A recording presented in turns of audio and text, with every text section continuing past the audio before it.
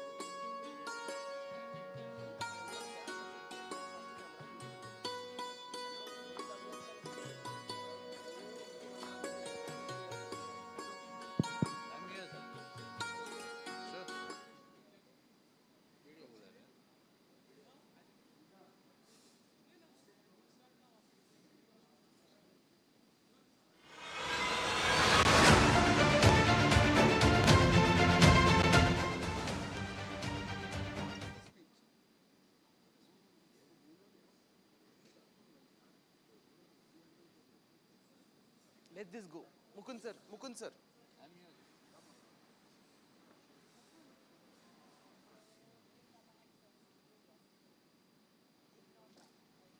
No, 1 second. Mukund sir.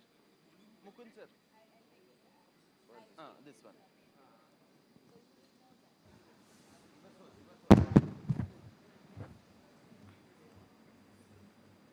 Good morning, everybody, and welcome to the 20th anniversary of the ROC meeting and the 12th PKC.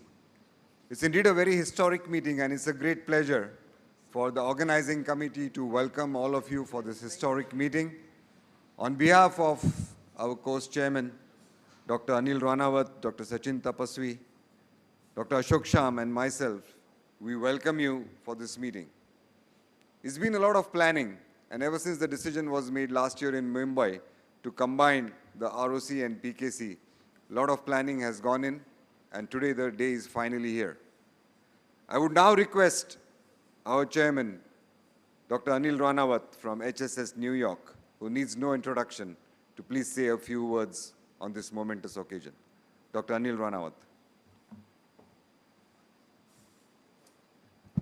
Thank you, Parag. It's great to be back in Pune. I've operated here many times, waking up early in the morning in Mumbai and taking that drive. And I always have to say that Parag has the best driver ever, because that drive will make any man be scared sometimes.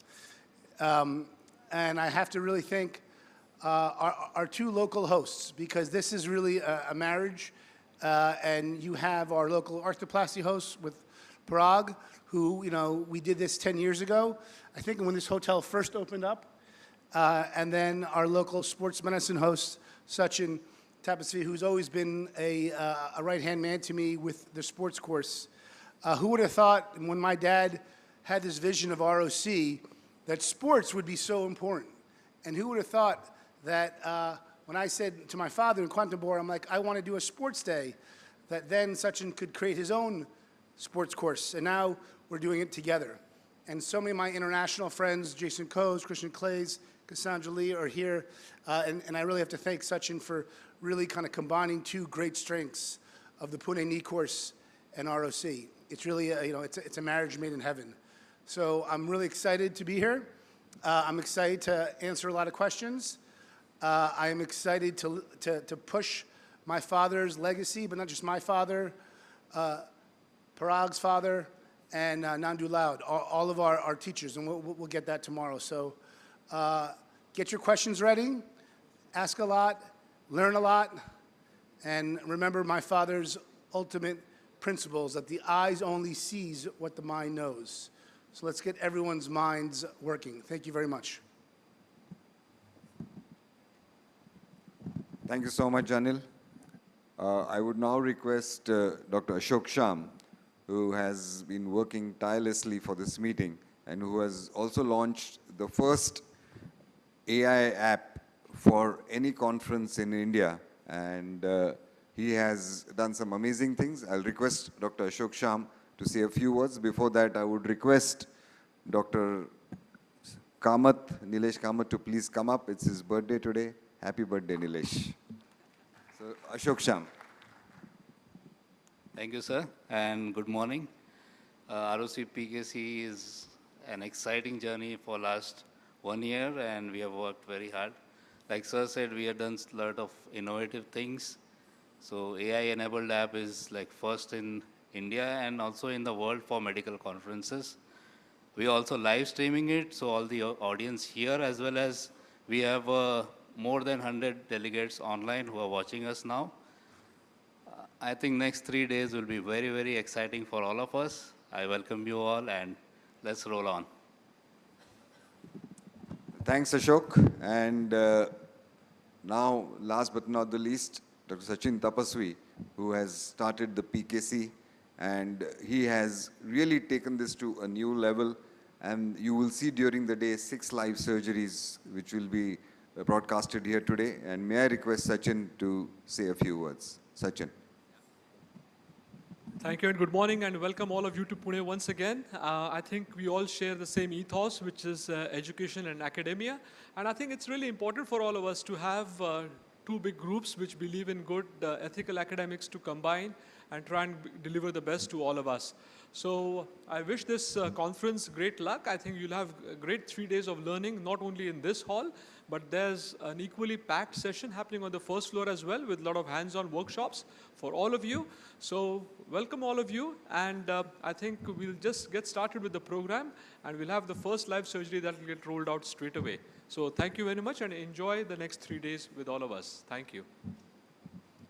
Thank you, Sachin. I take this opportunity to welcome all the international faculty and the national faculty for this meeting. And we are now going to go live to the OR. But before that, a very special thanks to Anil Ranawat for making sure all goes well and all goes flawless in these next 3 days. Anil, we owe it to you. Thank you very much.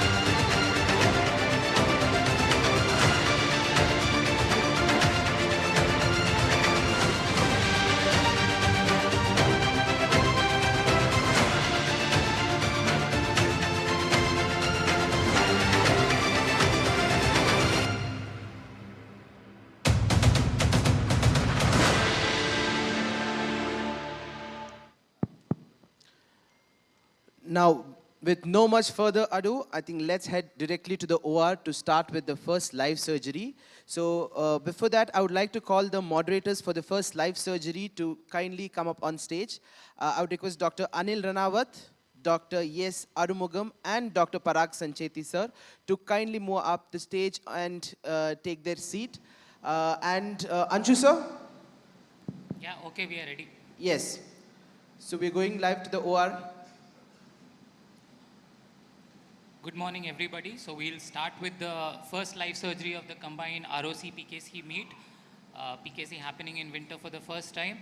So this patient of ours is a 26-year-old male who's thinly built. He's an engineer, but he also plays kabaddi professionally and has no comorbidities.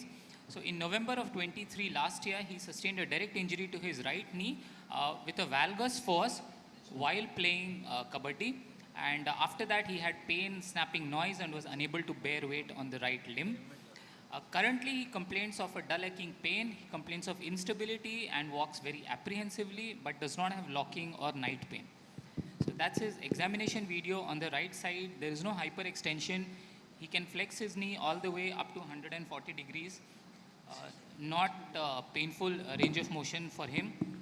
He does have tenderness on the medial side, primarily localized along the femoral portion of the medial collateral ligament.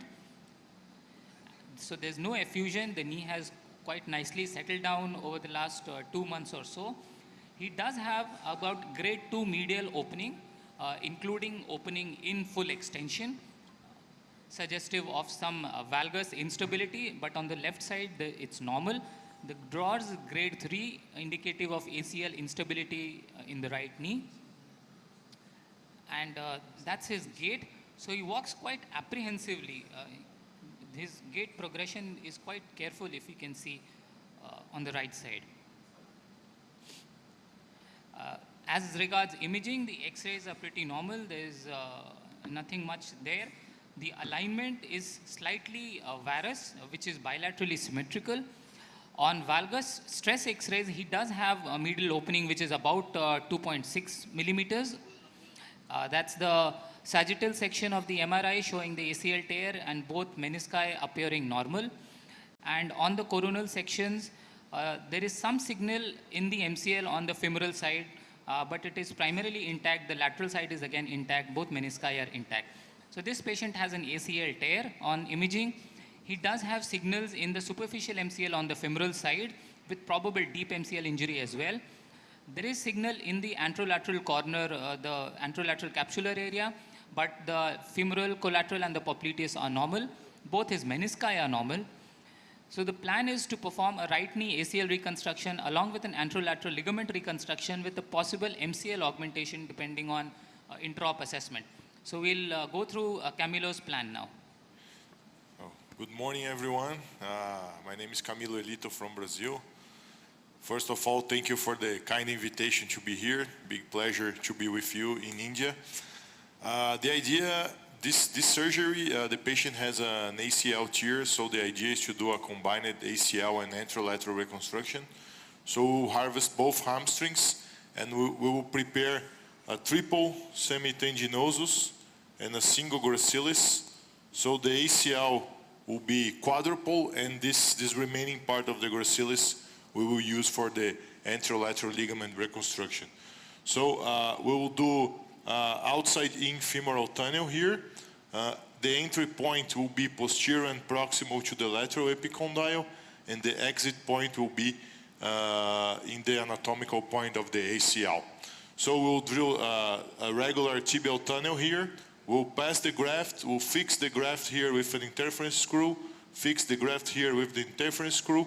In this remaining portion of the gracilis, we will do the anterolateral reconstruction. So we'll do another tunnel between Gerges tubercle and the fibular head, about 5 to 10 millimeters from the joint line. And then we'll fix the ALL with an interference screw as well. So this is the plan for our surgery. Good? Okay. Let's do the tibial tunnel now. Dr. Camilo, Hi. you're on to the auditorium.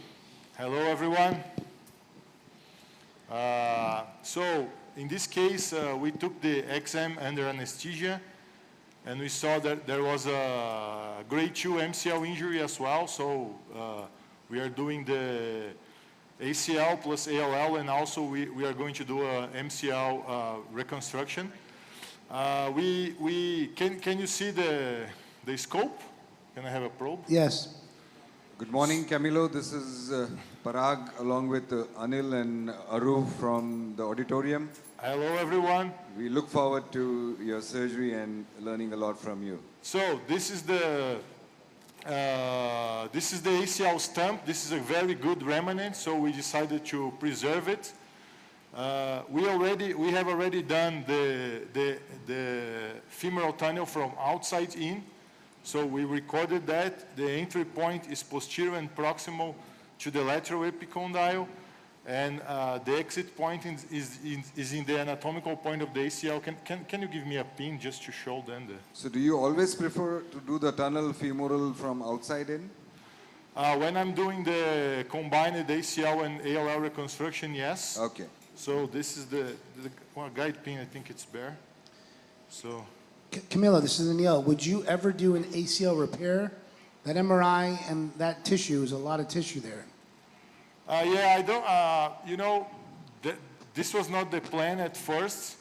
And I think the lesion was not that acute. It was subacute.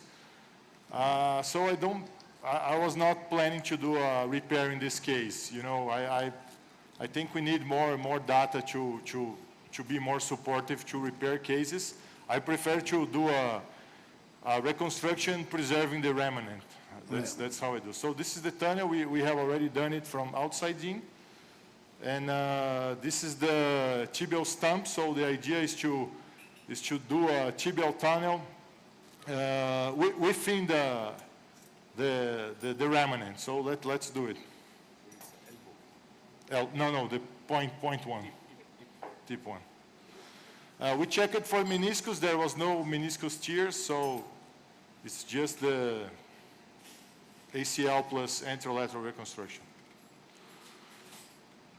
Do you think he needs an anterolateral reconstruction if he's got more AMRI than ALRI? Oh, that's a good question. We are studying that. I think yeah, 55. I think the idea to do the anterolateral reconstruction is not only to control rotation, but also to protect the graft. So that's why it's not the pivot shift is not the only indication. We have like several indications in all patients with an increased risk for ACL failure. So, but the question about the anteromedial rotation stability is also very interesting. We are developing a reinforcement, a medial reinforcement as well, not a formal medial reconstruction, some kind of medial reinforcement. And we have performed some anatomical studies showing there might be a capsular thickening in the anteromedial part of the knee.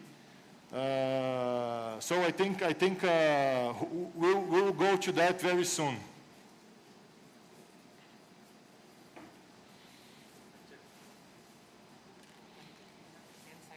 Femur graft and a 9 mm tibia graft. What screw? 10 for the femur and 10 for the tibia. Same size? Yeah, same size. No, the tibia is one more. Tibia one.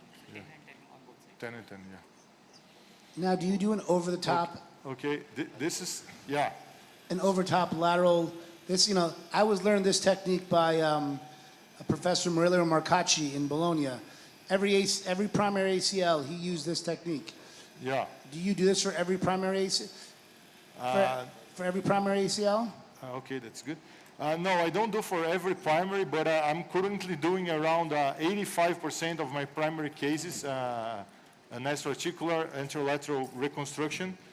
You know, I took a lot from Marcacci's. It's interesting that they, you can start with 7, yeah, 7. It's interesting that Marcacci, he uses only a double hamstrings, and by adding the lateral plasty, the results, they have even long-term follow-up, like 10, 15, and 20-year results are pretty good. So I'm pretty sure the lateral structures and the lateral reconstructions, they have a very important role in protecting the ACL graft. Even if you use a BTB or a quad? Yeah, well, that's another good question because, you know... I have a lot of good questions, but you're operating, so I don't want to ask too many. Okay. I think most of the data we have is about hamstrings. But we did some studies in revision ACLs with a lot of different grafts, and we showed that the graft was not the most important part, and the addition of the anterolateral procedure played an important role in decreasing graft failure. So I think even if you are using BTB or quad, there's a role for associated S-articular reconstruction. The thing is, when I use hamstrings, I normally do the AOL, and when I use BTB or quads, I normally add anterolateral ITB plasty like the Lemaire. That makes sense. So you already harvested the graft, Camilo, and... Yeah, I'll show you. I'll show you. And what is it size to? What are you planning for the tunnels now? Yeah, we prepared the graft. The femoral part of the graft was 10, okay, and the tibial part was 9. So I'll show the graft in 1 minute. Okay. I'll just finish so it's here. all ready. And you plan to preserve all this remnant which is seen? Yeah, we'll preserve the whole remnant. Dr. Camilo, what are your tips and tricks to preserve the remnant here? You know, I always deattach the remnant from the femur. Can I have a probe? So we deattach the remnant from the femur. Okay. And then we drill the tibial tunnel. We don't see the guide pin. We just put the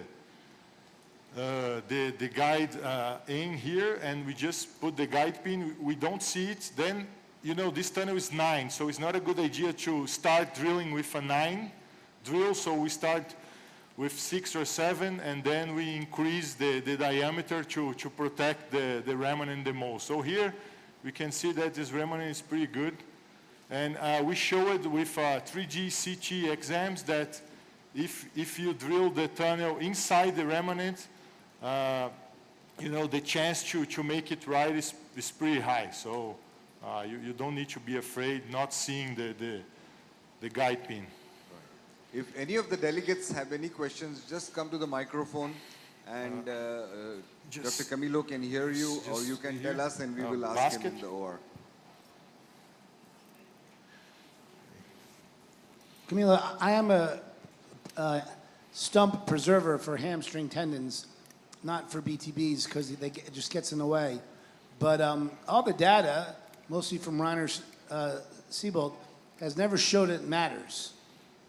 It's taken you a lot more work to drill this tunnel, and it could put your tibial tunnel in the wrong place. Is it really worth all this effort? I don't preserve the stem when I use BTB as well, only for hamstrings, because, you know, it's tricky to pass the bone plug. I disagree a little bit because I think there are studies that show better graft integration when you preserve the stump. So I think it's worth to try to preserve it. You know, if you think it's going to be hard to preserve the whole stump, you can try to preserve at least the 15 to 20% of the tibial fibers, you know, that cover the entrance of the tunnel. I think this is a good idea. Let me show you the graft. Okay. While you're showing us the graft, do you always use hamstrings in your conventional ACLs, or is it a mix of PTB, hamstrings, and allografts? I don't use allograft in primary ACLs. Okay. I don't like it. So this is the graft. So this is a triple semitendinosus, and this is the single gracilis. Right. So the semi-T is triple here, and there is one strand of the gracilis here, so the ACL is quadruple. As you can see, you know, the graft diameter is enough. The femoral is a 10, and the tibia is a 9. Yeah. And we still have enough gracilis here to perform the anterolateral reconstruction, as you can see. I normally put these high resistant sutures here in the gracilis because we are fixing it with an interference screw. And when we do that with regular sutures, if the gracilis is very thin, you know, you can damage the graft. So this is a good idea to put these high resistant sutures here. Are you planning to do something for the grade 2 MCL injury as well? Yeah, we are going to do a MCL reconstruction. This is a graft. Okay, So we after we finish the live demonstration, we will fix the MCL. A lot of work. Sachin gave you extra work to do. Yeah. Well, let's Etibond and a grasper. Now we are going to. You can be here. It can be like this. Just put here.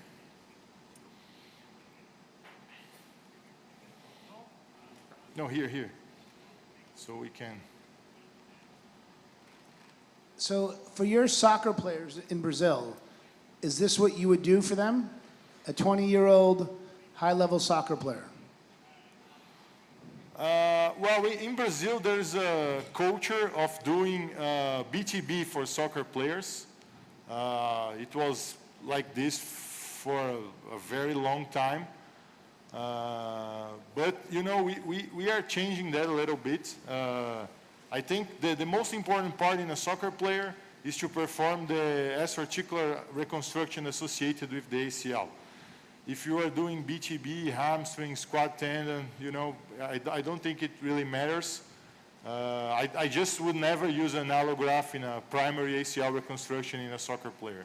But so all cutting pivoting athletes in Brazil get a lateral extraarticular surgery with the primary ACL. Well, at least the ones I do, yes. Right.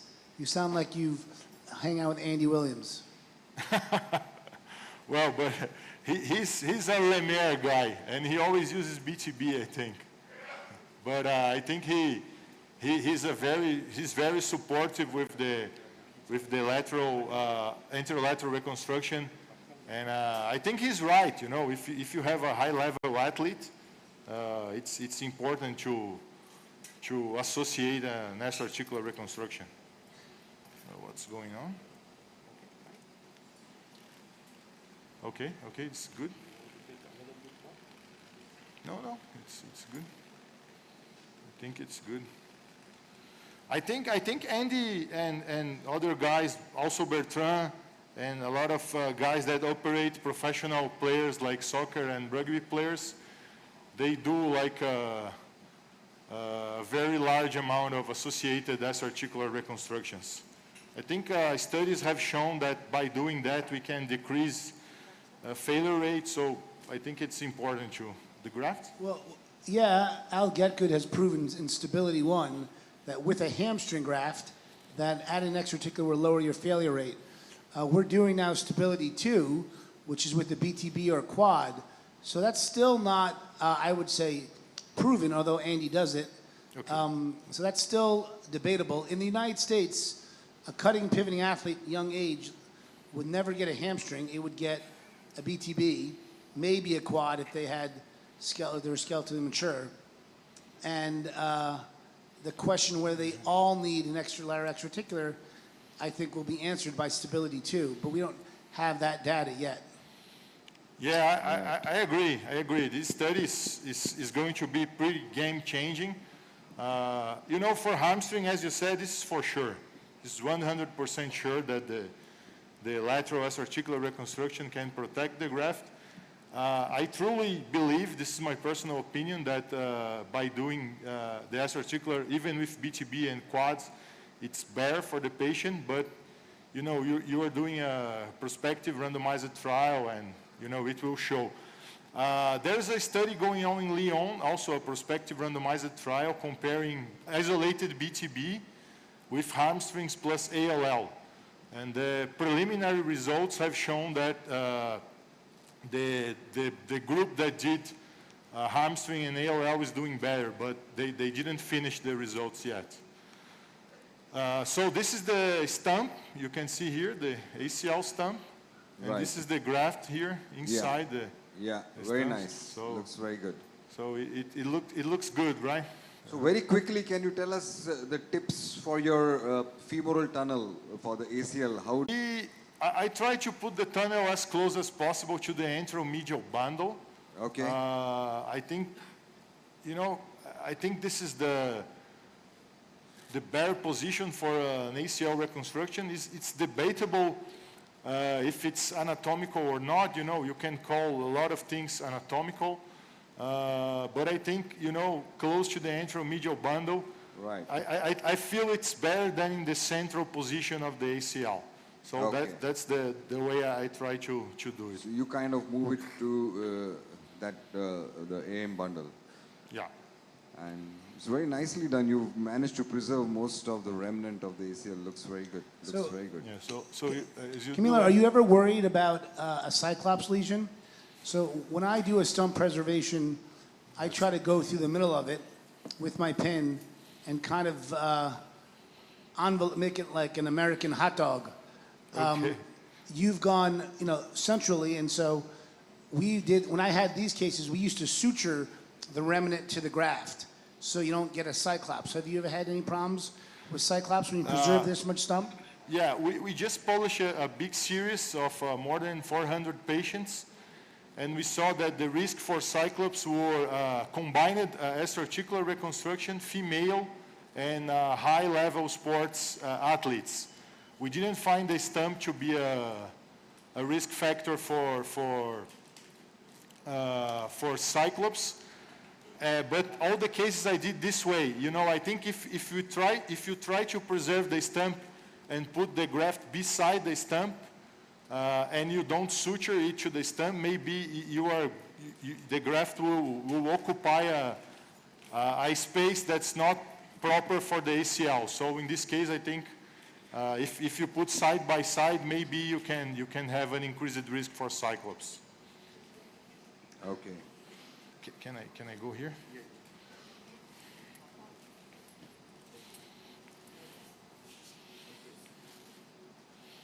Yeah, let's do the fixation.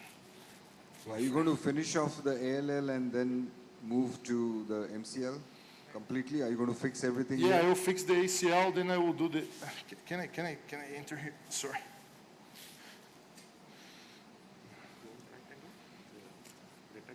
Yeah. That's actually a very good question. I understand you're going to fix the ACL now, but will you do your final tibial fixation for the ALL before you do the MCL reconstruction? There are no studies about the ALL and the MCL. I think it's debatable. If it was a multi-ligament knee reconstruction, would certainly fix the MCL first. But in this case, I don't think, the patient has no instability in extension. So I think it will not change much fixing the ALL first. Yeah, I think your answer is fair in the sense that there's no proven data. But I would say for the most part, there's always orders of fixation, which is usually PCL first, ACL second, collateral thirds, then extra-articulars last, because they really truly are not a true ligament. But in this case, with a low-grade MCL, I think it's fine to do the ALL just because you're there.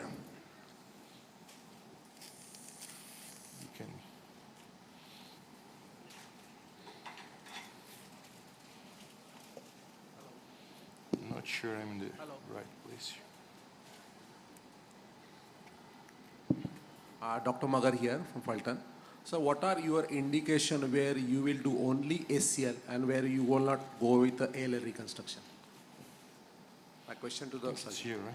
where you don't go for the ALL, only ACL? So let's rephrase it. Camilo, what is your indications, primary ACL injury, where you do a lateral ALL or a Lemaire? Just done.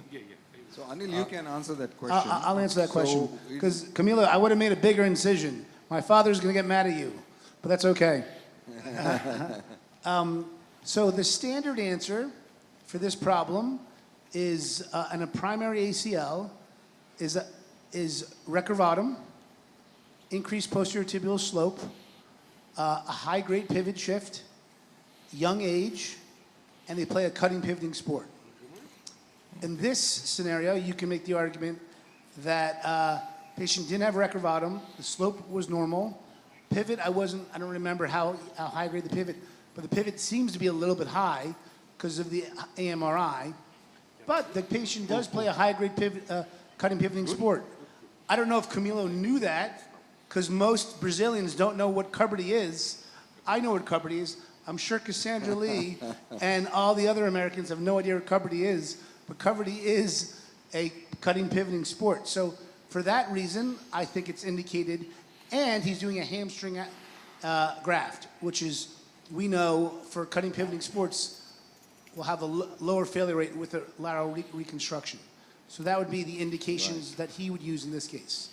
So just to take this little forward, Anil, in all cases of a revision ACL, would you add anterolateral procedure like a modified Lemaire or whatever? I have to now convince myself not to do a Lemaire in a revision. Okay, But why it's is not- that? it's That's not- little not what, this is not what I was expecting. No, you're not hearing what I'm saying. I have to convince, which means I do it 95% of the time. Okay, I have to sorry. convince myself not to. Got it. So I did one yesterday or whatever, I don't remember what day it is, but where the patient had a very tight lateral side and had a large lateral meniscus tear with the concomitant lateral root. If Okay. I have a lateral root and a lateral meniscus tear, I will not do a lateral articular tenodesis, and if the compartment's tight, because I'm worried about overloading the lateral compartment. Okay, That's probably the only time I don't do it. got it.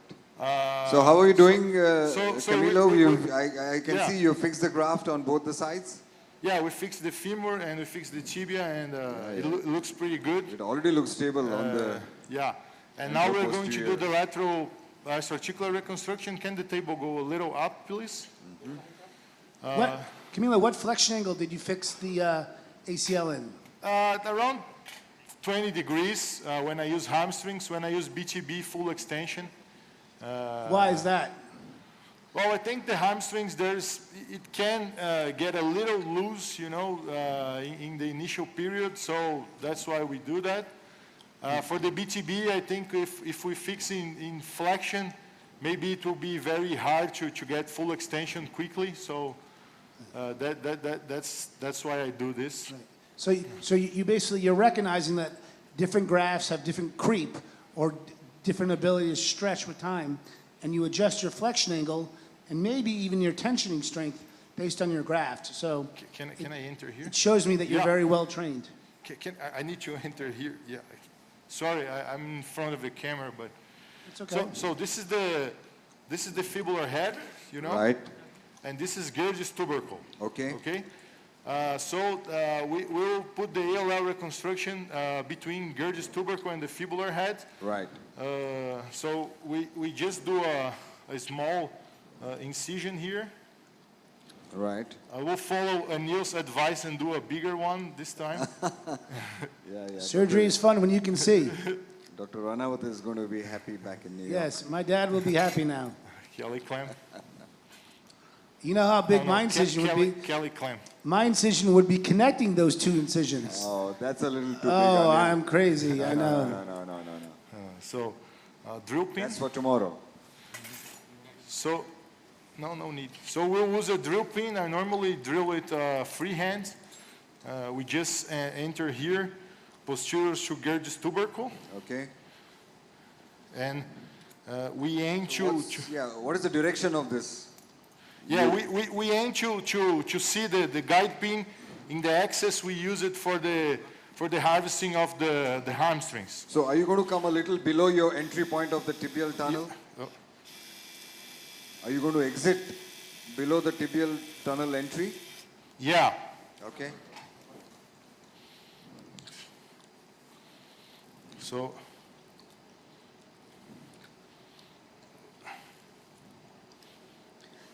Do you have any biomechanical data in your brain of the advantages of an ALL versus Lemaire? yeah, there is studies that show that both can restore normal knee biomechanics. If you fix the ALL, can you see the pin?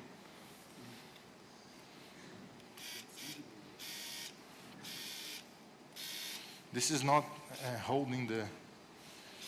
I think that's a great question, Anil, you know, whether you This is should not do a holding the- reconstruction or do a modified Lemaire. Yeah, you know, there are two biomechanical studies that show that both can restore. No, I need to hold the pin because it was not holding. So there are two biomechanical studies that show that both procedures can restore knee biomechanics. Okay. The difference that to restore knee biomechanics when you do the ALL, you have, can you see it? Its position is good? It's far, yeah, it's okay? Okay. So the difference is that when you do the Lemaire, you can fix it from 0 to 60 degrees. And when you do the ALL to restore knee biomechanics, you have to fix it in full extension. So this is important to know when you're doing the extra-articular reconstruction. But both can in the biomechanical scenario, you know, biomechanical, you know, it's a time zero studies, and you have to consider loosening and stretching and healing. But in the biomechanical scenario, both can restore. I'm sorry, say again, how do you differ your flexion angle based off your reconstruction? I didn't understand what you're saying. No, this is for the extra-articular procedure. Yeah. You know, both the Lemaire and the ALL can restore knee biomechanics. Okay. The difference is that the ALL, the points of, can I enter here? A grasper? The points of the fixation. Where is it? Here? No, a basket, please. So, Anil, let me ask you. The points of fixation are different. So, for the Lemaire, you can fix it from 0 to 60 degrees when you do the Lemaire. But for the ALL, you have to fix it in full extension. Otherwise, you change the biomechanics of the lateral compartment. I think that's a very important point. But it's also very variable.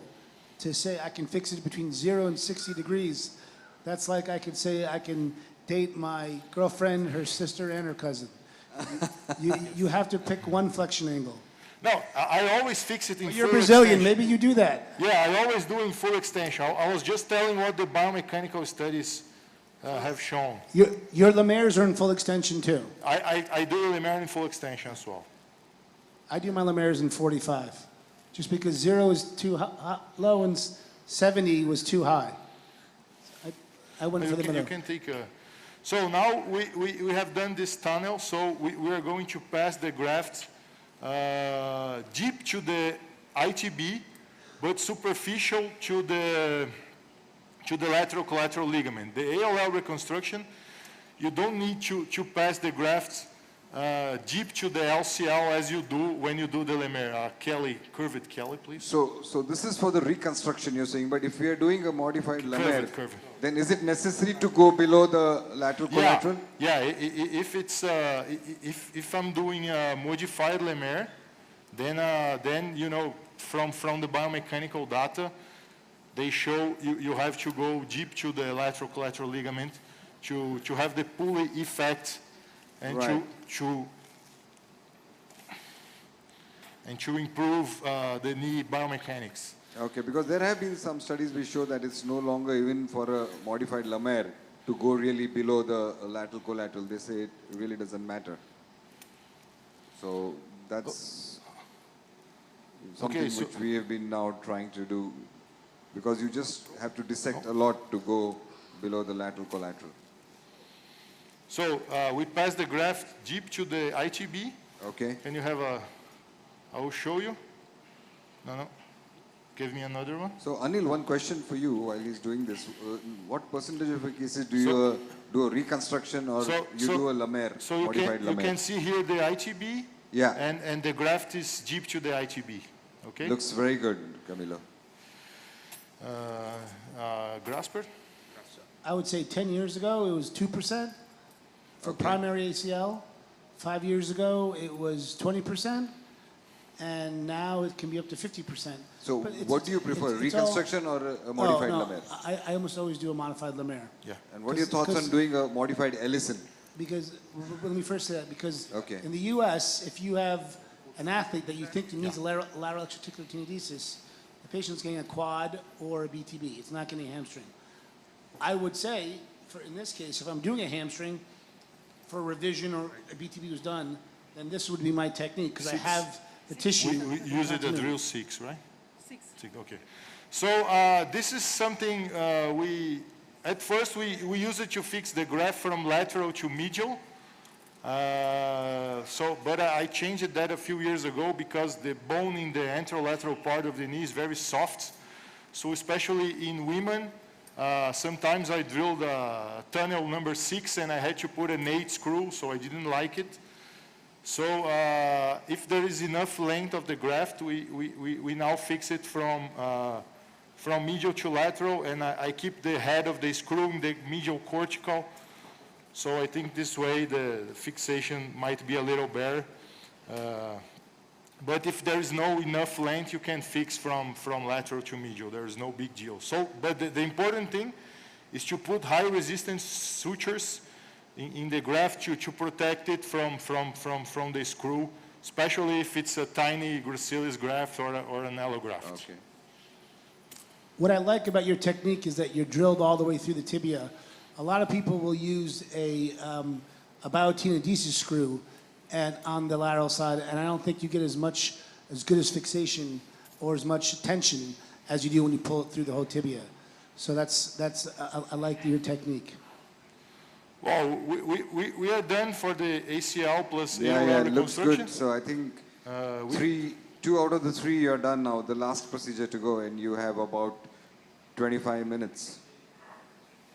Now, I don't know if you have any more questions. Yeah, just one last question, on this. I was just asking Anil, doing a reconstruction ALL versus doing a modified Lemaire. What are your thoughts and which do you prefer in your practice when there's a need to do one? Well, in my practice, it depends on the graft I'm using for the ACL. If I'm doing if I'm using hamstrings, normally I do this technique with the ALL. If I'm using BTB or quads, I think there's no reason to harvest the hamstrings, so I do the Lemaire reconstruction. I think I'm doing the ALL. I like the ALL, but I really think they both techniques work pretty good. So. Okay. And any thoughts on the modified Ellison procedure instead of doing a modified Lemaire? I have no experience with the Ellison procedure. Anil? So. Yeah, only Sachin does the modified Ellison, and besides Ellison. So I would ask him. But yeah, no, it's a. I don't do it. I don't feel the need. But I think it's certainly something that we can have more research Sachin, about. you have any thoughts on the modified Ellison? I know you do some of that. So I think there's this good paper that was published from the Sydney group, and they looked at the amount of rotational restraint. So basically, the modified Ellison and the modified Ellison gives a lower rotational restraint as compared to the ALL or the modified Lemaire. So I think it's that small 5% group of patients in whom you want that extra layer of security is when I'll use a modified Lemaire, a modified Ellison. Won't use it for a professional sportsman or a heavy built male as well. So quickly, can you tell us how you do the modified Ellison just in 30 seconds? So modified Lemaire, we all know that we detach the ITB distally. It's good. Let's do the proximally. In a modified Ellison, we will detach it distally off the Gerdy's tubercle, and we'll route it again underneath the FCL and fix it back where we took it off from. Okay. So there's very less scope of error in the modified Ellison because you take it off from where it came from and you put it back exactly where it was. So that's how you do the modified Ellison. Perfect. The problem with that is there's a wealth of clinical knowledge of a modified Lemire that have been developed, and there's no wealth of clinical knowledge from the modified Ellison. So modern day literature. So for me, you have two options. here, right? You can always have three, but Okay. when you have one with a large clinical volume, I will always go for the clinical volume versus one biomechanics paper. Yeah. Right. So, Camilo, can you take us through quickly now what are your next steps so that we are oriented to what you're doing? Yeah, I'm doing the MCL now. I do a technique that was described by a Brazilian friend, Sergio Canuto. Okay. We just do two tunnels here. We combine the tunnels, and we don't put any fixation material in the tibia. So we just pass the graft. Can I have the graft, So please? you're being very patriotic here, I must say. So, can I have the graft? I'll show you. I think it's easy. You know, when I do MCL reconstruction, my main difficulty was to achieve a good tibial fixation because, you know, when you go 5 to 6 centimeters from the joint line, you know, the bone here is very hard. It's cortical bone, so it's hard to fix with interference screw. Okay. And I don't really like the post fixation. So we just put the graft like this inside Sure. the tunnels, and we just fix it in the femur here with an interference screw. So just give us the exact location of this tunnel in terms of the joint line. We put around 5 centimeters from the joint line. So here's the joint line. So here is 5 centimeters. So, Okay. So we mark here, and we drill one tunnel from anterior to posterior, and the other tunnel from medial to lateral, and we just connect both tunnels. So in this way, we don't need to put any fixation material here, just the bone fixation. So one from anterior to posterior, you said. Yeah, one from anterior to posterior. Which is that? Okay. Like this. Right, right. When you did a diagnostic arthroscopy, which way did the medial meniscus move in the joint? You know, I imagine you are talking about the floating meniscus. Is that it?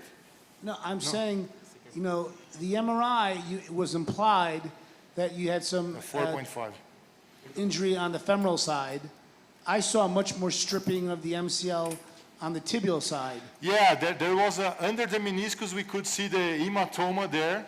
Right. So the MCL went with the femur, and it didn't go with the tibia, is what I would presume. Yeah, I believe it was more like a distal lesion. Yes, that's my point in the sense that a lot of, not all MCLs heal, not all MCLs off the femur heal, but certainly MCLs that strip off the tibia don't heal.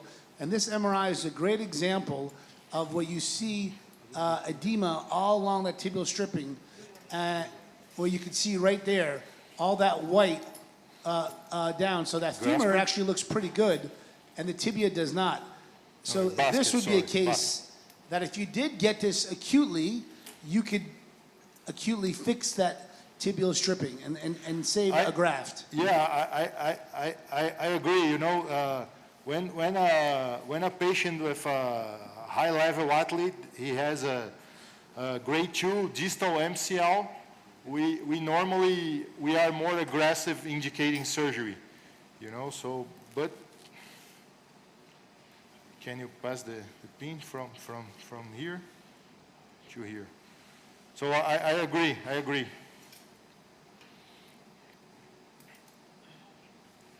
Do we know how long this patient was out from their injury? It's 2 months, I think.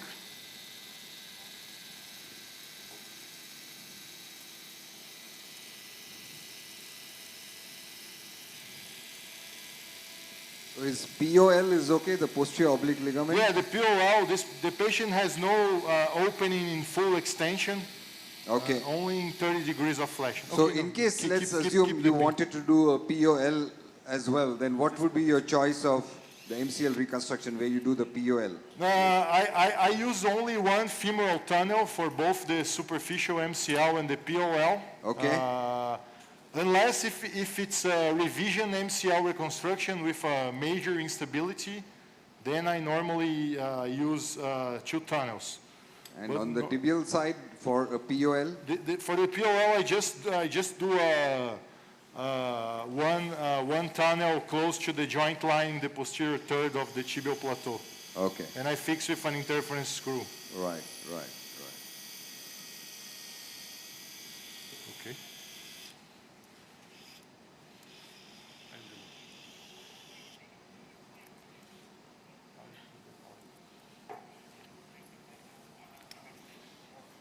You know, there's a really fancy instrument or fixation thing called a staple. Yeah. It's very expensive, and it takes about 30 seconds to do an MCL. Have you ever gone to that exotic instrument? Well, I know the staples. Unfortunately, you know, I know it's very cheap, but we don't have like good quality staples in Brazil. All the staples they cut the graft, so that's why we stopped doing that, using that. But Do you like using staples, Anil? No, the mixer. I like getting after the OR much quicker, and if you break this bone bridge, then you're kind of screwed, and also you're making his medial tibia Swiss cheese. This is his 4th tunnel in his medial tibia. Vicro one. So no one likes staples, but they work. They're easy, and you know I'd be having coffee now. Because in the modified Lemaire, I always like to use a staple on the femoral side, and there have been debates on anything with a needle. using a screw or using a post or using a staple. So staple is the fastest, I agree. Well, staple is definitely the gold standard. I'd say most people HSS are moving a lot more to anchors. I'm using now a soft tissue, all knotless suture staple, which is a really good thing, and it eliminates a lot of hardware problems, and also a staple can get close to your sutures in your femoral tunnel because it's big. So that's why I like using a small suture staple. Right, right. I could tell you the name of the company, but I can't. Don't worry, we'll pretend we are not listening.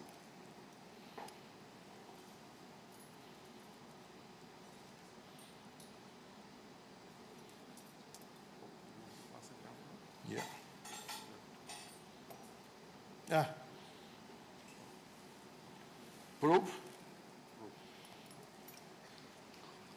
So, Aru, what is your choice of doing, you know, when you want to do a ALL, do you do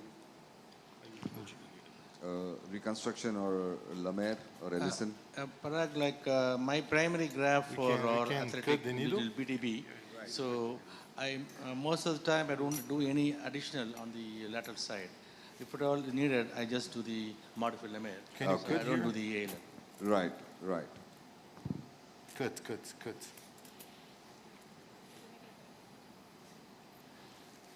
Just out of curiosity, what graft is this?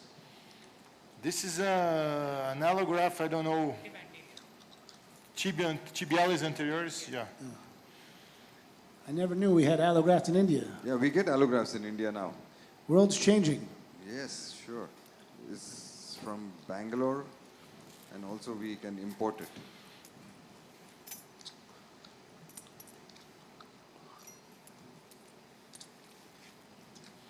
So, this is the tibial fixation. Lovely. And very cheap. It's free. Yeah. So we have like a bone bridge here, and we would just drill a tunnel and put the graft inside the femur now. Okay.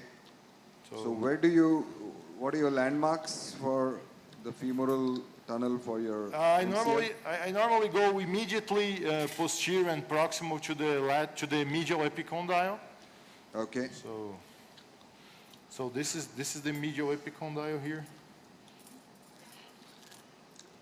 Do you tino this the limbs together, or do you keep them as two limbs? Here?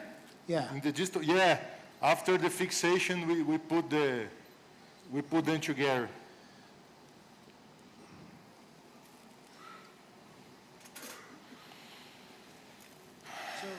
Now knowing that Sachin gave you a harder case than you were built for last night because he added another ligament, and if you didn't have exposure to allograft, how would you approach this case? Young athlete, high level, cutting, pivoting sports, has ACL's out, MCL needs a reconstruction, and you're thinking about doing a Lemare. What grafts would you do? Well, if it was a case that was not, I was not supposed to do like you know, an ACL plus ALL reconstruction, probably I would do a BTB for the ACL. I would do a Lemare, and I would harvest if I have allograft, I could use allograft for the MCL. Otherwise, I could harvest the peroneus. We are using the peroneus for these medial reconstructions, and it works pretty good. So, but you know, I think you know all the possibilities are possible. Do you find any long-term issues when you take the peroneus longus graft? Can you do the tunnel from there? It's just like any problems, Camilo, when you harvest the peroneus longus? Have you seen long-term issues with the foot? we are doing a prospective randomized trial comparing, but we will go under. Yeah, I think it will be. We are doing a prospective randomized trial comparing hamstring with the peroneus. Okay. Considering clinical results, so far they are the same, but we didn't finish enrolling patients yet. Okay. And we are working on weight-bearing CT for the foot. Yeah. But your preliminary thought is it doesn't matter? I think it doesn't matter. Okay. Just to add on to that. You know, if you say that to the foot and ankle guys, they will go crazy. They will go after you. Yeah, but you know what I think. What they say is that it's already here. You can go a little more. Just to add on to that, Parag. If they say if the patient has a. Can I check the 7 just to check Sizer? They say if the patient has a cavus foot, right? You know, it's no big deal. Okay. But if the patient has a 7, if the patient has a flat foot, then it can be dangerous, you know. Okay. But well, we'll see. Okay. We'll have these results soon. Aru, you have a comment? So in my ACL revision workup talk, I don't have foot x-rays in there. Am I going to have to put foot x-rays in my ACL revision workup?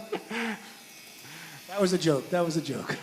You got it. How much did Aru. you do? Yeah, there are two concerns with the peroneus longus. One is the donor side mobility. I think it's But 30 to 40. we have done the isokinetic strength for about 2 years post-op, and we presented there also in ISACAS. Okay. There is no aversion or any other deficiency on the donor side mobility.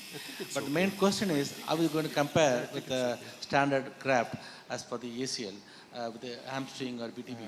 So that prospective randomized trial is Hammer? the Harvard. The donor side mobility is Something to hold Not the issue. the wire. Yeah. So do you use a C-arm to locate this point, Camilo, anytime, or do you just do it freehand like you're doing? We use it too. But Okay. we don't do anymore. We did an internal study checking if the C-arm changed anything, because for us it's not so easy to get the CR in the university anytime we want. Oh. So we checked if it was really necessary, and we saw that you can just check for the anatomical landmarks, and it works good. Camilo, 2 questions. You said this is a grade 2 MCL. Is there anything else you could do? And if it was relatively fresh, you said 2 months. Would you ever do an internal brace? Would you ever do a POL plication?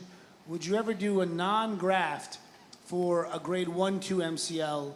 Because we're not talking about a grade 3 MCL.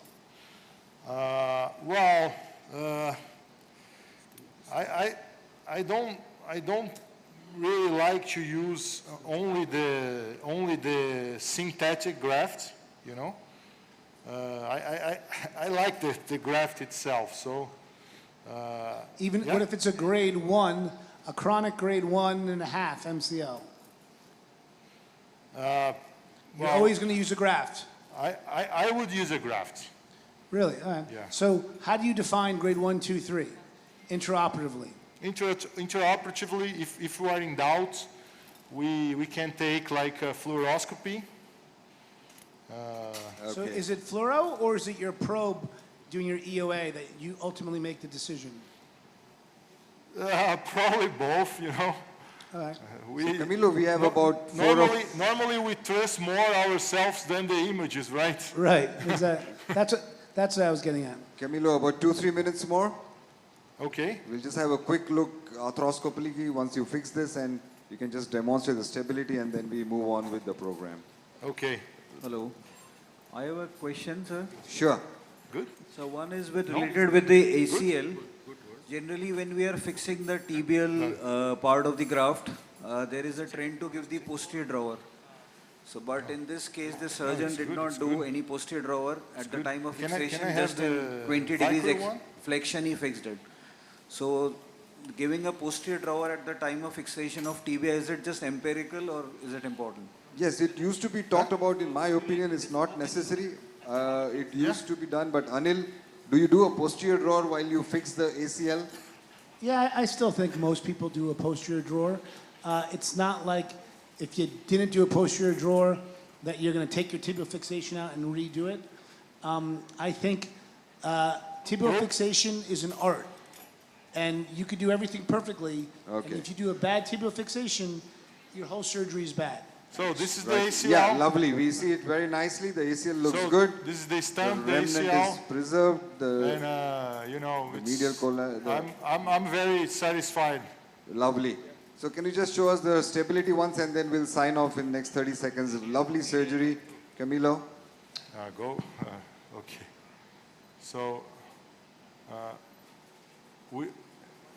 just a second. Probes, okay. Yeah.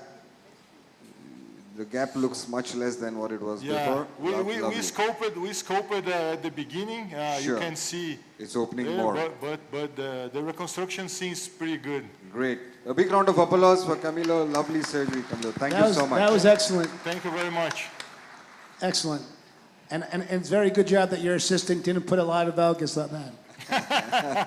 I know all the tricks. No, great job. Okay, let's move on. Thank you so much for all the moderators and Dr. Camilo for such a wonderful presentation. So up next, we have our first keynote lecture for the day. That's from none other than Dr. Anil Ranawat himself. It's The ACL Does Not Work Alone. So, sir, over to you. So Anil needs no introduction. He's attending surgeon at the HSS, doing great sports work, and one of the absolute pillars of the ROC meeting. So Anil, it's all yours to tell us ACL does not work alone, and whom do you take help from when you think ACL doesn't work alone? Anil. I do have to really give Camilo credit. That was pretty much 3 ligaments in under an hour. That was very, very well done. I want to give him another round of applause. He did an excellent job, especially when the MCL was like, oh, great. I've done that with live surgery. Oh, there's more of a problem. Okay, I could fix that. So Sachin asked me to give this talk. I don't know if anybody who are still young enough to know who the Beatles are. Actually, my dad operated on Ringo Starr. And one day we were playing golf with Ringo Starr. And my mother goes, we're going to have lunch with one of the Bugs. And I go, what do you mean one of the Bugs? I'm like, Mom, you mean one of the Beatles? Yes. Can't call them Bugs. But that just shows you what my mother was like. So let's talk about how the ACL, I get a little help from my friends. These are my disclosures. So let's talk about, why are we talking about this? What's the background?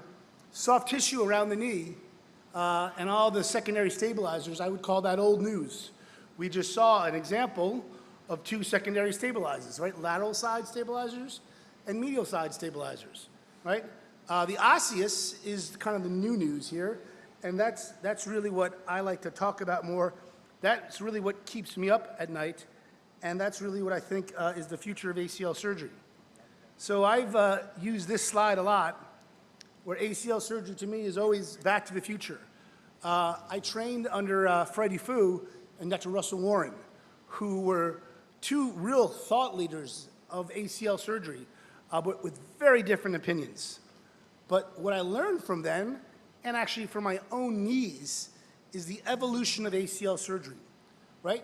It started with arthrotomies and repairs. That's what we did. Then we went to grafts. You know, we had a BTB. Bill Clancy was the first one to take a BTB graft, and then 2-incision ACLs. A 2-incision ACL, just like Camilo's outside in, will never get you a vertical graft because you're obviously low on the wall because you're cutting from the outside in. Then we started doing extra-articular. And actually, there was a paper at HSS that shows if you did the BTB, that adding the extra-articular didn't matter. It's so funny now, we're redoing that paper, Al Getgood is, to show that, well, maybe it does. I don't know, maybe we need more patients. The HSS paper only had 25. Then we went to all arthroscopic. And what happened with all arthroscopic? All arthroscopic, we lost anatomy because we went a posterior tibial tunnel to get to the posterior wall of the femur, and then we went to a vertical femoral tunnel. So we lost anatomy.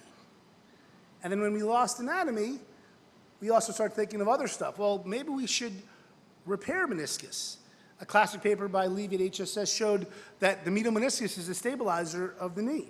And we know with chronic ACLs, you always saw the medial meniscus going out. But then we realized that with acute ACLs, the lateral meniscus was more important.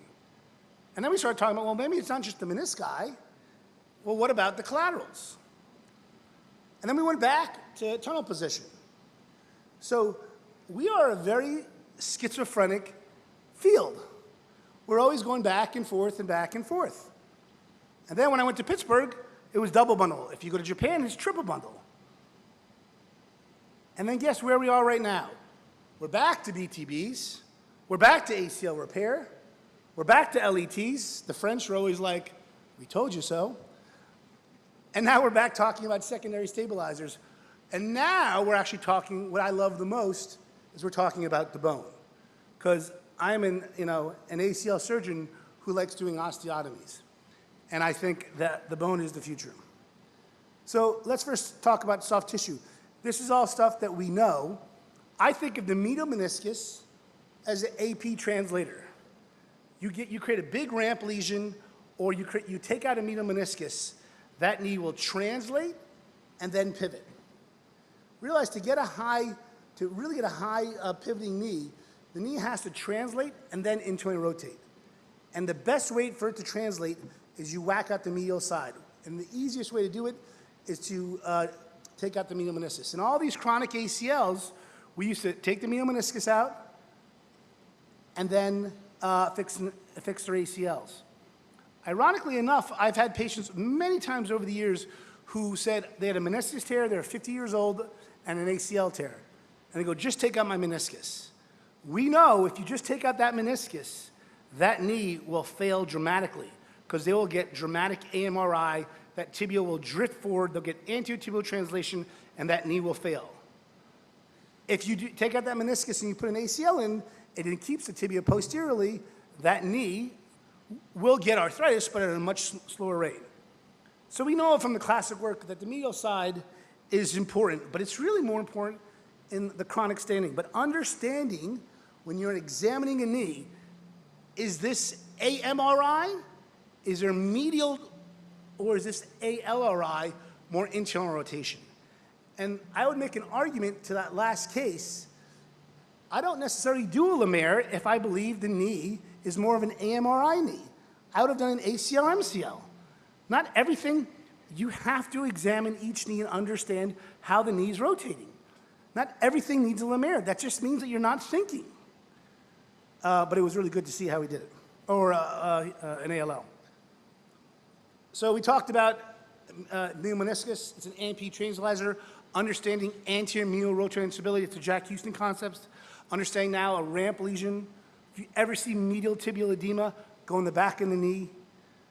But what are the new things? Well, the new things is understanding meniscal morphology in the native knee, meniscal height, meniscal insertions. We know a lot of these correlate to ACL injuries. Now, the problem with these is that these are not disease modifying. I mean, meaning that we can't move, we can't change your meniscus to bigger, smaller, this or that. But we understand how certain meniscus are shaped will confer you an increased risk of an ACL injury. Well, let's talk to the lateral side. The lateral side is much more important because I love debulking ALL and Lemaire's because everyone thinks AL and Lemaire's solved all the problem. And I'll guarantee you in 10 years, we'll go back to the future again and we'll say it doesn't. It helps, it's another tool, it's been a tool around for a long time, but your lateral meniscus is still 10 times more important from a biochemical point of view as a dampening of internal rotation than any lateral extraarticular tenodesis. If you over-constrain the lateral side or over-tension it, two bad things. You've created a non-anatomical structure, you've actually offloaded your ACL may actually dissolve because your lateral structure are taking too much tension. The ALL, or the lateral structures, only engage with a high massive grade pivot, and Dr. Ames has shown that. It's only when the knee is really subluxated. So we don't want that to engage early. That means the ACL is not taking any load, and the ACL will never heal properly. So the lateral meniscus is critical, and at time zero, fixing an ACL, you do everything you can to fix the lateral meniscus, even if it's Herculean. And that's why you go after lateral roots, you go after parapeaks near the lateral roots, where I was always taught, oh, that won't heal, take it out. We now do side-to-side suturing. We do many more things. But again, also, the lateral meniscal morphology is probably more critical than the neomeniscal morphology because of the convexity of the lateral side, because of the natural plateau wants to sublux. It wants to do ALRI. Your normal knee biomechanics is a low level of anterior lateral rotator instability. And an ACL tear is just when it accentuates that because of the convexity nature of the plateau. So if you have bigger meniscal height, you will actually have more stability. Now, we can't adjust that, but that's something I see in the future we will see where you will have AI predictive modeling and get your MRI on your 12-year-old son and saying, okay, I can give you these factors, and so your risk of tearing your ACL, just like you get a coronary artery score, your risk of getting an MI is this. We'll get an MRI and have predictive modeling saying your risk of tearing your ACL is going to be that, based off meniscal height. But we're not there yet.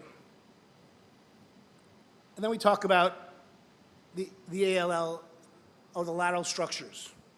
Remember, the lateral structures should not do anything in low flexion angles.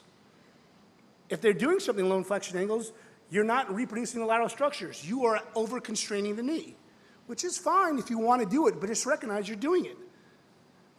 The lateral structures should only be engaged in high flexion where the ACL becomes less isometric and you want to get a secondary stabilizer. If you convert your lateral reconstruction to a primary stabilizer, all the gods of ACL surgery will say, oh my gosh.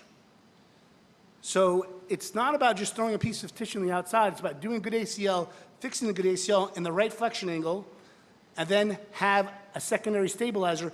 It's called a secondary stabilizer for a reason, because it only engages in higher flexion angles. So we also know that, a lot of this secondary stabilizer stuff depends on your graft. An inferior graft needs more help from its friends. A hamstring is an inferior graft. I'm not saying I don't use it, I do it all the time. But in a high-level cutting and pivoting athlete, a BTB or quad is better, and that's what Al Getgood is trying to show. We're instability too. I've done it. I've enrolled like 7 or 8 patients.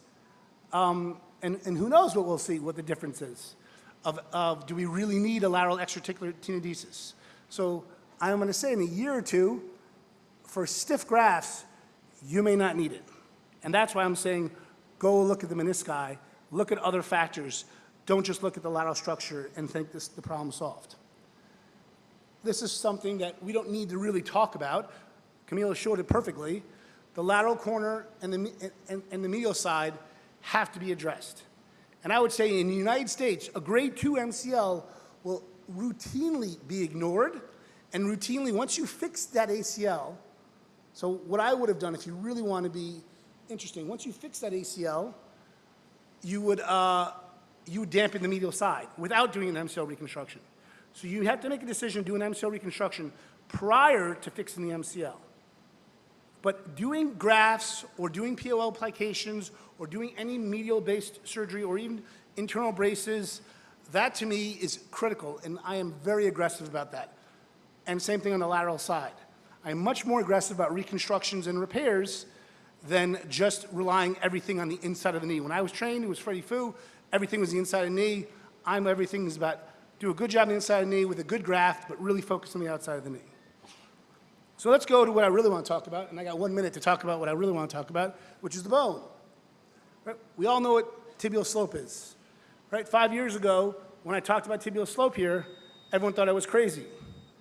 Now you can't go to an ACL meeting and not talk about tibial slope. But I will tell you, I learned from Dr. DeJure and my French colleagues that, in America, they said, give me the number. What's the number? Is it 11? Is it 12, 13, 14? And I'm like, I don't know the number, and I don't know the best way to read it, because I can make the slope anything I want. It depends if I want to break the leg or not. But what I can do is do a standing lateral x-ray and see that tibial sublux. Functional anterior tibial translation, to me, is more important than slope. And eventually, I'm sure the French will give us a nice equation of how do we use slope and ATT to come up with our conclusion. But if I have a 12 or 13 degree slope or an 11 slope, and I have high ATT, I don't care about that slope. I'll make that slope to 3, and I'm going to treat that ATT. The ATT is functional, slope is static. And really, we want to create, what do? We live in dynamic times. We all know what increased slope can do for both the native and the reconstructive ACL. It's not good. And we have to know more about slope in terms of our failures. We know that's not good. So quickly, I want to get to notch size and shape. This is the next frontier. How do we, again, predictively model which notches are favorable, which are bad?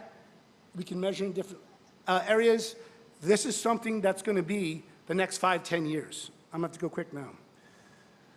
We do know that certain notches predict ACL injuries, and certain notches are protective, both its size and its shape. We also know the alpha angle, or the roof arc angle, is also, it creates iatrogenic impingement. So this is another predictive modeling thing that we're going to know based off an MRI, based on what your roof arc angle is, you're more likely to tear your ACL. Very interesting stuff. Here's my last thing, which I do, because this is something we can fix.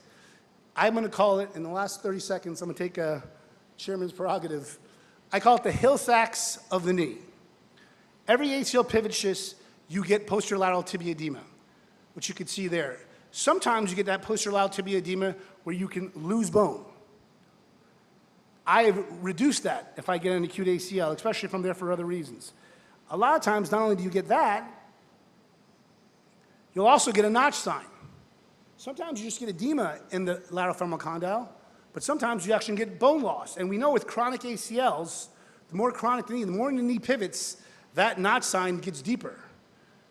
We know in the shoulder, it's not every shoulder dislocation will have a Hill-Sachs, but larger Hill-Sachs, depending on their angle, will more likely engage or more dangerous. So this, to me, is a high-grade pivot knee. This is the knee that will sublux into that Hill-Sachs. This is a knee right here. I will put an osteochondral allograft to restore the condyle, just like how we want to restore the Hill-Sachs in the shoulder. So this is new frontier looking at osseous deformities to protect our soft tissue. Not everything is soft tissue. Obviously, the coronal alignment matters too. I'm much more aggressive about valgus than I am about varus. Varus is usually more for the arthritic ACL patient. So in conclusion, the Beatles are always right. Everyone gets by with a little help from our friends. You can't run this meeting without a lot of friends from all over the country, both in India and out.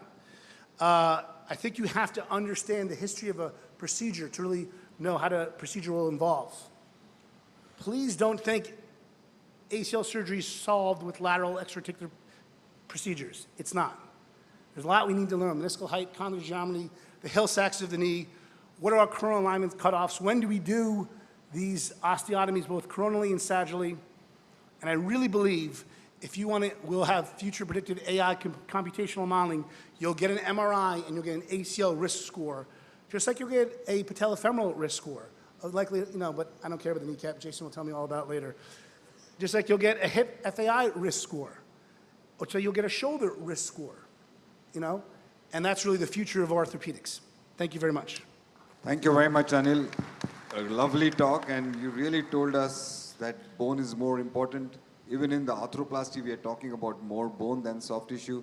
Also in the sports, we are talking about bone, and I think that's an excellent point you made about the posterior tibial slope, the anterior tibial translation, and it's all about doing these osteotomies. And I was really happy to hear that, you know, even a little bit of impaction, you're thinking of actually correcting it, which goes on to show how much important bone is to have good stability of the knee. A fantastic talk, and a big round of applause for Anil again. Thank you. Thank We you don't so have time for questions, but you can ask Anil one-to-one, and we can have more time in the panels, and you can ask him again. Thank you very much. Thank you so much, sir. Next, we have the first panel discussion for the day. That's optimizing your primary ACLR. So I would like to call upon the panelists up on the stage. I would like to have Dr. Arumugam, Dr. Billy Paul Wilson, Dr. Cassandra Lee, Dr. Jason Koh, Dr. Mark Tompkins, and Dr. Nicholas Kans, and the moderator, Dr. Dinsha Pariwala. So could we have the first panel discussion?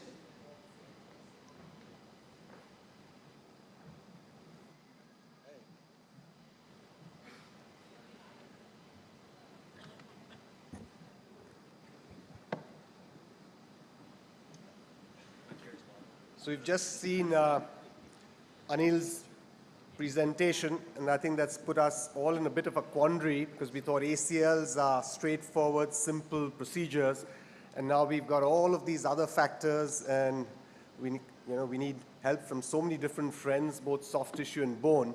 So this first panel discussion is on optimizing your primary ACL reconstructions. And as we know, it's always important to get down to some basic surgical aspects also. So we'll have a few cases, and we'll see how our faculty members here and our panelists would address them. And it's important to remember that our choices are based not just on evidence, but also on philosophy sometimes, on our experiences. So it'll be really nice to get the differing views from our panelists here. So we'll start with the simple first case. So this is a 20-year-old male professional dancer. He works in our Bollywood industry. He's had a 4-week-old non-contact injury to his right knee. He has an isolated ACL tear with a Lachman that's grade 3B, but a pivot shift that's just a minimal glide. And that's his MRI there showing us his ACL tear. Aru, for you, for this patient, no sports, this is just his profession. Would you offer him surgery, number one? Would you wait? And what would be your graft choice? Yeah. What is the complaints, Dinsha? He's got instability. So he's got instability. He wants to get back to his profession, which is dancing. He finds that with this instability that he's got, it's just 4 weeks down the line, but he feels that it's unstable. He's not going to be able to get back to what he needs. He doesn't play any sports, and he's your regular young male non-athlete. Yeah, but he is a professional dancer, so I would equate that to almost like athleticism. Okay. And he has instability complaints, so I would offer him surgery. Yes. So since as a professional dancer, I would offer him BTB graft for ACL. Okay. And at the end of the procedure, if I see any pivot, I will add Lemire, otherwise I will not add anything else. Okay. Cassandra, for you, for a primary ACL, in this kind of a scenario, he's not playing a cutting sport, would you consider an extra-articular procedure primarily? I think it really actually depends on, I guess dancers do different things, right? So I actually really consider dancers a cutting, twisting, pivoting sport if you think about how they dance, right? If you're just a head bopper, that's not dancing, right? But if you actually step, cross, pivot, so I think we do need to treat this as a young athlete, who does cut, twist, pivot. I think it's a bigger argument to say about getting the extra-articular. I don't know if I would actually jump into that, but it is very interesting that doesn't really have, he has a really high lockment, but not that much of a pivot shift. Yeah. So I think primarily I would probably just do an isolated ACL on this one. Okay, so let's get to the surgical technique. So you start off with the surgery, you're visualizing it from your standard lateral portal, you see the stump out there. Jason, any tips on visualizing the femoral ACL insertion site? So you've got that stump there, you're going to debride the stump. What are your tips on getting good visualization on the femoral side? Well, a couple of different things. You know, for this individual, I think it's always important to really see where the ACL inserts, and so some technical issues. My lateral portal tends to be very centrally located, close to the patella tendon, which allows me a little better visualization than of the lateral wall than if you had a very laterally placed portal. The second thing is I do not hesitate to use a medial portal or even a transpatella tendon portal for additional visualization. The transpatella tendon portal is not very frequently used in the United States, but actually many years ago when I was at Mass General, I heard about Dinesh Patel, who was one of the real pioneers in orthopedic surgery and arthroscopic surgery in the United States, and he routinely would use the central patella tendon portal, which allows for excellent visualization of the intercondylar notch. Okay. Billy, do you routinely measure the footprint size? So you can see out here, we visualize this. So the same tips that Jason said, you keep your portal as close to the patellar tendon and you get a good view.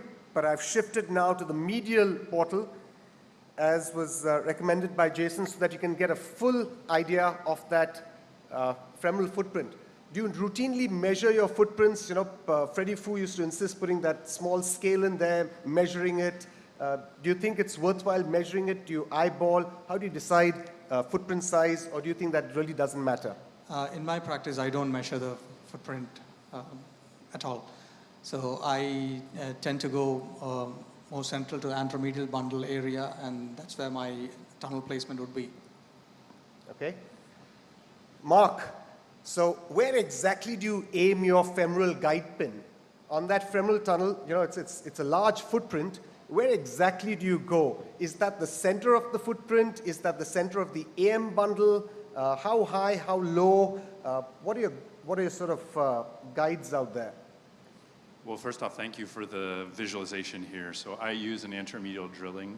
So I actually make a medial portal that's right next to the patellar tendon and then an accessory medial portal. So this is very similar to the visualization I have. The only change is I usually try to take that little wisp of tissue on the back off a little bit, because otherwise, so kind of right below or just to the right of the black circle here. So otherwise, I think sometimes you can be kind of tricked into where that back wall is. So I like to be able to see the capsular junction as it comes into the condyle. And then I use that as kind of the center point from proximal to distal. And then if anything, so it also depends on the knee flexion, but usually the knee's around 90 degrees of flexion when you're looking at this. So at 90 degrees of flexion, I'll try to be central, but if anything, I'd rather be a little bit posterior, because once the graft is tensioned, it will often translate a little bit anterior. So ultimately, the goal is to have it be in the center of the footprint for me. Okay, so you're going to visualize where you're going to take that footprint at 90 degrees from the medial portal, but when you're going to do your drilling, you're going to hyperflex beyond 90 degrees? Yeah, that's correct. So I make a little spot with a microfracture awl as to where I want, and then I put the pin into that spot and then hyperflex and then advance the pin, and that helps to avoid posterior wall blowout. Yeah, so I think and that's gets a longer graft. Really important point, because as soon as you hyperflex, remember your visualization is going to go, your understanding of that anatomy is going to be a little different, and so identifying the point at 90 degrees before you actually hyperflex is important. Nicholas, any tips to ensure that you've got your perfect point each and every time, to make sure that you've got consistency each and every time with this guide wire? Do you use any sort of markings? Do you use your offset guide? any sort of tips to make sure that you do this 100% of the times as accurately as possible? Does it work? Yes. We most of the time just use our anterolateral portal. We do not look into the medial one to see this view, and we all do at 90-degree of flexion. But we do use an elbow guide to make some outside-in technique, and we just hook the posterior condyle and just be like 1 millimeter more anterior, and we always be like this. So we are just for us into the right point, and if we get any dubs, we can just change portal to be sure, but most of the time we do not have, because the anterolateral one can allow you to really check really good. And we always look at the top of our notch to be really clean, to be sure that you are not too down with your point. Yeah. Do you think that, it's really important to see this area and therefore any remnant sort of preservation and leaving a stump there on the femur? Do any of you leave any stump on the femur? Do you do any sort of remnant preservation on the femur at any point of time? No? No. Yeah, I think that's a high risk for landing up with a non-anatomic tunnel there. So I think almost everyone would clean out the femoral side really well. So I usually visualize the footprint from both the medial and the lateral, but as Nicholas just mentioned, I shift the scope back to the lateral, identify at 90 degrees my position, put an offset guide so that I'm going to be as posterior as possible so that when it goes into hyperflexion, I'm not going to lose that position, and then go ahead with the tunnel. Mark, you mentioned that you take an accessory medial portal and you drill from the accessory medial portal.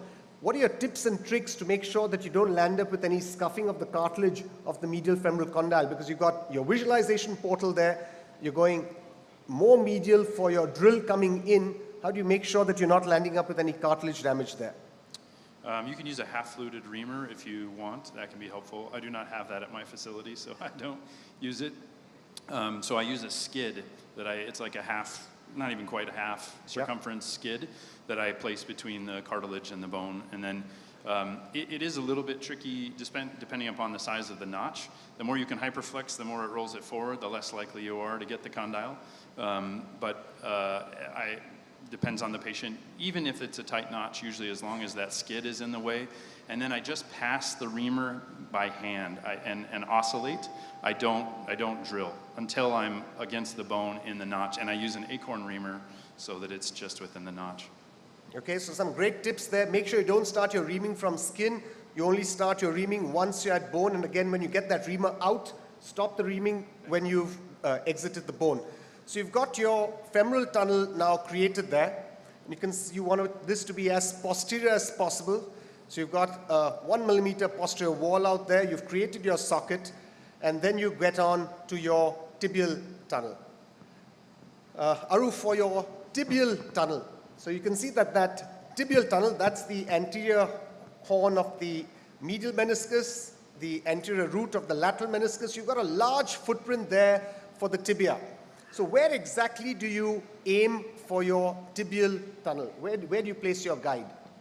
Yeah, see, as I don't measure the footprint routine, I believe the tunnel position is more important than the size of the graft. Okay. And I always use the elbow aimer of the grill.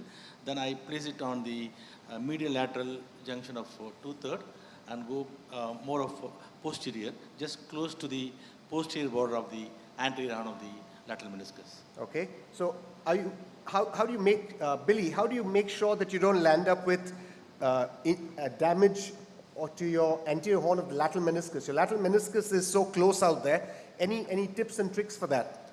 So the important thing is your trajectory of the jig itself, where you're coming. And if you're using an elbow aimer, make sure that you're not too close to the root of the lateral meniscus. You want to be a bit far away. Okay. And place your guide wire, and then I just remeasure, depending on the tunnel that you're going to make, size of the tunnel, I'll see how close it is. So you can use your probe to see, are you too close to the root? If I'm too close root, I use a smaller reamer first and move your guide pin closer to your medial tibial spine and then ream, so that you avoid your injury to the root. Cassandra, any tips on this? Do you use sequential reaming? How do you manage your tibial reaming? Do you make a socket? Do you make a tunnel? I think it depends on the graft I use. So if I use an all soft tissue graft, such as a quad, I do make a socket. If I do hamstring or patellar tendon, I do a full transtibial tunnel. And so the tips and tricks is kind of everything you've talked about. So I use an elbow guide. I try to aim in the middle, referencing off the posterior border, anterior horn, lateral meniscus. And then making sure I'm trying to in the middle of the eminence. If the pin ends up being a little bit, say, medial or lateral, I will use a smaller reamer, just like you do. Open it up about 6-7 millimeters, and then move the guide pin, because trying to move the guide pin is just an exercise in futility, honestly. So just open it up about 6-7 millimeters, move the guide pin where I want it to be, and then over-ream that with the size of my graft. Okay, so that's a great tip out there. So if you've got you can do sequential reaming. So you've put your guide wire in there. Say you've got a 10 or a 9.5 tibial tunnel. You don't necessarily have to go with a 9.5 or a 10. You could come in with a 7 first and get your primary tunnel, and then adjust that tunnel based on exactly where you want to go. If you want to go a little more medial or a little more anterior, a little more posterior, you could adjust that after you've done your primary tunnel. So that's a great sort of trick in making sure that you don't damage your anterior root of the lateral meniscus, and at the same time you don't have a blowout on the medial side. So when I take my tunnel on the tibial side, I really basically want my graft to come up the medial tibial spine, and I don't want it to be too anterior. I certainly want it to be within the footprint. And typically, if you've cleared off your entire footprint, this area here is something that you're not going to be covering too well. So you've got your tunnels now created on the femur, you've got your tunnel created on the tibia. Jason, any tips on any bailout options once you've created the tunnel? So you've created your tunnels, and when you're checking it all out, you feel your tibial tunnel's too anterior. What would you do? That's a difficult question. If your tibial tunnel is too anterior, there's a couple of options. One is to sort of take your reamer and ream a little bit more posterior. One of the things that I do before reaming my tunnel is actually put the knee in full extension and see where my pin is in relationship to where the notch is. And that's probably part of what's going to tell me whether it's too anterior or not. So I try to prevent that problem. But if you do have that where it's too anterior, you can try to ream out a little bit more posterior and see if you can reorient the graft if you're using a patella tendon graft so that the bulk of the graft is more posteriorly located within the tunnel itself. But that is a little bit more challenging situation. You may try to shape a piece of bone graft and put it into the front again, but I think that's challenging and hard to make that reverse 180-degree turn into the tunnel. So as Jason just mentioned, it's a problem that's best prevented. So it's best that you make sure that you have your tunnels created at the exact position, because once you've got your tunnels, then trying to work around them if they're not anatomic is difficult. Nicholas, what if once you've made your tunnel, you find that your anterior horn of the lateral meniscus is disrupted? Your tunnel's gone really close, and when you probe it, you find that your anterior horn is unstable, it's off. What would you do at this stage? Oh, I think you need to finish your AC reconstruction, and then you will to fix your anterior root. And if it's because your tibial tunnel go into your root, maybe it's because it is too anterior, so you can like play with the screw or with your bone block in case of BTB to make it more posterior. And for the root, the thing is that you can use your tibial tunnel to fix it because it's in the good place, so you can use it. Okay. Aru, my question to you, you're using your BTB graft and you find that your femoral tunnel was just a little too posterior. You've got about a 1 centimeter aspect of that which is blown out. How would you manage the situation?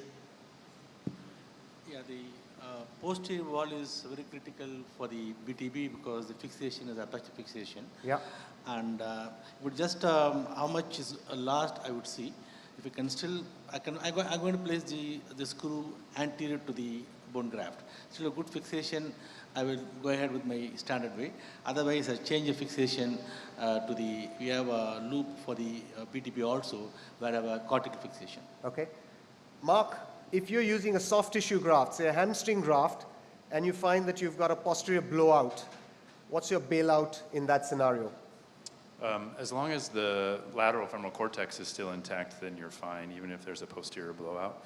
Otherwise, I would open laterally and find a way to fix it laterally, either with a, you can do it as simple as a screw and washer, or you can use an interference screw of some sort. Great. Okay, so for this patient, we'll be using a soft tissue graft. We've got the soft tissue graft being passed in through an adjustable loop. Billy, what's your preference for a femoral fixation in 2024 for a hamstring graft? Hamstring grafts are popular in India. I think at least about 60-70% of surgeons seem to use that as their primary graft of choice. What's your preference for fixation on the femur in today's day and age? I use an adjustable suspensory fixation on the femoral side. And what are your advantages with that? The advantage I have is one, I don't have to worry too much about the posterior blow. Those sort of scenarios, I don't worry too much. The second thing is I can readjust the tension on the graft. So I fix my tibial side. Yeah. And then I go back and look and I feel there's a little laxity. I can always readjust the tension. So the graft gets a bit more tighter. So that's the biggest advantage with my adjustable loop system. Okay. Cassandra, what about the tibial side? What's your method of fixation if it's a soft tissue graft on the tibial side? And do you routinely use any sort of backup accessory fixation? Or do you think just that interference screw is good? Or do you use a post or anything else? That's a mouthful. That's a lot. Okay, so let's talk about soft tissue graft for hamstrings. So I think typically what I do is an interference fit with the screw. I actually do like a sheath option because I do want to increase that surface area tendon to bone healing to get my graft to really incorporate. So I usually, I think I almost go line to line, but usually one down on the tibia because that bone is a little bit softer. But I don't really do a backup fixation unless the bite is not that great. So if I'm concerned about fixation, then I will do a backup. Okay. Okay. Jason, so the last thing, you've put your graft in, your grafts, in this case, it's looking nice and taut, it's all okay. But what if once you fixed it, you've got a lax graft? Any sort of bailout option in that scenario? You've got a soft tissue graft, you fixed it, you find that it's a little lax when you're taking it into flexion, what would you do? Well, a little laxity in flexion is probably normal in many cases. And so I think a couple of things, though. If you are concerned that your graft is lax, I also use an adjustable loop button, which does allow you to retension the graft after you have tibial fixation. And if you have an adjustable loop on either the femoral or tibial side, you can adjust it at that point. Another option is, if you're using an interference screw, is to remove the screw and retension your soft tissue graft. There is some creep involved with soft tissue grafts, and so one of the things I try to do to help prevent this, because I think prevention is always important, is often cycle the knee, because your femoral side fixation will tend to settle a little bit, and then also you may have some creep within the system, but with typically 10 to 20 cycles going into full normal hyperextension with tension on the graft, that does seem to eliminate some of that creep, and hopefully you avoid a lax graft. And once you've done that on the adjustable loops, do you put in any extra half hitches to lock that, or do you just cut it off? Do you think that it's okay? I think it's clear that additional half hitches make for increased stability. And so typically I'll use 3 alternating half hitches after I finish using my adjustable loop button. Okay. Nicholas, last question to you. Say you put your ACL in and you find that your notch, when you're going into full extension, is impinging. Do you routinely do a notchplasty? Do you try and do it before you've put your graft in? Do you check it later? Do you do it later? What are your thoughts on notchplasty with ACLs? As Jason, just before doing our tibial tunnel, we check into extension with our wires to be sure that we do not have an impingement. So most of the time we do not have this case, but if you get it, then I think that you need to make a notchplasty, of course. And we proceed just using our shiver. If we get a real narrow notch, and at the beginning, before we get the graft, we can use gouge scissors, but if your plasty is still in place, then you need to use your shiver to not. Approximately, in your sort of experience with primary ACLs, which are relatively acute, how many patients would have some sort of notch abnormality which would require a notchplasty? Just a ballpark figure. If you were doing, say, 10 ACLs, acute ACLs, they're not chronic, they don't have osteophytes. In your experience in France, how many would require a notchplasty? Oh, 2, like 20%. Okay. What about you, Cassandra? What about you in the US? How many sort of notchplasties do you for your routine acute ACLs? Acute primaries, I don't do any notchplasties. Zero. Zero. Zero. Aru, what about you in India? About 1 to 2%. Just about 1 to 2%. Yeah. So And what fixation did you use this graft? What did you use for the fixation on the femoral side? on the femoral side, an adjustable loop, and on the tibial side, interference screw. But I always just back it up because I'm not too. I know an interference screw is probably adequate, but your interference screw gives you a good sort of aperture fixation. I'm just a little scared about the pull-out strength of that, so I always put in a single tunnel, a bone tunnel, and just tie it on that bone tunnel without an implant there. Now, Billy, what about you? So probably in South India, I don't know, but I tend to do more notchplasties.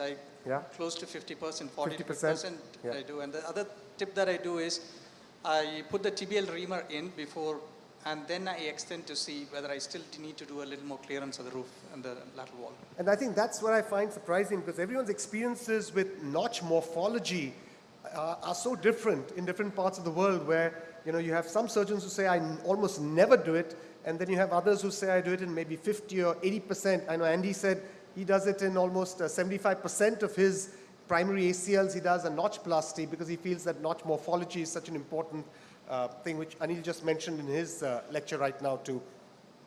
Okay, so we'll get to the second case. This is a 24-year-old male recreational badminton player. He's had a 3-week-old non-contact injury while playing badminton. He's got instability symptoms. He comes to you with an ACL tear. He's got a Lachman that's grade 3.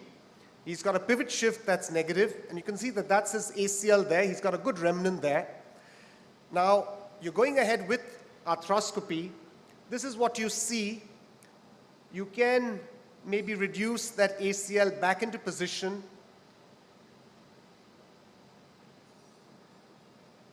Any of you fans for ACL repair in this patient? May I have a show of hands amongst the faculty? Who would do an ACL repair for this acute ACL tear? You can see you can reduce that stump well in position, and it almost looks like a normal ACL when you put it back. And it's a complete ACL tear. That's the femoral avulsion there. It's a type 1. You don't see too much of a stump there on the femur. So a Sherman type 1. And you can put it back almost anatomically in position. It's 3 weeks old.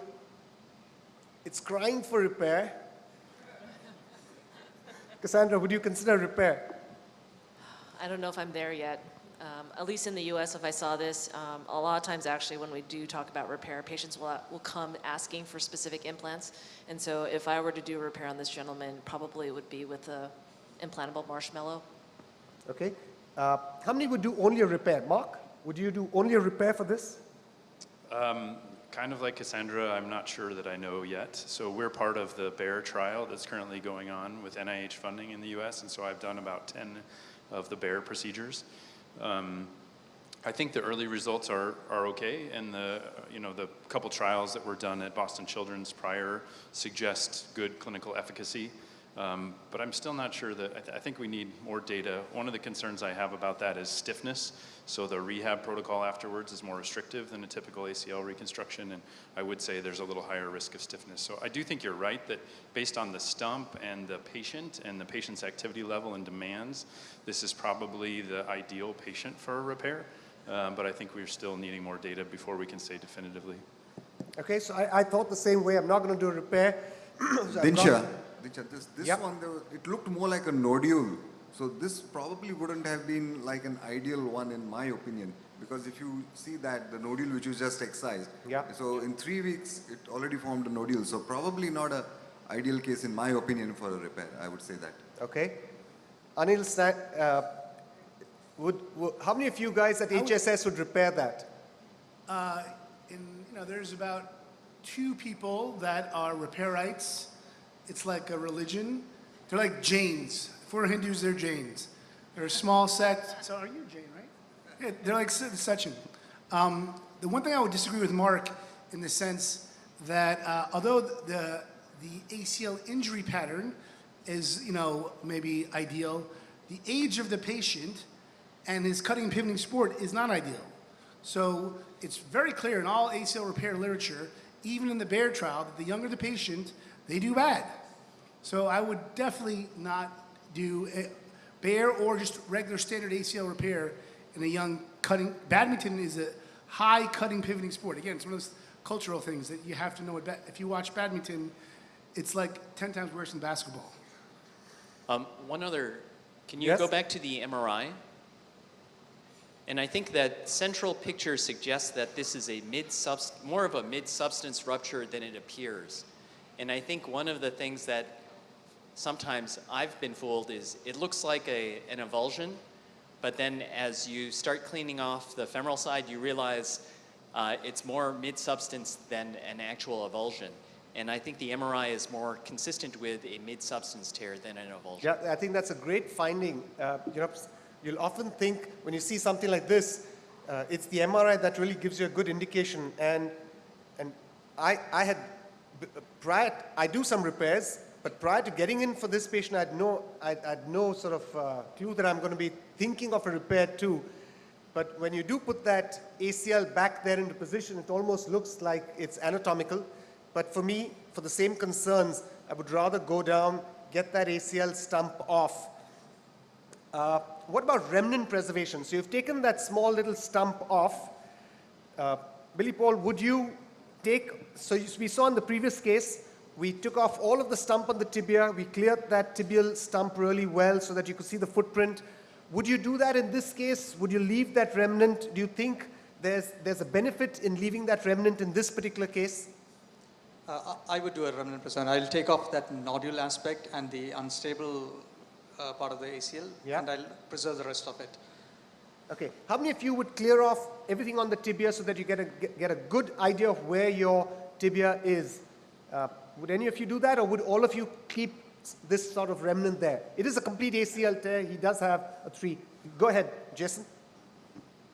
Yeah, and I would tend to, I do a inside-out drilling technique, so I really want to see where my reamer is and where my pin is on the tibial plateau.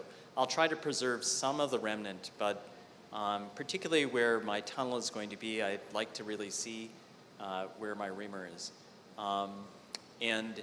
Certainly, in the United States, what we sometimes see are big hypertrophic cyclops lesions that occur.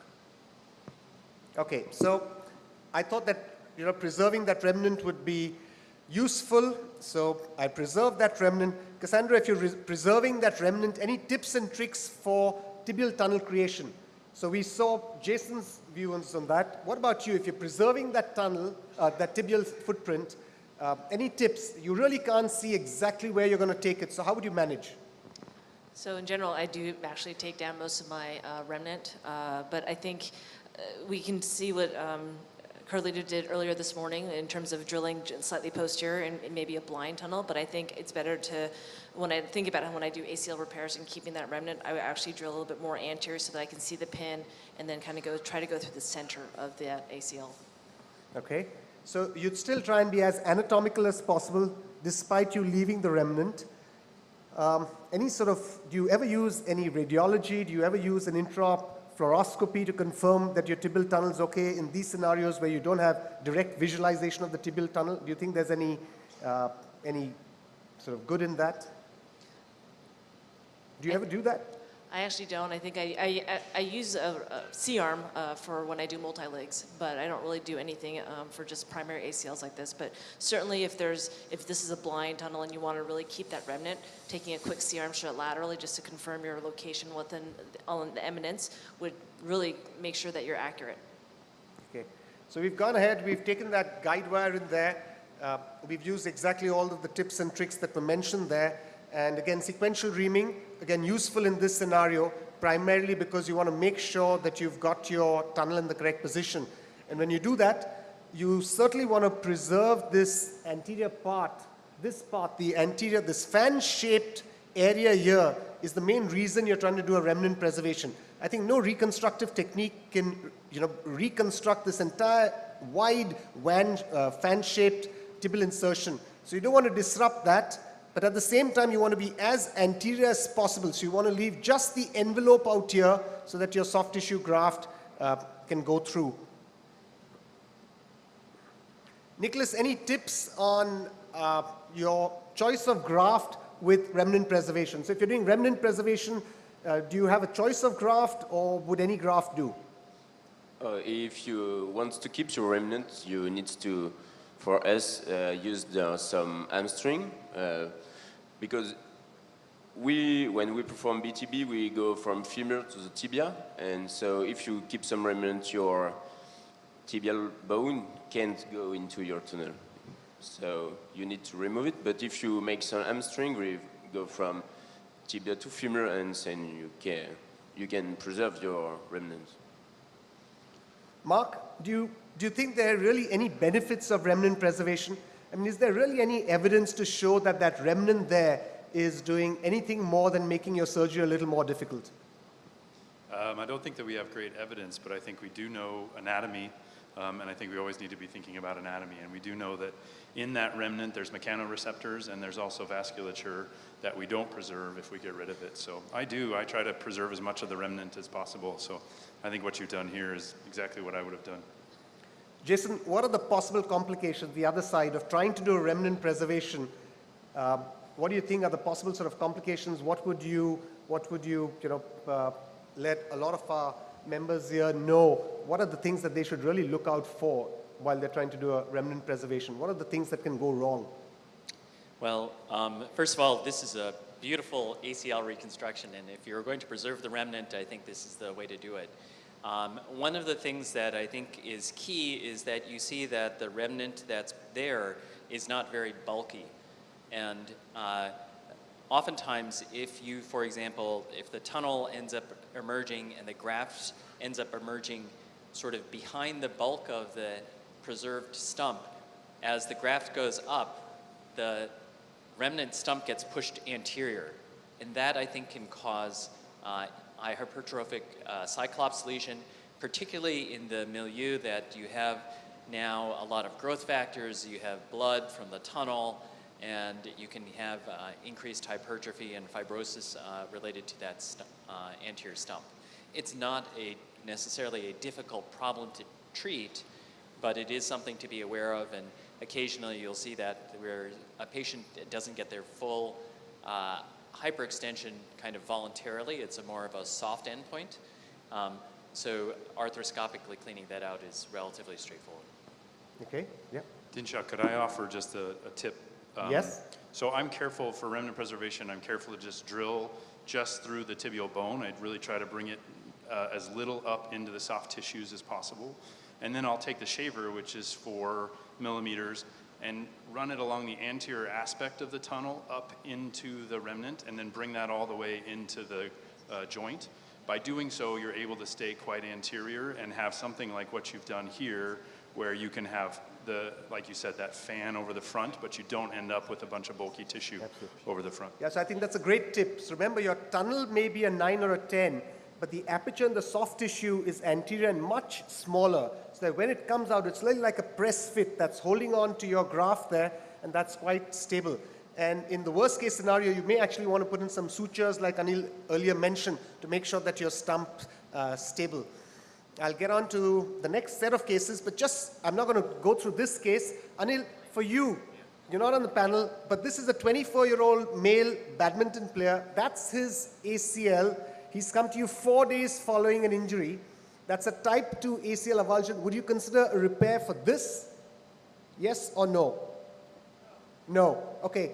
I'm sure a lot of surgeons would prefer that, but again, I won't go through this case. This is something what Anil earlier alluded to. You use the entire stump and you make sure that your graft is within that entire stump and it's enveloped within that. And if you do that within that, then that's your graft getting through, and you could actually have your graft through, and that's your original remnant all there. So it's all there. You just need to make sure it's not too bulky and doesn't land up with any impingement in extension. Okay, so we'll see different case scenarios now since we've just got about 3 minutes left. This is a left knee isolated ACL tear. He's a 20-year-old football player, and he's got a physiological genu varum out there. It's his left knee. Aru, what's your graft choice, and are you going to add anything to this? Soft tissue or bony? See, the BTB for this can be difficult because so I would do the hamstring for this patient, because genu varum harvesting the ideal bone graft would be a little more difficult than the standard regular standard. Okay, hamstring. Cassandra, what's your graft choice for this footballer? BTB. BTB. What about you, Jason? I would use BTB. Billy Paul? I'd use a hamstring graft. Hamstring. Mark? BTB, but there's more I'd like to know about this. I think some of the varus is because of hyperextension, and like Anil pointed out, I would also like to know what's going on in the sagittal plane. Okay. He doesn't have significant hyperextension, just about a normal 5 degrees. So we see that this is a difficult sort of patient group. What about the varus? Would any of you consider any osteotomy to correct the varus? We know that varus strains are a problem for the ACL. This is a primary first-time injury. Any of you for osteotomy? What is his gait like? Any subtle varus thrust? Normal gait. No, normal gait. He's a footballer. He's a professional footballer, and he's got this constitutional varus that he's been playing with. Nicholas, what if would you add an extra-articular procedure to this? Being a footballer, how many of you here would add an extra-articular just because he's a footballer? No, but it will depend on the clinical exam. If we get high pivot shift, yes, we are proceeding an extra-articular plasty, but not only because of his footballer. Okay. But to answer your question about like for osteotomy, I think that we can change the coronal alignment if we are going to proceed the deflections too, but in case of primary, maybe we are not going to, so just only AC reconstruction. And for the extra-articular plasty, it will depend on this pivot shift. Okay. Okay, so say he's got a pivot shift that's grade 3. Do we have consensus that everyone would add an LET? Can I just have a show of hands? How many would add an extra-articular procedure? Almost everyone. Okay, we'll just quickly get to the next one. No, let's see this one. So this is a right knee isolated ACL tear. This is a 21-year-old male with hyperlaxity. So he's got genu valgum out there. He's got a pes planus. He's got a little bit of a recurvatum out there, but he's got an isolated ACL. He's not a sportsman. He's just a student and plans to be a banker in the future. What would be your graft choice for him, and would you add anything else for this? Aru, your graft choice? How much of hyperextension he has? 15 degrees. Yeah, I will do the BTB. Cassandra? My answer to everything, BTB. BTB for everything. Would any of you use hamstrings for this? Mark? I don't think it matters, actually. Okay. I think any graft would be fine. Would you add anything to this? Possibly. It depends on what I see from an exam or intra-op. So I'd consider Okay. an LAT, but it would depend on what I see. Okay. Anil? This is my point, is that the varus knee is an athletic knee.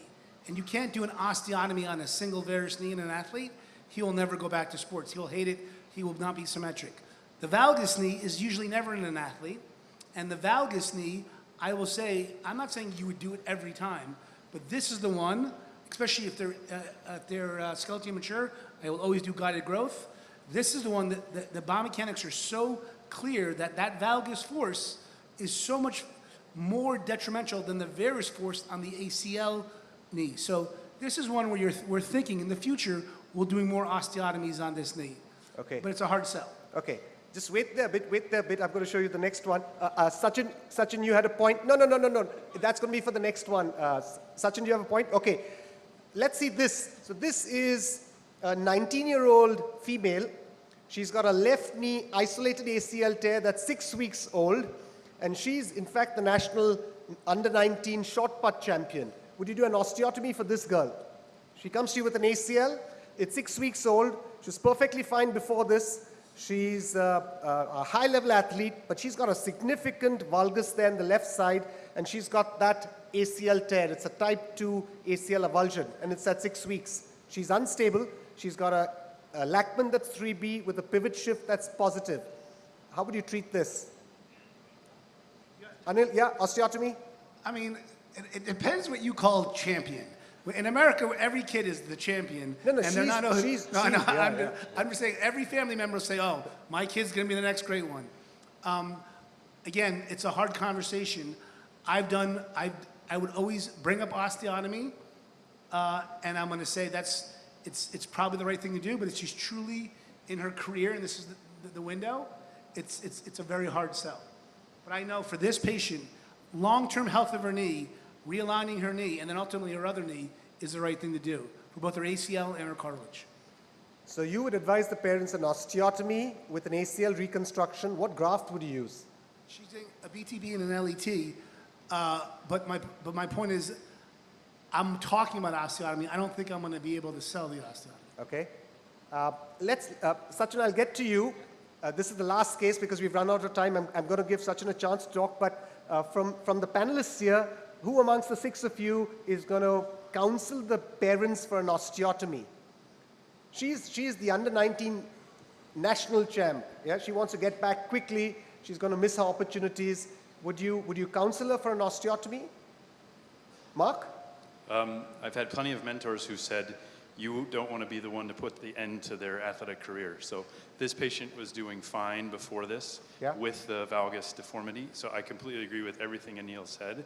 However, I think you're going to have a hard time selling it, number one, as he already said. And number two, if something goes wrong, it's a bad deal. So I think in this situation, I would counsel the family to make sure they understand the risks and how this is impacting her.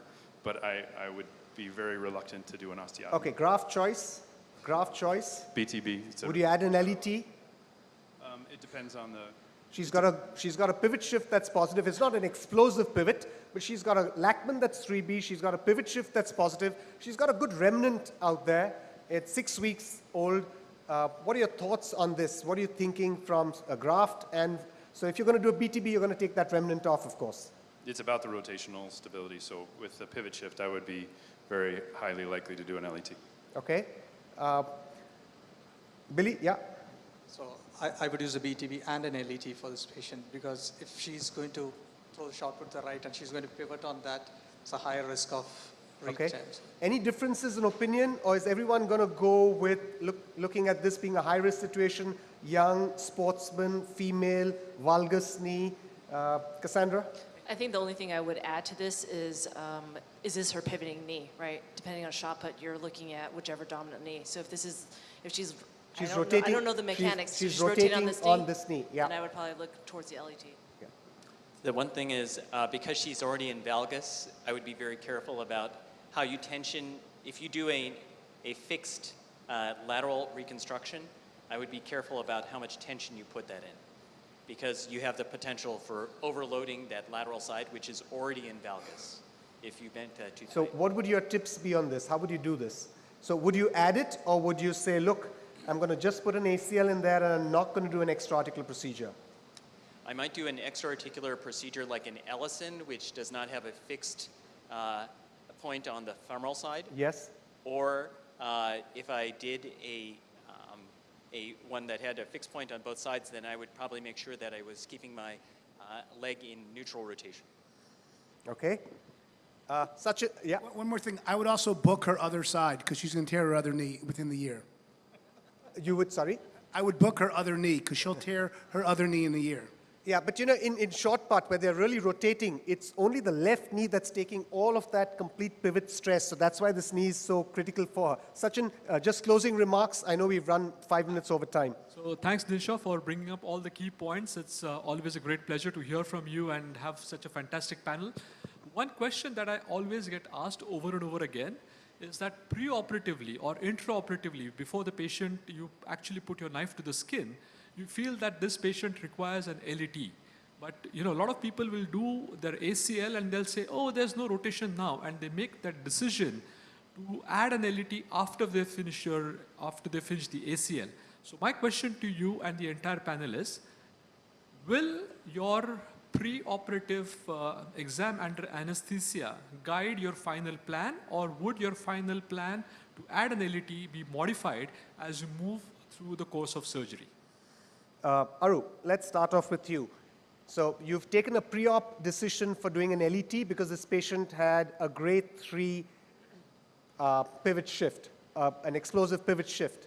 You've put your ACL in there, and now you find it's only a pivot glide at most. Would you still add an LET? Yeah, it depends on what graft I use, Dinsha. Yeah. If I use a BTB, BTB, you use the BTB. Just a glide, I will not add a LET. You won't add an LET. What about you, Jason? Are you a big fan of extra-articular procedures? We need that sort of disclosure first. I'm using them more, but I'm not using them on every patient. Okay. And I think that some of the data shows that if you use a BTB, in many cases that the rate of re-tear is still relatively low and people are able to return to a high level of sport without an LET. Now there's some data suggesting that maybe you need to do an LET in a certain percentage of patients, but again, that would be a preoperative decision. And it would have to be probably a very large pivot shift. Okay. Cassandra, you went in, you did your ACL, you found that the patient also had a lateral meniscus root tear. And that was probably the reason why this patient had a significant pivot. Now, you've done your root repair, you've done your ACL reconstruction. Are you going to add an LET to this patient? You had planned pre-op to do it. You didn't expect a root. You've done the root. Would you add an LET? I'd actually probably hold off on the LET for concern of I don't want to, she's already valgus, there's a root tear, and I don't want to doom her career in the next 4 years. Okay, great. Thank you very much. I think we've got a lot of great opinions based on evidence and philosophy. And I think you need to take this back to you in your practice and see what works best for you for your primary ACLs. Thank you. Dinsha, one question to you. The panel discussion is over, but in which cases of a primary ACL where there is a varus or a valgus, you would consider to do an osteotomy? A very specific question. Indications for doing an osteotomy. Obviously, these two cases which you showed, there was a physiological varus. This lady always had a valgus. But when would you consider an osteotomy? Typically, for a primary ACL, almost never. For a primary ACL, I would almost never consider an osteotomy. It would be extremely, extremely rare if they had a severe valgus. And I knew that because of the valgus, I'm going to consider an osteotomy. I'm going to add it with that ACL. But otherwise, I wouldn't. I know that there's some surgeons talking of patients who come in with a primary tibial slope that's 18 or 19 or 20. They'd consider a primary tibial slope correction with an ACL reconstruction. For a primary, I wouldn't consider a bony procedure unless I was absolutely forced into it. Okay, I think that's a good message because in both the cases which you showed, none of the panel was very keen on doing a primary osteotomy, but situations where you have a posterolateral corner, anteromedial rotatory instability, I think it's a different situation with slope modification, and we'll talk about it a little later. As soon as you come to the revision situation, then that changes completely. Absolutely. So, yeah. I think we'll bring it up later. Thank you very much. Thank you. Thank you, Dr. Dinsha and the entire panelists for such a brainstorming panel discussion. Before you leave, could we have a group picture with the moderator and all the panelists? And up next, we are going for the directly to the OR. We have our live surgery 2, which is scheduled. So Anshu sir, Dr. Anshu? Yeah, I'm here. Yes. So, yes. So over to you. Will you call the moderators by the time I'm reading out the history, please? Yes, yes. So for the next session, can we have the moderators? Can we have Dr. Sheetal Gupta? Yeah, and I would ask Dr. Billy Paul Wilson and Dr. Cassandra Lee to continue to moderate the next live surgery. All right, welcome back to the OR. We are ready with surgery 2 by Peter De Alessandro from Perth, Australia. So his patient is a 31-year-old male who's a farmer, well built, no comorbidities. He sustained a fall from a motorbike about 2 months back. He did not have any bony injury. However, he developed instabilities and now he's unstable even on performing activities of daily living. He does complain of pain on squatting and prolonged walking and his farming activities. So on clinical exam, there is no effusion in his knee. The range of motion is about 120 degrees, beyond which it is painful. The ACL is grade 3 unstable. There is grade 3 anterolateral instability as well. Corners, collaterals are okay, and McMurray's was not performed because he's quite painful on deeper flexion. So that's his radiograph showing neutral alignment, the Mikulicz line right bang in the center. He does have a normal posterior tibial slope, 8.4 degrees.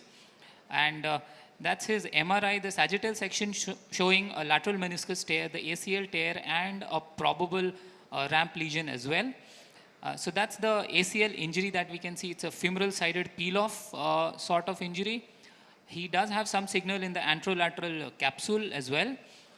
The lateral meniscus demonstrates an oblique radial tear. This is a relatively recent description of the lateral meniscus tear type, which is slightly away from the root, and this has been described by Aaron Krish from Mayo Clinic. So this patient looks like a type 3 lateral meniscus oblique radial tear. He also does have a medial meniscus ramp lesion, signals predominantly in the meniscocapsular side. And that's again the ramp signal seen on the axial view. So the plan is to perform a right knee ACL reconstruction along with a medial meniscus ramp repair and the lateral meniscus repair. And Peter will walk you through his case plan.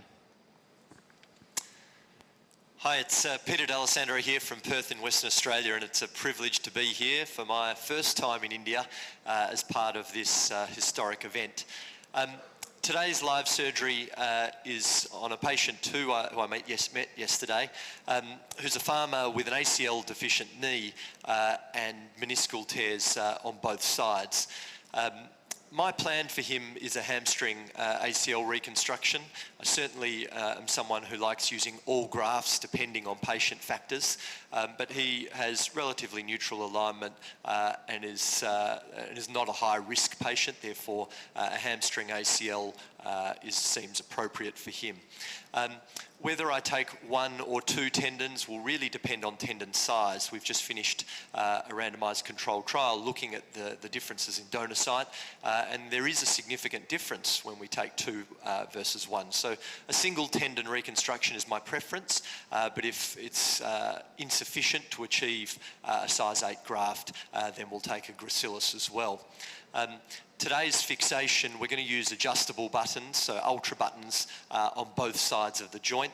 And so my plan today will be, we'll scope the knee, we'll assess the notch, we'll clear out the notch. Unlike Camillo, and it's nice to have many different ways of doing the same thing, I'll be drilling from the inside, from the anteromedial portal, and we will aim to replicate the AM bundle with a socket of approximately 25 millimetres. We'll then do a standard tibial tunnel with, as I said, adjustable fixation on both sides of the joint with a extendo button on the tibia.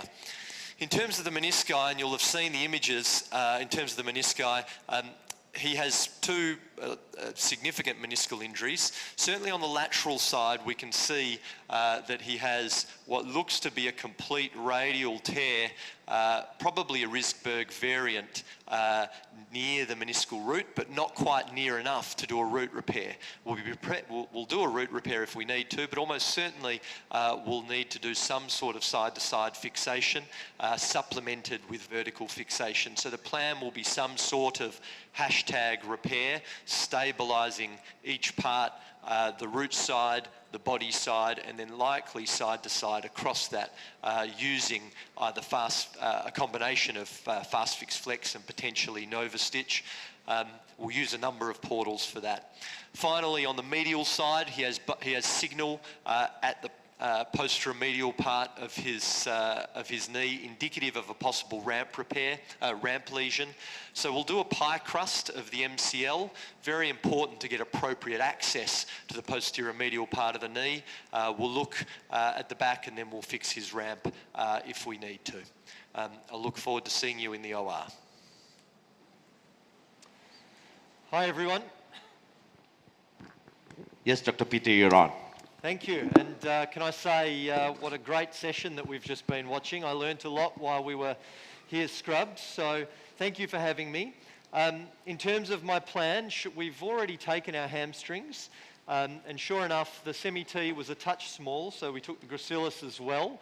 Gracilis wasn't great either, classic heart sink live surgery moment, but we've achieved a size 8 graft on the femoral side, size 9 on the tibial side, which is terrific.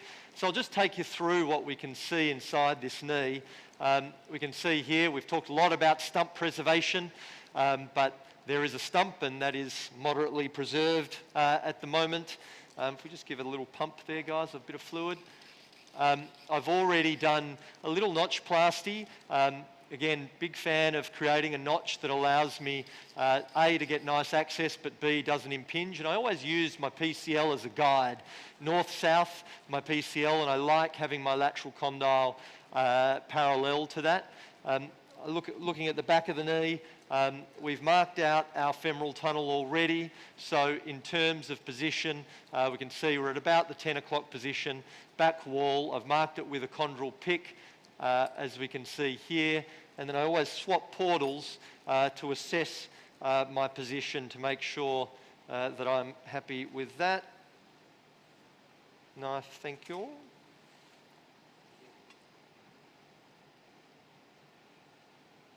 Thank you very much.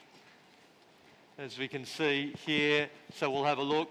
I feel like I'm appropriately off the back wall, but certainly sitting nicely in the AM position. So I'll take you through his meniscal injuries. We'll go to the medial side first, and I'll get my probe here. So he's got nicely preserved chondral surfaces. Doesn't look like he's got much going on in terms of his medial meniscus, but certainly I'd encourage you all, particularly where you see bone edema on the MRI, and what we can see there, always have a look posteromedially. So put the knee into slight varus, have a look back posteromedially, and here we can see, you know, it's a relatively low grade ramp. If I can't see enough, I'll switch to a 70-degree scope. We don't need to do that today, but I think we've got enough of a deficiency of the meniscocapsular junction to call that a ramp. Now, we're going to fix this all inside. If it was high grade, I'd do a posteromedial portal and we'd repair from the back, but we're not going to need to do that. And then I'll just quickly take you to the lateral side. And again, thank you to the guys for a nice complex lateral meniscal tear. As we sort of thought from the scan, there's a fair little pump, guys, a little bit of complexity to it. We're not going to do blood clot augmentation, but would be happy to if we needed to. So what do we see? We've got a complex horizontal component, which we can see through here. And then if we have a look at our root attachment, we have this Risberg variant, or as we said, as Aaron described, a type 3, which is pretty much complete. And the majority of the root is attached to this here. So we are going to aim for a side-to-side component to that. So it'll be a combination of vertical matrices and side-to-side. if we're in trouble, we're happy to switch to a slightly non-anatomic root repair using this component there, but we'll deal with that in a little while. So Peter, will you be planning something for the horizontal cleavage that is present in the lateral meniscus, or would you like to leave it? No, absolutely. So my plan will be, we'll fix the horizontal cleavage. Because it's a double cleavage, we'll do almost round the world suturing using Fast Fix Flex for those. So I'll do that first to stabilize the body, and then we'll switch to the root component to go side to side. So Peter, any tips and tricks in terms of order of operation? So in terms of, I can see right now you're looking more into the femoral side of the ACL. Any consideration of doing your meniscus first, or medial side, lateral side, ACL? What is your thought process? Yeah, I think that's a great question, and I think that's something that's evolved as my career has gone on. We've often been told, do the menisci first. The menisci are going to be challenging here. I don't want to be hyperflexing the knee once we're done. So I'm actually going to drill my tunnels. Then we're going to go to our menisci, pie crust. We're going to do the medial side, and then the most difficult, the lateral side. So we can see here, I am going to do the femoral tunnel ACL. I've got a solid 4.5 millimeter drill. I've got my pilot position here. The guys are flexing up now for me. Thank you very much, guys. Flex, flex, flex, flex. Bit more flexion there. That's great. Thank you. So I'm going to use my solid 4.5 drill. So Peter, this patient is having a grade 3 pivot as well. So do you think the root and the ramp is responsible, and you will not go ahead and add a LET in such case? Yeah, another great question. I felt like his pivot was maybe not quite grade 3. I thought it was sort of a 2 and a bit. If his patient factors told me that he was higher risk, then I absolutely would. I have a high LET rate. But for him, as a relatively low demand patient, he's not meeting my criteria. So we can see here, I'm actually feeding the guide wire on hand. Something I learnt during my time on fellowship in Vancouver was this docking technique. So to avoid hitting the medial femoral condyle, we'll actually dock inside the knee. So flex up now, guys. Oh, what I didn't do, excuse me. Didn't use my depth gauge. Let's do that first. I'll measure just take that one out. Yeah, great. Just do that. Flex for me. So we're just measuring our femoral tunnel. As always, it's 40 something, 48, 46, 44, 43. Perfect. That guide wire on hand again, thanks. There it is, beautiful. And flex up, guys. So we've got a 7 centimetre graft. So I'm going to aim for about a 25 sockets, as we said, docking inside the knee. Here, flex for me, please.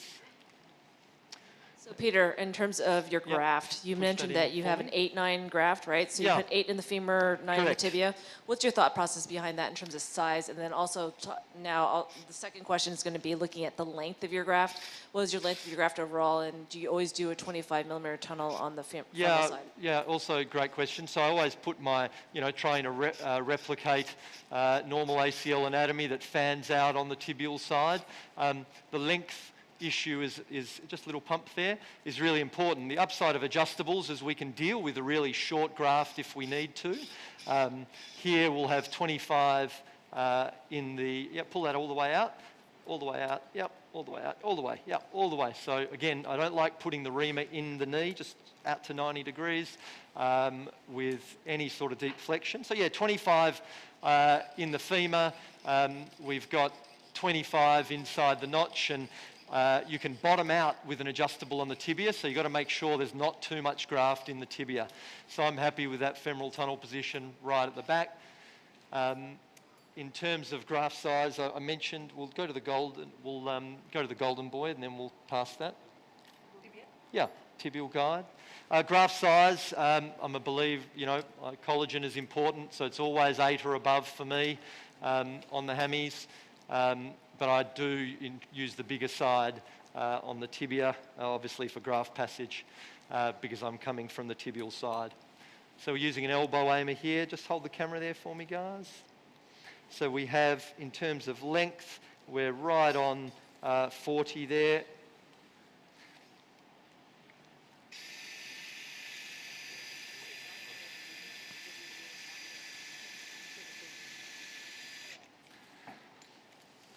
We'll try and preserve a moderate amount of this stump here. Foot pedal there, guys. So, Peter, you finish your tibial tunnel, then you will go ahead with the meniscus repair? I will, correct. Yeah. So that's where we are, pretty happy with that, right in the middle. Can I have a curette, please? Curette, perfect. So again, we'll just protect on the way in. I'll use my curette as a protection guide. And this is the ACL Samba, as I've been told by my South American colleagues. We can see there. That's quite a fast one.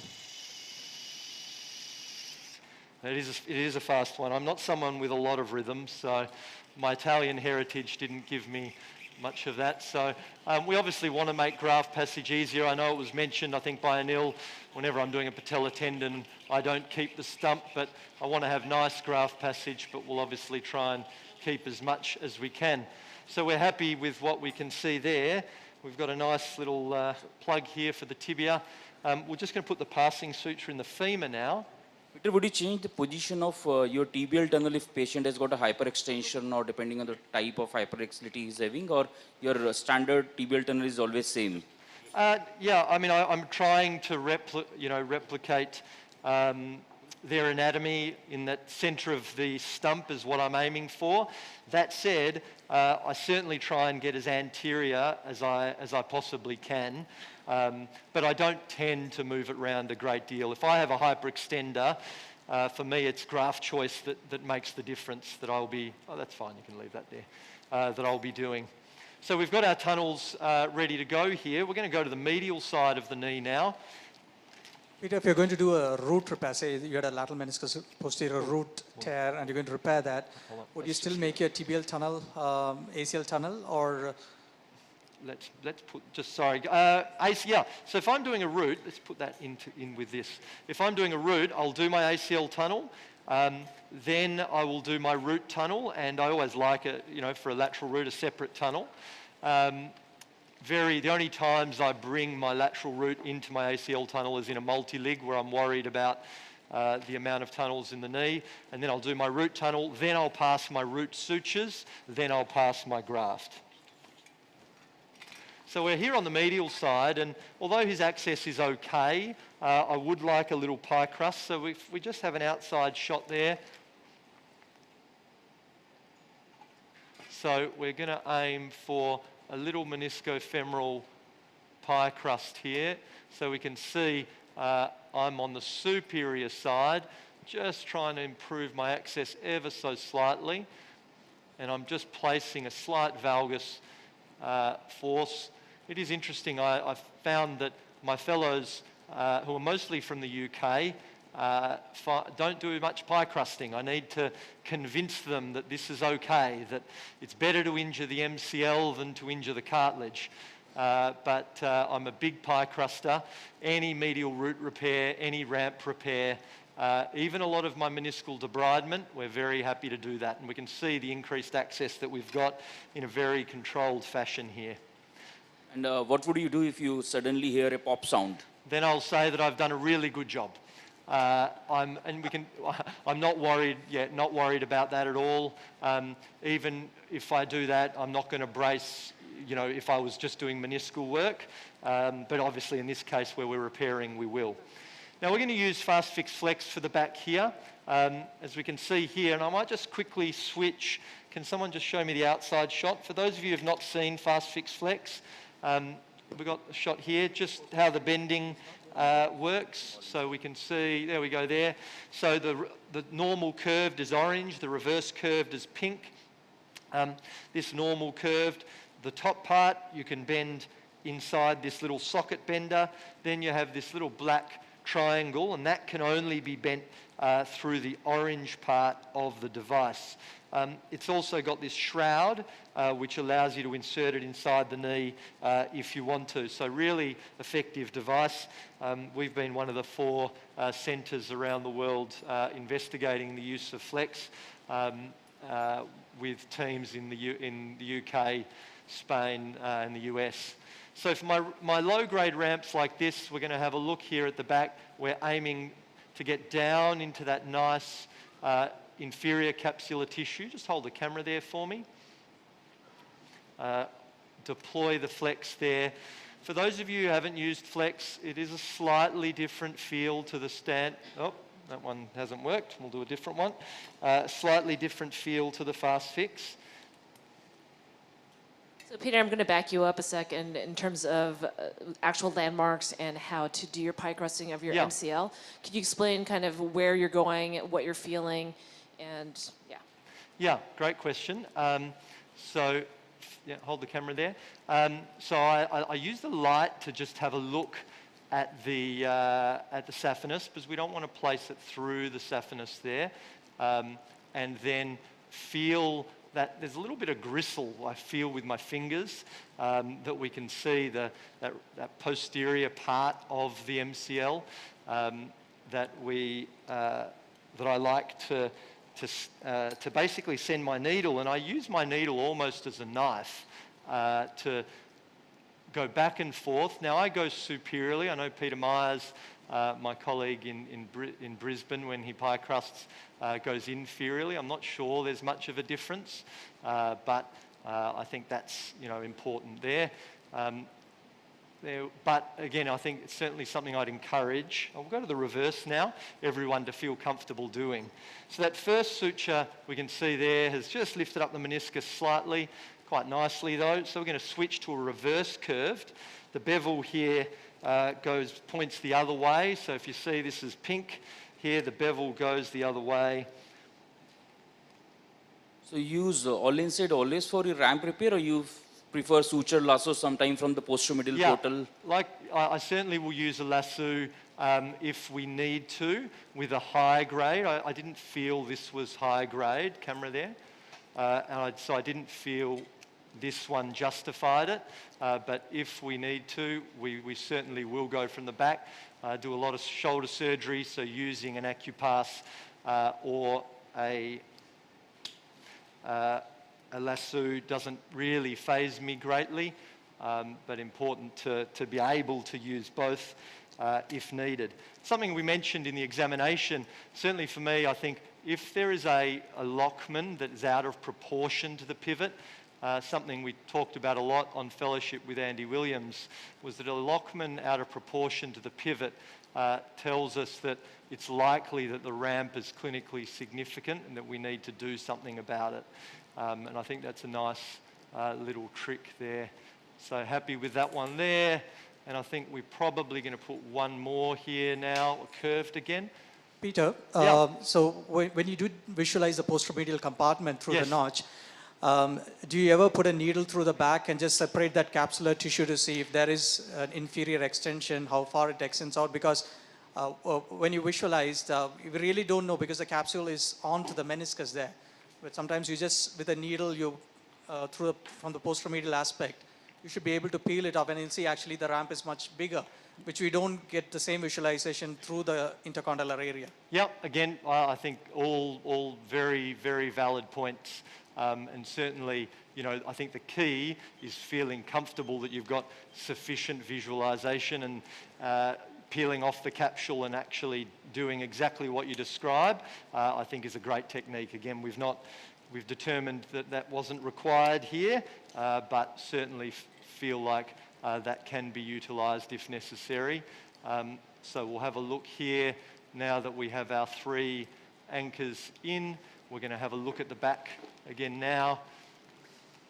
And hopefully it's sort of a little bit harder to get through, and we can see we cannot see that posteromedial compartment anymore now that we're at the back. So very happy with how that's come together, which is nice.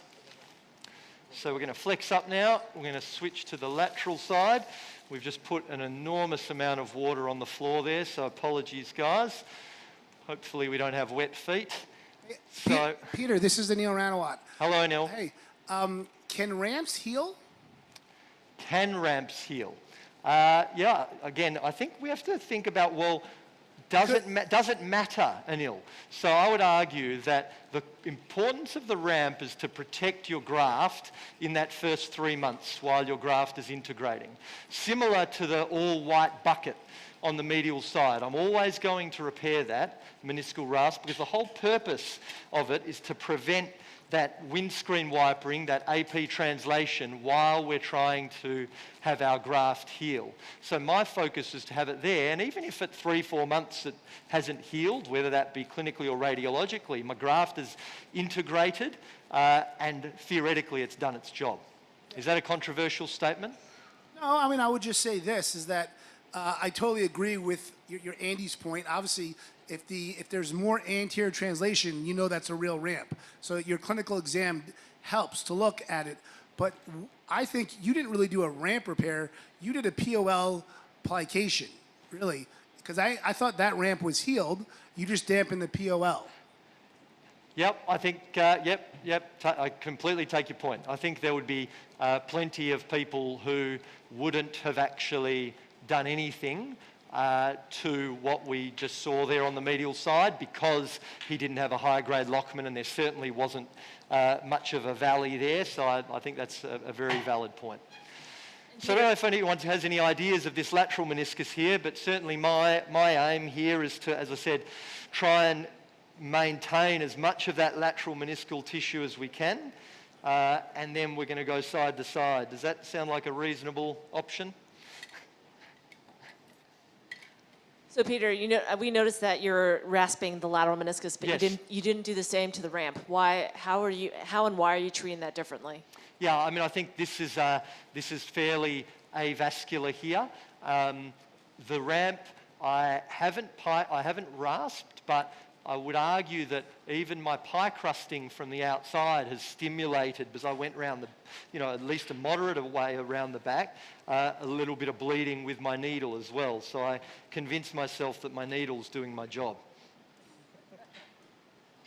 I mentioned blood clot. Certainly we're doing more and more blood clot augmentation, and I think it's worth considering. Now, I'm going to put this into the popliteus here. I'd like the panel to tell me whether they think that's a good or a bad idea. That's ouch to me. I don't know, so how do you cancel your patient? You throw this thing into the, you throw this fast fix into their popliteus. How do they feel in the next 3 months, 6 months, 9 months as they return to play? Yeah, when they feel that pop in the back of their knee? Yeah, I must admit, Cassie, I've not found that it's been an issue at all. Maybe I just don't ask them enough. We've got another 2 of those guys.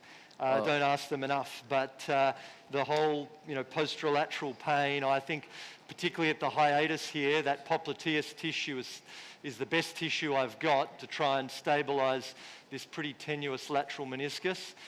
So I want fixation in it. Yeah, using a Novo stitch in such case would have avoided implant into the popliteus tendon, do you think? To use the Nova stitch, yeah, no, absolutely. But as I said, I'm intentionally placing into the popliteus there because I feel that actually provides me better fixation in that slightly tenuous capsule. Are you kind of over-constraining that because now you got this radial tear, which is just adjacent to it? Another one of the orange ones. Got another orange one. Yeah, so I certainly want, as I go to plan, I want as much fixation as I can as I come across because the radial tear is going to be challenging, and you can see with the horizontal part coming the whole way through, this is going to be difficult for us to avoid suture pullout. So that's part of my plan to constrain as much as I can. Now, I don't know if you can see what I'm doing here, but I'm creating an accessory medial portal. This is basically a transpatellar tendon portal to change my angle. I'll never switch portals completely because I think the big risk there is the vessel. So certainly we'll never put in anchors from the lateral side, but from this accessory central portal. Still happy that my trajectory is going to be in my favour, as we can see here. Do you ever consider looking at the MRI pre-op to look for any aberrant trailings of the vessels? Yeah, I must admit I haven't, but I wonder how that would change my management, apart from making me even more stressed than I normally would about a tear like this. But yeah, I think that's a great call. Peter, I just want to stress the popliteus concept that you talked about. Yeah. The goal of surgery, the first rule is fixation. Yeah. I can make things look pretty, and if it falls apart by the time they get to the recovery room, you did nothing. So I think your construct here is exactly what I would do, and the popliteus is the best tissue you have in that corner of the knee, and I go to it and use it every single time. There you go. Thanks, man. But Anil, what do you tell your patients? Anil, what do you tell your patients, though? And I fix their meniscus. Okay. What have we got left, guys? We've got whatever we need. So I think realistically we need another one here. So this is quite a large, again, it's fairly hay bale-like what we're doing here, but, I heard in the last talk we all know the importance of the lateral meniscus, and, we'll do whatever it takes to prevent this meniscus falling apart. So we've got lovely assistants helping me out there. Again, this one probably catches the outside edge of the popliteus as well. And then we're going to, in a moment, switch portals, and then we're going to switch to attempt it side to side using the Nova Stitch. For any of you who have seen Dinshaw's great video that is available on YouTube of use of the Nova Stitch, it's beautiful, like a lot of what Dinshaw does, but it's a great example of how the Nova Stitch should be used. So I'm pretty happy now in terms of what we've got fixation-wise on this lateral side. Let's work out whether we need one more probe before we switch. So I think we're pretty good there. No, I'm going to put one more here, guys, and then we're going to switch to the Nova Stitch. Thank you. What would be your indication for inside out on the lateral meniscus? Yeah, so as we go further around to the body, I mean, I like to go on the other side of the popliteus. I'll switch to an inside out. Again, mentioning Peter Myers, he's come up with a lovely device called a mini pass, which we use for our blood clot augmentation as well, and certainly that's been very helpful with our inside out suturing. But at the very back, inside out, I think is great, but it starts to get a little more scary.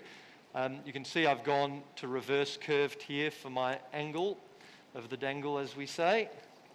And then obviously as we come round to the front, we'll use outside in using needles, or for those of you who've seen the AcuPass Direct, that's also a great device to use. So I feel like we've achieved a pretty decent repair of the horizontal component now. You have great visualization in the lateral compartment. I think your assists are doing a great job. Any tips or tricks if that lateral compartment's tight? Yeah, it's sort of the worst nightmare, isn't it? Yes, it does suck. So for me, my order of events, probe thanks, will be I'll do a little pie crust of the ITB, but that's often not that helpful because that's mostly in extension. I'll then do a little slide of the LCL, and then finally, if we're doing a lateral meniscus transplant and we can't get access, we'll actually do a Houston osteotomy where we take off the attachment of the lateral epicondyle and popliteus as part of an osteotomy. Have never done that as part of a meniscal repair, but certainly little tips. We'll get the Nova Stitch. Things like removing the side support, hugely advantageous, to improving that access. That 5 or 10 degrees is often what you need to improve that access. So here's the Nova Stitch in the knee. For those of you who haven't seen it, it's really helpful because the jaws sort of sit there basically parallel to the condyle and reach out the back. So I'm going to introduce the lower jaw into the knee, which we can see here. As I said, I've swapped portals. You have to be in the right angle. I'm going to grip this posterior part, pass, and we can see that little black line. That's where the suture comes out. I'm then releasing. We've got a moderate bite there. And the beauty of this device is you don't have to then come out of the knee. I'm going to then move across here, and this is always the hard part, as we come across to this sort of root component. And then what we're going to hope is that that hasn't passed in a horizontal component of the tear. And so far it looks like we're looking okay here for our side-to-side component. That looks great. As long as it stays great, but so far I feel like we're doing okay. Yeah. And then we're going to... What if the tissue quality is not good on the medial side? So what is your bailout situation in such cases for the radial tears? Say that again, on the medial side? This medial fragment, if the tissue quality is not good, there are chances of cut through. So what is your bailout situation in such cases? Bailout on the medial side, then I'll go to inside out. Okay. And then do as many PDS as we can. We're just having an issue here where that appears to be a bit stuck on our Nova stitch. What's that? Just pull Sorry, it. Peter, I know you're in the thought process, there but it could is. you clarify a little bit? So if your medial root segment is of poor tissue quality, you said you'd go inside out? Yeah, I'll go inside out to stabilize the, basically stabilize the body root side. So I try and maximize the body root side, the body side, sorry, and again, have something to pull against, if that makes sense. Again, like a rip stop, create a rip stop, and then pass my root sutures on the other side of the rip stop as best I can. Yeah, that makes sense. Yeah. Sorry, that was poor description before. So I'm seeing which one's going to be my post, and it's better reduction with that one as my post there. So we're going to artery clip, thanks. So I'll tie a slider here. How much root remnant do you need so that you can actually throw a stitch like a Nova stitch through that? Yeah, I think we're not far off the limit here, yeah? I think, you know, I say to my fellows, we need enough root to be able to get sufficient fixation, and often you only find that out at the time. And then if we don't get sufficient fixation, then we switch to a non-anatomic root repair, simple as that. And I'd much rather have a non-anatomic root repair with sufficient fixation than no fixation at all, albeit you know, slightly more dogmatic about the anatomic position. So it's more of a T-shaped tear. So you're going to address the horizontal component as well, or just a radial side to side is sufficient for you?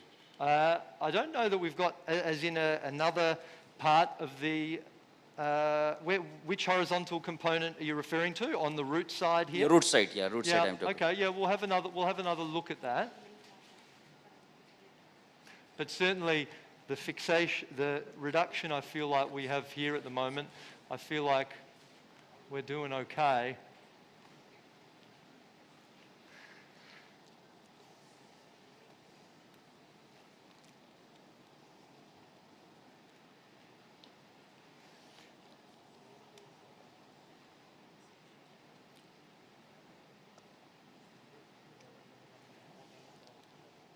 So we'll cut that.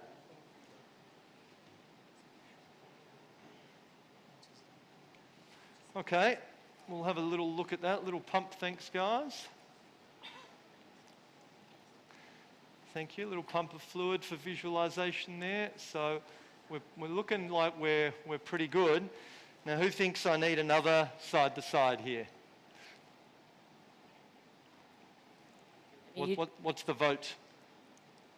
I'm going to say you don't need it because it actually looks really absolutely. nicely approximated. The lateral side Yeah. can potentially heal. You got a nice big giant hole in the femoral condyle right there to give you bone marrow. And anything else you would do? Because I think we're coming on time right now. Yeah, no, I think that's it. I Yes, completely agree with everyone. Less is more.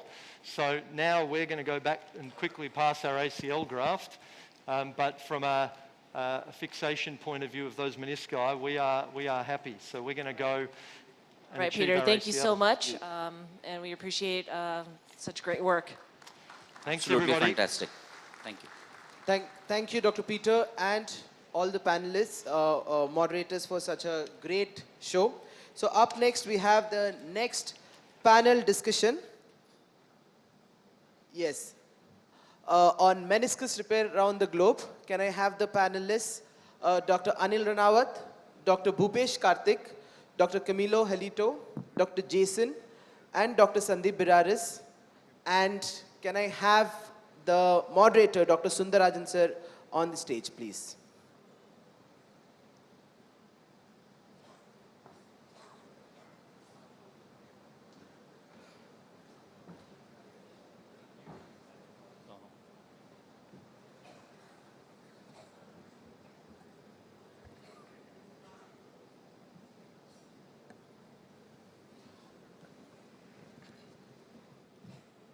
Good morning, everyone. I would like to take this opportunity to thank Dr. Parag sir, Sachin, and the entire organizing committee of ROC and PKC. I think the topic itself will shows that you can see that cleverly it was chosen. It is not the meniscal tear panel discussion, it's a meniscus repair panel discussion. So you know that the importance of this meniscus repair. If you asked a decade ago, we do repair maybe 1 or 2 cases out of 10 meniscal tear. Now we do a meniscectomy in 1 or 2 out of 10 cases. So the remaining 8 cases we do the repair. Because the decade ago we had seen the patients within chronic situations, not in acute situations, because the diagnosis was very late. Now it is not like that because patient comes with the MRI and all the patients are diagnosed, and we do all the patients more often in acute rather than chronic. So the importance of meniscus repair, I think all of you are aware now. So I think there is no escapism hereafter. Whenever we do any arthroscopic ACL, you have to have an armamentarium for the meniscus repair. So that shows the importance of the meniscus repair. So just going directly to the case profile, it's a 37-year-old male patient, right knee pain and locking for a 2 weeks duration. And patient had a trivial injury to the right knee while getting down from his bike. It's not a sports injury. Presenting with pain and locking, no history of instability. The same patient had 12 years post-arthroscopic ACL reconstruction. It was done 12 years before. So in between he was all right, even though he had some previous injuries, he didn't have any complaint. He had a medial joint line tenderness. Movements are reasonably good except the loss of 5 degrees of extension. Lachman grade 1, McMurray is painful, no varus valgus laxity. And that is his X-ray, which is showing this 12 years old ACL reconstruction. Reasonably good joint, not much arthritic. And you can see that implant which was done before, it's a hamstring graft. And that is his MRI. You can see that this patient shows the double PCL sign. So you can see that indicates the bucket handle tear of the medial meniscus. And you can see also the coronal view and the coronal axial view shows that displaced medial meniscal tear in the notch. And what next? So this patient is 12 years old. How do you counsel this patient and what is your plan when you see these kinds of...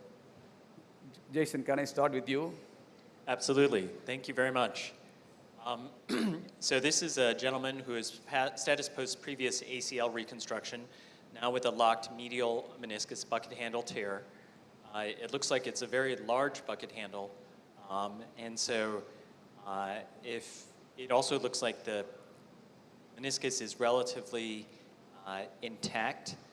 And since this is relatively acute, I think there's a good chance you may be able to reduce the tear and repair this. Yeah. Bhupesh, do you have any different thoughts? Because this patient had a 12 years old post-ACL reconstruction. So He might have had a previous that injury is, too. that is my concern. Because a trivial injury cannot cause a bucket handle of this magnitude. So he would have had a pre-existing lesion in the medial meniscus, which we should be aware of and explain to the patient. Of course, the trivial injury made the bucket handle flip, and he's got locking now. So we have to counsel the patient that it could have been a previous injury which has now bucket handled itself. So that is something I would add on. Okay, so the point which is taken that when you do a counseling, these patients, you had one, okay, Jason suggested that the patient may require a repair, and Bhupesh is suggesting that may need a meniscectomy. So it is important that even it's an old patient, old injury with the post-ACL reconstruction, even though we think that most often we think that it could be an old bucket handle tear, not the fresh injury. But we had seen many patients out of the post-ACL reconstruction or even ACL deficiency where they don't have the bucket handle tear on the initial presentation, but come back with the bucket handle tear. So it is important that to counsel the patient that you may require a meniscus repair. If possible, we will do the repair.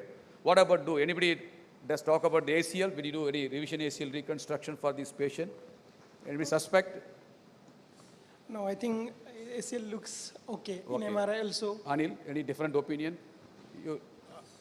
I think if we check the X-ray, we will see that there's a very vertical position of the ACL.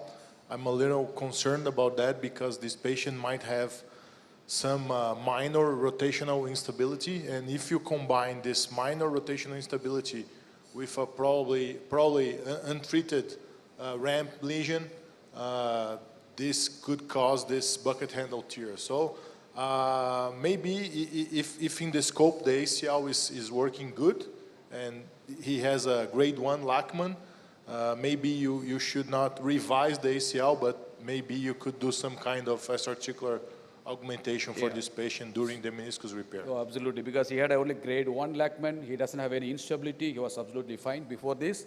So this patient, even your sagittal view shows that the ACL fibers were intact. So here concern is only about the meniscus. Are they going to resect or a repair? That is a concern. And of course, the vertical tunnel we are not bothered about. This is the scope. We can see that ACL graft is intact. Even though it's a vertical graft, the ACL is good. And we can see that displaced bucket handle tear meniscus. Now we have an arthroscopic view. So what is your concern and what is your plan now? Can I start with Anil? Amar. Well, sorry. You know, the first thing when you have a bucket handle like this is if you can reduce it properly. Okay. Maybe there's some, it's not easy to reduce, I think, for what I'm seeing. Sometimes you need to pie crust your criteria for a meniscus repair in these scenarios? I would try to reduce and go for a meniscus repair. Okay, Sandeep? Yes. So reducibility is must. If you are able to reduce, and it looks like maybe as Bhupesh said, there might be some old component. So reducibility. Does age has got any influence in your decision, Bhupesh? The age limit is now extending further and further. Earlier we were very... So he is 37. 100% repair. Repair. Jason? Yes, I think I think the age limit is higher, and then if it's relatively acute and not too deformed. For me, a lot of this is going to be based on the reducibility of the meniscus fragment and how stable that reduced fragment is, because if you can reduce it in full extent and you get to full extension, but as soon as you flex more than 50, 60, 70 degrees and it dislocates again, then I'm very concerned that even if you repair it, it's going to re-tear. So, okay, in chronic situations, does the zone is having any thought of whether like zone 0, 1, 2?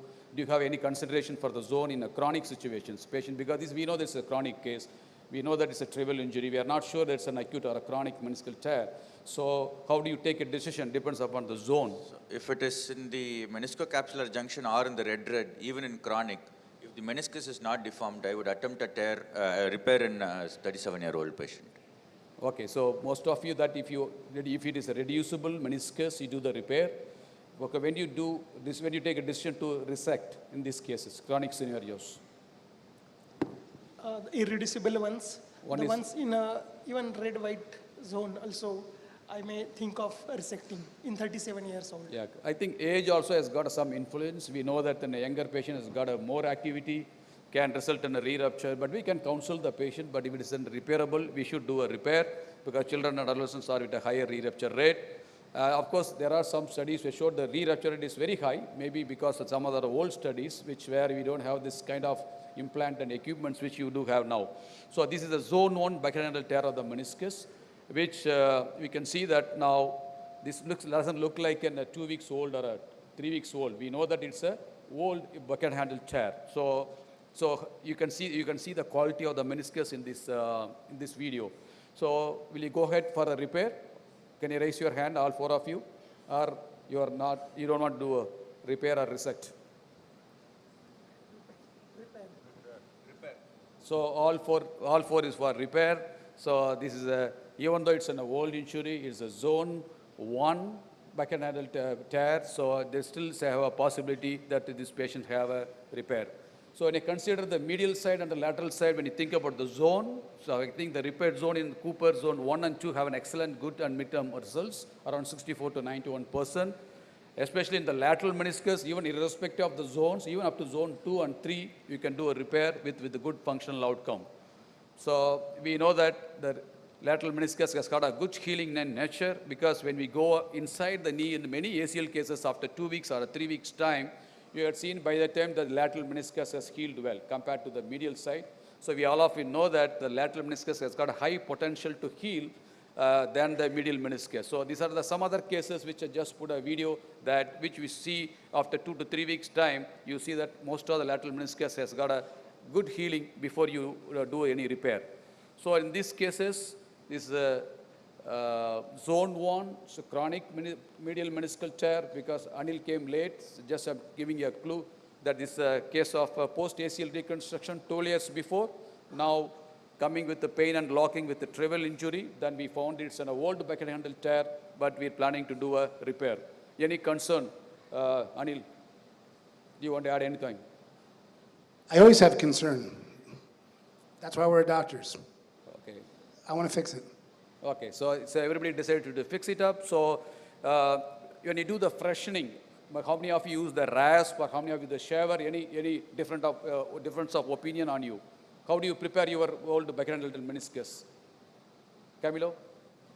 Well, I use everything I can to provide adequate healing, you know, the shaver and also the rasp. I like to see good quality tissue, so I think both can work. So I think, how many of you do the pike crusting when you do a bucket handle repair? So all 5. So I think it's very important to learn the pike crusting on the medial side because we know that you don't want to injure your cartilage because most of the time it is tight unless you have a middle-sided injury. If you have a middle-sided injury, you don't need to do the pike crusting, otherwise you may need to do pike crusting. It's very important. Regarding the lateral compartment tightening, already we discussed in the last live surgery. I think Peter have discussed how to do the lateral side opening. So I think I don't need to discuss again. So in this case, the reduction was done with the inside-out technique, which is you do for a regular any bucket handle tear. So the initial inside-out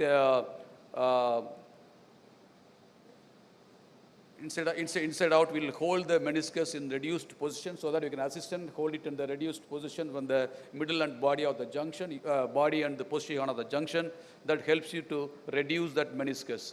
So once you've done that, then you make it alternative inside out technique on the superior surface and the inferior surface. Camilo, regarding the technique, how much distance you want to keep all the inside out needles? You have any formula? I like to use for bucket handle the inside out technique because I put a lot of stitches especially in chronic cases. So we try to go 3 to 5 millimeters from one stitch to the other, and I always put stitches in the upper surface of the meniscus and also in the inner surface. So I think if some part of the meniscus does not heal with the biology, I think the stitches can hold it for a while. Okay. Bhupesh, I mean, what is your opinion on whether you vertical stitches you do is more a horizontal, or you do an alternate vertical and horizontal? Alternate. Alternate. Alternate. That Jason? I think your vertical stitches are going to capture the circumferential fibers better. But sometimes what I'll do is make oblique stitches that, that cross so that you get some reinforcement. Okay. Anil, how often you use that? How many stitches you use for inferior and how many you use superior? My goal is to do majority vertical mattress stitches, especially if I've created exposure. And then and that's mostly on the top of the construct, and then I'll put 2 or 3, 50% less on the inferior aspect of the construct. Okay. Okay, Camilo, for anterior horn, what is your mode of fixation now? Tenor horn, I go until I can with the inside out, and for the most anterior points, I normally go outside in. It's easy and it's cheap. Yeah, okay. Jason, any difference? No, I do outside in. Sometimes I'll use actually 2 18-gauge needles and a small cannula, and then I can grab my PDS shuttling suture through the cannula and then use that to shuttle my permanent suture. Yeah, of course. Outside in is for the anterior horn, it's generally what we use, but now we have a very nice and cannulas for the anterior. So in the cannulas will make your job very easier. So this is the anterior horn of the meniscus. Unless you come too far close to the anterior root, then outside in will be very helpful. But when you come to this kind of junction between the anterior and middle, your cannulas, which is specific for your middle and anterior horn, which helps you to make your job easier and make you faster to do the anterior horn. So these are the anterior horn repair which is used with the inside out technique. So most of the anterior horn can be repaired through the inside out nowadays. So that makes your job more easier. And this kind of zone specific cannulas, which you can see in the down, that the curvature which gives you to go to the almost entire anterior horn of the middle meniscus and the lateral meniscus, that helps you to the job easier. So always better to use that inferior surface meniscus repair, because when you do the superior surface stitches, you can see that eversion over here. So you need at least 3 or 4 stitches of your inferior surface repair. Then only the meniscus sits back to the original position. Otherwise, it will become everted. So this is very important. And this posterior horn you use with all inside technique to do the repairs. I don't do that. So how many of you use the safety incision when you do the backhandle repair? Camilo? I always do incision for inside out repair. Okay. Even if you stop with your inside out in the body instead of going to the posterior horn. Posterior horn you're using all inside, and the body if you are using inside out, still you do make a safety incision? I always do an incision for inside out repair. Yeah. Bhupesh? Almost never. Only if I do inside out for the posterior on, I do the safety incision. For body, I don't do. Okay. Jason? Most times I'll actually pass my sutures percutaneously and then make an incision at the posterior aspect of the joint. Okay. About 1/3 above the joint and 2/3 below. Anil? Well, I always make the incision because you got to make the incision eventually, and fishing out the sutures to me are annoying. And so I think the art of this operation is suture management at times.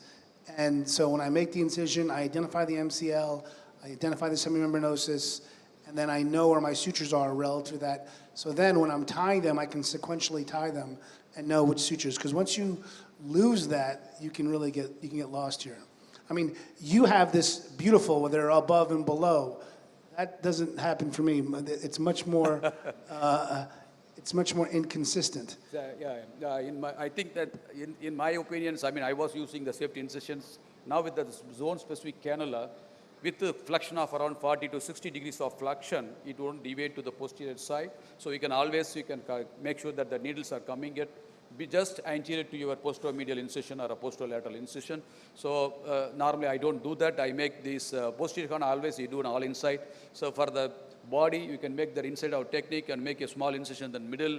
Then with the help of the probes, you just visualize and take off all the needles. So it doesn't make you don't need to make it a big incisions and spend time in exploring the posteromedial compartment.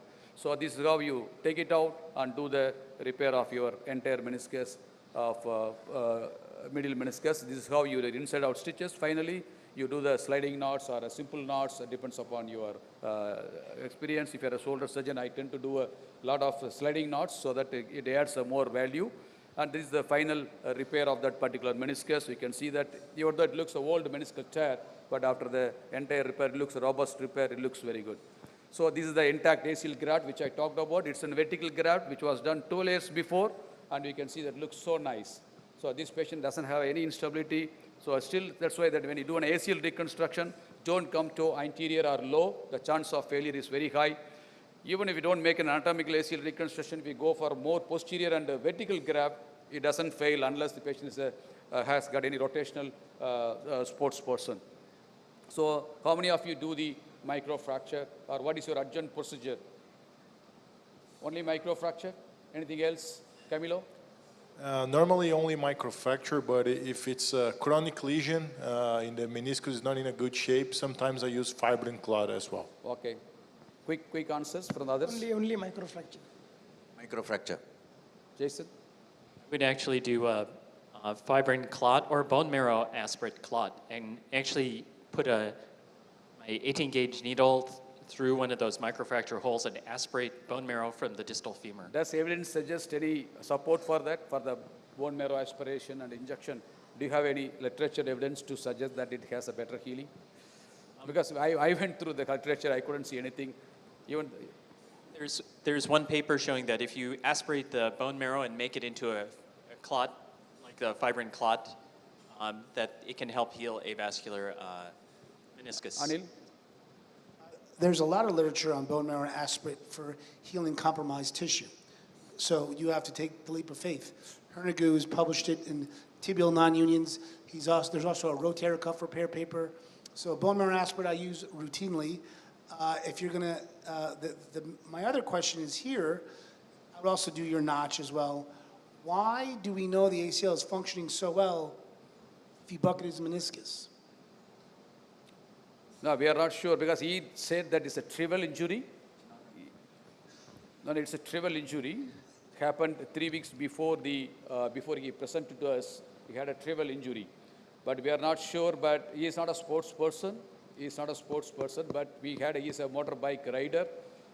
So to me, the biggest factor in improving ACL healing is not notch trephination, it's not fixation, but it's doing a concomitant ACL. So I would have a very, very low threshold to either augmenting that ACL or doing something else to that ACL, putting another tunnel there, putting a hamstring on the other knee.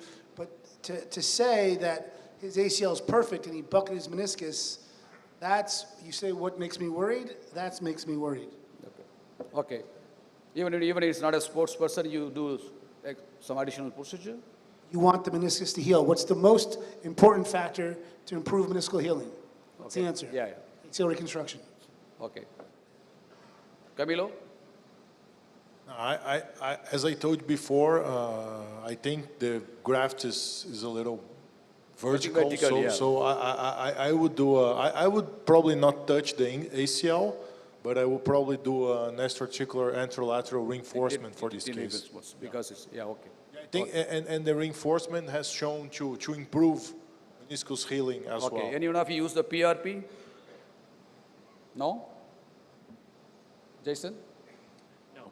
Okay, so we don't need to discuss about the, so how do you assess your meniscus as healed or not, and how is your rehab, Anil, for this kind of cases? This is a peripheral tear, so it's not like a radial tear or a root tear. So I would be partial weight bearing, limit to 9 degrees of range of motion. If I felt that he was getting stiff, I'd advance him because I think weight bearing actually will help this.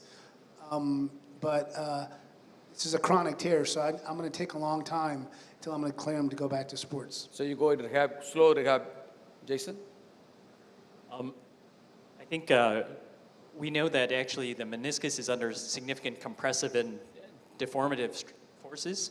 So one of the things you can do is actually, once you've reduced the meniscus initially, and you can see at which point it starts becoming unstable in flexion, you may want to limit knee flexion and So typically for these patients, I would actually keep them in full extension for 2 weeks and then gradually progress to 90 degrees. Okay, so just before, because we have only 2 minutes time, this case of 38 years old female patient, history of slip and fall 6 months before, presenting with the pain, that is X-ray is, you can see the X-ray is normal, it's around 38 years old female, that is the complex tear of the medial meniscus, and we know that, okay, just going to the arthroscopic view because of the time concern, that is the complex tear which you see in the normal situation. You can see the typical complex tear which is getting flap tear locking into the posteromedial recess, and also there is a big tear on the meniscus. So here, whatever you do the partial meniscectomy, which you could do that locked meniscus,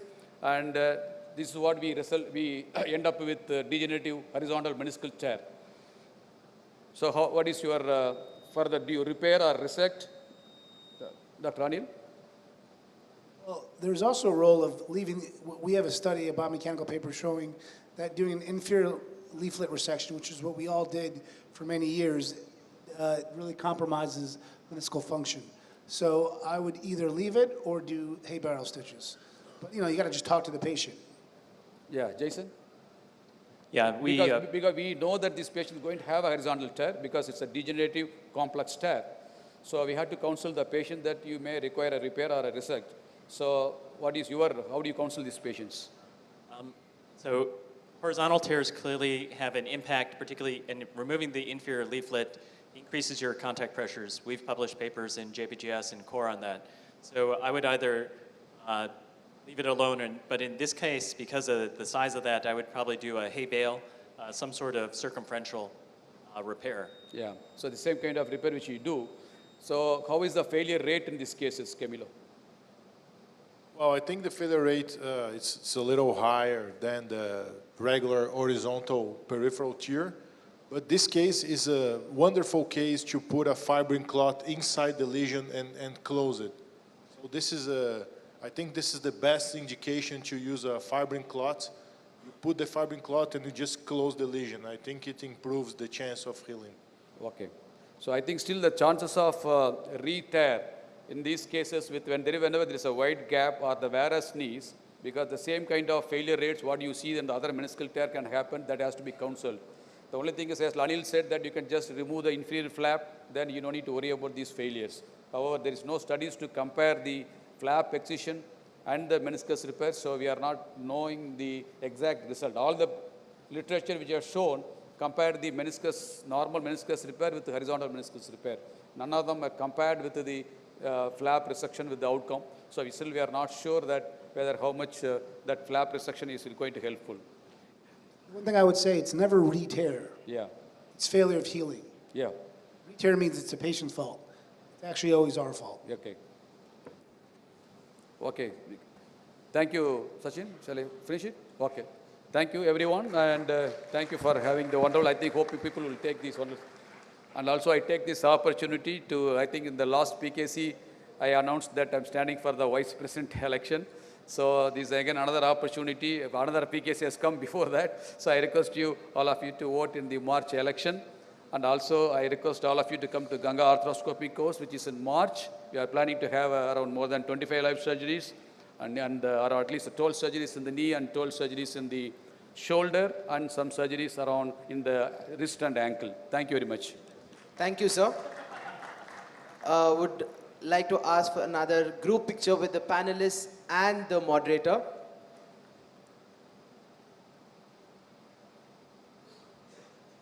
Next.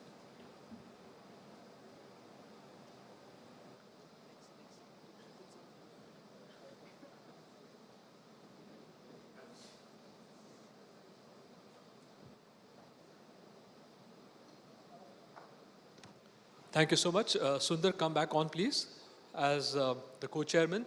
It's a great privilege to have our second keynote by none other than Dr. Jason Koh. Jason, as most of you may know him, is from Chicago in North America. And he's done some exemplary work basically in the field of knee sports, a lot of research as well, and has a special interest also in the field of orthobiologics. So Jason, thank you very much for coming all this way. And waiting to hear from you on how enhancement of meniscus repairs can improve our outcomes. Well, good morning and thank you everyone for coming. As was stated, I'm Jason Coe, the Neiman Chair of Orthopedic Surgery and a clinical professor at the University of Chicago. It is truly an honor to be at this combined ROC PKC conference, and I sincerely want to thank my old friend Anil Ranawat and my friends Sachin Tapsi and Dr. Parasag Sanchetti for inviting me. And I also want to thank the incredible faculty.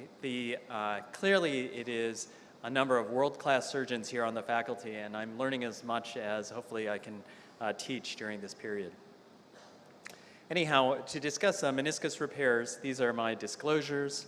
Why repair? As previously stated, partial meniscectomies worsen over time. There's an increase in radiographic symptoms of up to 90% at 14.5 years, and 67% of these patients will have symptoms. Repairs are effective and technically feasible. Number of clinical decision-making factors, as we've discussed: symptoms, age of the tear, the location, the morphology of the tear, tissue quality, knee instability, and occupation and timing of sport. So one of the key things that many of us think about in terms of sports medicine is when we want to repair or consider meniscectomy in the athlete. There's been a few recent papers on this specific issue from very well-respected international experts. Both meniscectomy and repair have a very high rate of return to sport of about 85%, but the revision rate is significantly higher with repair. And lateral repairs actually function fairly well. The lateral meniscus heals well, and so they recommend repairing this even in athletes, since a meniscectomy on the lateral sides has a significant risk of chondrolysis. However, on the medial side, medial meniscectomies do seem to have a better return to support and a decreased reoperation rate, although there are still the long-term concerns about increased osteoarthritis. We've previously mentioned the vascular zones, the red, red, red, white, and white, white zones. This may play a role in healing. However, there have been more recent papers showing a higher success rate in avascular repairs. A number of outcome factors have been described: rim width, ACL intact, the tear length, chronicity. Age does not seem to be a significant factor, and whether or not the tear is degenerative versus acute. We have a recent paper in the Kesta Journal with mean 4.3-year follow-up on repair in patients over the age of 45. 89% had clinical success, but on imaging, 41% still were unhealed. Other reviews, systematic reviews of repair outcomes at greater than 5 years found an overall failure rate to still around 20%. The medial side fails more often than the lateral side. Inside out and all inside repairs have roughly similar healing rates, unlike the early generation of all inside repairs, which were rigid fixators. I think nobody's really using those at this point. ACL reconstruction does seem to help improve ACL healing and repair. So how can we enhance our results and enhance our repair? Patient choice is obviously a critical aspect, and we can think about those factors as previously discussed. But some of the things that I'll talk about are more technical. You want to be able to recognize the tear. Ramp lesions and root tears are often missed. You want to improve visualization and access, as Peter was previously discussing and most of the other presenters have discussed. Pie crusting can improve that. Mechanical stability of the repair construct is very important.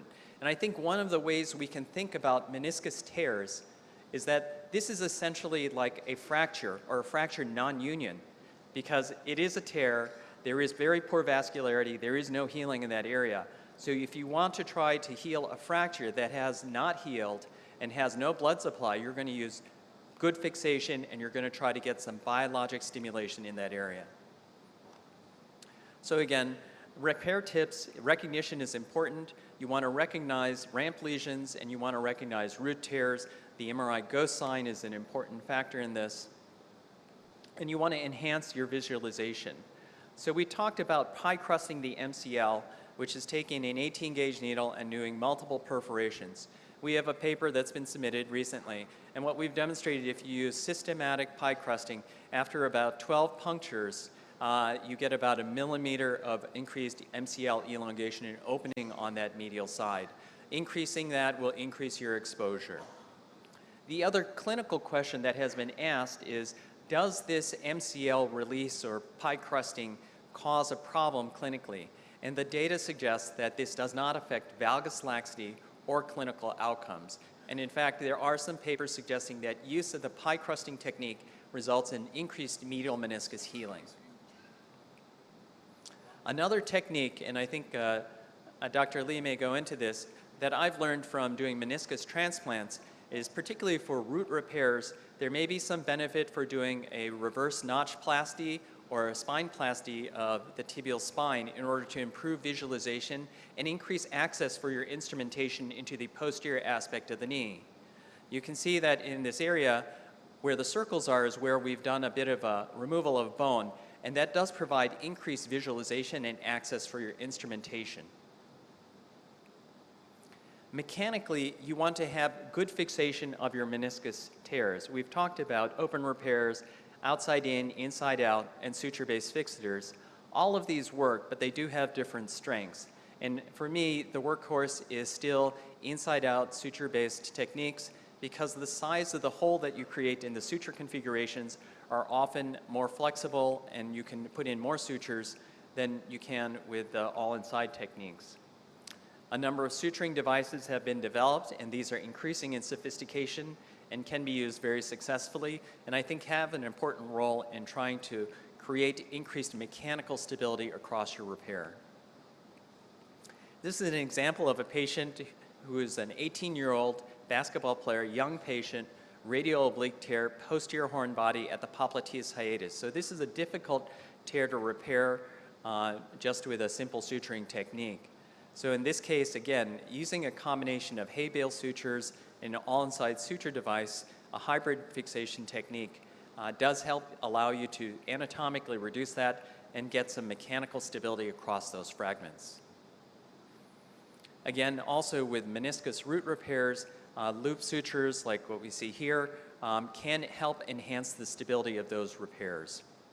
So what we know about mechanical stability of repairs, specifically for root repairs, suture placement is better if placed into the body of the meniscus rather than the root. You want to use 2 or more sutures because that's stronger than 1. And again, this makes sense from what we know from fracture and other soft tissue healing. And complex suture patterns are more stable mechanically than simple sutures. So using a loop, a locking loop, a Mason Allen, or a cinch stitch, all of these seem to have equivalent strength, but are definitely stronger than a simple stitch. Some things that do not seem to make a significant difference mechanically is whether or not you use an anchor or a transosseous tunnel clinically for the repair of a meniscus root, but both of these are clearly superior than suturing the meniscus root to the residual stump. Using 1 or 2 tunnels, again, does not seem to clinically make a difference according to Laprod's data. And then using tape versus suture fixation, you know, there's these wonderful high-strength suture tapes available, but on cyclic loading, these seem to be relatively equivalent. And finally, the type of fixation that you use on the tibia does not seem to be important. Finally, we can talk about biologic enhancement. A number of people have already mentioned the use of rasping to stimulate the synovium and stimulate bleeding in the area. Again, we can think about this as almost like a fractured non-union site. You want to try to enhance the biology of a relatively avascular region. So in this case, I typically will use marrow venting using a marrow access device and additionally a fibrin clot or even a bone marrow aspirate clot. Bone marrow venting clearly seems to augment healing of the meniscus.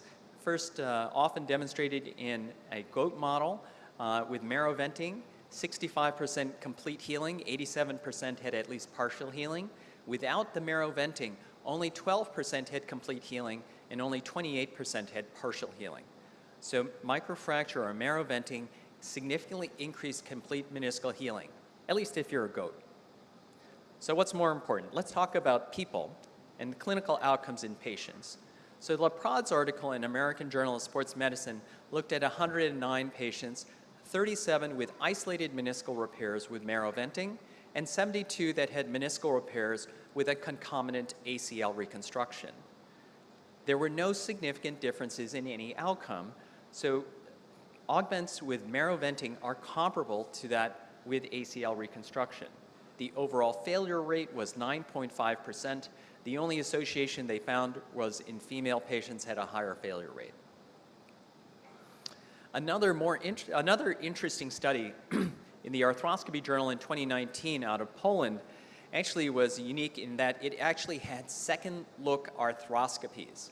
And so this was a study that involved nearly 25 patients in each group with second look scopes.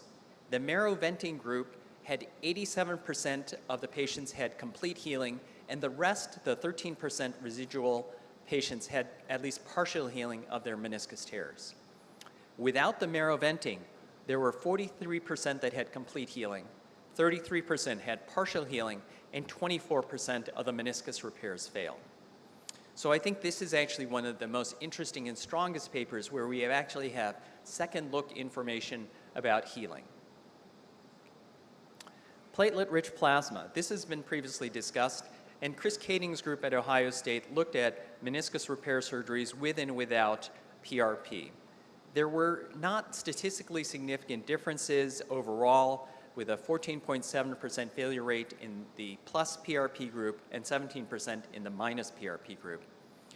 With the isolated repairs, though, there was about a 20% failure rate, which decreased with the use of PRP.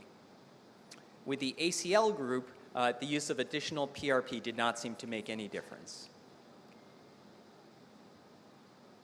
Nicola Maffuli also did a nice meta-analysis, and they found that IKDC and Lysholm scores did not significantly differ between the groups that had PRP or not. You can see the actual odds ratios around revision and failure. Again, statistically, these did not seem to have decreased revision or failure rates, but there seems to be possibly some trend towards that. But no conclusions could be made at this point in time. Another traditional way is to use fibrin clot, and Charles Henning described this almost 40 years ago.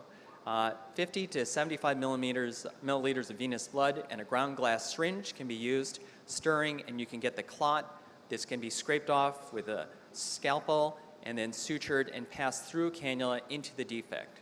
So Chuck Henning in 1990 found that for isolated meniscal repairs, there was an 8% failure rate if you use the clot versus 41% failure rates if no clot was used. A more recent study out of India with a 2-year prospective study was published recently and found that in 35 patients, there was only 1 re-tear, and MRIs demonstrated complete healing. And I love the picture on the right of somebody clearly demonstrating that their meniscus appears to be clinically functioning. Finally, you can use bone marrow aspirate. There is a Japanese paper where they did take a bone marrow-derived fibrin clot. And you can see that what they did is actually they put the needle through the intercondylar notch into the end of the distal femur and aspirated that way in order to get the bone marrow. So this is something that can be done on the field, and they sutured this into this area. In the avascular zone plus the bone marrow clot, their clinical failure rate was only 10%. So my final recommendations are, at this point in time, if you have a lateral-sided tear in an athlete, you want to try to repair that. You want to repair root and radial tears. You may want to repair the medial side, but you want to be aware that there is a significantly higher failure rate, and in an athlete that you may be concerned that this may result in repeat surgery. Recommendations for enhancement are to always try to make sure you have good visualization and access.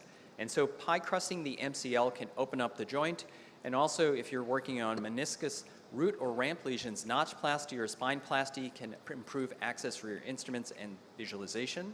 You want to use mechanically strong fixation, and you want to use biologic enhancement. I always use marrow venting. I will often use a fibrin or bone marrow type clot.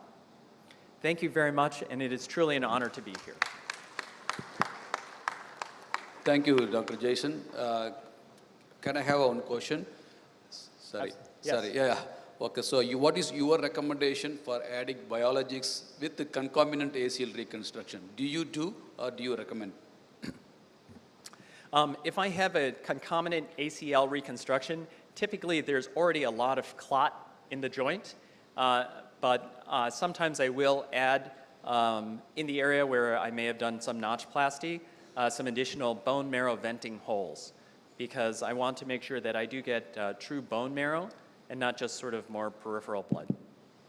And regarding the root repair, I know that biomechanically your transtibial pullout is more stronger. So when you come to the multi-ligament situation, where always we have the problem of tunnel collision, in that situation, do you use anchors to fix your root, or still you go ahead with your transtibial pullout techniques? I think you can redirect your tunnels, and my preference is to use the transtibial pullout techniques. You know, one of the challenges in placing an anchor into the posterior medial aspect of the knee is sometimes the access is quite difficult. The second thing is the metaphyseal bone in that area is very soft. And initially, when I started doing root repairs maybe 15 years ago, I would try using one of the smaller anchors, like a 3mm anchor, and it would just pull out. So if I started using, I had to start going to larger 5.5mm anchors if I'm doing an anchor-based repair. But again, at this point in time, my preference is for transosseous tunnels. Sir, I have a question. Professor Ko, how do you define, how do you assess for the meniscal repair you have done in the follow-up? How do you assess that meniscal repair is healing properly?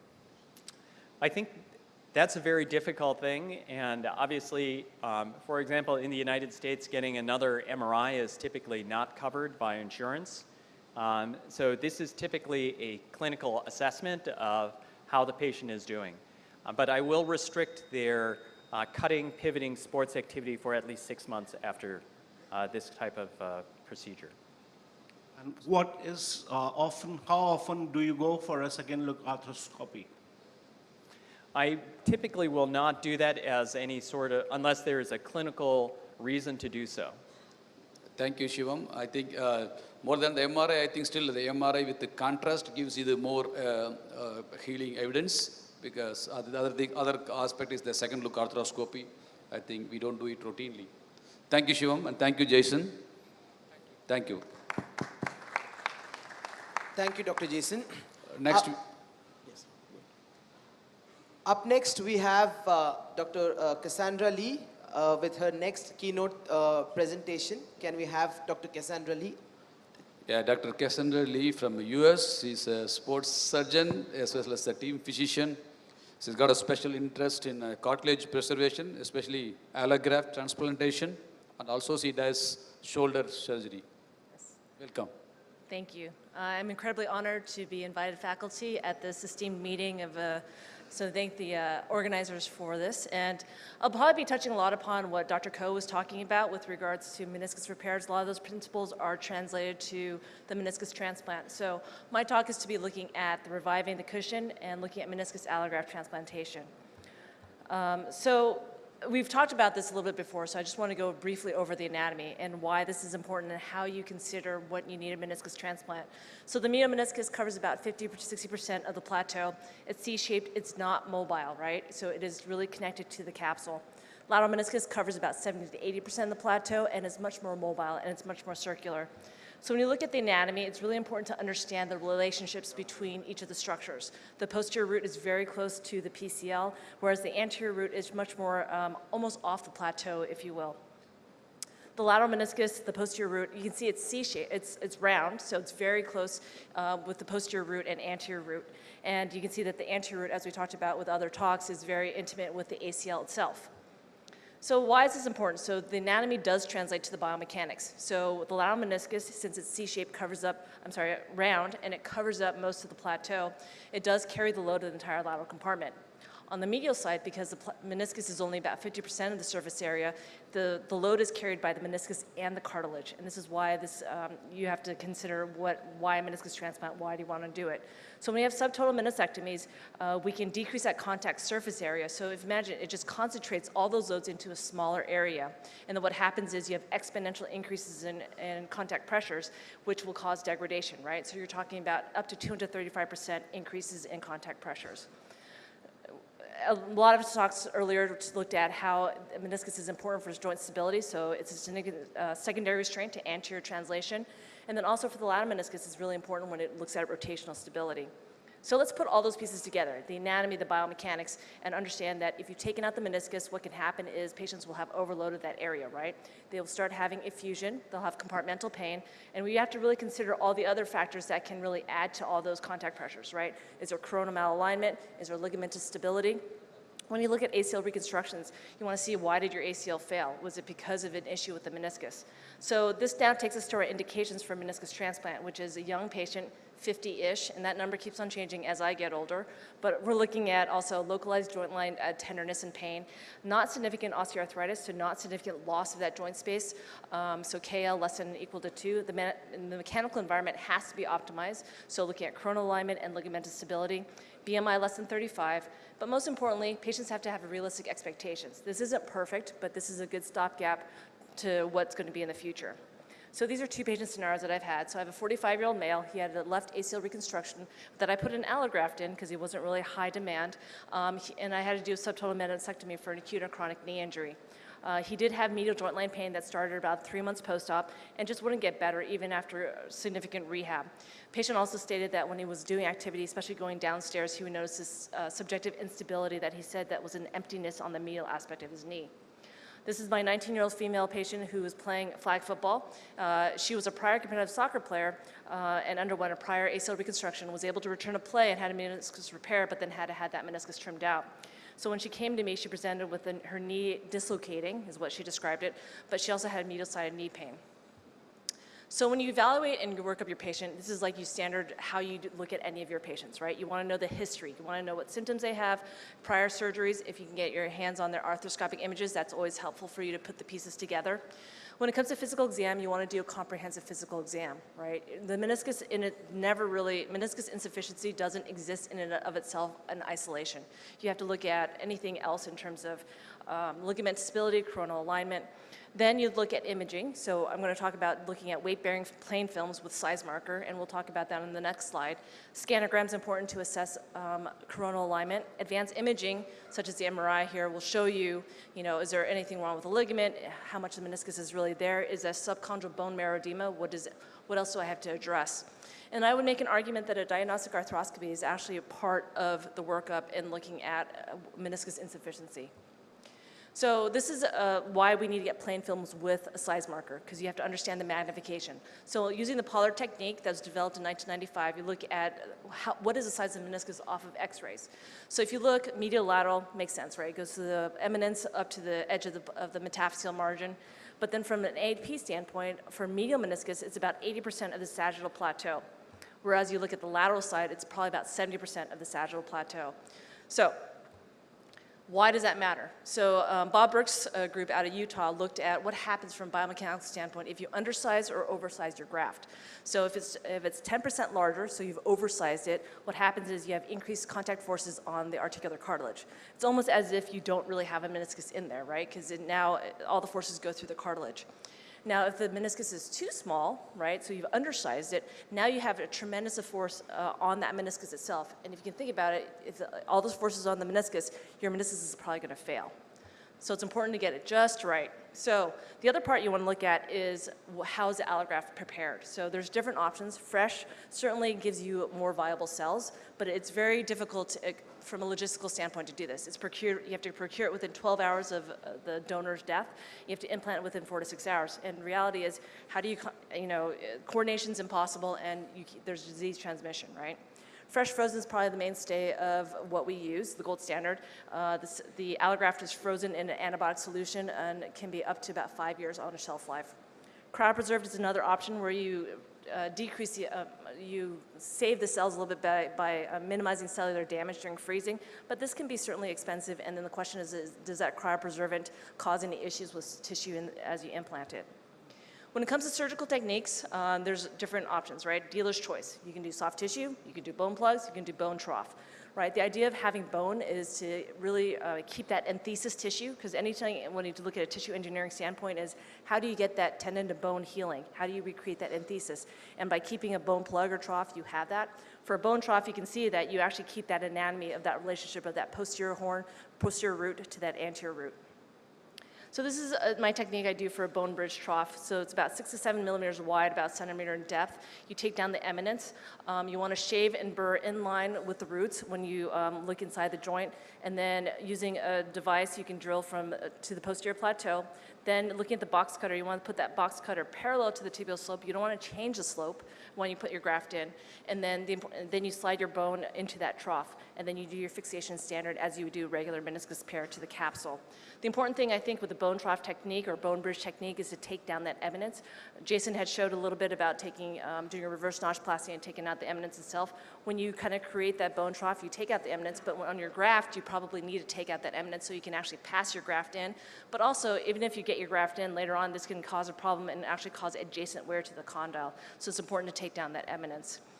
When looking at soft tissue or bone plugs, this is kind of a root repair, and this is probably what we're going to see from other techniques later on today. So what I did here is to make that bone tunnel, and then I really am aggressive about decorticating that plateau right adjacent to that tunnel.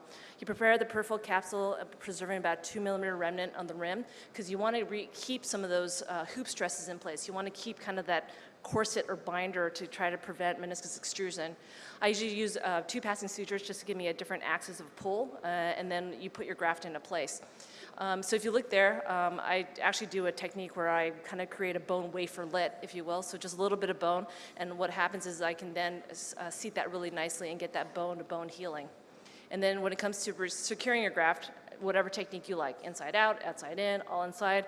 In general, for meniscus transplants, you're going to be using all 3 techniques to get that graft fixed. When it comes to rehab is super important because how well you do from anything is really dependent on how well the patient rehabs. So I'll do a patient will be touchdown weight bearing for about anywhere from 2 to 6 weeks, depending on what other concomitant procedures I've done. Full weight bearing is expected around 6 to 8 weeks post-op. Range of motion, I do limit them initially just to kind of decrease that shear forces along the meniscus as I want that meniscus to heal the capsule. So the key is actually no weight bearing flexion for about 8 weeks. In terms of outcomes, everything is variable. The outcome itself of how successful your meniscus is completely variable. Is it reoperation rate? Is it integration? Is it patient-reported outcomes? So it's really hard to compare apples to apples, and that's what makes the meniscus transplant interpreting the literature so difficult. There's also variables of what else was done in the joint, right? So if there's ligament issues, how does the chondral surfaces look? Was there coronal malalignment? Those are all different factors that come into play. The graft itself, medial and lateral compartments are different. Sizing of the graft is important. Did you oversize? Did you undersize? And then how the graft was preserved. Surgeon experience is something that's also always comes into play, right? The more you do, the easier it is, the better outcomes you have probably. And then when it comes to rehab, restrictions post-operatively and return to play do have an effect on outcomes and success of a meniscus transplant. Ultimately though, we don't know is that does the meniscus allograft transplant prevent future osteoarthritis? And that is the million-dollar question. So let's knock out a couple of these variables, right? So medial versus lateral. So in 2006, Verdonk said that the medial side does better. That same year, Brian Cole's group said the lateral side does better. So who knows what the answer is? So systematic review looked at both midterm survival, so around 5 to 10 years, looking at both medial and lateral. You can see the outcomes are very similar at 5 years and at 10 years. But there was better pain and functional improvement on the lateral compartment. So lateral probably does a little bit better. When it comes to pain and function, Tim Spalding's group out of Coventry looked at 1,300 patients, and this is about midterm follow-up for about 5 years. So all the numbers go up, Lysholm, IKDC, Tegner, everyone gets better, right? But failure rate's around 11%, and chondral protection is still questionable. We don't know if we can actually stop or halt the progression of osteoarthritis. So let's talk about practicality. So let's see, how do patients go back to work? And in Brian Cole's group, everyone gets back to work. So that's great. Check, next. Let's go to the next thing. How about return to sport? Because a lot of times these are seen in our athletes when they have meniscus tears, right? So systematic review of 9 studies looking at 285 medial, 167 lateral. Average age of follow-up is 31 years, right? So these are younger patients. So about 3/4 of patients will be able to return to sport, but not everyone can get back to their pre-level activity. Only about 2/3 can get back to their pre-level activity. You can see that reoperation rate, which again is different than failure rate, right? So what is our outcome here? Is it failure or reoperation? Reoperation rate's about 13%, but failure, so going straight to arthroplasty, so failure of the joint organ is about 1%. So let's talk about long-term outcomes. So long-term outcomes, maybe like 10 years, 20 years. How long does it take for meniscus transplant to fail? And so this is 38 patients from the Spanish group looking at, again, all your scores, 60% on the medial side, 40% on the lateral side. Interestingly, most meniscus start extruding, 30% of them will start extrude at 5 years, 73% at 15 years. So we know that this is probably how the meniscus degenerates over time. Joint space also narrows significantly to about 15 years, you're only about 2 millimeters. So that is our osteoarthritis. So mean time to failure is about 18 years for meniscus transplant according to this study. So let's talk about graft extrusion. What does that mean, right? It's almost like if the graft is almost too big, but what happens is you put a graft that you size well and then now it just spreads out, right? You're squeezing toothpaste out of the toothpaste tube. So this is defined as displacement of the meniscus to the central margin of the plateau. This can be, the issue is the graft is non-anatomic and can lead to biomechanical disadvantages.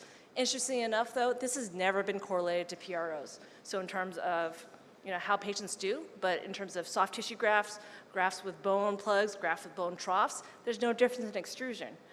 Even if you delay rehab, change it, do a bunch of capsulodesis, everything fancy to get that meniscus to stay in place, there's no difference. So stay tuned, we don't know what the answer is. Interestingly enough, this study out of China and AJSM in 2021 looked at 17 knees who had meniscus transplant. And so they actually measured extrusion in more than just the coronal plane. They actually did it in radial planes around the meniscus. And so they classified patients as either non-extrusion grafts or extruded grafts. And so they measured joint space narrowing, cartilage degeneration, and followed them for 11 years. So relatively long-term outcomes. And found that the patients who had meniscus transplants who did not extrude had less joint space narrowing, better cartilage degeneration scores versus the meniscectomy. So a little more hint that this might be contraprotection. So we still just don't know, but this is a really compelling evidence here. So what's on the horizon? There's an issue with accessibility and availability, right? Getting grafts are not easy. It's not everyone can get them. So this is something that's coming out of Europe. It's in stage 1 trials looking at just safety, but it's a meniscus prosthesis made out of PCU. It's only indicated for the medial side at this time. So we'll see in the next 10, 15 years where this takes us. So these are the patient scenarios. So my 45-year-old male, he had ACL allograft. So what I ended up doing is a meniscus transplant with a trough. And you can see I actually had to go back in because I did not take down the eminence. And then you can see that the meniscus looked really actually integrated fairly well, but it probably extruded a little bit. And then looking at my young female athlete who we ended up doing a meniscus. I did a soft tissue technique with a little bone sliver, and then did an osteochondral grafting. And that's kind of what you see here in addition to revision ACL with patellar tendon. So in conclusion, indications for meniscus allograft transplantations are those who are post-meniscectomized, joint compartment overload, less than 50 years of age. Alignment, mechanical stability, and cartilage status need to be addressed at the time, understanding that meniscus is really important as a secondary stabilizer. We know that there's good to early midterm outcomes, but we still don't know if it's contraprotective in the long term, and can we actually preserve the joint in the long term. So thank you. Dhanyavad. Thank you for all the insight. In India, still we have a very low numbers of meniscal transplant. So the common question is that the indication. So when you see a patient as a 20 years old, recreational player, chronic ACL with the bucket handle meniscal tear, when you resect it, when you counsel the patient that you may have a problem. So how do you counsel the patient? Do you do any prophylactic meniscal transplant, or how do you counsel the patient that you may require a meniscal transplant? In which indication? What is the symptoms which you do a transplant? That's a great question. So I think counseling is very important and really communicating to the patient. So typically for my athletes that I take out a meniscus, unfortunately, we try everything and we sometimes can't preserve that lateral meniscus, especially. Those are the patients I want to keep a very close eye on. So when I see my athletes who are usually American football players, they have that valgus knee and just that you can't save that lateral meniscus. And then so I tell them, I have to see you every year for the next couple of years because I do not know what's going to happen in your compartment, right? We don't do prophylaxis because honestly, if you have a knee that's not painful and then you go ahead and try to do a meniscus transplant and then now they're painful, now what? What have you done to them, right? And we just don't have evidence that shows that this preserves the joint health for the long term. So this is one of those things you just have to keep an eye on the patient for a while. And in your practice, what is your indications for the soft tissue transplant and bone plug transplant? And does it changes to the medial and lateral side? Yeah, so that's a great question. I will say that I was all about bone troughs and whatnot initially, just because I like the idea of really having that relationship between the meniscus roots really already in place, and then also just having that enthesis tissue, you know, that transitional tissue from bone to soft tissue. We just can't engineer that. Every time we put anything in, it's always scar. But the reality is, it's probably technically much more difficult. There's a lot of things that can go wrong with it. You can break that bone trough. It can stink. So then when you look at the patient-reported outcomes in terms of extrusion and also patient-reported numbers, there's no difference. So I've actually switched over to I will call it my bone waferlet technique, because it's not really a bone plug, it's a little tiny wafer. So it's somewhere between soft tissue and bone. Thank you very much. Thank you. Thank you.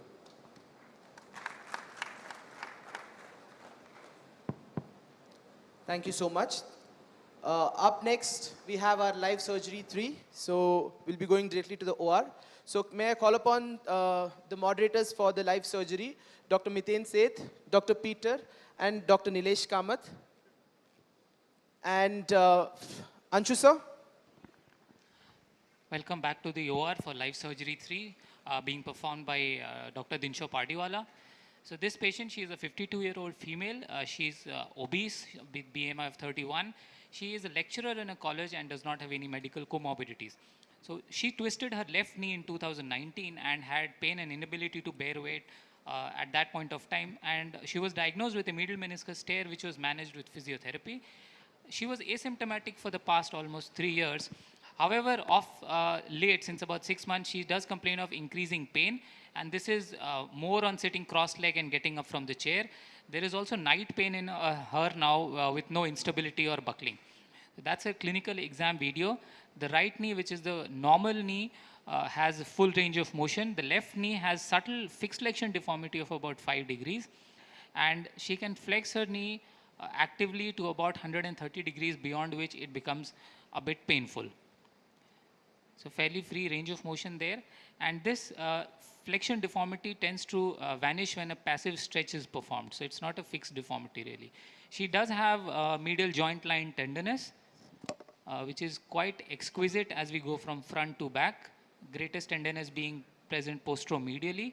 She does have varus deformity even on supine, which is completely correctable on a valgus stress. There is no effusion in the knee. And examination for stability reveals that the ACL is stable on drawers and Lachman. Her gait demonstrates a subtle thrust pattern on the left side, along with a very perceptible varus deformity when she is walking. Imaging reveals the varus which is present on the left side with the Mikulicz line present, almost touching the medial margin of the tibial plateau. There are some small loose bodies seen on the lateral view posteriorly, and the patellofemoral joint appears okay.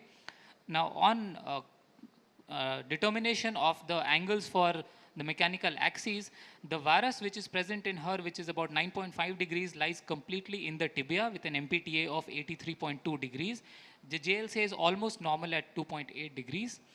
And when a correction was planned for her, it turned out to be a 10 millimeter opening wedge in the medial tibia, which would yield a MPTA of 92.8 degrees and completely correct her tibiofemoral alignment in the mechanical plane. MRI images reveal medial meniscus root tear present posteriorly, along with some bulky signal in the ACL and loose bodies present near the PCL attachment posteromedially. So we are dealing with ganglion cysts. There is also bone marrow edema, which is seen in the medial femoral and tibial condyles, along with the medial meniscus root tear, and the meniscus is extruded out in the coronal plane. Again, bone marrow edema seen in the sagittal sections, along with the mucoid ACL cyst and the normal appearing lateral tibiofemoral cartilage. Those are again clinical radiological signs of medial meniscus root tear, the ghost sign, and the loose bodies, of course, which were seen previously. And the cleft sign seen on the axial section. Some changes seen in the patella, but she does not have any patellofemoral symptoms as such. The plan is to perform a medial meniscus posterior root tear along with a middle open wedge high tibial osteotomy, and Dinsho sir will take us through his plan now. Okay, so for our next surgical demonstration, we've got a medial meniscus root tear in a relatively young female who has a slightly higher BMI and who's also got grade 2 Kellgren-Lawrence medial compartment degenerative joint changes. She's gone into a little bit of varus too. So what we're going to do is a medial meniscus root repair with a corrective osteotomy, and that corrective osteotomy based on our measurements is going to be a medial opening wedge high tibia osteotomy. The measurements that have already been done give us an opening of 10 millimeters. So the wedge is going to be a 10 millimeter opening on the proximal tibia. So let's see the sequence of how this procedure needs to be done. So the first thing we need to do is do our exposure, and the exposure, once it's done, we'll be releasing the anterior aspect of the superficial MCL. As soon as we've done that, we're going to get a good joint opening on the medial side. So unlike patients where we do just a root repair and we need to do a pie crusting for that, this being a distal release of the MCL, will get good exposure. Once we've completed this aspect, we'll go ahead with the arthroscopy. In the arthroscopy, there are going to be two aspects here. One is the root repair, and the second is loose bodies that are there at the posterior aspect of the joint. We'll take those out too. Now, sequence of events, I'll freshen the attachment of the medial meniscus, confirm its reducibility. Once I've done that, I'm going to take my tibial tunnel. The tibial tunnel typically comes based on what sort of suture configuration you have. So I'm going to take cinch knots. Being cinch knots, it's not going to be anatomical at the footprint. It's going to be a little anterior and a little medial, and I'll explain that to you in the live surgical demonstration. So we're going to take our first aspect, which is going to be the tunnel. Once we've taken the tunnel, we'll go ahead and put our sutures in a cinch configuration. So there are going to be two sutures here. This is our root tear right here. It's a type 2B. We're going to take two sutures which are going to be 5 millimeters apart, and these sutures will be a cinch knot configuration. These sutures will be then left through the medial portal. We'll take our guide pin out and then proceed with the osteotomy. And for the osteotomy, we'll be doing a medial opening wedge osteotomy, a standard medial opening wedge osteotomy. The only difference here is that we'll use a plate which has a polyaxial screw proximally. So we can adjust that screw based on where our tunnel is. Now I'll show you the trick for that. You need to put a guide wire in there when you're taking that screw to make sure that your screw is not coalescing with the tunnel. So once the osteotomy is done, I'm going to bone graft it. And once the bone graft is done, I'm going to just pull the sutures out, which have already been taken into the medial meniscus, through the tunnel, and then tie it on a small endobutton here. So two procedures done concomitantly: medial meniscus root repair with a medial opening wedge high tibial osteotomy. Thank you.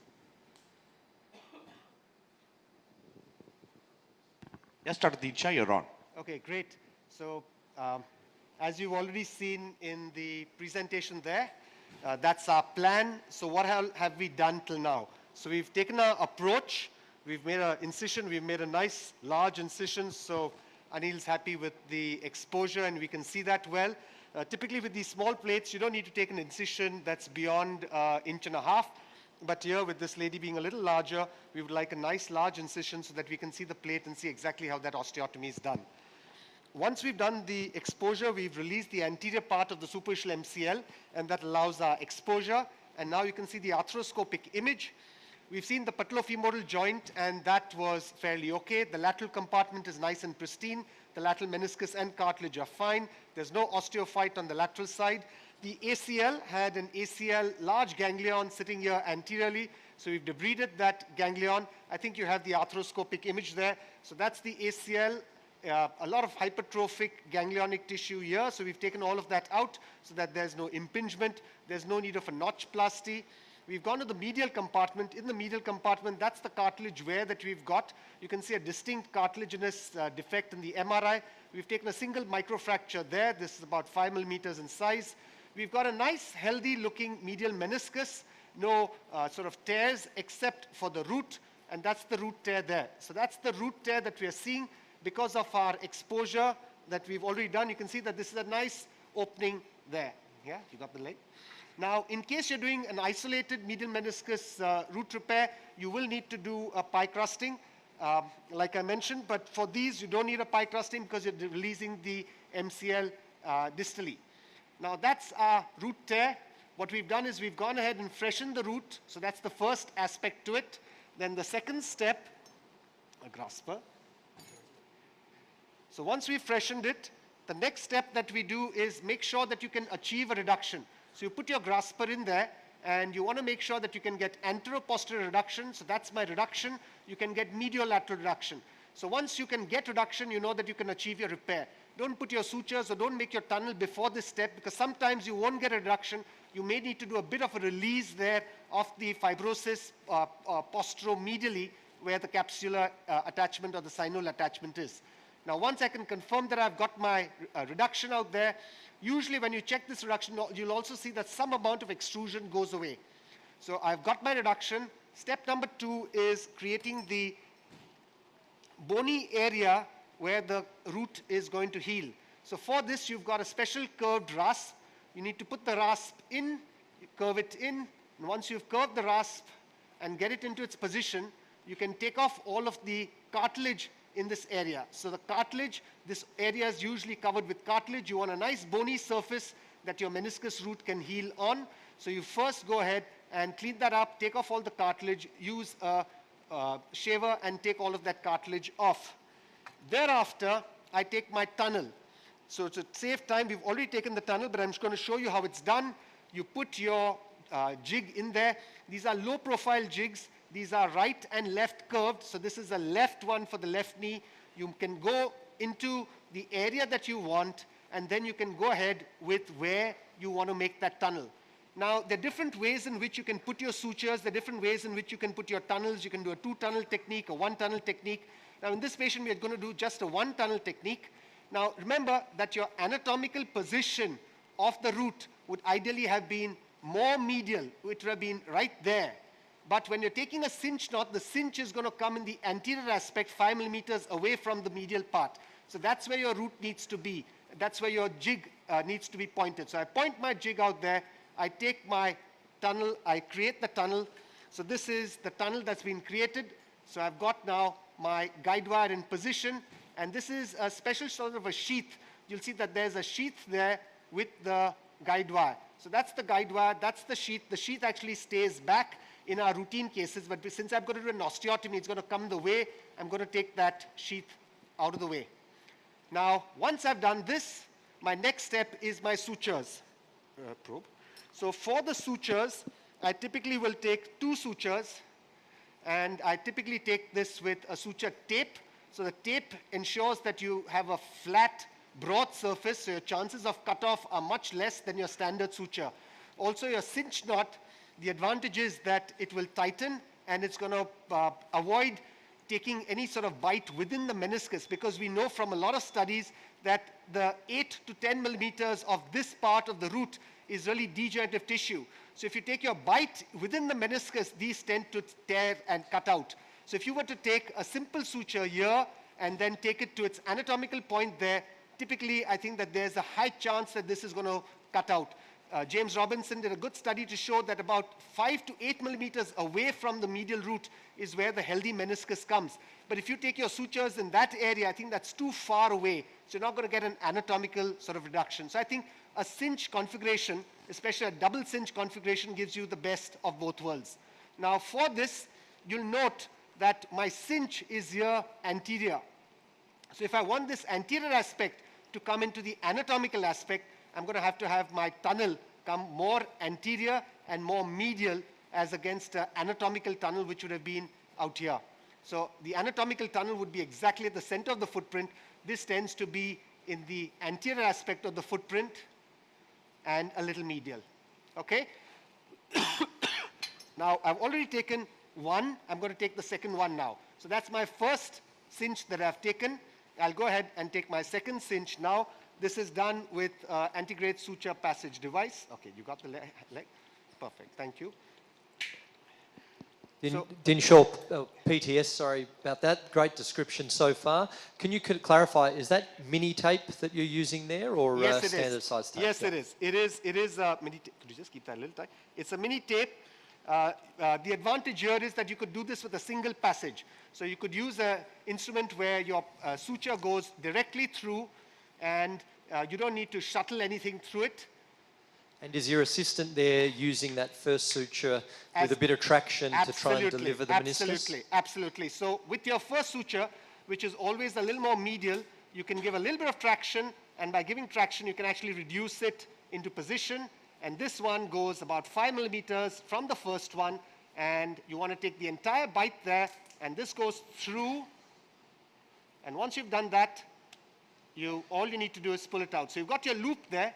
Remember, when you put your suture in this, make sure that it's kept at the 1/3, 2/3 junction, because this part of the suture can get a little spoilt, and you don't want your cinch knot to come exactly at this area which is caught, because that could be damaged suture. So take it at the 1/3, 2/3, so that that part is actually out, and that's going to be cut off subsequently. So I've got my loop out there. Once I've got my loop out there, all I need to do outside is pass my 2 sutures into this. Now remember, one is long, one is short. All I need to do is pull on the long one, and by pulling on the long one, the damaged part of the suture actually comes outside. So that's going to be outside, that's not going to be in the area of fixation. Pro, please. Now you can adjust where exactly you want your cinch to go. Is there a problem with the cinch sitting on the side? Would you always want it anterior? I try and keep it anterior, but you don't, I mean, as long as you can get the root in position and you've got it through healthy tissue, I think that's all that matters. Then also there's Nilesh here. Yes, Nilesh. In this case, it's probably an ideal root tear very close to its insertion. Now, how far further medially would you accept to go across to take the bites? Because some of these tears are not so close to the root attachment. They're slightly radial tears which are slightly further away from the root.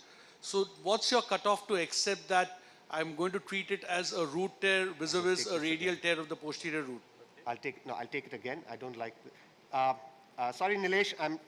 So you can see my bite hasn't come up with the tissue that I've taken. You can see this. It's there at the back, but I think that tissue is just too flimsy. I'm not going to accept that. So I'm going to just redo this step again. And Nilesh, to answer your question, I think basically it's the principles are simple.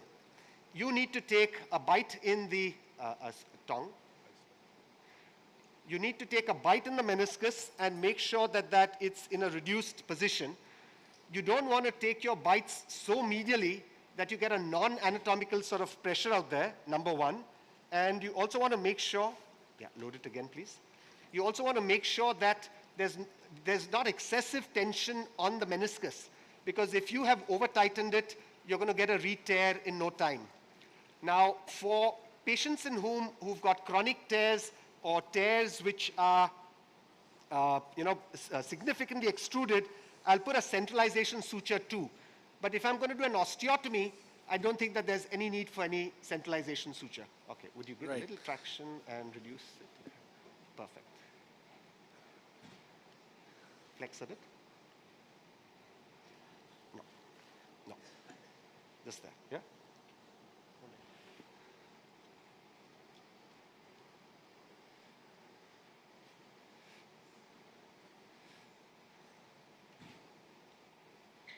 So the trick here is to slide, slide, slide.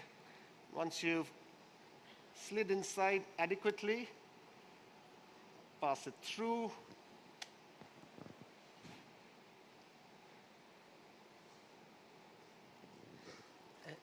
Dinshaw, are you using a straight there, or is it a left or a right, or do you have a preference one way or another with the first pass mini? I typically will take, for the first pass mini, I typically will take a straight.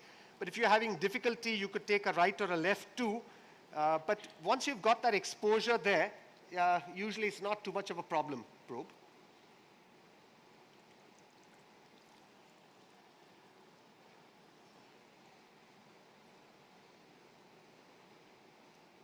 Okay.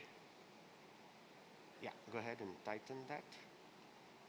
Yeah, just one suture at a time. Just a second. Just a second. Give me a grasper, please.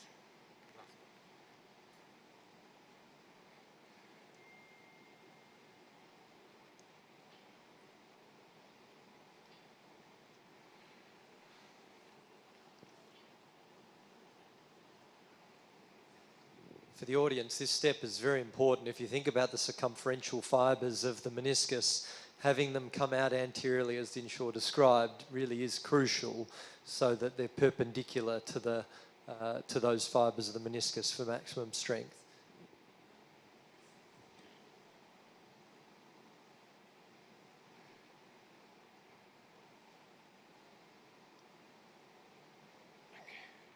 Just tighten it, yeah, the suture.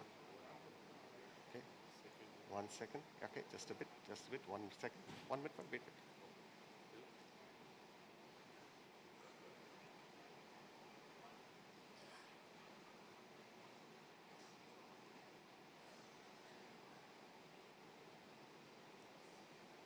Okay, now tighten the sutures. Yeah, one at a time. Okay, that's it. Yeah, perfect. Thank you. Probe.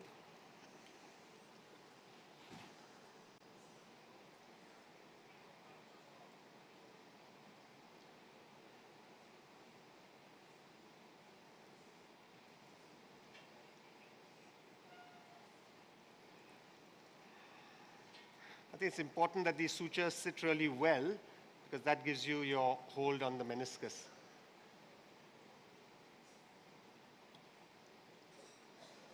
Okay, go ahead. Yeah, tighten. No, one suture at a time, please. No, the other.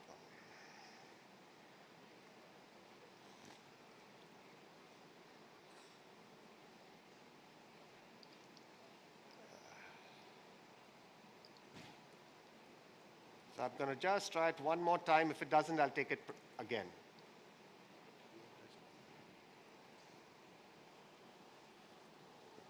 We can see that MCL release has allowed you really nice access at the back there. The cartilage is protected the whole way through. Anil has a question. Peter, when you do your, or the whole panel, Yes, when you do tighten your suture. high tibial osteotomy, what's your medial exposure? Yes. You elevate the MCL and go all the way around the back and knee, I'll take it out. like a total knee? Do you do an L cut and make a flap? Or do you do a double window Christian Clay technique? There are 3 exposures to get to do a high tibial opening wedge osteotomy.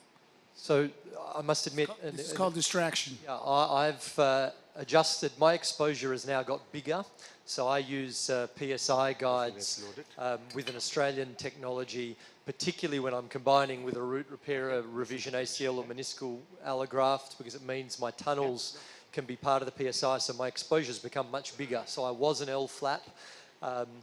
The PSI guides don't fit properly, so I now do a large anterior release. And the way I've been taught is I need to get my finger, my index finger, around the back of the tibia.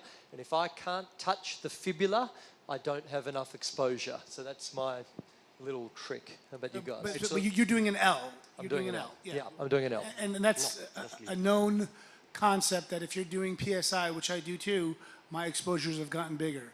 So I would typically do a biplanar osteotomy. So I would isolate the patellar tendon and then start lifting everything off the bone, take off the entire MCL with the PES. The upper level of the gracilis is where I would mark my level of osteotomy, and then I have a rough landmark where I'm going to do my osteotomy. Go all around the back of the tibia, feel the posterior aspect. I don't want to have any ascending fractures into the plateau. But that's not an L, that's just a vertical. Yeah, right? a vertical one. That's a total knee. That's what I could do with a Tomofix. You can't do that with a PSI. Right. Any difference? The same thing, except I don't try and touch the fibula. Initially, I started with the L's, but then you realize if you take a longer vertical cut, then you don't need the L. You can pretty much expose all of the distal MCL completely. And unlike the TKR, we're trying to leave the deep MCL and the superficial insertion of the MCL intact. I don't know if Christian... Okay, so we've got our 2 cinch knots there ready, yeah? So that's how I'd like my cinch knot there. They look beautiful. Yeah? Well done. So you want your 2 cinch knots coming there and holding the root there. And so we're going to leave these now in the portal, but at the end of the procedure, these are going to go through the tunnel that we've created and bring that meniscus both anterior and medial so that it's in position. So once we've done this step, Then we get this guide wire out. Yes. Yeah, we'll just mark it. Great job there, by the way. And the scope part comes off, and we get to the osteotomy. Dinsha sir, have you ever used the tunnels, have you ever lateralized the tunnel a bit to aid centralization of the meniscus? Would you cheat on the tunnels if you want to centralize the meniscus and get more tension on it? No, I don't think you want too much tension on the repair, because if you have too much, we can take that out. If you have too much, and I'll come that side. If you have too much tension on the repair, then the problem, we need the C-arm ready, then the problem is that you're going to get a re-tear. So you need to balance that really well. You want reduction, you want your extrusion to be reversed, but at the same time, you need to ensure that you don't have too much tension on your repair. Can I just come inside, please? Excuse me. Is there any specific point you're looking at this drill tunnel to come out? Excuse me. Related to the tibial tubercle or the pes? So we're just changing position from the lateral to the medial, just making sure that our sterility is being maintained here, the suction. Okay, so now you can see the outside image. Right So angle. do you want the root repair tunnel to come out at a specific point? Absolutely, so that's exactly what I want to show you. So what I did initially, so you've got your two sutures now, they're coming out through the portal, and these are not going to come in your way. Now, if you see where our tunnel comes, I'd already marked with the, so I've done my exposure. I typically put the plate and ensure I know where my level is going to come. I'd already marked with the cautery my level of the osteotomy, which is here. I certainly want my tunnel to be proximal to the entry point of the osteotomy, and you want it to be within the area where my biplanar cut is going to come. So my biplanar cut is going to come anterior to that. Yeah, so you see that's where it is. That's where my biplanar cut is going to come. Guide wire, C-arm. So for my exposure now, what do I do? So for the exposure, I've released the anterior part of the superficial MCL.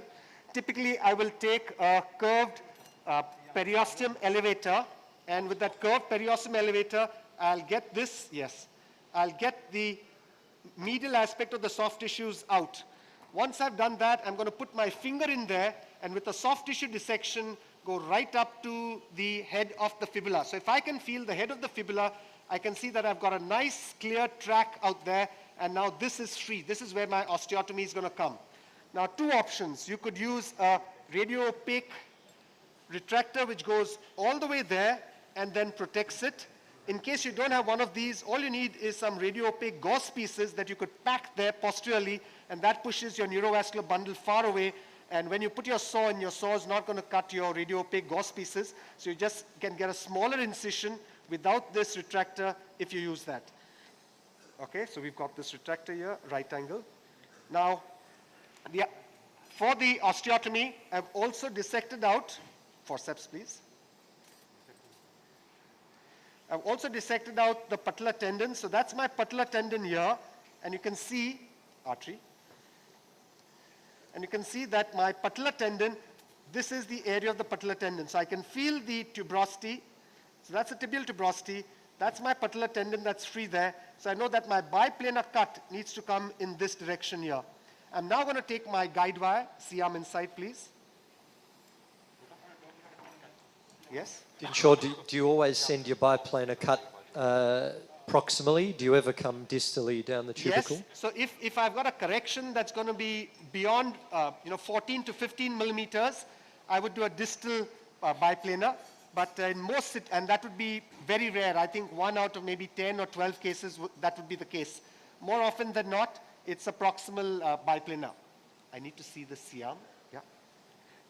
So I put my guide wire at the expected area of the cut. Okay, shoot please. Would you change the entry point in patients with a proximal tibial constitutional varus? A lot of varus, because the plate may not sit well in such patients with the same entry? So typically, in most scenarios, I make sure that the plate's sitting well, which I've already done. I then see the window of opportunity that I have for my osteotomy, I want this to go in the metaphyseal area. I don't want it to be too distal. I then mark my point, and I'm going to take my guide wire through. The guide wire needs to be, going towards the fibula head, but just a little proximal to the tibiofibular joint. Right there.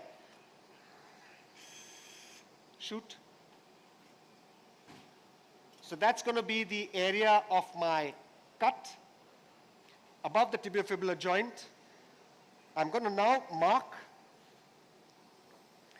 Now, if I've got any doubts about this patient's slope, I'll take a lateral view, mark my slope, the native slope, and then mark it out here so that I've got the correct orientation. But checking the x-rays, we can see that this is a slope of about 10. So I'm just going to mark it with a cautery, okay, or this marking pen. So my cut is going to be right there, cautery. It's a lovely partially radiolucent retractor there. We don't have those in Australia that I've seen. I need to get one of those. So we've got a biplanar cut coming here, and at 110 degrees, I'm going to take the proximal biplanar cut right there. So this gives me my two cuts. Saw, please.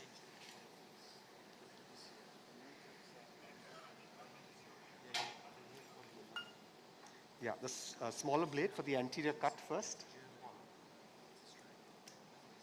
This is slightly longer. Do you have slightly longer than this? Yeah.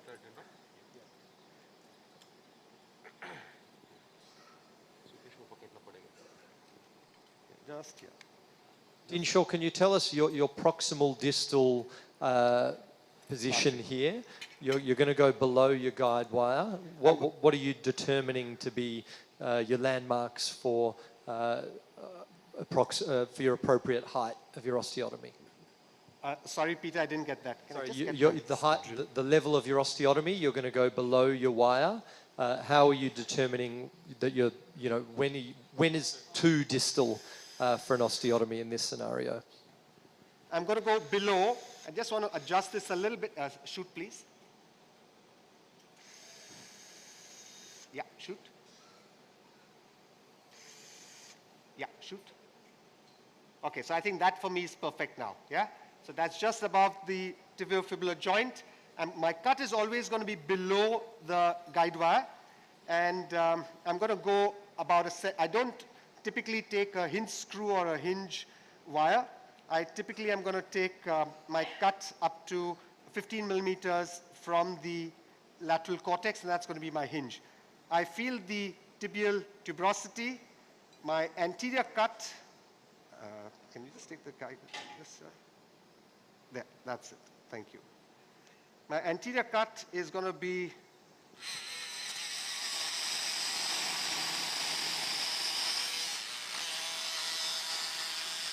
What's the angle you're looking at between the anterior cut and the osteotomy cut? 110 degrees.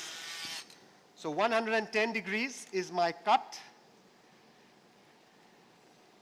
So I've taken the anterior one. Now I make sure that my radiolucent Homans is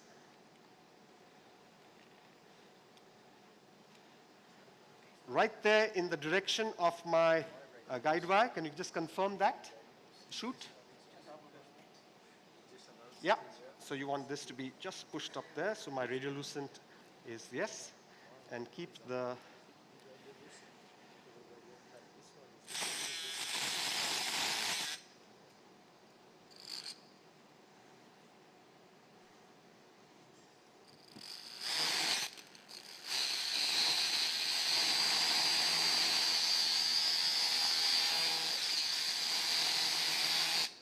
okay, shoot. So that's my saw now. Shoot. I want to go absolutely in line with this. Shoot. And I take it to a centimeter. Shoot. Perfect. Now, you've done a beautiful job going completely parallel to your wire. Do you ever use a second wire to help you maintain that trajectory, or are you always one? Typically, no.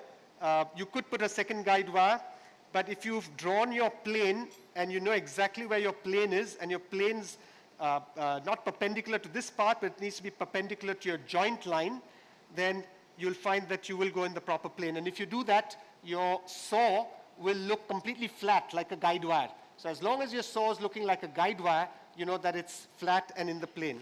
Yeah? Shoot. Yep.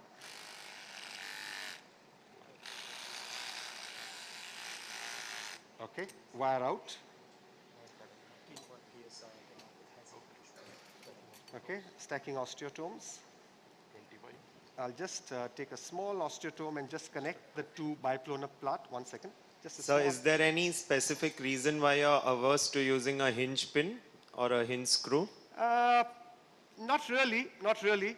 It just, if I'm going to be, in certain situations, I'm going to be putting in a hinge screw. You know, so if it's a large sort of correction, if I have any doubt, I'm going to put a hinge screw. So in those situations, I put a hinge wire and put a screw across it. But in the normal routine one, I'm not using hinge screw for every patient as of yet. You want a blade, smaller one? A small blade, yeah, just for that anterior part. I can just connect the two.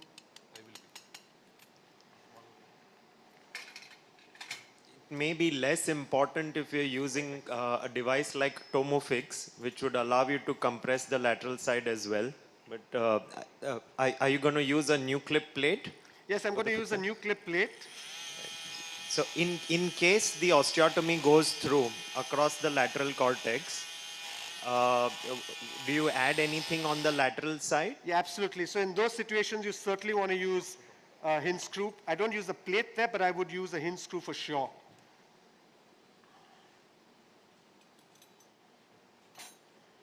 Okay, do you have the broader one, broader to this? Any questions from the audience?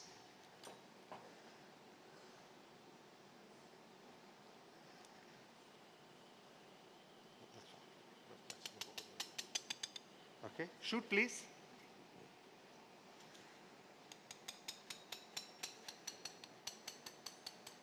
Shoot. You can see the importance of planning. You can see the exit of the root wire, the root tunnel at the top left of the incision here, and certainly for anyone doing osteotomy with either root, revision ACL or transplant, that planning of tunnels to avoid convergence, but also interference with the plate is crucial. There's nothing worse than doing everything and then finding you have your plate sitting on one of your tunnel exit points, and then you have to compromise something. So I'm putting my stacking osteotomes in there and very slowly opening it up, and you'll see that I'm maintaining my limb in full extension. This patient has a little bit of a flexion deformity, maybe just about 2 or 3 degrees. And when you open the posterior part, if you'll notice, the posterior part is going to open more than the anterior part. So you'll have 10 millimeters posteriorly, but you'll have 7 millimeters anteriorly, and that maintains the slope. Shoot. I want to ask the panel, where's their ideal hinge point position? Next, osteotome. So it comes just relative to the joint line and the lateral cortex. No, that's a third. So it's usually just at the level of the proximal tibiofibular joint, and it would be below, roughly around a centimeter below the, around 5 to 7 millimeters below the articular surface. So I would keep the upper end of the tibia as my, upper end of the fibula as my landmark to keep my hinge intact. And I would always use a hinge wire to prevent progression. For me, I'm probably a little further away. I have a hinge point that's probably a touch more medial. Okay, hammer. So we've put in the stacking osteotomes. We've opened it up to 10 millimeters there posteriorly, and you can see that that's how it looks. I'm now going to get my stacking osteotomes out and put my laminar spreader in there. I would say the standard answer would be 1.5 to 1. Equal. Not equal, 1.5 to 1. So 1.5 from the joint line versus 1 to the cortex, which is usually at the height of the fibula. So it would be a little bit more potentially proximal here. You could start distal, but you'd have a little bit more of an obliquity. There's one school of thought, one paper on this published distance. If it's not equidistant, the shorter distance is where you'll fracture. So if you're just 1 centimeter from the lateral cortex, then you get a fracture there with a higher incidence. And if you're just 1 centimeter from the top and 1.5 centimeter from the lateral, then the fracture line is possibly going to progress proximally. So an equal distance would make more sense. That's why the theory is you'd always rather break laterally than break into the joint. Right. If you aim for 1 and 1, times you'll get not 1 and 1. So if you notice, it's opening perfectly, where you can see that posteriorly, it's a lot more than anteriorly. And okay, so we've got a 10 mil, one more. But it's important to obviously we're not aiming to change slope in this scenario, but for an opening wedge, due to the triangular shape of the tibia, you need to be opening more posteriorly,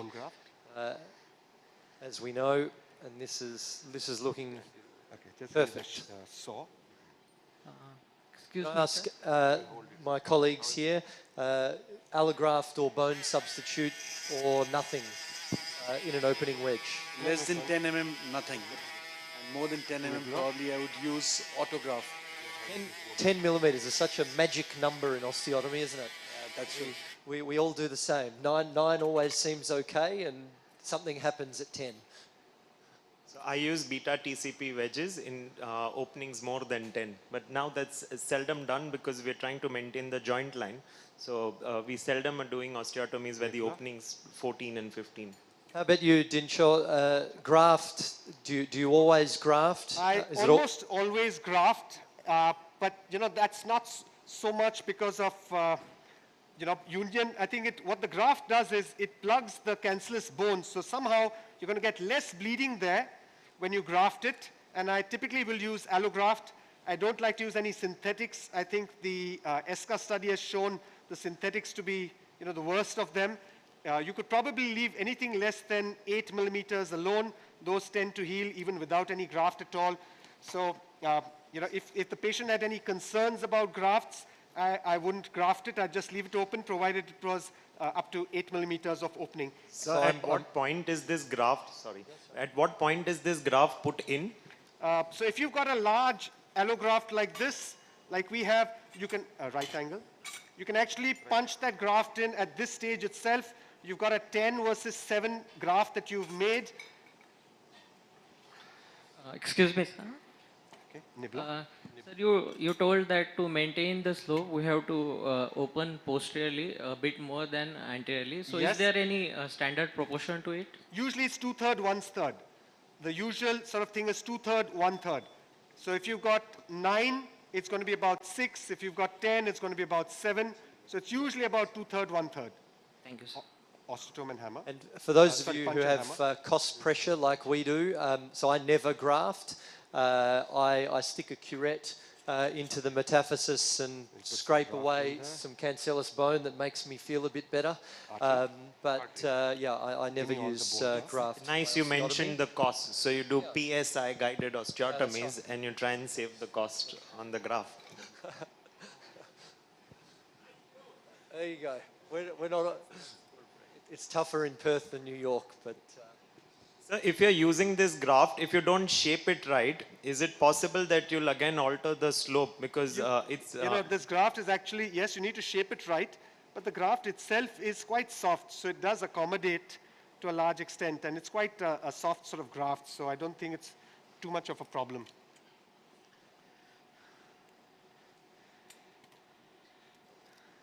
Okay, let's get the plate ready.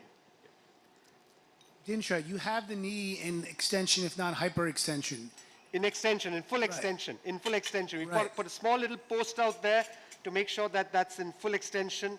So and I would say that's the biggest pearl to maintain your wedge height, because if you put the knee with a little bit of a bump, you'll see that anterior open.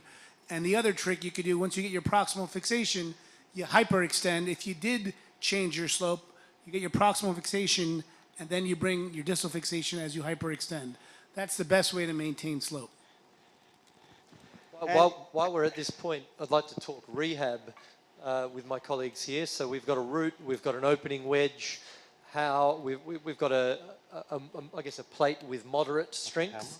How, if any, non-weight bearing period?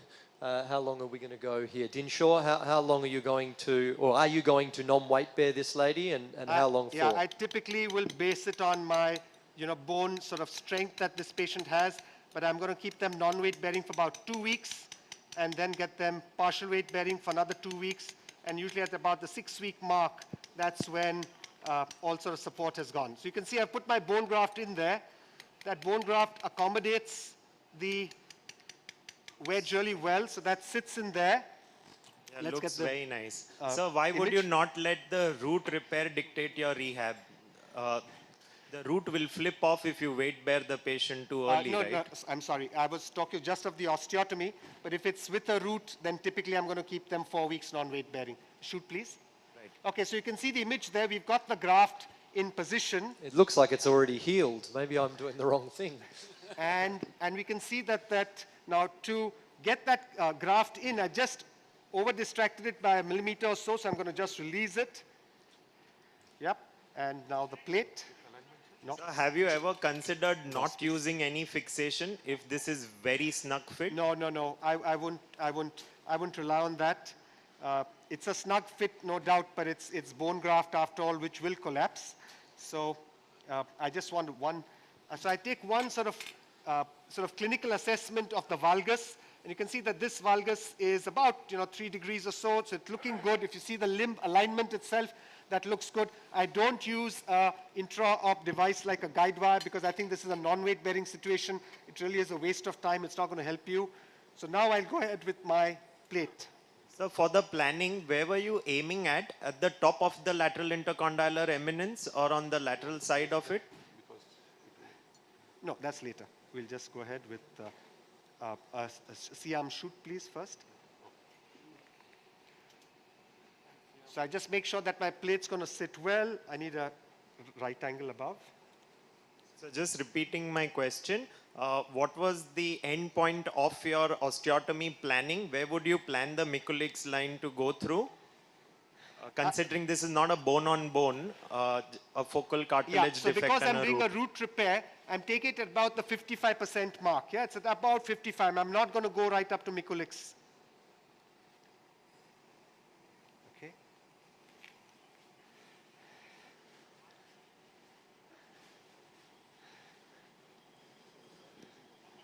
Is that the same for yourselves? So what about if we're doing an osteotomy for meniscal or chondral protection, so in conjunction with root, Oates, Macy, osteochondral, what number? Where are you aiming for? I'm generally aiming for the top of the lateral intercondylar eminence. So likewise, I'm not going to get her into complete valgus because it's going to be, if you look at a pre-op X-ray, she has some amount of varus on the opposite side as well. And that's going to get her into an uncomfortable position with one side varus, other side valgus. Try to get her to neutral alignment would probably go through the intercondylar eminence. Great.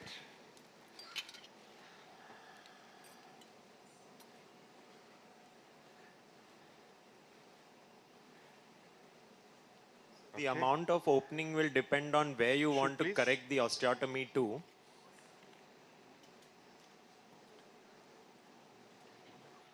So sometimes to fit this plate proximally, you need to expose a little more of the superficial MCL proximally. Would you be concerned about that exposure? No, I think it's not, you're not really releasing it too much of it proximally. So you can see that's my correction now. And we were planning an MPT of about 92, which is the limit that I would go to, and that's what we've got. And now all I need to do is go ahead and fix the plate in. So do you have another sleeve?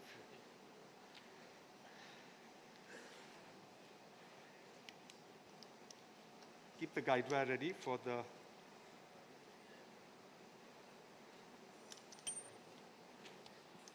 Just retract here, please. Approximately. Perfect. Thank you. So we have 5 more minutes. Sure. So would you help us understand the advantage of the polyaxial screw and how we can avoid the tunnel? Sure. So basically what I'm going to do is I'm going to put my anterior screw in there, yeah? And my anterior screw, and I'll just show that to you. Once I do that, then it becomes simple to understand. Mithun, I Shoot. have a question here. So Shoot. right in front here. So I was wondering, what are the indications of a double level osteotomy? If so, he said that the maximum correction he's looking at is an MPT of 92 degrees. Where would that cutoff be for a double level osteotomy? Not in this case, in general. The current evidence says that around 3 degrees of a JLCA overcorrection, undercorrection is acceptable. In the sense, an MPTA of up to 35. 93 degrees is okay. And that won't affect the coronal shear and eventual functional outcomes. But an MPTA of 94, 95, 96 would then affect the functional outcome. Yes, we'll do that. I agree with that. I think the only other indication for me, and they generally come hand in hand, is size of correction. So I don't like going above 13 or so, and if I am going to, even if my angles are in the normal range, I'll go double. I remember Christian Clay always mentioning that if the Mikulicz line goes outside the tibia on your preoperative planning, then it's likely that the patient would require a double correction. So is that when you're trying to go towards the Fujisawa point, even if you're trying to correct 55 degrees, would you, what are the incidents in your practice where you're correcting to 55% of the weight bearing and you had to require a double level osteotomy? Very likely in our patients, but you have to, again, judge case per case. Our patients have a lot of constitutional varus in the tibia. Having said that, there is femoral varus as well in a lot of patients. So judge case per case and plan first where you want to correct it to, and then judge how much your MPT and LDFA will be affected. We'll try and catch this point now. It's shoot. Thank you. Interesting. Thank you. Sir, would you again, this first screw, is there any specific direction you were planning that? No, that can't be changed. That can't be changed, but now I'll show you what I mean. So now, Kevar. Yeah. So now what I'm going to do is, this is my tunnel that I had prepared. Yeah. Right. Perfect position. Can I ask a question? Yes, go for it. So this probably there is a hinge break on lateral side. No, that's lateral hinge. Probably it's completed. So this is an anatomical plate, right? Right. Doesn't have any hinge lock. So in clinical life, do you, not for this case, but in clinical practice, do you change your plate pattern provided you see the hinge break in such anatomical plates? So do you keep both the plates together? The hinge locking plate versus the anatomical plates? No, I don't. I earlier used to use the Tomofix, but I don't keep both the plates on table. But as I mentioned earlier, that for all my cases, a hinge wire is always there. So I've never faced this problem with the anatomical plate of breaking the hinge till date, to whatever cases I've used. But if at all I break the hinge, I wouldn't hesitate in putting in a compression screw or literally going on the other side and putting in a staple if I had to do that, if the osteotomy was unstable. You open on lateral side and put a staple? Yes, shoot. If that happens. But don't change the plate. Plate is same. I would just probably keep one plate on table. Yep, I'm the same. I'm happy to put a staple. Mic number 5, please. Sir, regarding the level of the tibial osteotomy, is it distal to the distal attachment of the superficial MCL? No, sir. Proximal. It's proximal to it, roughly at the level of the pes. So you will see where we generally harvest the semitendinosus and the gracilis. That's the level where the osteotomy is, on top of the gracilis maybe. God put the pes there to break the leg. It's landmark. It's as if he wants us to do opening wedge osteotomies. Yeah, that's the landmark. What we have seen here is the MCL has been completely released from the, so is it a complete release of the superficial MCL? The distal insertion of the superficial MCL is completely released. Totally. So does it not make it unstable medially? No, sir, because the MCL also has a proximal attachment on the tibia. Hence, it's a bad idea to pie crust these. So if you're pie crusting and you're releasing the distal MCL from this distal insertion, then you are probably affecting the medial stability. Okay, we've got, I think, 2 minutes left, last minute or so to wind up. Dinshaw, is there anything in particular before we finish? No, We can so- see that II shot there of your... Absolutely. So you've got the guide wire there. You can see how that guide wire is going into the tunnel. Yeah? Yep. And that guide wire, basically, when I take my polyaxial one, I can adjust it so that my guide wire doesn't come in the way of the tunnel. So, Dinsha, this is Parag. Yes? So, we are going to break for lunch in the next Absolutely, 2 minutes. no so, problem. what we'll do is, once we come back at 1:30, Yes. you can just record the Sure. key steps with Anand. Yes. And quickly in 5 minutes take us through, because the delegates would be happy Yes, to know absolutely, how you absolutely. tie the meniscus, how you avoid the screws going through the Right angle, please. tibial tunnel and all of that. So if that Sure. can be shown at in Certainly. 5 minutes at 1:30. Certainly. Okay. Thank you. Thank you very much, everybody. Dinshaw, Thank you. great job. Just a quick note for all the delegates. There's a slight change in the program post lunch. So we have live surgery. After that, we have keynotes by one.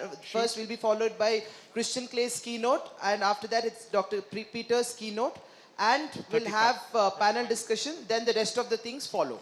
And for lunch, I would request the delegates to head to pool deck, second floor. And there's also at driveway, the lunch has been organized. And also at PCB area opposite the registration counter. And for the faculty, the lunch is organized at Alto Vino first floor. And for the delegates at first floor as well, there is lunch organized at the pre-function area. So we'll see you in half an hour for the next live surgery, which will be on combined PCL, PLC and corrective osteotomy.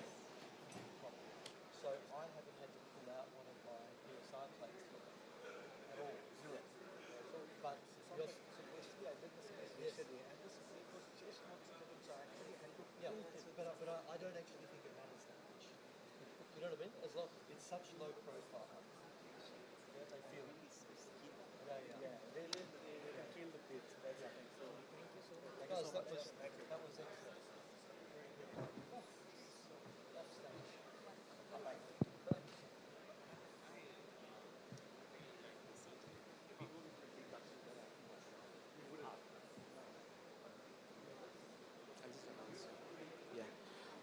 So kindly note again, all the faculty, please head to restaurant Alto Vino first floor for your lunch.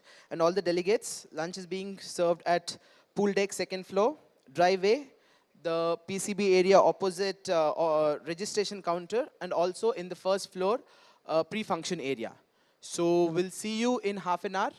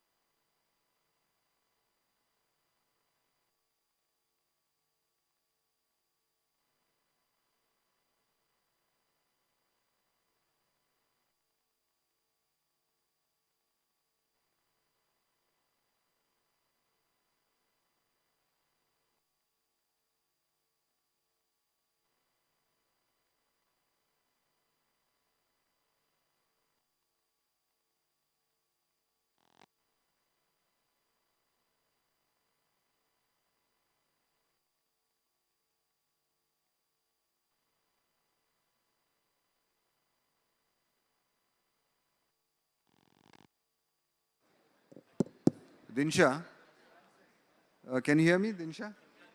Just a minute, sir. I'm just putting on Yeah, this yeah, mic. yeah. Dr. Dinsha, your mic is on again. 40. Dinsha? Yes? There have been arrangements in the lunch area to see what is going on. So you're actually being seen live. Okay, great. So you can continue to speak because this is being recorded as well.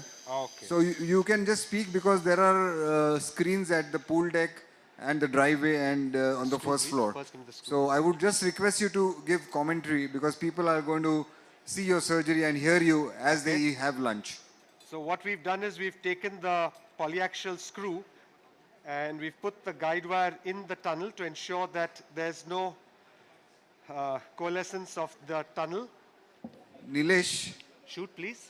Nilesh, can I request you to please be on the podium and please conduct the surgery? So now basically all we're doing is completing the fixation for the osteotomy. And then all we need to do is collect the sutures out. Okay, shoot. So Dinsha, Nilesh is there with you. So, you can continue because people are hearing you in the lunch area as well. So great. Nilesh is moderating the surgery. Can we get the image? Can we get the image from the... So regarding that hinge, what was being discussed, you have any thoughts on that, Dinsha? The hinge, where the position of the hinge should come? Yeah, where and do you want to put a wire to fix it? Yes, so if I've got, if I'm doing an opening that's going to be beyond 10 millimeters, if I'm doing any patient who's a little older and osteopenic, if I have any doubts about the whether my hinge has a fracture, if there are any doubts at all, I'm going to put a hinge screw in there. I've been using in between, hinge wires, and then I've gone back to not using hinge wires for these standard straightforward cases. I mean, it's I think, a personal preference. I don't see any problem at all in a hinge wire, and if you have any doubt, I think you should use it. Right, so at this point, if you were in doubt that the hinge is extended, you would just not hesitate to put in a hinge screw, right? Absolutely, right, absolutely. Perfect, new glasses. Each and every time, professional ones. So I wanted to... But we've done these for so many years without hinge screws. Right. And how many of these patients have really had issues with it if you've done it with a, with a proper technique? True, very true. Shoot, please.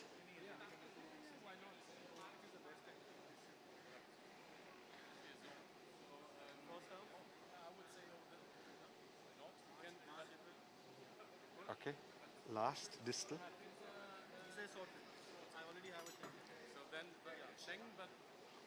So sometimes with our Indian patients, sometimes the anterior flange of this plate remains slightly prominent. Any tricks to overcome this? Because your distractor is there posteriorly in the osteotomy, so you really can't get it all the way far back. So any ways how you would counteract that? Yeah, so once you put that bone graft in, sometimes you'll find, like what we've done right now, the initial stability is quite good. Right. So you could actually take that out and, but otherwise if you take just the tip of the laminar spreader, then this plate will sit adequately postural. You can see what I've done. Yes. To ensure that that doesn't happen, I've made sure that my plate is sitting right there at the posterior-most aspect of the tibia. See that? True, yeah, we can So see that. right there in plane. Yes. And that ensures that the anterior flange has enough space. Dinsha, Yes? there's a pat on your back. There are still 200 people in the hall waiting to see your surgery and they're missing lunch. 30? Oh, So great. there are many people here still in the main hall. 30? So have you tried to use their standard plate with a root repair or an ACL instead of using this L-shaped plate? Yeah, you could, but you have to adjust quite a bit, for that. So it does, your adjustment is quite significant with that. So I think, you have to, this is much easier. With the polyaxial one, Right. it's much easier.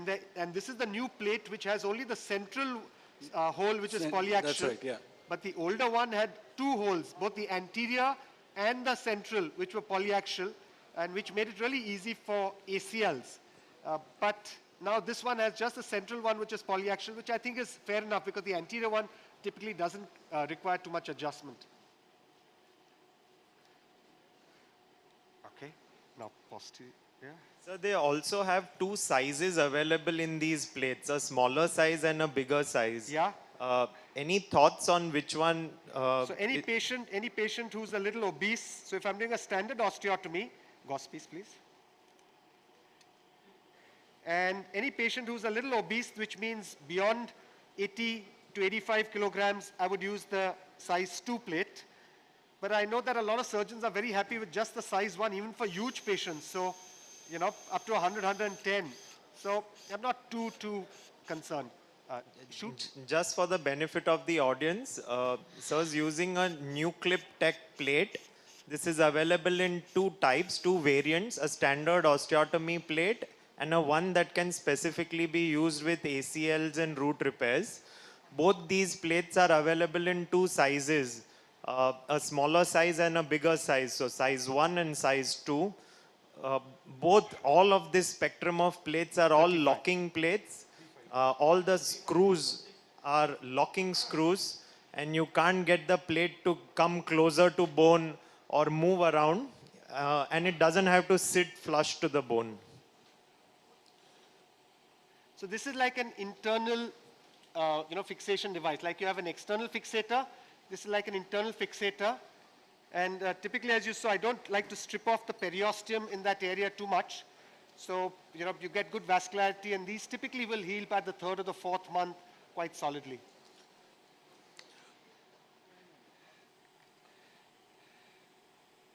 So the plate which comes with the button and the inbuilt button slot which comes in, do you prefer to use those?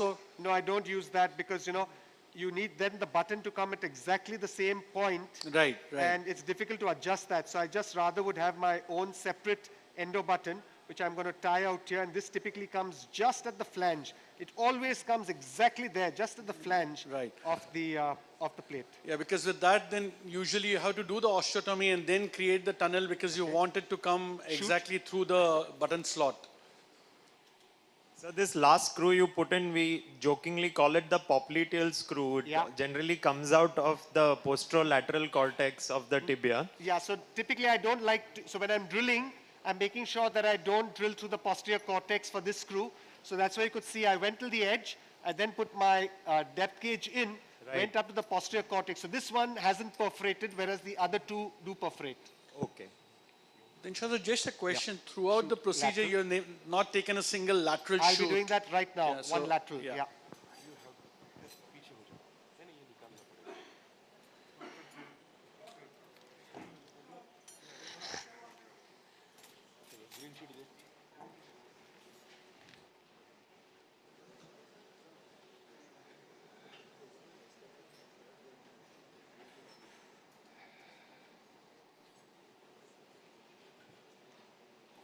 So clinically, we can see that she's got a really nice alignment. I don't like them going into an excessive valgus. So if you see it like this, you'll see she's got a nice 2 to 3 degrees of valgus, nothing excessive. I think overcorrections, especially in patients who are slightly obese, is not tolerated too well because the thighs, touch each other and then they find it uncomfortable to walk.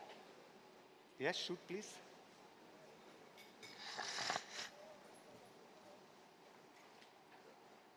So you'll see that's the lateral there. Yes, we can see that.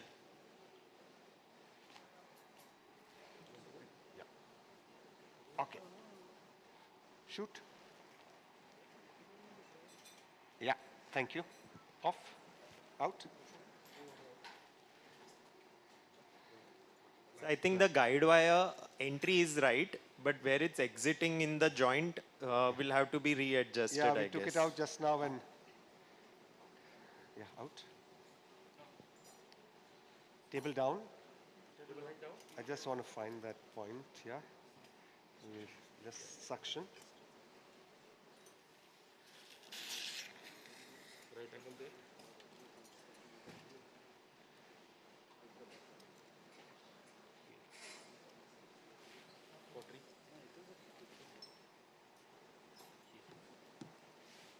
Guide where? Between. Yeah. Out.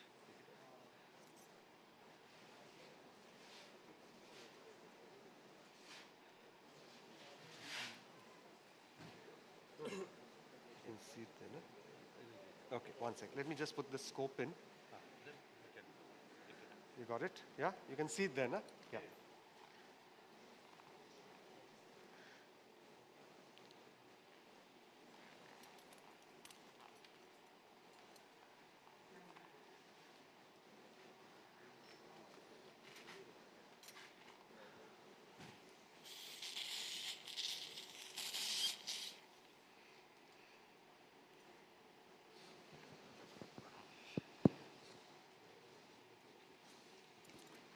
have the arthroscopy picture? Yes. Yeah. You'll see the fluid come out through that hole. You can see that? There's the fluid coming out through that hole.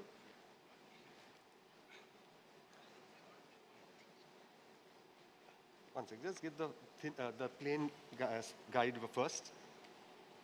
No, because this, if you just take like that, you'll make a track, you'll make a separate track.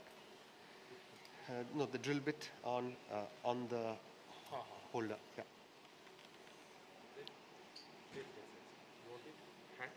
Just in hand with the Jacob's chuck holding this. Yeah.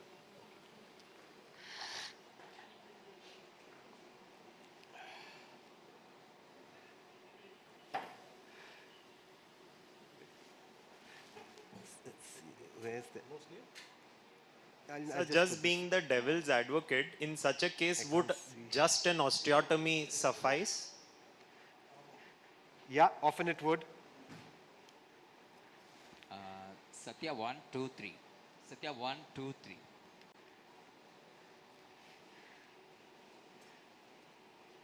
Yeah, that's it. So you can see that's position there. Okay, do we have a thinner thing? Okay, we'll put this on. Do we have that? Sure. So that we can pass the... So what's the size of the tunnel that you are going to drill now for the root? This is 3.5. This is already done. We don't need to make any new tunnel. Right. Yes, the bead pin actually can be passed straight away in that, you know.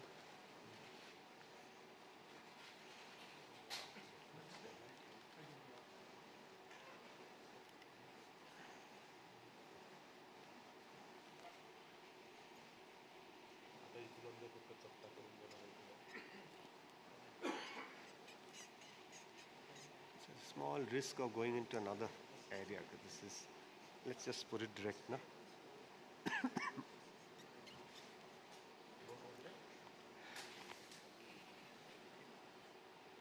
Do you have those meniscal needles? The straight meniscal needles? Then. Okay. Yeah. One second. Okay. Okay. That purple suture passer is there, which goes into this. Okay. Yeah. Yeah, it's going now.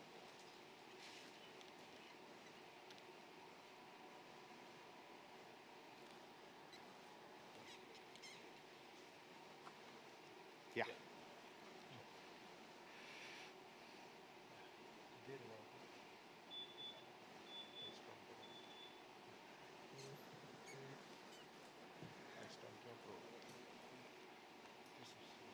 Yes.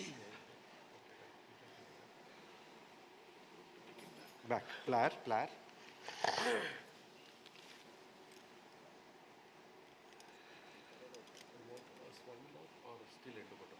Endo button. Okay. Pass the suture in. Sugar tongue. Yes.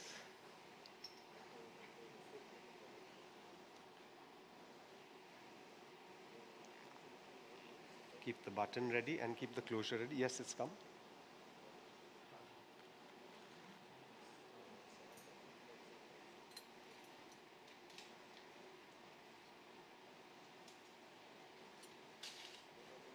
So at what angle of knee flexion would you be fixing the root?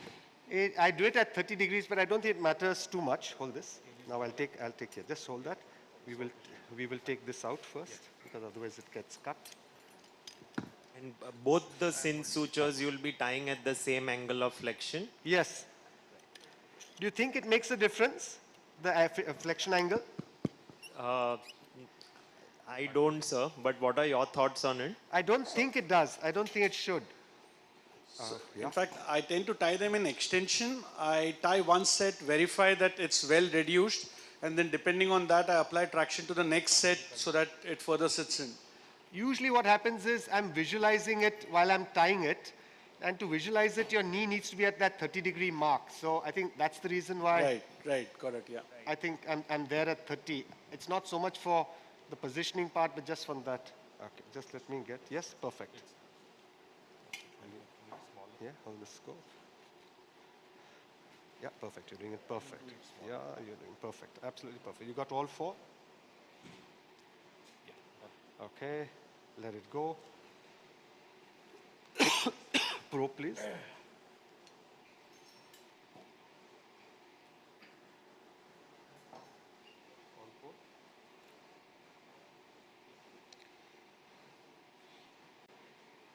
Yeah, so that's the position Lovely. there. So you'll see as soon as you've done that, the extrusion goes away. The root comes and sits perfectly in position. And you know, your knees now at that 30 degrees, so you can see it sitting there at the root. And I think that's the most important. Looks great. It looks good. Dinsha, one question. Yes. So sometimes we can put the stitches in at 90 degrees to each other and make a tunnel a little wider and make sure some part of the meniscus goes into the tunnel. Does that help for a better healing or it doesn't matter? Usually, you know, we do that for meniscus transplants. Right. For meniscus transplants, when we've got a larger meniscus than what we've sized for, we'll have some part of the meniscus going into the tunnel. But here, you know, we don't really have any extra meniscus. So typically, I just make sure that the area that I've cleared up, the bone area, you can see that bone area full of that blood clot. Yeah. We've cleared the meniscus also. This just comes and sits down. Okay, so it'll heal there. It'll heal there. And that's the anatomical position where it'll heal. Okay, button. Just in case the meniscus doesn't reach where you want it to reach, Yeah. what is the release you do? Can you just take us through Yes. that and how So, you do that? Absolutely. Button. So basically, you've got a synovial contracture there, or maybe a capsular contracture there posteromedially. This is on the superior and the inferior aspect of the meniscus. Okay. This is not at the peripheral attachment of the meniscus. So Okay. I just put a probe there first. Right. And just try and, you know, tease it out of position. And if that doesn't happen, I'll use a small little biter, an up biter, narrow, and just carefully release the superior and the inferior aspect From the meniscocapsular junction. from the meniscocapsular junction. Superiorly and And inferiorly as well. inferiorly. So you do it as a sequential thing. Slowly, slowly, slowly, you do it. Right. Now, I'll just show you the fixation. Okay. So I'm going to do the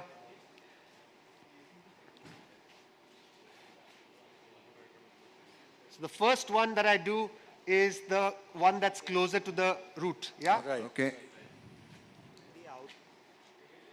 The outside Yeah, okay, holding. Yeah, okay. Yeah, it's fine. Yeah, you got that?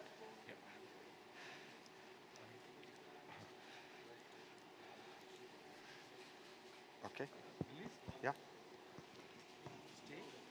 So you see, now to make sure that I'm visualizing this, Yes, yes. I need my knee at 30 degrees, otherwise I won't be able to visualize it. That's right. I also want to make sure that there's no cutout happening because I don't want to over tighten and land up with a cutout. So I'm seeing now, it's nice and strong, sitting there in its position, and that's locked. Once I've locked that, Yeah. then I'll go for the next one. So you tie it separately. Perfect. So your thoughts on reversal of the extrusion, because some of our cases we've seen in the post-op imaging, the extrusion really does not correct itself completely. What are your thoughts on those, sir? I don't think it does.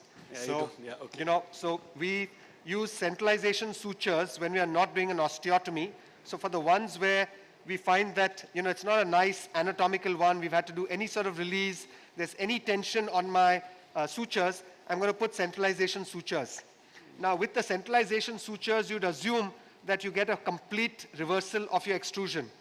But if you actually get an MRI done, you know, at the 6-month, 1-year mark, yes, you know, you still find that the extrusion is there. It's not as much as it was before, but it's certainly there. And remember, these MRIs are non-weight bearing MRIs where you're seeing the extrusion. So you can Yes. imagine, weight bearing, there must be some amount of extrusion. So I think you're dealing with a degenerative pathology and not truly a traumatic pathology. I think we are very successful, we are very successful in restoring normalcy to traumatic problems. But I think we are still far away from restoring, some semblance of normalcy to degenerative problems. Yeah, so that brings us to the next question, Dinsha. And I'd first like Nilesh and Miten to answer. So what's your threshold, Nilesh, for doing a repair of a medial meniscus which is degenerative, a kind of a tear? Because many times we see patient with grade 1, grade 2 Kellgren-Lawrence, one evening they get a sudden pop and sudden pain. They come back to you with a lot of pain. You do an MRI. The root tear is right there. So with degeneration, grade 2 Kellgren-Lawrence, what is your take on repairing this or not repairing or excising? Nilesh? So in simple words, I would rely more on my osteotomy to offload the medial compartment, and my indication for doing a root repair is easily it should be reduced. In this case, an osteotomy is a must. Yes, mandatory. So I would err more on the bony side than to rely only on the meniscal repair. And secondly, if I feel that I'm not, and that's what my question was for sir earlier, that how far medially would you accept the radial tear? And if I feel I can't reduce it, I might just go ahead and do just the osteotomy rather than doing a repair of the meniscus. Right. Miten, your take, and then Dinsha, you can answer last. Same, nothing to add to that. Dinsha, your take on degenerative Okay, tears, so I'll just grade show 2. you this. I'll just show you this. Okay, after that. Yeah. So we've got our meniscus now, and you can see that you can feel the tibia there. It's nicely reduced. There's no significant extrusion there. It's nice and taut. You'll find that this is nice and taut, unlike the previous one where you could hardly lift it. Now you can hardly lift it. It's a nice taut repair, yeah? And so footprint repair, that part of it goes and sits in the root area. So that's looking nice, yeah? So that's my... Looks amazing. Sir, I had a basic question. You put in a lot of knots on the endo button. On an average, how many knots do you put? Yeah, you just need, I think, 5 or 6 knots. Same for your inside out meniscus as well? Just 5 or 6 knots, I think, is good enough. Okay. But 5 or 6 knots is good enough. Half hitches, 5 or 6 half hitches after the first double hitch. Okay, so we finished here, and I'll just show you quickly in...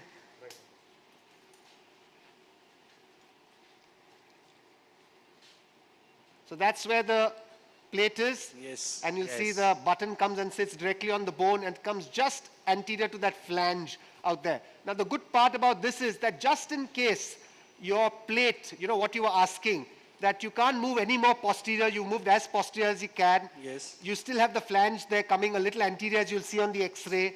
Right. So sometimes this tunnel you might find gets slightly obliterated, but because you're using a button and this space is there, you'll still be able to put it into position. So it's not a problem at all. Right, right. Very nice. Sir, thank you so much for the wonderful demonstration.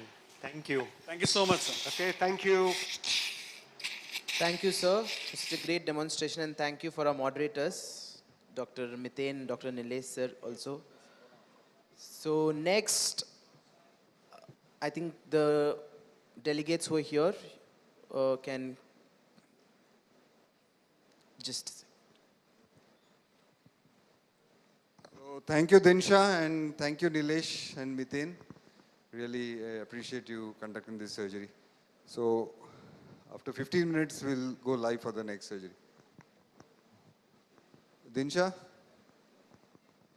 Sir, just a minute, sir. No. So what He's I just want coming him- out of the theatre. So what you do is you just record the key steps and maybe we can show it later. Which one, sir? Off? Of Dinsha's surgery. And whenever we get time in the evening, we'll show it. Ah, okay, sir. Okay.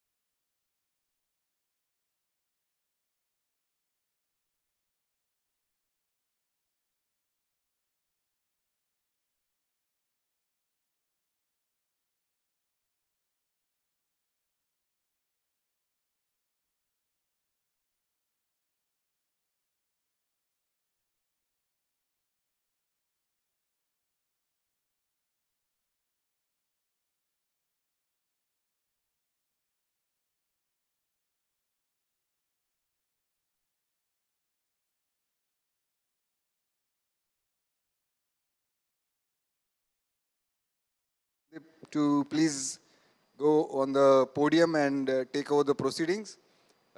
In exact 2 minutes at 12:40 we will go live. The hall is getting full and people have finished lunch. So over to Camilo, Bhupesh and Sandeep. But I guess you'll be able to see them upstairs, correct? So they can... Yeah, there is all three areas, driveway, the first floor and poolside, your surgery will be seen live. Okay, So excellent. let's go live. Okay. Yes. We have the picture, please. Perfect. Hello, sir. Sandeep here.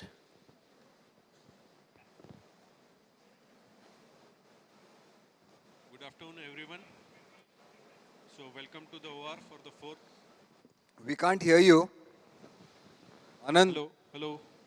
Yes, The we audio can is hear very you. low. So it's a fourth live surgery. So our patient is a 41-year-old male with a BMI of 23.5. He's a farmer by occupation and does not have any comorbidities. In July 2020, he sustained a road traffic accident and sustained a right femoral shaft fracture, which was managed with a intramedullary nail. The nail was removed in December 2022.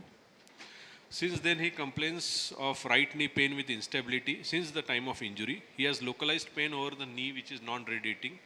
He has symptoms of instability. There is no night pain, locking or clicks. He uses a brace during his activities to get some comfort. So on clinical examination, he has around 10 degrees of hyperextension. The knee flexes till around 130 degrees, beyond which it's not possible. There is loss of anterior tibial step off and has a grade 2 plus posterior drawer.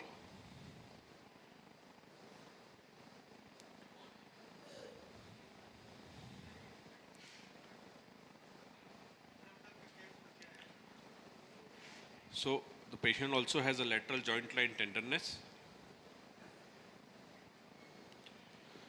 And on varus test, the test is negative as compared to the opposite side.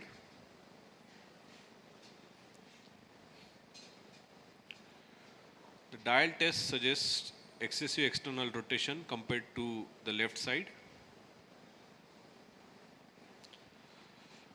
On gait examination, he has a subtle varus thrust gait.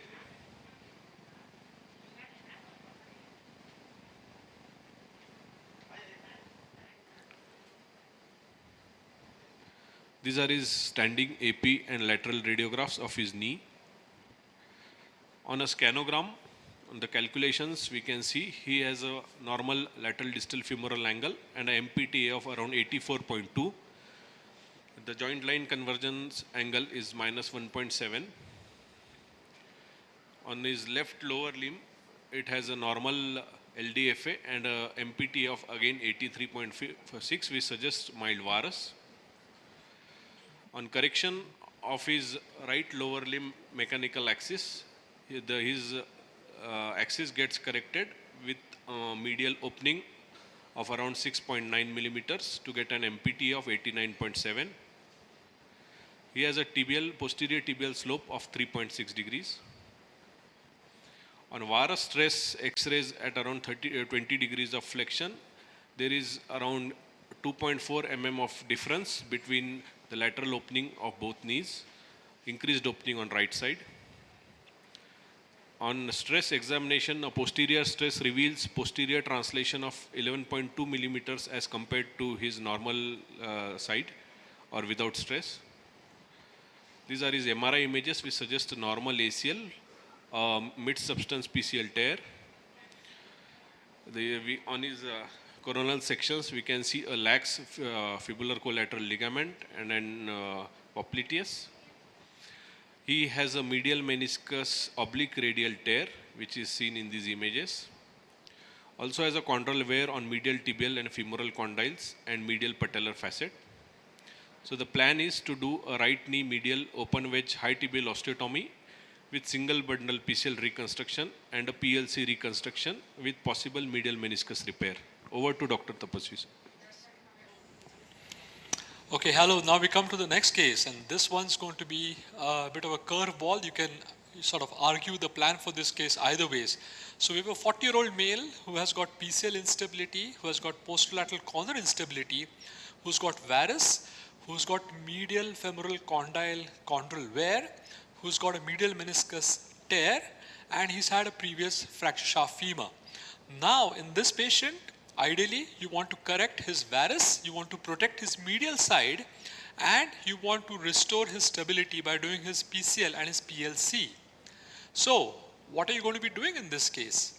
Well, you need to take a closer look at his monopedal stance view, and you'll see that his slope is about 4 degrees, which is too less and is putting undue strain on his PCL. So what are the plans that we have? One, definitely we want to correct his varus to improve his joint health status, protect his medial side, and definitely not allow his joint from worsening. Second, we want to increase the slope in his tibia, because once you increase the tibial slope, you will have a beneficial effect for the PCL, which is also very important. Third, you want to stabilize the lateral side, because he's getting undue opening on the lateral side.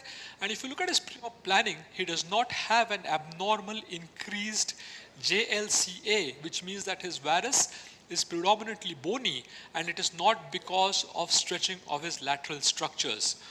And fourth, if the need be, you will stabilize the PCL. So why have I kept the PCL as number 4? The reason for that is that when you increase the slope, you'll find that a lot of the posterior laxity goes away. So what's going to be my planning? My planning is first expose the lateral side, because that's something we have to do. We're going to go through a standard incision, which is based in between the Gerdes and the tip of the fibula. It's going to be centered somewhere near the lateral epicondyle. The amount of dial test that he's got is about a grade 2. He does not have a very high grade dial test in 90 degrees of flexion. So I think that an Arcerio type of posterolateral corner reconstruction is going to be enough for him. So we're going to be drilling 2 tunnels at the anatomic sides of the popliteus as well as of the FCL. So this becomes your FCL, this becomes your popliteus, and you want an oblique tunnel to be drilled in the fibula in this direction here, and we're going to be using one limb of the allograft that comes, goes across and goes underneath the FCL to get fixed here. So fixation point 1, then 2, and then we have fixation point 3, and this is what I feel will be useful for his lateral side. Do I need to do a conventional tibial based technique? I guess not. The reason being is that if you have a grade 3 PCL with a grade 3 PLC, then a tibial based PLC will be very important. What am I going to be doing for correcting his coronal plane malalignment? I'm going to be going ahead with an incision, going to be exposing the anteromedial surface of the tibia. We're going to be putting a radiolucid retractor on the back, and I want to have at least 25 millimeters from the joint line for my plate and my tibial tunnel for the PCL if I would need so to be in place. So I'm going to be coming down with a slightly distally based osteotomy here. Of course, it is going to be a biplanar osteotomy. I'm thinking of passing a guide wire and keeping it here at the PCL. If at all I need to complete my PCL reconstruction, if I feel that there is still significant draw after finishing the osteotomy, I'm going to be going ahead and doing a PCL reconstruction, and then depending upon the amount of instability that I have, I might decide to do a single or a double bundle PCL. For a double bundle PCL, we want to make 2 tunnels, the AL and the PM. We need to have a bone bridge of about 3 millimeters in between both of them, and we're going to be having a single tunnel for the tibia, and we'll be going to have 2 grafts that come down. We'll fix them in the femur first if we do a double bundle PCL. So we fix them in the femur first, and these 2 grafts will come down, and when they come down, we will differentially tension them in the tibia, which will give us the same double bundle type of construct. So this seems to be the plan. Of course, we're going to be dealing with the meniscus depending upon what we see, and we might do a bit of chondroplasty, but over and all, this seems to be a challenging case with more than one plan for this case, and this is what we'd like to go ahead and replicate. So let's see you in the OR and let's see what we end up doing finally. Okay, thank you very much, and thank you to all my surgery moderators, Camilo and Sandeep. So great to have you here, and thank you to all the delegates. Sorry we skipped your lunch. But okay, so this is the clinical exam. You have lateral opening, that's right there.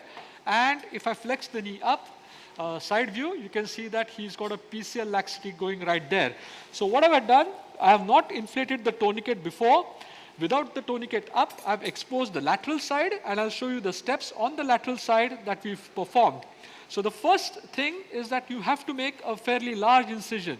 Do not make small micro incisions. Do not do MIS surgery for the lateral side. Keep the limb in extension, and with the limb in extension, you need to go midway between the girdis and the tip of the fibula. You can err to be more anterior because you want to develop a robust posterior skin flap which can then come down and which will not come in your way. Proximally, you want to be exactly somewhere just anterior to the lateral epicondyle so that you get this nice robust flap. Once you make the skin incision, flex up the knee, and then the whole flap will drop down exactly like this. We need to make 3 windows, and these 3 windows are absolutely critical. These 3 windows are going to be as follows. The first window is basically you have to identify the biceps femoris. So how do you identify the biceps femoris? Well, you come to the tip of the fibula, and the structure that inserts on the tip of the fibula is your biceps femoris. When you're dealing with acute injuries which have a fracture of the tip of the fibula, in those cases, be very careful because the nerve may have lost its normal relationship and may be subcutaneous. So first thing, identify the biceps femoris, and once you've identified that, you dissect posterior to the biceps femoris, and then once you've done that, you will have exposure of the common peroneal nerve, which is right there in for us. This gentleman had a lot of scar tissue and had to dissect a bit more proximal as well. And what is critical and important to understand is that you should continue your dissection distally to a point where the nerve starts dipping in the peroneus muscle. So this is the peroneal group of muscles, and you have to release this scar tissue till the nerve starts dipping in, and it should be completely free. Once you've done that, the next step is you palpate the posterior aspect of the fibula, and then you take a dissecting scissor, and with a dissecting scissor, you want to release all the muscular attachments of the back of the fibula like this, and then you take a Cobb's. With a Cobb's elevator, you want to then go ahead and expose and take off everything from the back of the fibular head so that it now becomes, you can really palpate the bone very carefully and very nicely. The following step then is to make an incision in front of the fibula, anterior to the shaft of the fibula, and then once you've made an incision, you want to erase all the tibialis anterior muscle and the extensor of the long extensors so as now to expose the anteromedial aspect of the fibula like this, and make it down bare to bone so that that takes charge and that takes care of exposure for the fibular tunnel. Then after that, you want to make the second window, and the second window is just in the anterior arm of the biceps femoris. So anterior to the tip of the fibula, you have the anterior arm of the biceps femoris, dissecting scissor. Make with a knife, you can go ahead and you can open up this anterior arm. Then you have a flap going up and below. And here you'll be able to feel and palpate the fibular collateral ligament. And I've put a little loop around the same so that when I tug on this, it will bring me to the insertion site, which is there on the femur. The third window that you want to make is, of course, you make a window which is, you make a horizontal incision, which is based at the level of the lateral epicondyle in this fashion here. And once you've made that proper exposure, you want to release any form of bursal tissue and expose and open the lateral aspect of the femur, because now you'll be able to drill and see where the anatomic locations of the FCL and the popliteus are. I have purposefully not opened this bursa Because once I open bursa and capsule to expose the anatomic insertion, there'll be a lot of egress of fluid and we won't be able to have good distension for doing the PCL. So this is what I've done on the lateral side. On the medial side, I've pretty much done what Dr. Dinshaw has performed, and we'll go on to the next view now.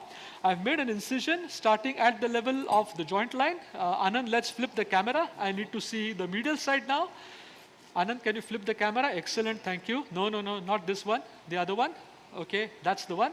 So zoom out on this one, please. Zoom out, zoom out, zoom out, zoom out. That's fine, excellent. Okay, so with the knee at 90 degrees of flexion, we've started at the level of the joint line, and I've come down a fair distance because there was a lot of scarring on the medial side and we need to get good exposure.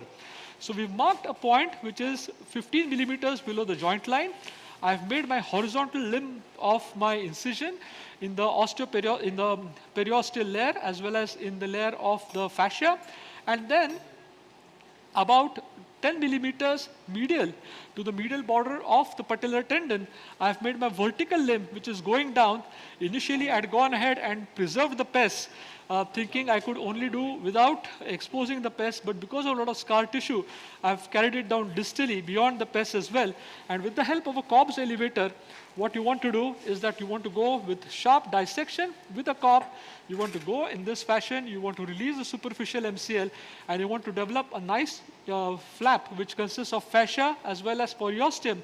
And this is something which I close back at the end of the procedure so that it provides a good tamponade and prevents excessive bleeding from the medial side. As what Dinshaw has showed you, you want to scratch on the undersurface of the femur, on the undersurface of the tibia. You want to go as close to bone as possible, and you want to scratch all the way down with your Cobbs till you feel the fibula on the other side. Having finished that, we've now gone and made 2 portals. So I'm going to go in with my arthroscope now, and with the arthroscope, we'll start doing all the basic structural work. A high anterolateral portal to start off with, and now we're going to put our scope inside. Let's look at what we see inside the knee joint very quickly. So you will expect some amount of opening on the medial side because I've released all that was there. I've released the superficial MCL, especially its distal attachment. And as expected, if you see the arthroscopic view, you will be able to find that there is chondromalacia and some amount of chondral fraying on the undersurface of the patella that needs to be tackled with a radiofrequency type of a chondroplasty as well. We prefer to use controlled radiofrequency energy like the werewolf, which allows us to have less damage to the surrounding cartilage, and we can go ahead and do a proper chondroplasty. On the medial side, I'm just going to try and get rid of all this excessive sort of hemorrhagic fluid which is there. Going ahead and doing a nice washout for all of you right there. We start seeing the medial side, and one of the key reasons why an osteotomy was important for him is that bone always wins. So if you leave and do a reconstruction without reconstructing bone, you will have a lot of problems which will not be very good. So there you can see grade 2 wear on the tibial side. You can see that this gap is increased, and the reason for that being is that we've done a superficial MCL release, and you can see chondral wear, which is again grade 2 fibrillation on the medial femoral condyle, and this warrants his surgical procedure. As we come to the lateral side, I bring the leg in a simple figure of 4 position. We have very good colleagues who are helping us with this case today. We have Anshu, who is there now settled in Raipur. We have my very good friend Vikram Kakatkar from Nasik, who is right there with us. And we have Dr. Parimal, who is there from Indore. And 3 of us are doing this case together. So while such time that this bit of this hemarthrosis gets washed out, you'll be able to see that by doing a simple figure of 4, the amount of opening on the lateral side is in excess of 8 millimeters. So this is a positive drive-through sign. Folks, you can see that the drive-through sign is positive. The lateral meniscus is okay. There's no problem happening there. And on the medial side, to my very good surprise, I was expecting that I'll have to deal with a radial tear of the medial meniscus as well. But to our good fortune, what we have now is that we can see that this radial tear of the medial meniscus has actually healed in this gentleman, one of the very few instances that I've actually been able to observe healing of the radial tear of the medial meniscus. Probably it was incomplete, which is the reason why. So now the next step is that we will create our windows for niche le table. We will create our windows niche le table. Now we will create our windows for the PCL, and for creating windows in the PCL, correct, we are first going to create our transcondylar approach. So another confirmation is that you can see that the ACL looks floppy, and by doing an anterior drawer and bringing the tibia back to its normal position, we are able to restore the laxity in the ACL. So this is what is called as your floppy ACL sign, and should not be mistaken for an ACL tear. So how do we go ahead? By going to the back of the knee. The first thing that we want to do is that we want to open up the space between the ACL and the PCL. And we do so first by using a simple radiofrequency device. And by using a radiofrequency device, we've started opening up this space so that we can go ahead and look in the back of the knee. As we go ahead very carefully, you want to open up and release the septum in the back. You can do so first initially with using a simple radiofrequency device, or you can come with a shaver, make sure that the blade is pointing away, put very low suction on the same, and start releasing in this fashion till such time that you're able to see that you have a small opening on the of the posteromedial compartment. Very important, if you can't reach it adequately, bring your shaver with the mouth of the shaver facing towards you, pass it between the PCL and the medial femoral condyle, work your scope across to the other side, try and see where this sort of jumps and pivots, and do not put a lot of suction on it, put very minimal suction. You don't want your posterior capsule getting sucked into all of this, and very carefully, you want to try and see if all of this opens up. Sometimes the tissue is very stiff, it is very hard, and it does not really come down, or it does not open up very adequately. Then the best thing is to try and fiddle between passing the shaver through the transcondylar portal, or through your or between the recess between the PCL and the medial femoral condyle, and in doing so, you'll be then able to open up where exactly your posteromedial compartment is. So once you start seeing the mouth of the shaver, then everything becomes very safe. You don't want to do any blind surgery here, because obviously you know that your closest friends, the nerve, the artery, and the vein, are very close to where you're working. So now we have access to the posteromedial portal, and now you want to create your posteromedial portal. So one of the good things you can do is that, let's go to the top view, Anand. Top view for a moment. Okay, Anand, top view. Okay, and you can now see here that there is trans-illumination which is present exactly in this area. And this is typically proximal to the joint line. You want to come in with your standard 18 gauge needle or your spinal needle, whatever you want. And you want to have a trajectory that is going to allow you an unobstructed view. The fold that you see here on the back is the gastrocnemius fold, which is at times thickened. If you have a very chronic popliteal cyst or a Moran-Baker cyst, and leaving the needle in place, you are slowly and gradually first going to make your skin incision, and you really want to see the way your knife blade comes out, and then withdraw the needle so that you have somewhat of a skid or a guide that allows you to go and come down very carefully and very nicely. Once you've performed this, you want to take a straight hemostat or a straight artery forceps. You want to put it right in and then open it up in both planes so that you have a nice wide mouth. Taking it one step further, you go right in, you start seeing your mouth, and then you come with your radiofrequency device. And with your radiofrequency device, you want to just go ahead and little bit cauterize a bit of the mouth there with your radiofrequency so that the passage of instruments becomes quite easy. Sachin. Yes, sir. Sorry to interrupt you. Yes, sir. You are doing an incredible job over there. When do you use a cannula in the posterolateral portal? Never, or there are some situations in which you think it's important to put a cannula in the posteromedial portal? Yeah, that's a great question, and thank you so much for that question, Camilo. When do I use it? Well, previously I used to always use it. Do I use it now? I never use it. But I think if you're doing suture management, it's always a very good idea. If you're doing some sort of suture management, say you're doing a ramp repair from the back, or you're trying to do an arthroscopic fixation of a PCL avulsion, then those are the instances where the use of a cannula in the back will be extremely useful, because that's going to allow you to sort of have easy access, and your sutures don't get stuck. You're, as it is, dealing with a slightly more than stressful situation. And there, I think the last thing you want is your sutures getting caught up in a soft tissue bridge. And once they get caught up, then you get stuck with, having to deal with sutures that need to be manipulated and pulled out. So now what we're doing is that I've cleaned up and I've opened the septum on the back of the knee.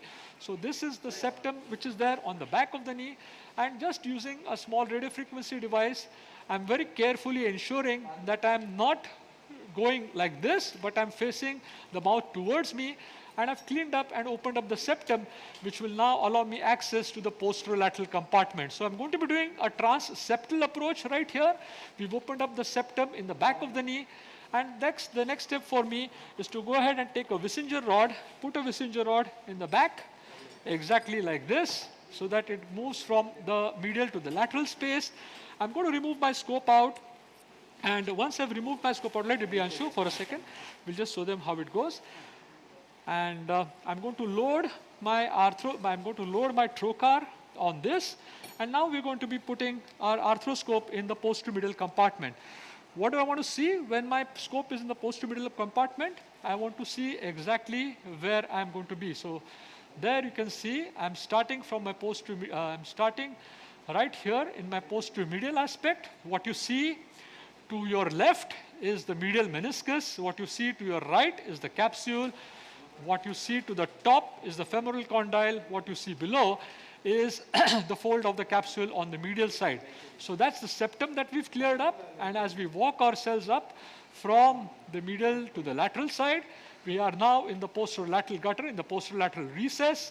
The structure that you can see coming down to your 9 o'clock position is the popliteus tendon, and I'm going to place my scope here exactly where I want my scope to come out from. And once I place it here, top view now, I will remove my arthroscope from beneath. I'm going to ask Parimal to hold it there, and Anshu will pass it from the lateral side. Let's have the lateral view as well. Let's have both views. Anshu, head back, please. I want both outside views. Top Sir, they are having both of you on the screen. That's oh, lovely. Okay, sorry, I didn't know that. And now you can, and now you can see where this comes. Vikram, hold this, please. Yeah. So what I want to show here is that we are afraid of making a posterolateral portal, but see where the nerve is. The nerve is right there. Okay. And where is your posterolateral portal? It is very high up. So, please understand that it's not that big a challenge if we are making a posterolateral portal. I'm just going to ask you, Anshu, to go like this. Yeah, they're good. And now we can see that our posterolateral portal is absolutely fine and perfect. Now with this, I'll get rid of this. Vikram, come to my right, please. And now my scope will come through my posterolateral portal very conveniently, and I'll be able to work very nicely from the back of the knee. So again, now orientation has changed a bit. What do we have now? We have now that the femoral condyle, just a second, there's some tissue there, yeah. The femoral condyle and the meniscus are to your right, the capsule is to the left, and slowly and steadily, I'm now going to come with my radiofrequency device with the mouth facing away, and now I can see very nicely the back of the knee, and I can start clearing it out so that we can have good access to the posterior aspect of the knee joint. Very carefully, I think this step deserves a bit of attention, deserves a bit of patience in this area, because you do not want this one step to go wrong, because if it does go wrong, then I think you truly may end up with a situation that is far less from ideal and maybe at times be a bit disastrous.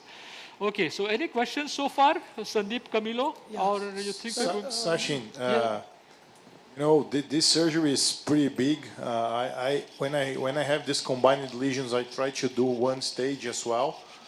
But did you consider to do first the osteotomy, for example, and the soft tissue reconstructions in a second stage, or you always perform everything one stage? Yeah, so Camilo, I think what was there on my plan is that definitely bone comes first, cruciates and menisci comes second, and cartilage comes third. So trending in the same aspect, what is really important here is that the first step is that I have to correct the bone. And as you know, all of us are very well aware of, a low slope on the tibia is bad for the PCL, just as a high slope on the tibia is bad for the ACL. So with this patient having a very low slope, correct, which is about 4 degrees, I felt that, you know, maybe I'll be able to not require a PCL reconstruction and get away by just doing osteotomy and doing a PLC type of repair. So yes, did I consider it? I have considered it, but I've also left the option open that the only thing probably I'll need to do is to do a PCL reconstruction. And since you did see that a lot of the remnant of the PCL was still intact, I've chosen to do a single bundle, not a double bundle PCL, because a lot of the remnant was intact, and remnant preservation PCL reconstruction probably will be the way out. I would not want to do only an osteotomy and not touch the posterolateral corner, because again, you know, the lateral structures, if they are lax, the deformity will not correct properly, and that's why I have decided to do a combined PLC along with an osteotomy and a possible reconstruction of the PCL. Now, let's say we did not have a varus deformity and he only had a slope which was 4 degrees and the coronal plane alignment was normal. Well, if that was the case, then I would not have done osteotomy in stage 1. I would have left it if the PCL had failed, and in that particular instance, if the slope was 4 and if it was neutral or near neutral in the coronal plane, I would have done a PCL along with the PLC, and that would have been my plan. Do you agree, or you have other thoughts? No, I agree. Great plan. And just one more question. Considering that you are doing a medial approach for the osteotomy, yeah, would you consider to do a inlay PCL reconstruction? Lovely. Because as you have the access ready. That's a great question. Unfortunately, I don't possess the skill set to do an inlay PCL reconstruction. I've only done it once, that too as an open procedure from the back. The reason being is that the patient required a concomitant neurolysis and a vascular bypass at the same time in a very chronic ischemic case, and I've done it only once in my life, which is why I do not have the skill set. Perhaps, my friend, I should learn it from you. I'll be more than happy to learn how to do an inlay type of PCL from you. Okay. When the access is done, it's pretty easy. It's much easier than what you are doing, I can tell you. Lovely. Look forward to learning from you. So that's what all these meetings are about. We can learn and we can share knowledge, and I think that's what makes it very interesting and very nice. So what we're going to do is that I've passed my radiofrequency device in the transcondylar portal between the ACL and the PCL, which is coming in right there. And what we're going to do is that we want to drill a guide wire, just a small bead pin guide wire from the meniscus root set, not a very long guide wire from the ACL set, but from the root set, we have a shortish guide wire, which is what we will drill and leave it in place while we finish and carry out our osteotomy, okay? Or what we might do is that I might just put in my guide wire and just enlarge it with a 4-5 drill bit, so that later on when we come around, we can go ahead and we can see the same adequately. This is important because when you're doing a concomitant HTO plus for doing on the same bone where you're drilling all the ligaments, it becomes quite critical and quite important to try and not miss out on tunnels. And a very good idea, if I'm doing, say, concomitant ACL HTO or a PCL HTO, is to temporarily drill it with a very small tunnel and then come back and enlarge it to the exact size. So this has always been one of my problems. Sometimes I really can't find exactly the opening between the ACL and the PCL if we have preserved both the remnants. So many times I need to really come back into the front of the knee, have another look, and then go ahead and pass my jig.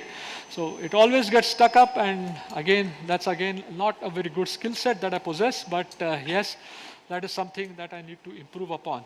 So hang on, Anshu. Let me just clear up the fat pad. The fat pad is coming in the way. So what is important here is that you need to have good exposure. So do not shy away to resect or remove some of the fat pad. Do not be shy away to make additional portals, because there's no point in making your life very complex and difficult, because what you want is absolute accurate anatomy. And I know a lot of very good surgeons who are absolutely gung-ho on preserving the fat pad, but the critical aspect is that a fat pad preservation will not make a surgery successful, but a poor anatomic location of any of the tunnels as a result of poor visualization will definitely cause your surgery to fail. And that's why do not be afraid if you want to release or resect any amount of fat pad, and that is what we'll do. So this is, we've left behind the entire, we've left behind the meniscus, we've left behind all the fat. And now I go to the next step, where I'll come in with my radio frequency probe, and I want to go down to the exact area. You want to try and see what is called as the champagne drop-off point. So what do you mean by the champagne drop-off point? You want to go to the area where you start seeing the fibers of the popliteus. You can use a 70-degree scope if you wish for this procedure or for this aspect, or you can go ahead and stick with your 30-degree scope, and now you can start seeing the fibers of the popliteus. Those are the reddish-looking fibers that you start seeing there. And once you start seeing the fibers of the popliteus, that means that you've reached the exact area where the tibia curves off and it starts forming where is the distal extent of the insertion of the PCL. So I'm holding it here tight. I'm going to have my PCL jig, which is going to be closer. So let's have the camera in the front, and once Anshu temporarily fixes it, he's not going to drill the guide wire, but Vikram is going to come with a ruler, and we want to measure that we are well within, we are going to come with a ruler, and we want to measure how far distal we are from the joint line. So this is too far much for my liking. This is almost coming to about 4.5 centimeters. So Vikram, please hold my scope, please. No, Anshu, don't remove that. Vikram, hold the scope 1 second. And hold the scope, please, Vikram. Thank you. And now you're going to decrease the angle of inclination, which was set at around 65, and I'm going to make it less. And now I want to measure it again. So if you see everything on view, you don't want your osteotomy to be very distal, because then you start running into problems of healing. And now if you can observe my top view camera, please. The distance is about 25 millimeters below the joint line, which is exactly an ideal where I want it to be. Please remember, 25 millimeters is the magic number for a PCL, especially, leave this, especially if you are, hold this finger here, especially if you're doing a combined ACL with PCL, number one, and second, if you're doing, hold the scope, Vikram, please. And secondly, if you are doing a combined PCL with osteotomy. So 25 millimeters, do not forget that magic number. So now I'm going to come with my bead pin, my short guide wire. It's going to come, it's going to hit my jig. And once it hits my jig, I'm going to take off and bring it off right there. And now I'm just going to take it out, please, I'm sure. Dr. Sachin? Yes, sir. Yeah, so I just wanted to know where exactly mediolaterally what is your landmark? Shiny white fibers, or like this is superior to inferior landmark 25 millimeter. Correct. Mediolaterally what is your landmark? For the PCL. On the tibia? Yeah, on the tibia, yeah. Intra-articular or outside the tibia? Outside the tibia. So since I'm using a ligamentoplasty plate, I want to be about, 1 second, give me this. I'm talking about the PCL footprint on the tibial side, that is intra-articular. Oh, intra-articular, okay. Yeah, mediolateral. So, yeah, take this out, please. Take that out, yeah. So there is where exactly I've come out. I've come out right in the center of the footprint, exactly there. So when you pass your jig between the ACL and the PCL, it's going to come to the center. We have three types of jigs. We have one which is curved to left and curved to right. So depending upon where I pass it from, it allows me to get right bang in the center. So Anshu, please take out the jig now. The jig can come out, please. very slowly and gradually. That's perfect. Sachin, I saw you drill the tunnel you passed the guide pin from the medial plateau. Yeah. I do like this as well, but some studies suggest that it's safer to pass the pin from the lateral plateau to avoid, the neurovascular structures posterior to the tibia. Have you ever done that from the lateral plateau? Actually, I haven't done that from the lateral portal. I've drilled the ACL from the lateral portal. Lights on now. And I'm going to leave this guide wire in place. I'm not going to do anything about it right now because that's going to be something that I'll start thinking of when I start doing my... Sachin sir, quickly before you go to the lateral side. Yes, sir. You were talking about the landmark in the anterior tibia. Yes. In relation to the osteotomy. Okay. So can you tell us where this will... Yes, sir. 1 second, sir. So I'll place my Sachin sir. Yes, sir. Bhupesh here. Yes, Bhupesh, sir. So what I'll do now is that I've exposed the anteromedial aspect of the tibia. This is the joint line. I'm 25 millimeters below the joint line. I'm using a ligamentoplasty plate. This is the patellar tendon. The anterior margin of the patellar tendon is something that you see right here.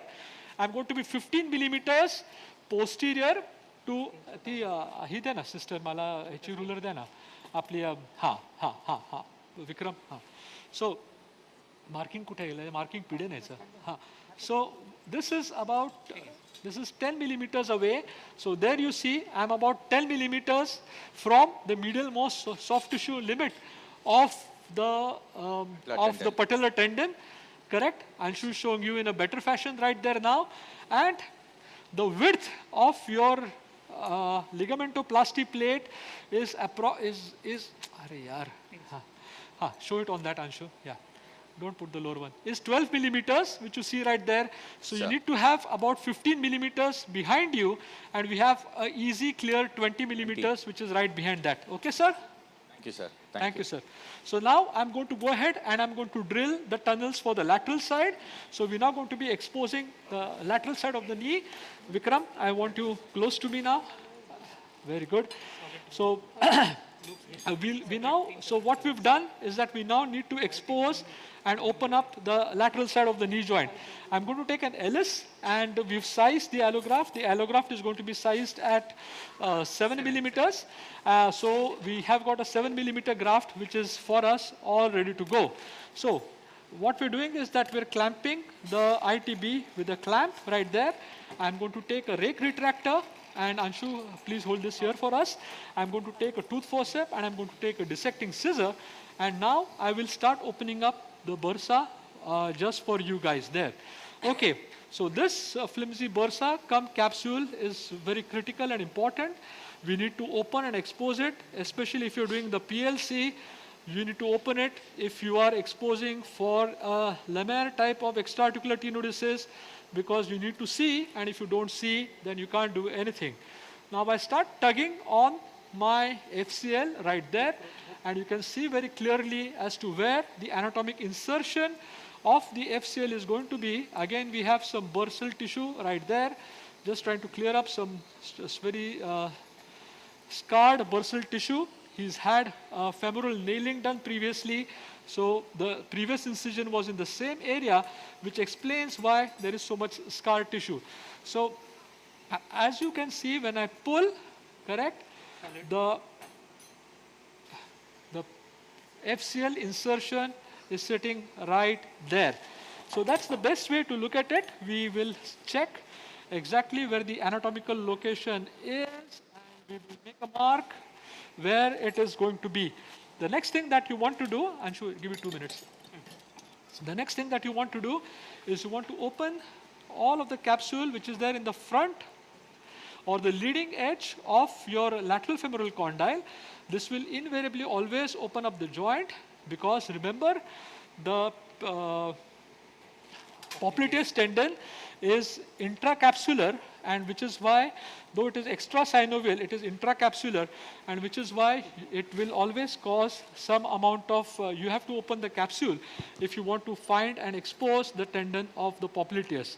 So to make life a little more easier, I will ask Dr. Parimal from Indore to just retract this properly, And now you can see that this is the tendon of the popliteus, which again can be identified very clearly and very nicely. And you want to make another small mark at this place here to tell us where your insertion point is going to be. So you have popliteus and you have FCL right at the back there. And now we're going to be, now we'll start drilling. Give me the mixture, please. Now we'll start drilling the tunnels one by one, and we'll try and achieve parallelism for both of them. So there are some very elegant available commercial sets which will allow you to do that. Unfortunately, I don't have one on hand today right now. So that's my popliteus tunnel sitting right there, if you can observe very nicely. And now I'm going to drill. Come to my right, please, camera. And when I'm going to drill this, correct, I'm going to drill it, not perfectly horizontal, but I'm going to drop my hand 20 degrees anterior, 20 degrees proximal, and I'm going to go and shoot from lateral to medial in this fashion here. Though here, having any form of tunnel coalition is not going to be so, oh, I've got it the wrong way around. It's not going to be such a big challenge, but all the same, this is something that we really need to take care of. Again, confirming that I'm exactly on the insertion point. 4.5 solid there. Confirming that I'm exactly at the point where my FCL footprint is. You want to ensure and confirm that you're going to be in the right location. So again, checking the point, going in, ensuring that my both tunnels are parallel, which always makes for a good surgical demonstration, and going through and through, coming out, and then getting my second bead pin in, just like that, and trying to see that hopefully I should be around the, I'm going to pull both of these, Anshu, and hold them there. Thank you. Just a bit more. Yeah. So hopefully I should be around 18. Wow, I didn't really manipulate this, but I'm around 17.5, which is probably where I want to be. So once I've done that, I'm going to be enlarging both my tunnels with my 7mm drill bit, which is the size of the graft. We want to drill up to 20 millimeters only. The reason why we want to drill 20 is because the average width of the lateral femoral condyle in an Indian female is around 27 millimeters. And in an average Indian male is 32 millimeters. So which is why, curate, you want to drill no more than 20 millimeters, and you need to have a system that allows you to put a screw which is 20 millimeters in length. So keep that information at the back of your mind when you're doing this.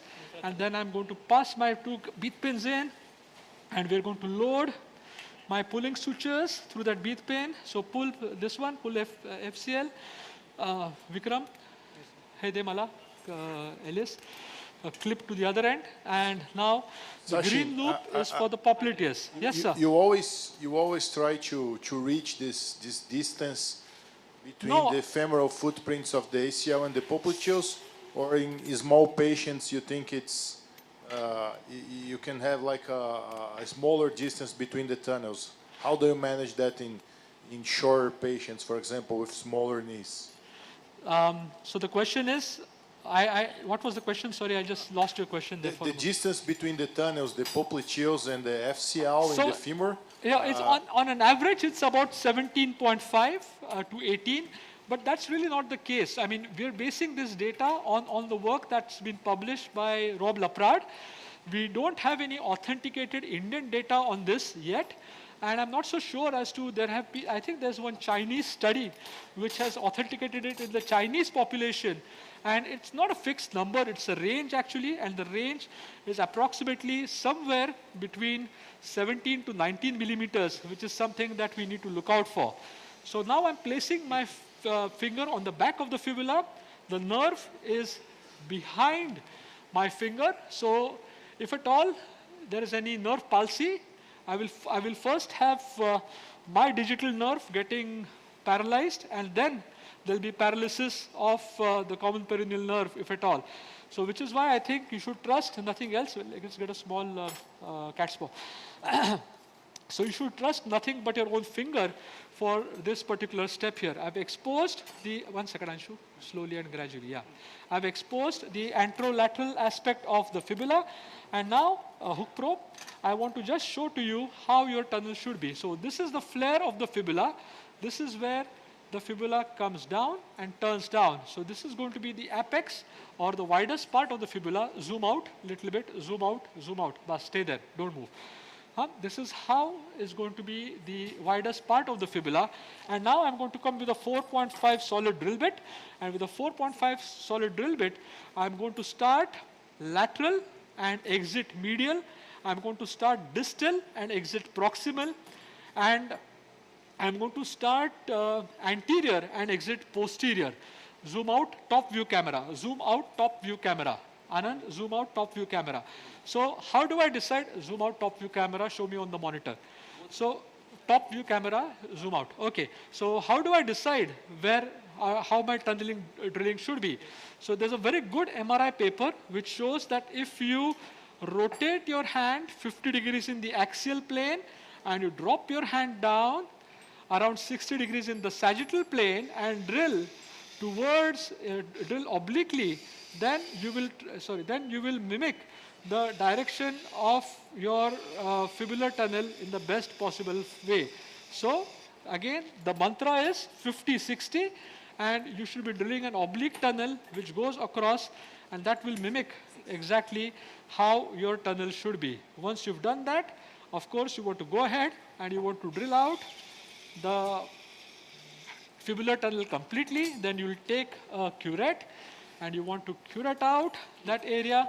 And once you've done that, then obviously the next thing that you do is to take a loop. You want the loop part to be in the front.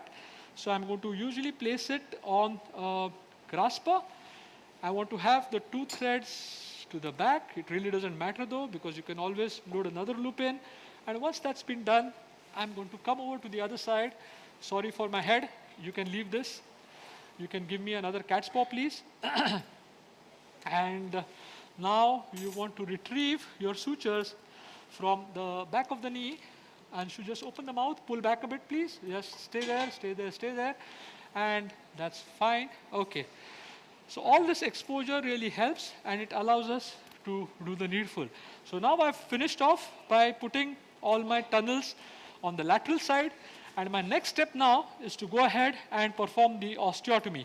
So I don't know how we're dealing with time. So if someone sort of helps me in the room and tells me that if you're getting late, then we can proceed with the next talk, and I can come and, you know, do the osteotomy, fix it, and then come back again. I leave it to you, Parag, to decide what needs to be done there. So Sachin, what we'll do is you just pass the graft, and we will take one keynote and come back to you again. Okay, so Will that be okay with you? Yeah, go and take the keynote right now, if possible. I'll finish the osteotomy in the next 15 minutes or so, and then I'll come back to you, and then we can figure out what needs to be done further. And so, right, Laya. Okay. Okay. On that note, so next we have keynote session by Dr. Christian Clay. So I would like to call upon Dr. Parag Sancheti and Dr. Nilesh Kamath to chair the session. Perfect. So actually that's a bit embarrassing that I now, just for this simple keynote, have to interrupt Sachin. So Sachin, Parag, Anil, needless to say that once again it's a great honor to be part of this course and invited. And I see that actually we've now filled the place. So the last 2 years was already incredible, but this is insane. So the level obviously is once again astonishing. And yeah, so having said that, now it's just a very simple thing here. It's all about osteotomy planning. So sounds a bit boring, yet anyhow planning is obviously key to master your surgeries. If you fail to plan, you plan to fail. So planning an osteotomy, you can talk about hundreds of osteotomy shapes, obviously. So this is about frontal plane deformity correction. I have no disclosures for this presentation. So the first thing, obviously, we need to take a look at is the long leg orientation. You need a long leg standing view, and usually we are advised that the position of the patella is the right thing to look at. Equally, I like to take a look at the proximal tip or the proximal position of the fibular head. If it's 1/3 covered, then it's actually an AP view. The patella, as we have seen and as we all know, is quite a mobile bone and therefore not the only reference. Equally, we need to take a look that the condyles are not square but pointing straight at us. So if we have this, then actually we know about the fact that we have an AP view, and then we need to take a look at the site of deformity itself. So we have taken a retrospective look in Hanover in 2014 on all our 340 osteotomies almost at that year, and we found that 20% of the deformities basically were originated in the femur, and sadly we only operated 1% of our patients at the femoral side. Maybe just because we were trained for the tibia. And having said that, it's quite obvious that we operated 19% of our patients at the wrong bone, which is a downside, and therefore this is a pledge for a proper analysis of the malalignment. Now, so to analyze your alignment, you need to be equipped with a systematic approach. And for this, you need to first identify your joint center. So the joint center of the proximal femur is simple. It's actually a sphere, and on an X-ray, the center of a sphere is the center of a circle. To find that is easy. Now for the knee itself, meaning the distal femur and the proximal tibia, it could be a bit more difficult as there is multiple references. You could take the mantle of the skin, you could take the outer surrounding of the bone, you could take the roof of the notch or whatever. But if you look at these blue dots here, then you will see that regardless whatever systematic approach you choose, they are all lined up quite similarly at one spot. So the only thing and the message here is actually that you just need to decide for something, and I personally for the distal femur as joint center have chosen the roof of the notch, and for the proximal tibia the area in between the two spines. Now obviously we have a distal joint center of the tibia, which in my personal reference, and the same counts here, multiple options, my personal reference is the center of the talus. So now, as we have joint centers, one proximal and one distal joint center for the femur and for the tibia, we now need joint lines. And these joint lines actually are the ones around the knee that interest us, because we do osteotomies about the knee. So there is joint centers for the distal femur, which is the connection of the most distal points of the condyles, and then this joint line of the proximal tibia, which is the connection of the subcondylar sclerosis that we have seen in this video presentation and the live surgery from Dinshaw nicely, and that he has taken especially into account to remain the slope as it is anatomically. So these are now the joint lines and the joint centers. So the next thing we take a look at is axes. So there is anatomical axes, obviously, for the femur and the tibia. But as we do mechanical changes, we don't refer to these. So what is our interest is actually the mechanical axes. And there is one for the femur and one for the tibia.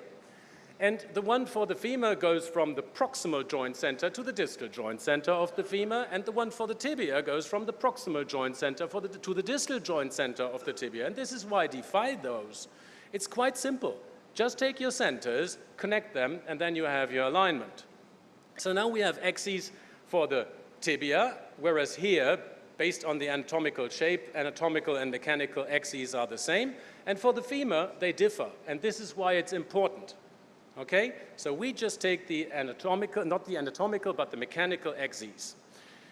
So then there is an overall axis. And this is the mechanical leg axis. And probably this leg axis, defined by Mikulic, is one of the reasons why we for so long have not really taken a look at where the overall malalignment really anatomically is. Because this axis is an axis that sums up femur and tibia. It just gives you an idea whether it's valgus or varus. And there is a slight medial axis deviation. Nonetheless, Mikulic, some 150 years ago, in his thesis paper, and here you have this thesis paper, described this mechanical leg axis as a Direktionslinie, which is a direction line. And he equally described and measured the MLDFA, and in contrast to Paley, the lateral proximal tibia ankle. And this is the text quote now, sadly in German, so I translated this for you. And he said that the knee base is not perpendicular to the mechanical femoral axis, but forms an angle ranging from 89 to 85 degrees, which is actually the first ever quote, averaging at 87 of the MLDFA, and hypothesized that the tibial MPTA is actually, or the lateral proximal tibia angle, is the alternating angle to that. So this is the description of what Paley later on translated into this nomenclature, where he said that we have mechanical and anatomical axes, so therefore we have to refer to this with either a small m or an a, and obviously it's an m for us. Then we have medial or lateral, proximal or distal, femur or tibia. And so this is why, by definition, we talk about a mechanical lateral distal femur angle and a medial proximal tibia angle. And for the MPTA, there is no little m in front of the capital letters because for the tibia, technically seen, it's parallel. So this is the nomenclature. Now, why is it important to actually take a look at the individual approach and say, well, there is one femur and one tibia? It's quite simple, because you have this Mikulicz line, which technically should pass the knee somewhere in the middle or close to it, and you have an inclined joint line, because you've seen that MPTA and MLDFA are 87 degrees. So we have an inclined joint line from lateral to the medial side. And the reason for this is because we are bipedical animals, and so when we walk, we move our foot to the center of gravity in order to find some balance. And when we do this, oblique joint line suddenly becomes horizontal. So it needs to be oblique in order to work under motion when we really put load on our knee joint. So that's the whole purpose of it. And we need to take a look at the joint line and the Mikulicz line together, because you can correct either of those. Like here, when you have your car and you have a towing in or towing out of the tires, you can align this, and then you have a perfectly aligned Mikulicz line. But still, you can have a negative or positive camber, which would probably lead to shear forces and wear. And you can translate this directly to the mechanical problem of the knee. Okay, so this is why we please take a look at both of them. And there is now recent evidence for this, actually, and it's funny that actually George Babbis, who did this great series of double-level osteotomies, and found when he retrospectively worked up his own patients, that the ones that actually failed amongst his cohort of patients, where 97% actually survived for 7 years, the ones that failed were the outliers out of an oblique joint line orientation. So we have evidence now that it is just correct to not overcorrect, because there you create shear forces, and the further you overcorrect and overdo it and change normal anatomy pattern, actually you create shear forces and hyperpressure at the spines, and this is what we must not do. So now how to plan if we have found out that actually there is a malalignment and we detected and analyzed the source of malalignment? Well, there is this planning method according Dugdale and Noyes, and obviously you can just draw a correction Mikulicz line, a so-called virtual Mikulicz line, and draw another connection line from the tibia, and the resulting angle would be the angle of correction. That is very simple, yet technically and geographically not really, geometrically not really correct. Because as a matter of fact, the hinge here is in the joint and not where the hinge really is. So Rolli Jacob and Mignazzi came up with a different planning, and they had to translate the angular correction to the hinge point. And it goes like that. You have the same long leg standing X-ray. You have your Mikulicz line and your virtual Mikulicz line. And that passes where you actually want to have your correction at the very end of the procedure. Then you actually have the hinge point. And the hinge point is where all the action happens. And that's why the hinge point is so important. Now, let's hope that this video runs. So, and I always explain it's best to actually become the hinge. Because when you change your perspective and you become the hinge, then you just have to rotate your head and look from the ankle joint perspective where you've just been, and rotate your head to the position where you want to be at the end of the procedure. And this change of neck rotation that you perform is actually the sword angle for the correction. Now, as you're having this correction, which is here described as line A and line B, and the angular correction in between, you just have to translate this to the cortex, and there you can measure on a calibrated X-ray the height of the correction. So we call this the angle A. And the same goes for distal femoral osteotomy. Now, let's say this is a closed wedge correction here, but that's actually regardless of the shape of the correction.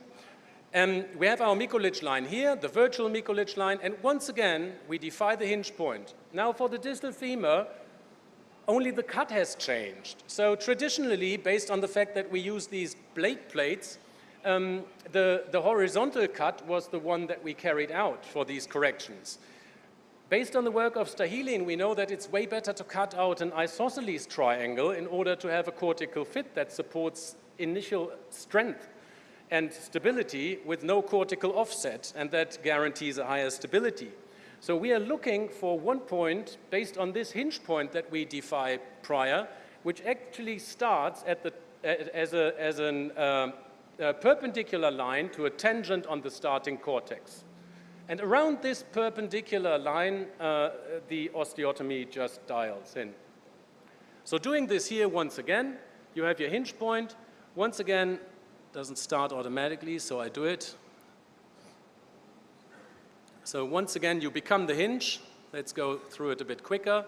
And once you become the hinge, you can rotate your osteotomy around it. And once your proximal femoral center hits the virtual correction, the virtual Mikulicz line, actually you have found your angular correction. You translate this angular correction to the cortex, and there we go. So as a take-home mantra, you have to check for proper X-ray orientation. If your X-ray is wrongly oriented, you cannot plan on it. So what you have to do then is you send your patient back to the radiologic department and get a new X-ray. That's the only way to find out.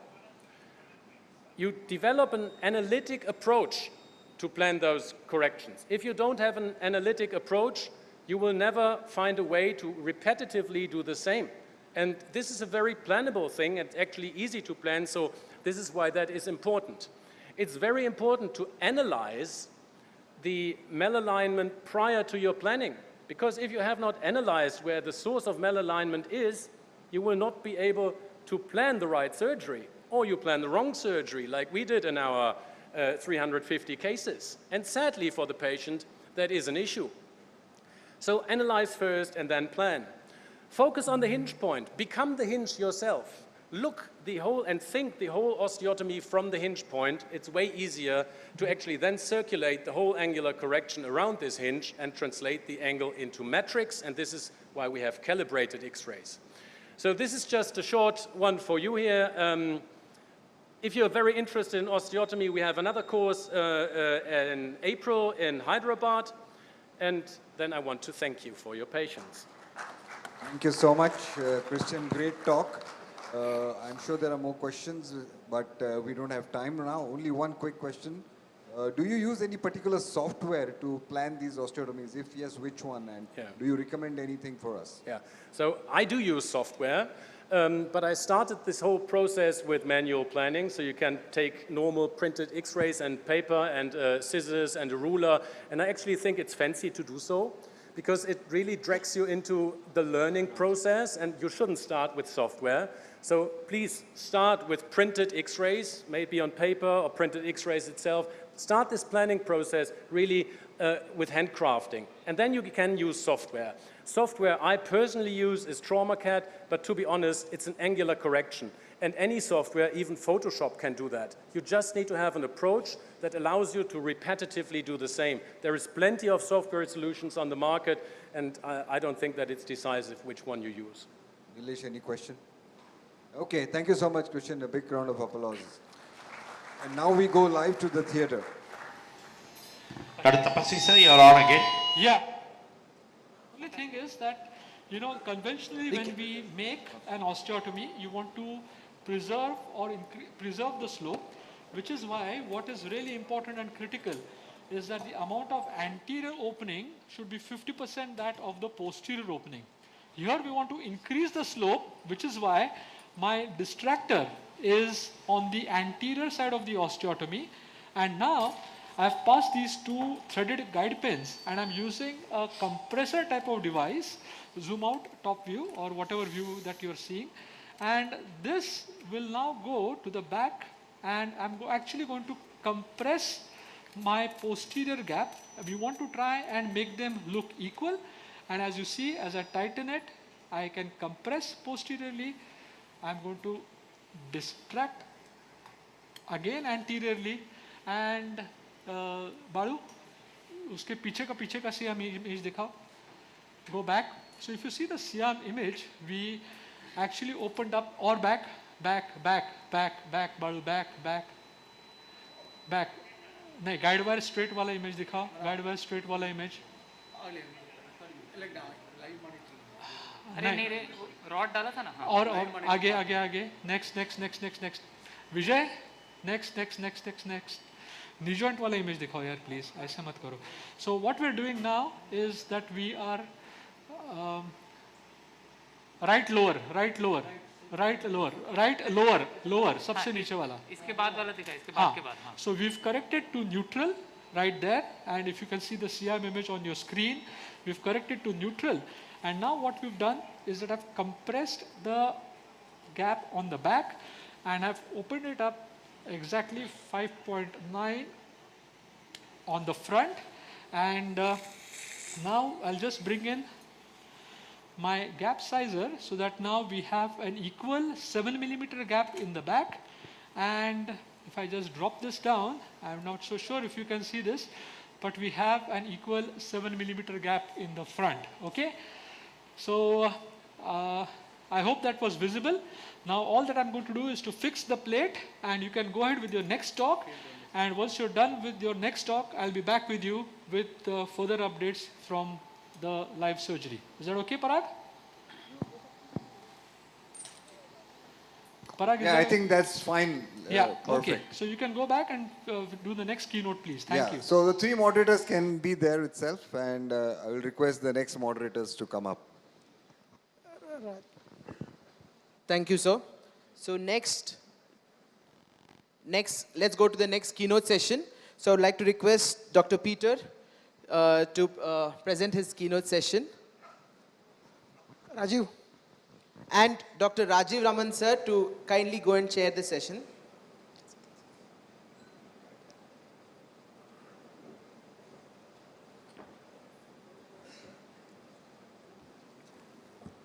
Thanks very much. It's again a privilege to be here and thank you to Sachin for the invitation. Peter D'Alessandro from Perth in Western Australia. There are more orthopaedic surgeons in this room than there are in the entire country of Australia. So this is really quite a remarkable event. A little bit about myself. I have an academic position at the University of Western Australia and my practice is split 2/3 in private and 1/3 in public. I run the scientific arm of the Australian Orthopaedic Association and the majority of my work is sports surgery. I look after a number of professional clubs in Western Australia and across the country. A little bit about what I do. Sports surgery, the majority being arthroscopic knee surgery, whilst I also have a sports shoulder focused on instability primarily and sports hip practice. This talk will be about my knee dislocation and multi-ligament practice for which I look after the southern half of Western Australia. Most people will not have seen Australian rules football.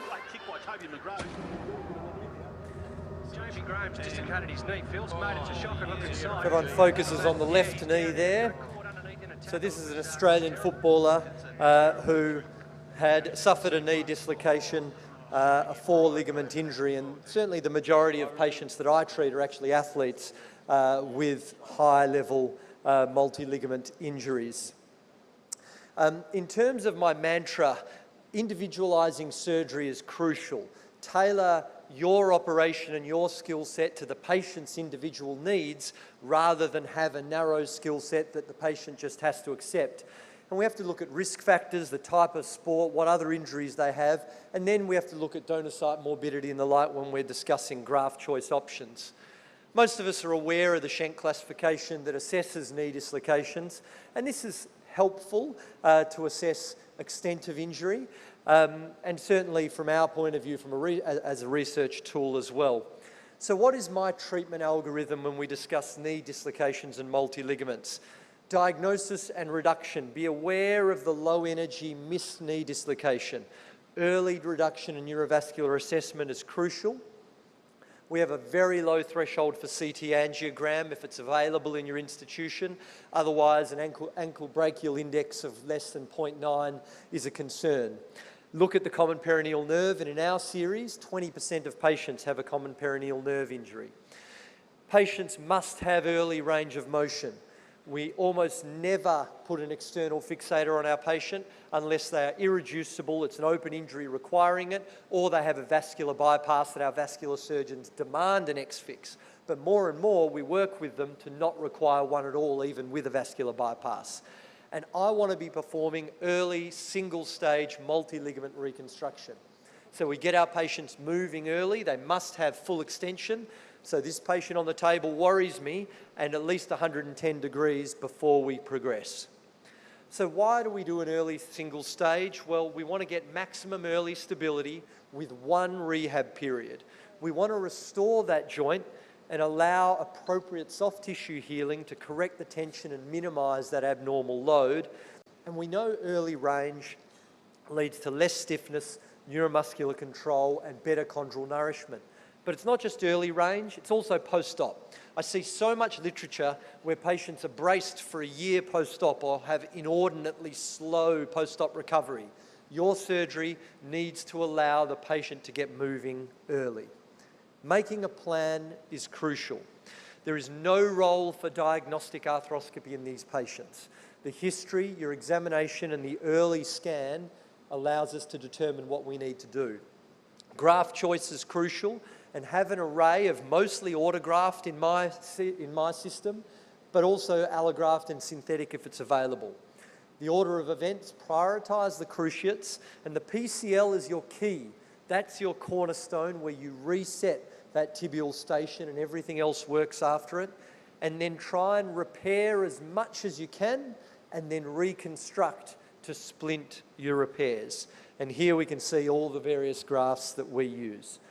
So what are the key points here? Take away time pressure. I don't use tourniquet for my multi-ligs. I use tranexamic acid, Marcaine and adrenaline in the knee, and bags with adrenaline to try and minimise my time pressure. I use a werewolf ablator. Good team, not just a good team, but a great team. So I'm lucky to have my fellow and my registrar with me and a great staff. Though I must admit the staff that I had in the operating theatre were as good, if not better, than any I've had ever before. X-fix, I said almost never. Out of our last 100 knee dislocations, we've put on one X-fix. And the indications I mentioned are those there. So what's the order of events? Setting up is crucial. I drape both knees if I need contralateral graft, have all the equipment available in a nice theatre with image intensifier, which I'll always use for my PCL every single time, and space to get under the table. We'll prepare the grafts first, so hamstrings from one or both knees, quadriceps tendon, and then have our allograft available. I mentioned the cruciates first.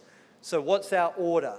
I'll scope the knee, I'll do my femoral PCL tunnel, then my femoral ACL tunnel, then my tibial PCL tunnel, and then I'll fix that, and then my tibial ACL tunnel and fix that. I generally, if it's a 4-ligament injury, will move on to the posterolateral corner because by that time we're 2 or 3 hours in, and I don't want to be too tired when I'm there trying to dissect the nerve out, which must be found every single time. We'll find the structures that Sachin has shown us and repair those, and then I'll move on to the posteromedial side. The key on the posteromedial side is, for me, it's always different. Isometry is crucial, and it really, sometimes it requires 4 or 5 goes to get my MCL tension right, so don't rush that one.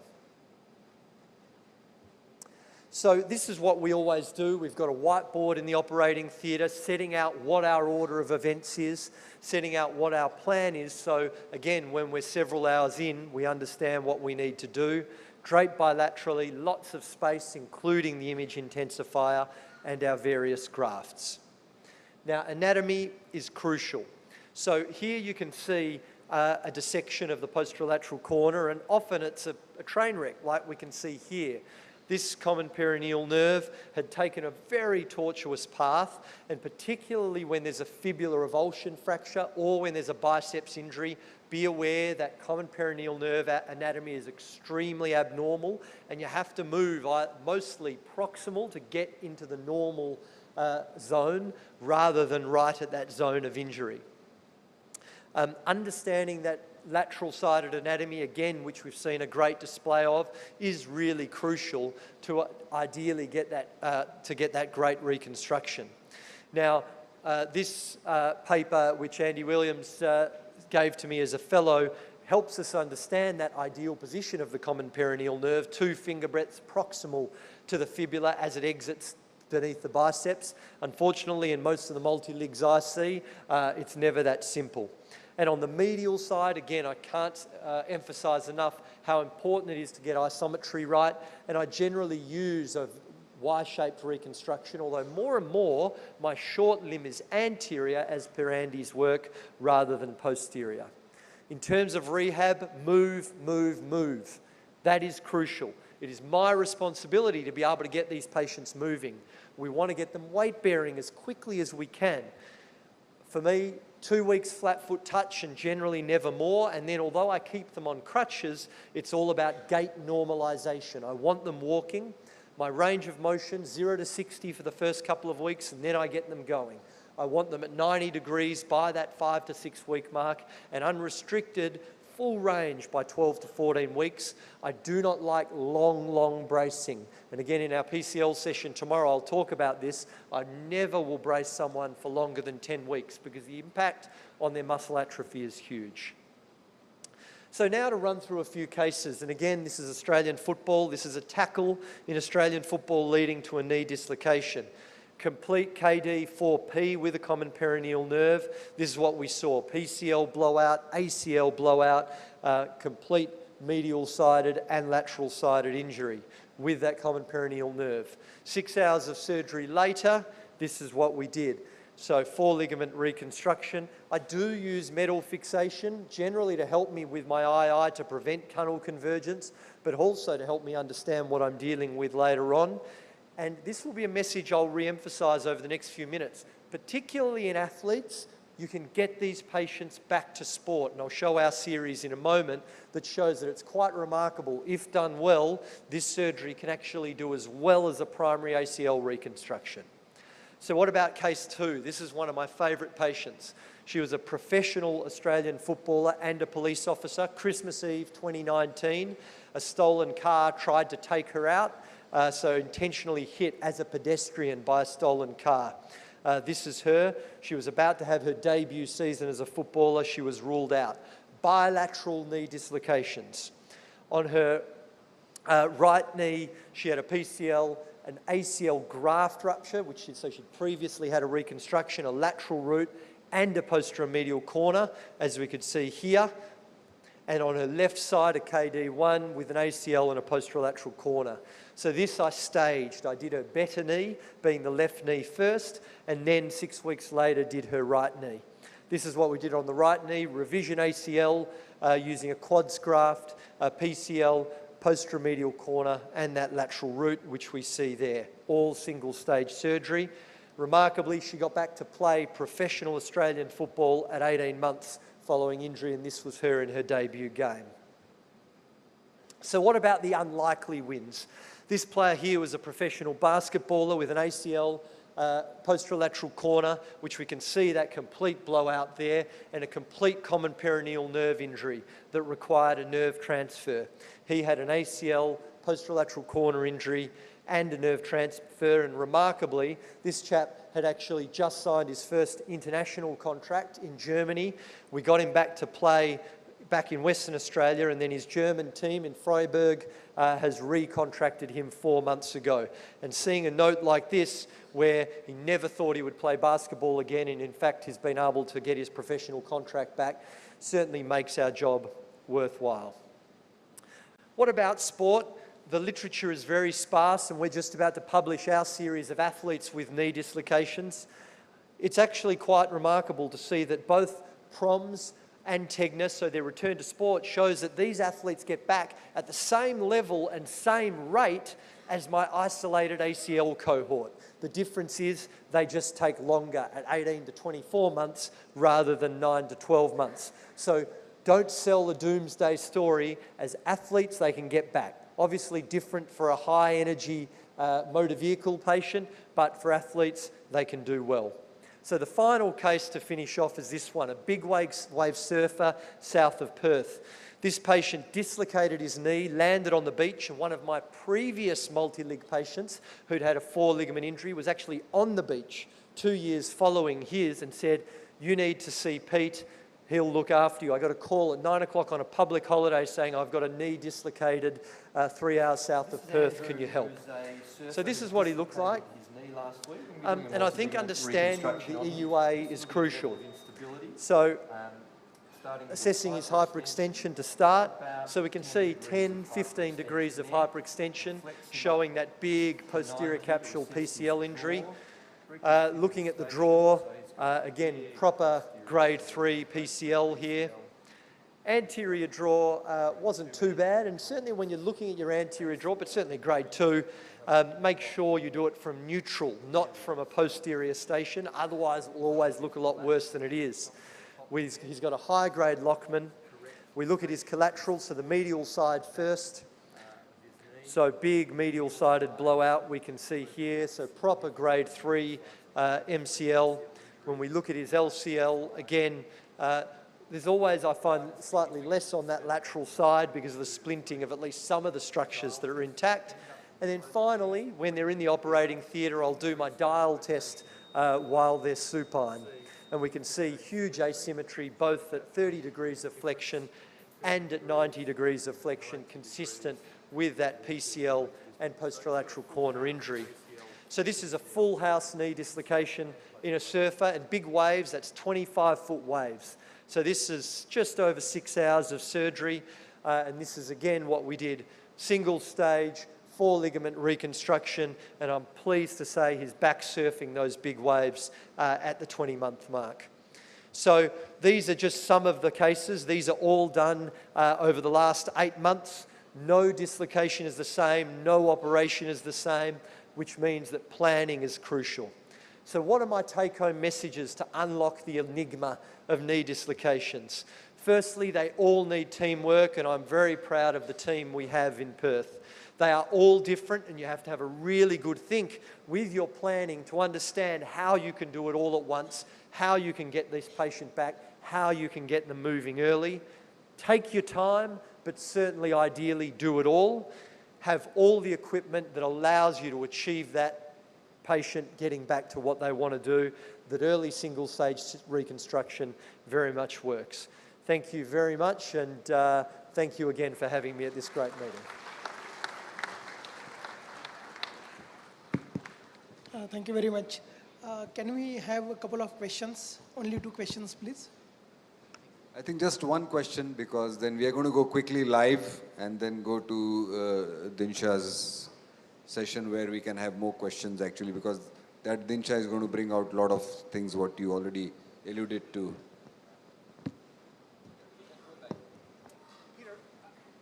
Question. Right now we have in the U.S. a multi-ligament trial from the Department of Defense, and we're looking at early rehab and late rehab and early surgery and late surgery. I am of the philosophy of early surgery, and that's kind of the Pittsburgh way. How do you approach the chronic knee dislocation?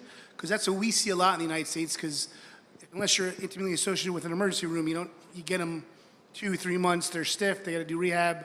How does that approach where you don't get that healing response? So that's question 1. And 2, what's your manipulation rate after multi-legs? Great, thanks, Neil.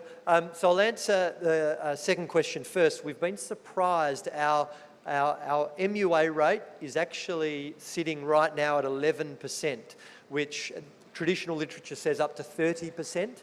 And certainly I would manipulate anyone who's not achieving 130. So it's not that we're sitting at 100, 110. So, but I think part of that is getting them moving early. I do not splint them post-op for excessive periods. And then the delayed ones, completely agree, they're challenging. You don't get that nice repair. They're often grossly unstable. I think you've got to be careful with graft options, and I'm more inclined to use my stiffer graft options in my delayed reconstructions, and certainly I'm more inclined to have to brace them for longer.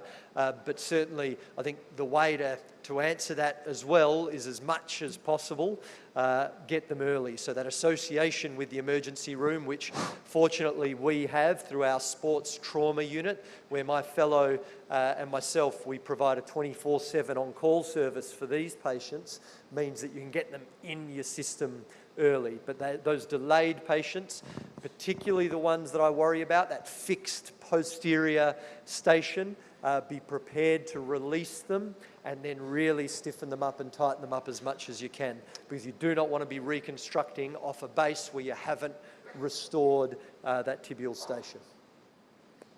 Thank you. Thank you. Thank you so much. That was an excellent lecture. Big round of applause. We go live to the theatre for 5 minutes, and then Dinsha, you take on. Okay. Yeah, so Parag, what have we done so far? So my dear moderators, what have we done so far? Well, we did the osteotomy. So can you bring out the images on the C-arm, please? Somebody please get me C-arm images. And if you see the C-arm image, that's what we have, which is, with loop.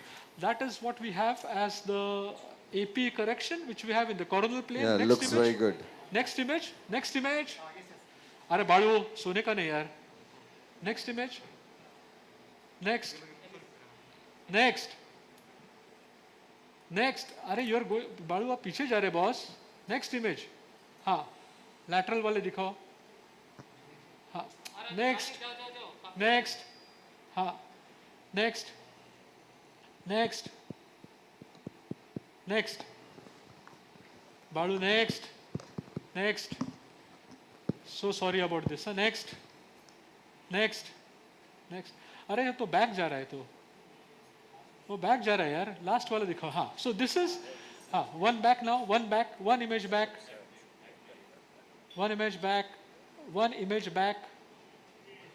Ligade. One image back.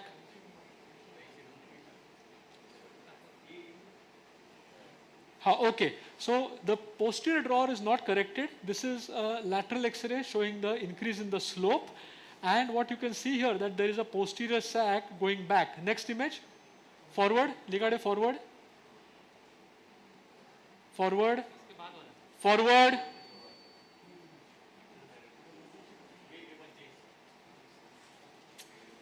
यार त्याला दगड मारा रे कोणीतरी. Next.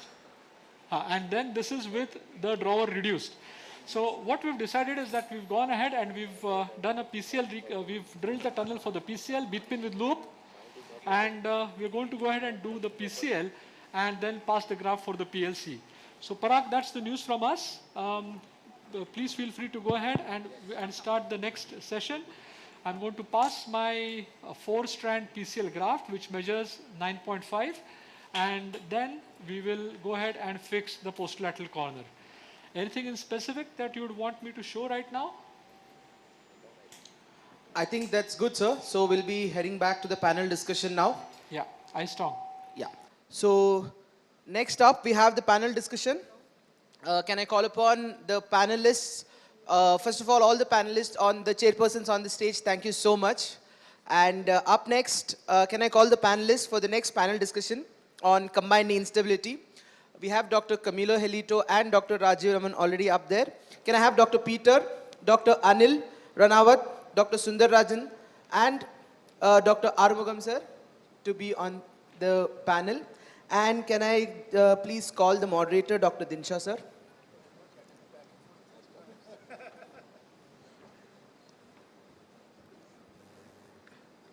So we've got our panelists from 4 different continents. We've got Camilo from Brazil and South America. We've got Anil from North America, Peters from Australia, and then representing India are Sundarajan, Dr. Rajiv Raman, and Dr. Arumugam. Is Aru here? Okay, great. So we'll go through some combined knee instabilities. And fortunately in India, we don't see so many sports knee dislocations. I think for us, for every 10 motor vehicle accidents with knee dislocations, we see about 1 sports knee dislocation. So that at least is a saving grace for us. But we'll start off with the first one, which is a sports one.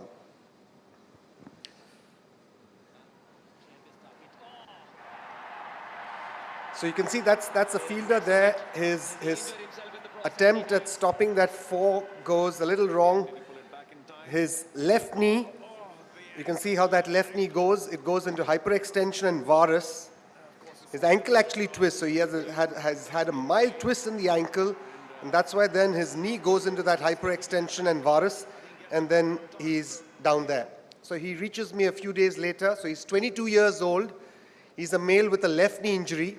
Clinically, his ACL signs are positive. His PCL is normal clinically. His varus stress test is positive, and he has no gross rotatory, posterolateral rotatory instability. So no gross PLC, and he's got a little bit of bruising there. That's his MRI, and you can see his ACL's torn. His PCL's normal. And on the lateral side, you'll see there that the lateral collateral ligament is avulsed off, and so is the biceps femoris. It's off the fibula, but the fibula itself is intact. No bony injury there. He has no peroneal nerve palsy. A few more images there which show his menisci, which are normal. We did examination under anesthesia, and you can see that compared to the opposite side, his LCL is opening up significantly. However, he just has a very mild increase in his external rotation thigh-foot angle test, only 10 degrees more than the opposite side. So here you've got a 22-year-old male with an acute left knee ACL and an LCL tear. Anil, how would you treat this? He's come to you 7 days following the injury. Yeah, this is the most common multi-leg I see. This is a slam dunk, meaning that I would try to get his motion back as best as I can over the next 2 weeks. Operate, as Peter said, in 3 weeks. I would do a BTB, and I would take, in America, I would use a hamstring, an allograft laterally, and I would do a single femoral socket tunnel. You don't have to touch the popliteus, a single fibular tunnel, and then I repair everything after I reconstruct. The key to this operation is actually fixing the lateral capsule. That's what everyone always forgets to do, but this is, these patients can be normal. Aru, what about you? Sorry, Sundarajan. Sundar, what about you? In the Indian scenario, you've got this patient coming in at 1 week. When's, for you, is the appropriate time for surgery? I would suggest the same, because I put him on a hinge knee brace. Yeah. Because holiday has come after a week, probably knee might be quiet. So I start knee range of movements with the hinge knee brace. I tell him to get at least 100 degrees of 90 to 100 degrees of movement. Okay. As Anil said, it will take a week or to 10 days. Then if the knee is completely quiet and movements are 100, then I go ahead with the ACL reconstruction. And for the LCL, because the soft tissue is also avulsed, so the avulsion is very difficult to get back to the normal anatomy. So I may augment with the reconstruction on the lateral side. Okay. Does everyone agree? Any differences of opinion? Would anyone stage this all in one stage, and the earlier the better? Okay. So we scoped it. We waited for about a week more. So at about the 2-week mark is when we went in. You can see that popliteus is intact. So I was looking basically for the popliteus to see how that was doing. The popliteus is intact, both in the gutter. The ACL was torn, completely shattered in there. So we got the ACL out of the way. So all of that is off. There's going to be no repair there. The lateral compartment, good cartilage, but opening up significantly. Again, we can see that his popliteus and his popliteal fascicle is okay.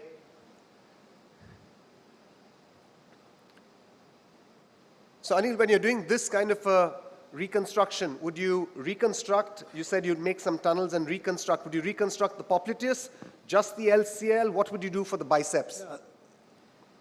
What I would do is I'd say I'd do a single LCL femoral tunnel, a single fibular tunnel. I'd put an anchor in the tibial plateau, fix the lateral capsule, then whip stitch the LCL in the biceps and incorporate that into my tunnel with my graft.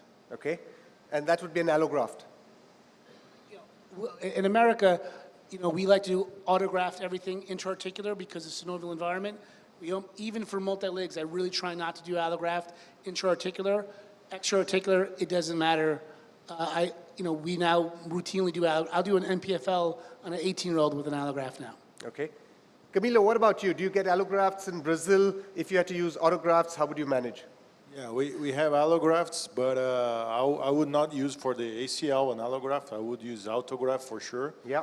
But for the periphery, I think it doesn't matter if it's available. It's a good option, but you can harvest the semi-T and do a autograft reconstruction as well. In this case, the tricky part is to isolate the peroneus nerve, because when you have like a biceps avulsion, normally the nerve is not there where you want to be. You got my next question right there. So you have to be very careful with this part of the surgery. Yeah. So Rajiv, I was just coming to that. For the peroneal nerve, now this patient doesn't have a palsy. You're going to go on the lateral side.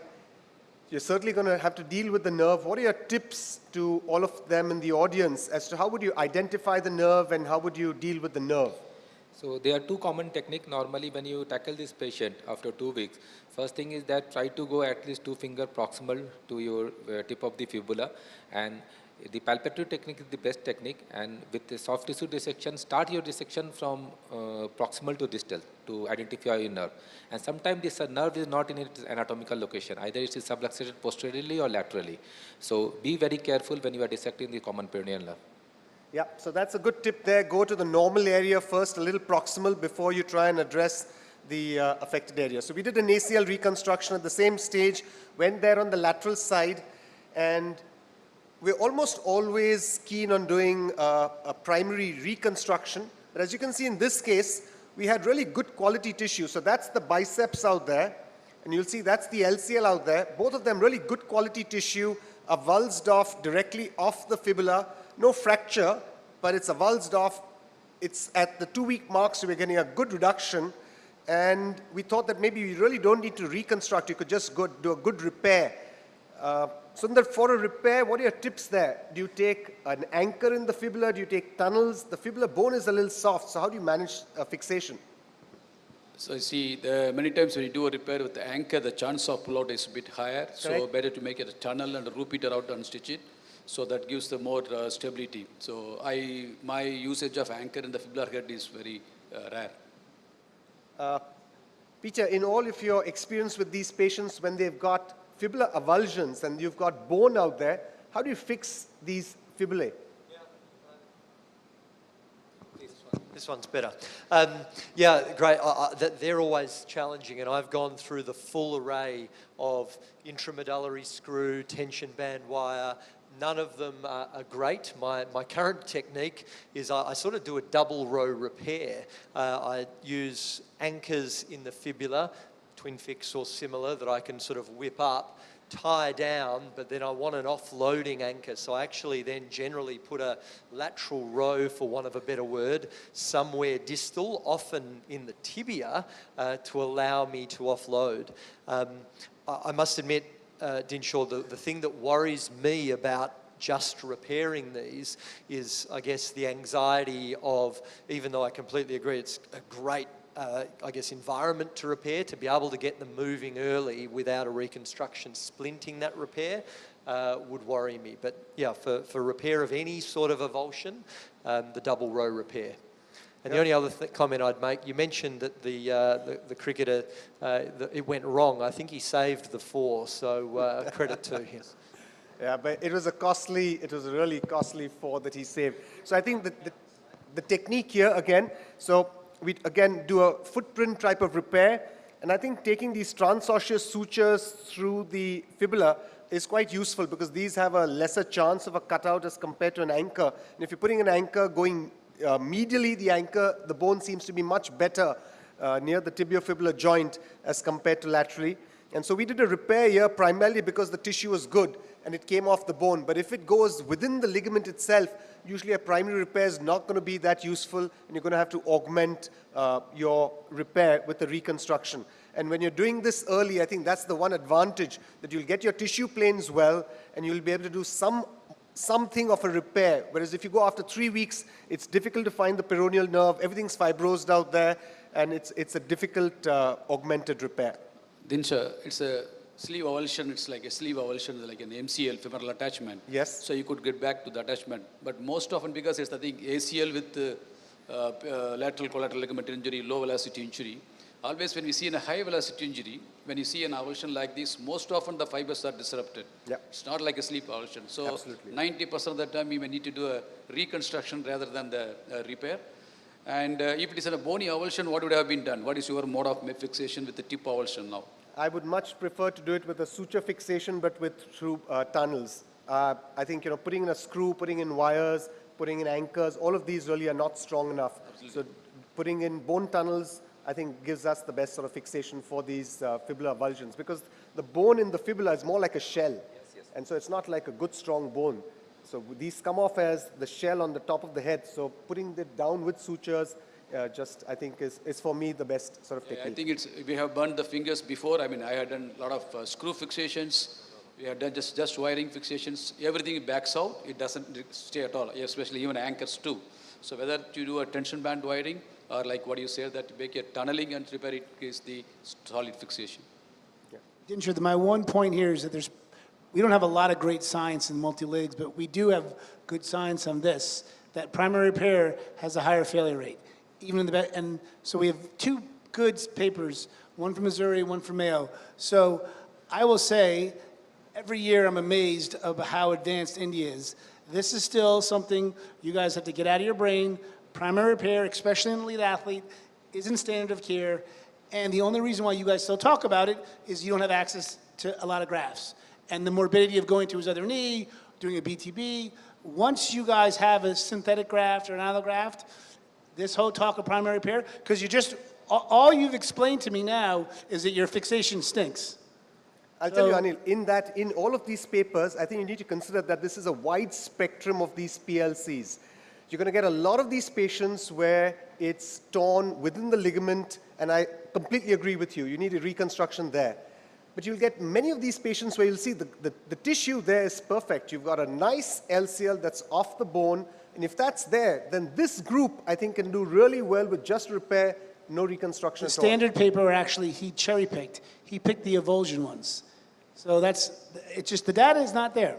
I'm not saying you can't do it, but if you do enough of them, and in an elite athlete, and is his knee in varus, guarantee it.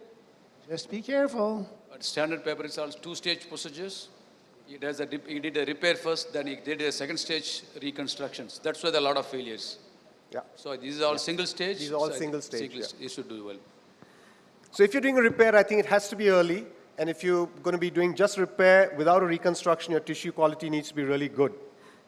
Okay, so we'll get to the second one. So this is a 38-year-old male.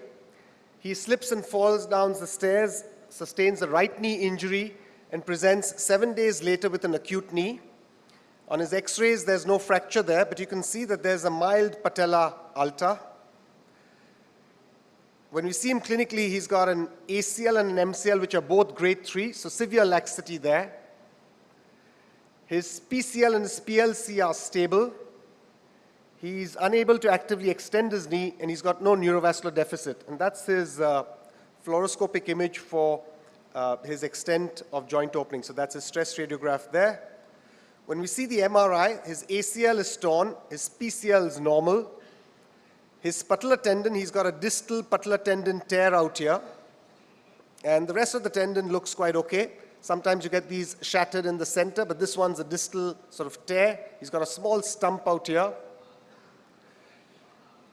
Again, a few more images showing the ACL being torn, the PCL being okay.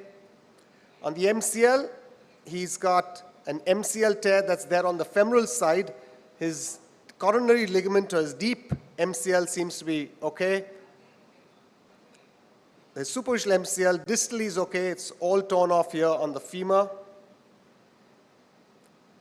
And his lateral meniscus, a radial tear of the posterior horn of the lateral meniscus here.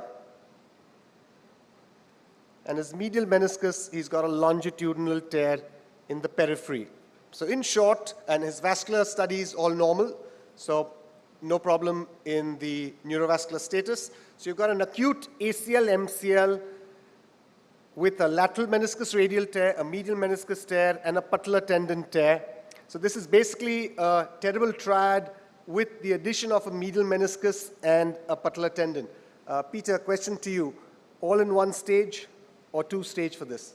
Great. Thanks, Tinshaw. After my last mantra of everything single stage, you're about to make a liar of me, but this cohort, I would do single stage. So these big, the patellar tendon subset, really important. If it's a mid-substance disaster, we went through a series of trying them single stage, and my MUA rate of those was 50%. And that was a terrifying MUA as well, because I thought I was going to reavulse. So if it's mid-substance, I go two-stage, patellar tendon repair and reconstruction first, and then come back. In this, where it's the distal anteromedial pull-off, happy to go single stage, because I think you can get really robust fixation and get them going. So for me here, I would be using, I'd use a contralateral hamstring for his ACL. I don't want to touch the extensor mechanism with violating that for graft for his ACL. I would obviously repair the lateral meniscus, a version of what we saw earlier today. And the MCL, for me, this gets a repair proximally with an allograft reconstruction, and we use a perineus allograft with adjustable fixation. For the patellar tendon repair, this for me will be a distal-based anchor repair, and you'll see that whole anteromedial capsule stripped off that needs to be repaired as part of this. So sequentially progressing through, I think, is crucial. But for me, still single stage for the distal avulsion.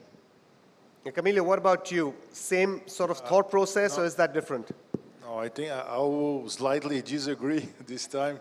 Good. I think I would do two-stage. I would do like the patellar tendon and the periphery first, and in a second stage the ACL and the meniscus repair.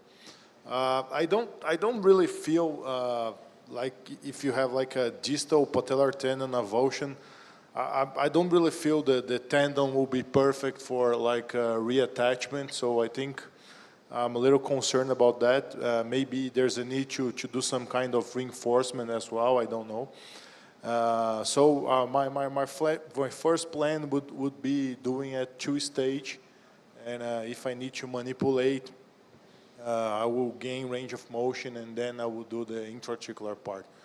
You know, it's tricky. I think there is no right way to do this case, but when there is a extensor mechanism lesion associated with the intra-articular tears, I'm a little concerned about doing one stage. Rajiv, what about you? What's your experience with these? I think we have the, this is very common. Extension mechanism injury is not very common with multi-ligament injury. So whenever it is there, there is a high chance of stiffness. So for me, it's always a two-stage procedure.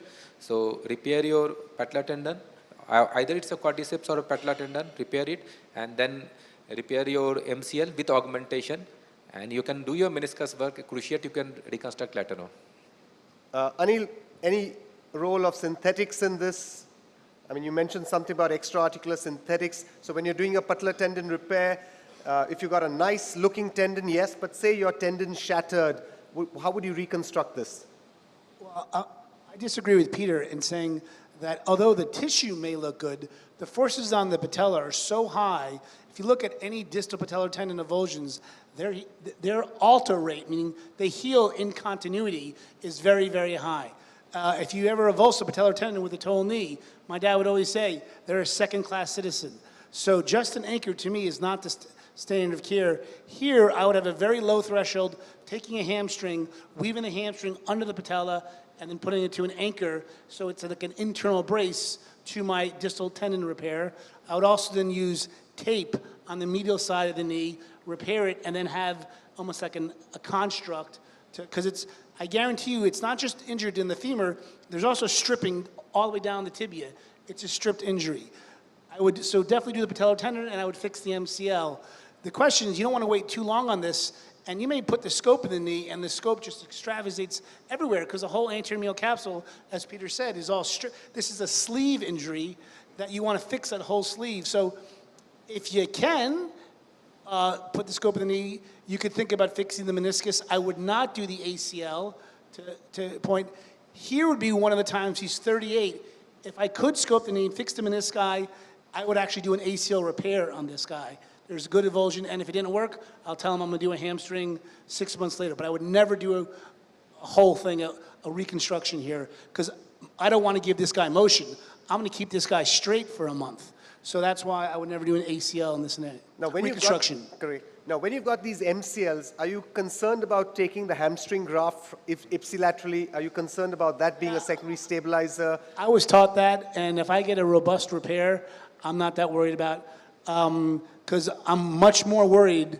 I can always do an MCL reconstruction later, or if you don't get that patellar tendon to heal, that's a much bigger failed extension mechanism surgery is much bigger problem than anything else. That's your first goal. So now, could you do an allograft? I've done that too. I can just use an allograft, but I used to go through the patella. Now I go just proximal to it, and I figure eight it, and it acts as an internal brace. Sundar, you've seen a lot of these. You've reported them to. What's your sort of thought process in these cases? Staged or single stage? How early would you do it? Would you deal with the meniscus? There's a radial tear there. Do you want to address that because you're going to otherwise lose time if you have to deal with it when he gets his range back, which is going to be 4 months later?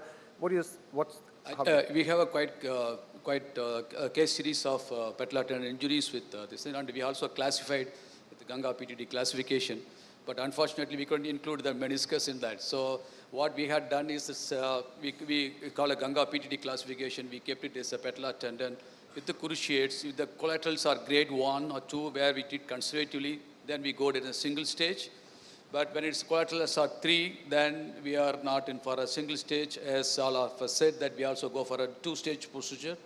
And in this case also, I would like to do a 2-stage procedure where you do a patellar tendon repair with the MCL reconstruction. That's our only concern is here now is the meniscus, but it's very difficult for me to do that. But what we can do at the time of, because by the time when you bring back the patient for a patellar repair, also it's 2 weeks time. So by the time you can do a meniscus repair, still I don't do a ACL reconstruction. So we do a patellar tendon and MCL reconstruction. Many patients may not come for a second stage for the ACL because by the stiffness, to get back the movements, by the time the patient will not come back for the second stage. Okay, so this was done at about 10 to 12 days post-surgery, and I thought exactly this, that if we could get the scope in and get a quick repair in, and exactly what Anil was mentioning, all of that fluids getting out through that capsule there, so you don't have much time, but the medial side just opening up very easily. So quickly saw the ACL and decided that, look, I can't really achieve a repair there. So I just debrided the ACL, but then went ahead for the meniscus repair. So on the medial side, just 2 sutures, one above and one below. So got the medial meniscus repaired there. And then on the lateral side, we required 3 separate sutures. So just to get good continuity there of the lateral meniscus, because I think these radial tears, if you miss the bust, then it's really difficult to get a good repair subsequently. And if you get them early on, they tend to really heal well. So an end-to-end suture and 1 peripheral suture. So 2 end-to-end sutures and a peripheral suture. And then exactly what all of our faculty members mentioned there.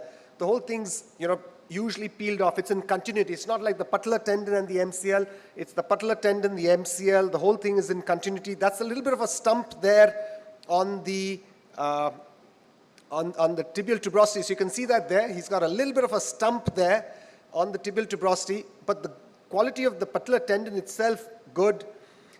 And then, of course, you go ahead with the entire repair. And this patient also required an augment, which I did with his hamstring tendon on the medial side. just because of the poor tissue quality there. But I didn't augment the patellar tendon. I did a primary repair of the patellar tendon and just did an augment on the MCL. And I didn't touch the ACL. We started his rehab almost immediately. That's his x-ray. His patellar is back in position. He's now 7 weeks post-op and he's at about 100 degrees. And as soon as he gets his range beyond 120, I'd be keen to go ahead and do his ACL reconstruction. We'll go to the third case. So this is a 50-year-old male with a chronic left knee multiligamentous knee injury. So he's been surviving without any surgery for the last 4 years. He's quite happy. He's sedentary. He's 50 years old. And then he had a locked bucket handle tear of the medial meniscus. And he came to me with that locked bucket handle tear. And I felt, look, he's got, just a locked bucket handle tear. He's had no instability before that. That meniscus was irreparable, so I did a partial medial meniscectomy. And as soon as I've done the partial medial meniscectomy, you'll remember what Anil said earlier on, he's now come to me with complaints of instability. So he says, I was fine with my stability before this. You've done a partial medial meniscectomy. Now I'm unstable in day-to-day life. He's not really playing any sports. Fortunately, he's got no pain at all. His ACL and his PCL both are grade 3 deficient. But his MCL and his PLC and his extensor apparatus are normal. His alignment's normal. His knee range is also normal. And when we look at his MRI there, that's his ACL, PCL, both gone. His MCL's doing well. His PLC is doing well. That's the bucket handle that was there that had been removed. Anil, what would you do for this 50-year-old now? He's 50 years old. He's got a little bit of joint reduction there on the medial side, surprisingly no pain. His alignment's okay, but he's unstable. Would you brace him? Would you operate on him? How would you deal with him now? Well, in America, we say college is expensive, so we would definitely operate. No, it's a joke. The first thing I would do to this guy, honestly, is give him a cortisone shot and a brace and saying, come back to me in 3 months. No, he's got no pain. He's just got instability. Is your cortisone shot going to help his instability? No, but I'm saying because he does have pain. He will have some various pain eventually. But I would try not to operate on this guy. I mean, you're not going to get a home run, and he's going to get an arthroplasty later. This knee's going to keep on going downhill.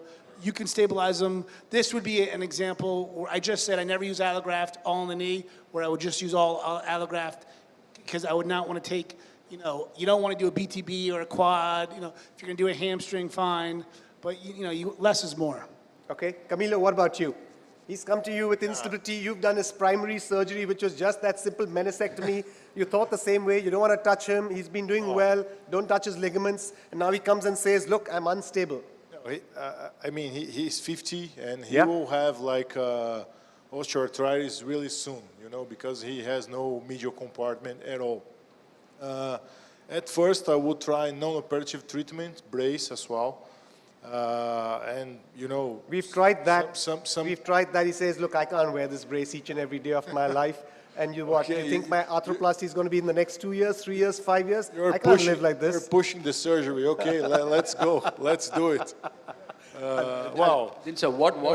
If you try everything and it fails, maybe you have to go to surgery. But, this patient, you have to talk a lot with him because he will have, even if you reconstruct the PCL, ACL, everything, he will have osteoarthritis really soon. So accepted. What do you mean by instability for this patient? What is his complaint? His complaints on he's got a grade 3 PCL, he's got a grade 3 ACL, record. And every time he's ascending stairs, every time he's descending stairs, he feels that he's going to fall over. Because his lateral view doesn't show that much grade 3 translation. And already has got a middle compartment lately osteoarthritis, so these patients cannot have any rotational instability. So he can have a maximum anti-knee pain because of the mild posterior translation. Surprisingly, no anti-knee pain. So that was my whole thing. Is it painful? Painful? Can we keep this for arthroplasty? Peter, what about you? Yeah, echo most of everyone's thoughts. I think what's really important is this patient's type of work. For me, we see a lot of manual workers, mine workers who an arthroplasty is not an option until they retire. And so for this guy, and the mine workers in Western Australia are earning $250,000, this is a big deal for him to keep him in work for the next 10, 15 years without an arthroplasty. So agree with what everyone said, but if he is truly ligament instability, then I think you're left no choice aside from an allograft reconstruction. With just, he may be someone that is helpful to have a brace post-op for his work as well. Because many patients sometimes have a lot of quadriceps weakness, because these kind of patients will not do a quadriceps rehab. When they come down the staircases, they'll have a lot of instability. They'll say that instability, but it's a quadriceps. Most of these patients, if you reconstruct the cruciate, I think they come with more pain. So you are making unhappy patient more unhappy. So this guy, exactly that, we treated him, tried to treat him non-operatively for a long time. He's a farmer. He needs to do a little bit of heavy work. He finds he's got a problem. So this is a case that we did by cruciate reconstruction. But exactly what Anil mentioned, we didn't want to take any autograft. So we took just allografts, so allografts for his ACL and his PCL, and just a standard sort of technique, single bundle, nothing too fancy, and just an ACL, PCL reconstruction so that we could give him his stability. And surprisingly, he's quite happy right now. He's about 2 years down the line, and he's quite happy with the way things are. He still doesn't have any pain, and when he does, I'm sure he's going to go the arthroplasty How was route. the cartilage, medial cartilage? If you actually see the MRI, in the MRI, his cartilage is not that bad. His cartilage is not that bad. And even on the arthroscopy, we really didn't need to do too much for his cartilage. Okay, so we'll go to case 4. So Dinsha, just 2 minutes more. Yes, 2 minutes more. Okay, quickly. So I'm just going to ask you for a KD4 multi-lig, which is chronic. What's your graft choice? So say you don't have the option of an allograft. Anil, I know what your answer is going to be. So quickly, your answer there for ACL, PCL, PLC, MCL. Anil, what's your graft choice for ACL, PCL, MCL, PLC? I can't use an allograft, so I would do quad for the PCL, ETB for the ACL, and hamstrings for the posterolateral corner. If I can get both of them, if not, hamstrings of the other knee for the posterolateral corner and the medial side. Okay, and if you could get allografts, would all 4 be allografts, or would your cruciates be autograft? It depends if I'm dealing with what kind of the patient. Okay. Rajiv, the case for you in India. In India, what would be your situation if you didn't have any allografts? So all autograft, and always I prepare both the knee. And for PCL, it's for peroneus for me. For ACL, it's quadriceps, and cruciate for collaterals. Okay. Hamstring for collateral, sorry. Okay, accepted. We'll just quickly go to the graft sequence. Peter, you mentioned the graft sequence. You know, I'm saying this because my concept on this is a little different. So you mentioned PCL first, which is almost always, then the ACL. But do you think that if you've got a PLC knee and you tighten your ACL, your tibia is going to go into external rotation and you're going to fix it in external rotation? So should you do PCL, PLC, ACL, MCL? I mean, do you change your order at times? Yep, great point. And no is the short answer. I've been pretty comfortable. You know, once I've stabilized my PCL, I find that everything else sort of sits where it needs to be. So I'm still comfortable fixing my ACL before my posterolateral corner, though I agree that might not be the school of thought. That's a good, I've struggled with that myself because I've always done the way Peter's done it, and I've definitely had that scenario where I locked in my ACL and I see the whole knee go into varus, and I'm like, that's not good. So I don't really know the right answer, but it's something to think about. It all depends how sloppy that knee is. Okay, if you have an yes?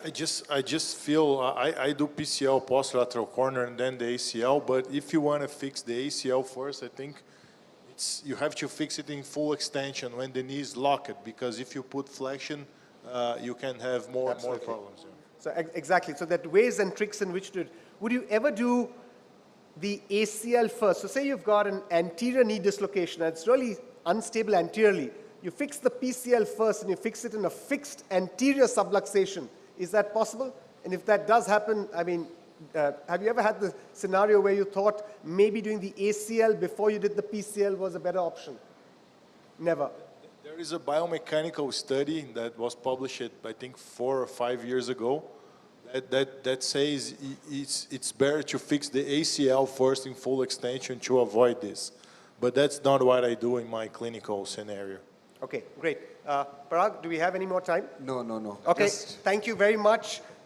Thank you very, very much to all of our panelists there for all their insight and multi-links. As you can see, the take-home here is that no two knee dislocations or combined knee ligament injuries are exactly the same. And I think you need to have sort of a a la carte approach for all of these injuries.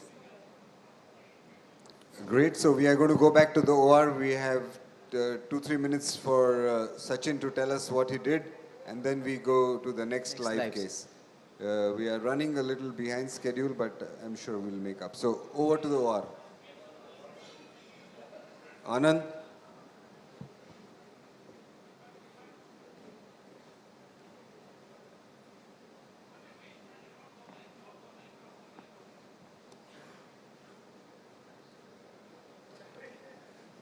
Anand, can we go live? And call the next moderators as well.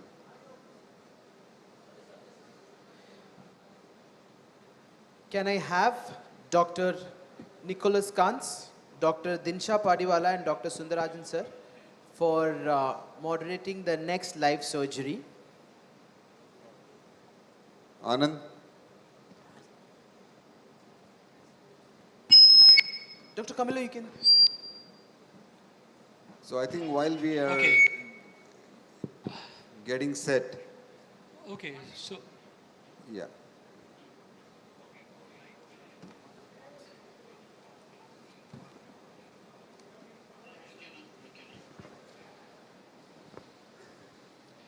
A hamstring 6 months later, but I would never do a whole thing. Just a quick recap on what we've done so far. That's the medial side of the knee. That was his chondromalacic changes that you see on his medial femoral condyle and his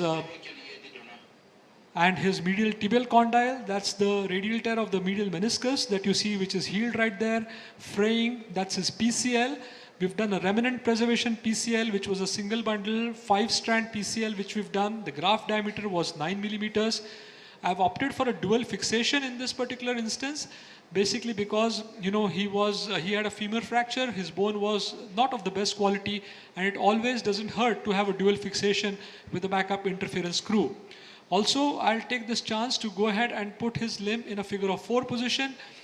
So in a figure of 4 position, preoperatively, you would notice that his lateral compartment was opening by more than 8 millimeters. Now it's barely opening by about 3 millimeters, which shows that probably the procedure that we have done for him was correct, and we have been able to sort of restore his stability. I'll quickly go to the back of the knee. I'll put a Wissinger rod in the back, and with the Wissinger rod in the back, it gives us a chance to view from the posterolateral portal. And by viewing from the posterolateral portal, I'm going to shift my scope there, and I'm going to try and show you if you can see the graft of the PCL as it appears, as it exits the tibia and then courses anteriorly to go into the femoral insertion. So that's from the back of the knee now. You can see the posterior compartment, and you can see the nice shiny fibers of my 5-strand PCL graft, which are coming right from the champagne drop-off point, and you can see that they're quite tensed. And you can actually see now that the tibia and the femur are well reduced under each other, and there is no posterior sag. Coming very quickly to what we've done on the lateral side of the knee. On the lateral side of the knee, I'll quickly put a retractor in. And once you put a retractor there, you can see the lateral side. On the lateral side, the first thing that I'll show you is what happened? Okay, the first thing that I'll show you is come on, what happened now? Angle is changed. Can we have the lateral? Bring the proper angle. Yeah, that's correct. We can the see. first thing that you'll see is that we have the FCL, which has coursed from the femur, gone to the back of the knee. And now that's the limb of the popliteus, which has gone underneath the FCL and is now fixed on the lateral side. So that's your modified Larson or your Arcerio type of reconstruction.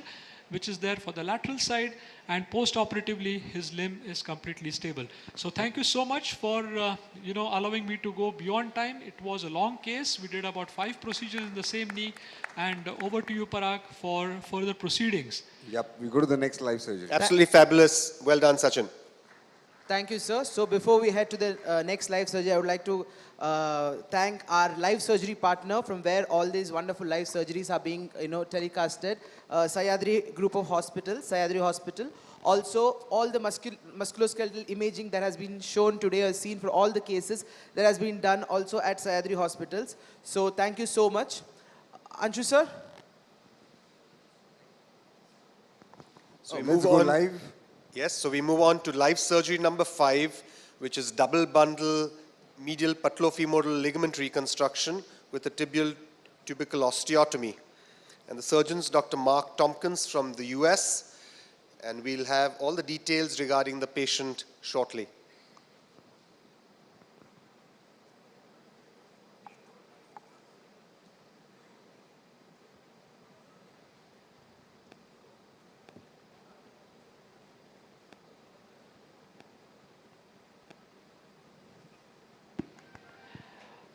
The great success of each story lies in the person who not only writes the script, but also the performers, which make it very important, and understanding of all the very critical aspects is very important. So I think on behalf of the entire organizing team here, which includes Dr. Anshu Shekhar, which includes Amit Ligade, my good friend Dr. Shushrut Badve, and of course Dr. Vikram Kakatkar. We have a special guest, Dr. Kristen Clay. I think we'd like to take this opportunity to express our heartfelt thanks to the fantastic OR team of Sahyadri Hospital, headed by senior nurses Manisha and Anjali, and all their fantastic staff, which not only includes all the nurses, the scrub techs, but also the technicians who have done a fantastic job. I'll just ask Kristen, who's now a veteran of the Pune knee meeting and also a veteran of operating at this hospital, to say a couple of words. Yeah, so thank you so much. Well, as you mentioned before, I'm part of the inventory of the course, I guess. So having an overview of now 3 years and 3 participations here, I have to confess this is actually a phenomenal place, not just for us as international faculty to come and being that phenomenally well looked after, but equally to do surgery here in this hospital. And we are welcome every year in a way which is really astonishing, hyper-friendly. Everything is organized in a superb way. You couldn't ask for more. So actually, I would like to change my own hospital into this one, and probably you could just work in Hanover. So I think I would ask Dr. Shushrut Badve to present the entire OT's team with a small token of appreciation. So to the entire OT team, Chandrakant, Tushar, Sunil, Manisha, Sunil brother, Sebastian, Anita and Anjali, thank you so very much. A big round of applause for them. There's a big round of applause from the auditorium too. So a big thanks to all of the OR staff that have made these live surgeries possible for us. Thank you.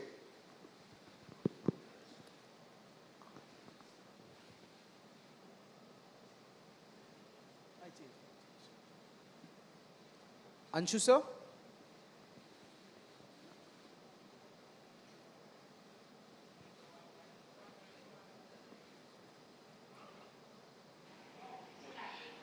Of course, what is very important also is to have excellent anesthesia services, which not only start during the surgery, but all this fantastic anesthesia team screens all our patients 2-3 weeks ahead of time, gets all the deficiencies sorted out. They'll be fantastic during this particular intraoperative meeting as well, but then their job doesn't end there.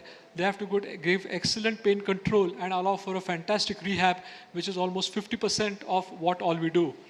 Extremely blessed that this place has a great anesthesia team led by none other than my friend Dr. Vikas Karne, and Vikas is very ably sort of supported by his other co-colleagues and co-consultants as well, Dr. Deepika, Dr. Avni, Then there's Dr. Nivedita, Dr. Mosumi, Dr. Balaji sitting right behind there, and Dr. Nyaneshwar. All of them are fantastic anesthetists who've put together a great show. I'm going to request Dr. Anshu to say a few words for the appreciation that we have for this fantastic anesthesia team. So the seamless presentations and the surgeries that we see from PKCOT is only because our entire process of inducing and then post-op recovery is so very smooth thanks to the anesthesia team here. Will not be possible without them. So thank you very much, Karne sir and team. Kristen, 2 words of appreciation. Well, yeah, once again for me. So I've been here now a couple of times, and actually the best thing, I guess, as a surgeon you can say about your anesthetist is when you don't realize he's there. So I've never realized them being here, yet being completely friendly and supportive and everything. And so the job was always perfectly carried out. Thank you so much for your service. Obviously, we couldn't work without you. So just as a small token of appreciation to the entire anesthesia team, thank you for a fantastic job, and we look forward to many more. Vikas, couple of words. No, it's our honor to be part of this excellent academic activity. We have been doing it for the last 3 years, and we really enjoy being here. So fantastically organized. Even we had so many opportunities to learn about the organization, and thank you so much. Thank you.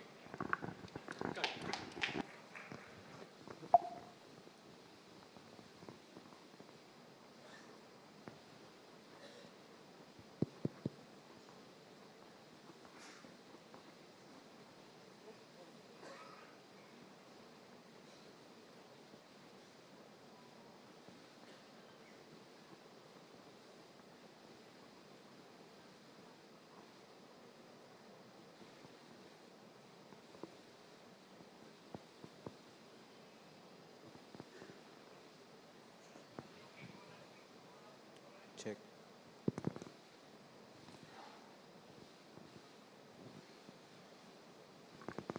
Okay, so we are ready for the second last case for PKC this year. This is being performed by Mark Tompkins. So this patient is a 30-year-old female who is well built. She's a beautician, she's a makeup artist and does not have any comorbidities. And she complains of bilateral patellar instability since the last 10 years, but she has been having pain only since the last 2 years, right more than the left. On the right side, she had 5 episodes of instability which was self-reduced, and on the left side there were 4 episodes. She has undergone a right MPFL reconstruction using the ipsilateral hamstrings tendon along with an ACL cyst decompression in May 2023, that's last year. So that's a clinical exam video on the right side which has already been operated. The patella on that side is now tracking well. On the left side, she complains of medial retinacular tenderness in that area. So there is that medial parapatellar tenderness.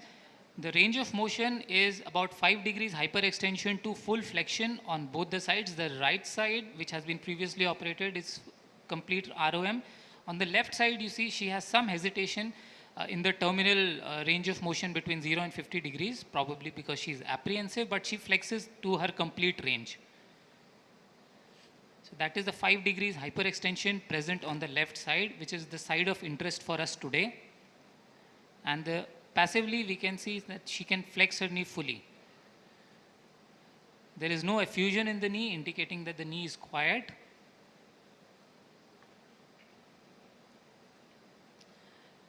Hip rotations, which are extremely important to be performed in any case of patellar instability, show that there is no suggestion of increased rotation in any plane in the hip.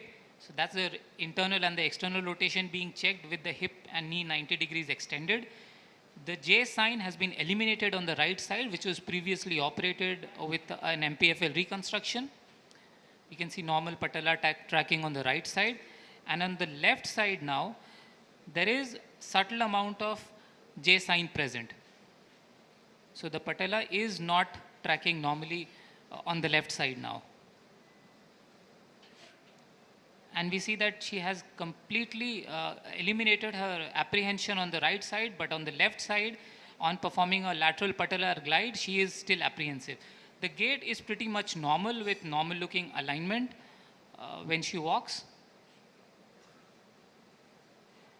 So that's her lower limb alignment X-ray showing that the tibio-femoral angle is normal, and there is some amount of valgus in the tibia and some amount of varus in the femur, but overall the alignment looks okay for her.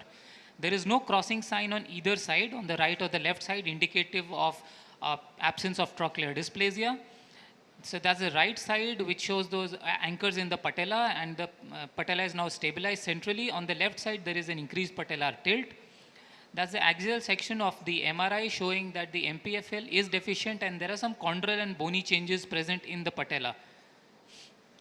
So the Caton-Deschaux ratio is 1.3 in her case, suggestive of some patella alta. The patellar trochlear engagement index is 0.2, again suggestive of patella alta for her. She does have an ACL myxoid cyst primarily on the femoral side, and there are osteochondral changes in the patella. The tibiofemoral component on the lateral and the medial side appear normal. And assessment for trochlear dysplasia revealed that there is not much of a trochlear dysplasia in her case. The tibial tubercle ratios demonstrated the TT-TG to be slightly elevated and the TT-PCL ratio to be within normal range. The sulcus angle was slightly abnormal in her case, nothing to worry about really. There is increased lateral patellar tilt, and the torsional profile also indicates that there is subtle amount of external tibial torsion that we are looking at in this patient. So the plan is to perform a left MPFL reconstruction along with a tibial tubercle distalizing osteotomy.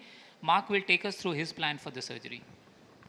Hello everyone, thank you for the opportunity to present today and to do live surgery. I'm very grateful to be part of this amazing course, and I have been tasked with the opportunity to do some patellofemoral surgery today. I get to do an MPFL reconstruction and a tibial tubercle osteotomy. I'll show you the films in a minute and then go over some of the key anatomy things. But before that, I want to even talk a little bit about the thought process for determining what to do surgically. So this patient is a 30-year-old female that has recurrent bilateral patellar instability.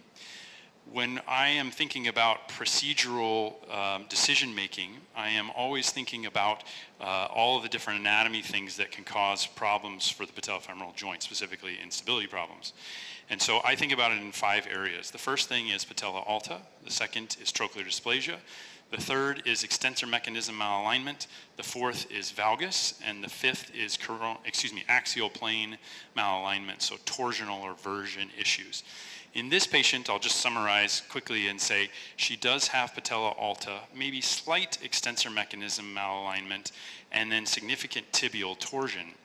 So at least 2, maybe 3 bony risk factors for further instability. When that's the case, I tend to be a little bit more aggressive in terms of doing bony work. If there are minimal bony risk factors, then I think an isolated MPFL, most of the time coupled with a lateral retinacular lengthening, is adequate. So in this patient, just going to show you a couple things on MRI. We don't have the CT films to show you the axial plane. You'll just have to take my word for it. But what we see in the sagittal plane here is, I think particularly on this film coming down to here, you can see how there's very little chondral overlap between the patella and the trochlea. And you'll notice when you look at the patellar tendon that the patellar tendon is lax, so the quad tendon is not on stretch. It's likely that the alta is even more profound than what we're seeing on the MRI here. In terms of extensor mechanism, as well as alta, you can get some sense. If you look at the cartilage surface of the patella here, and then you look at the cartilage surface of the trochlea, you really don't start to see much cartilage on the trochlea here, and there's just a little bit of cartilage left on the patella. The other thing I'm looking at in the axial plane to help with decision making is looking at the patella and then the patellar tendon as it works its way down, as well as the shape of the proximal tibia here. This is not terribly abnormal. There's maybe a little bit of lateralization of the patellar tendon insertion and maybe slight lateralization of the tendon relative to the trochlea, but it's not significant. So because of the alta, we're going to perform a distalization of the tibial tubercle, and then we'll make it so there's slight anteromedialization of the tibial tubercle. I think you all know these anatomic landmarks, but when we're looking at this from the medial view, obviously this is showing the MPFL here. What I do is double bundle, if you will. I put one attachment roughly in the proximal 1/3 of the patella, which has been shown where the MPFL, so medial patellofemoral ligament, but there's also the medial quad tendon femoral ligament, or MQTFL. Some people will say that MPFC, or medial patellofemoral complex, is the whole thing. So there's also an attachment point. We don't have the quad tendon drawn, but there's an attachment point up here at the quad tendon. And then at Shuttle's point, which we'll try to identify on X-ray, but you can see where that is. When you look in the coronal plane, that usually ends up being somewhere around here. And one thing I would say, just to be aware of, is everybody's pretty different in terms of how much of a flare of the medial femoral condyle there is. So we'll drill a tunnel that comes a little bit proximal, and it'll actually also go a little bit anterior. But you have to be careful that it's not too steep, because if somebody has a very flat condyle, a very flat flare, you can actually end up reaming out the superior portion of that, which is obviously not something we want to do.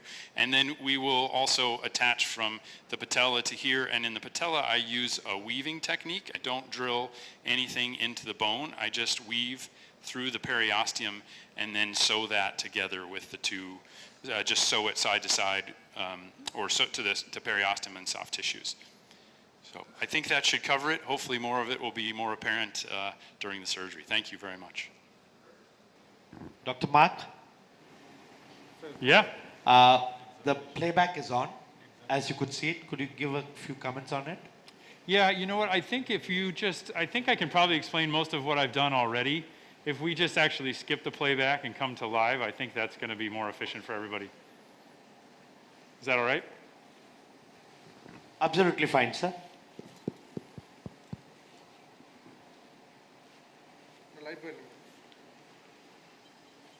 Yes, we are on live. Okay, excellent.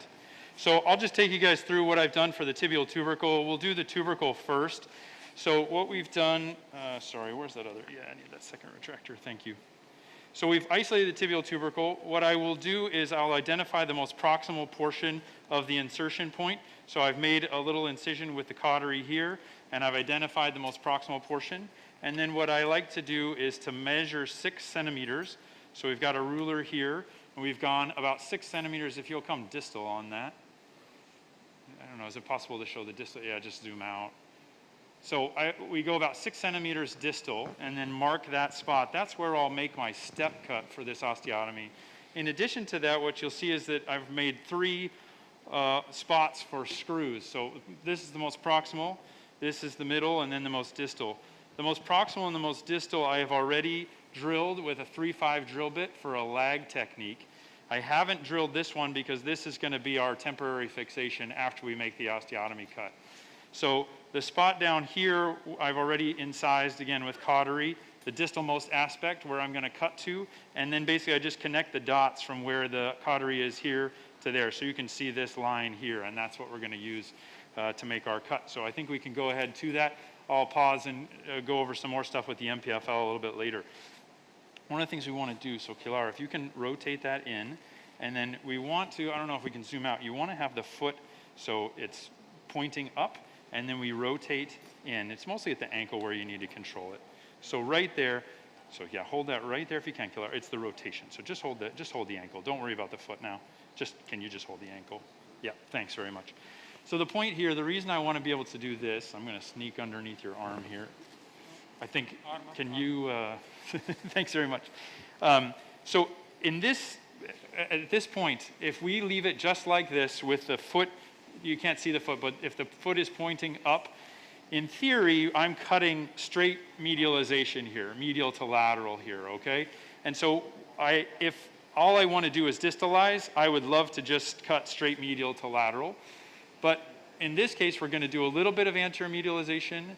The other thing that I am most concerned about is the thickness of the shingle. And so I put my finger here and feel, I want to have about 1 centimeter from the anteriormost aspect to the saw.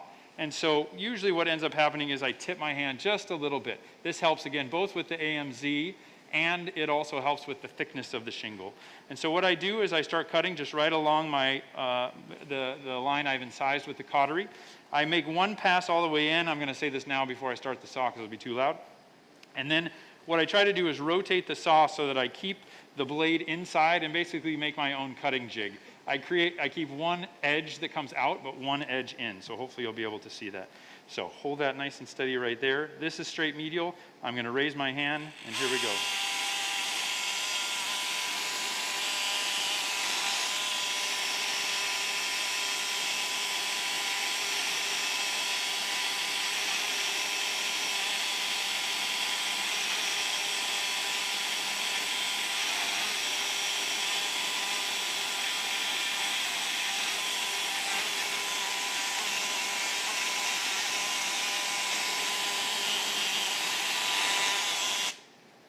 Okay, and then what I'll do is I will also make sure that on the lateral side here, we're protecting Gertie's tubercle.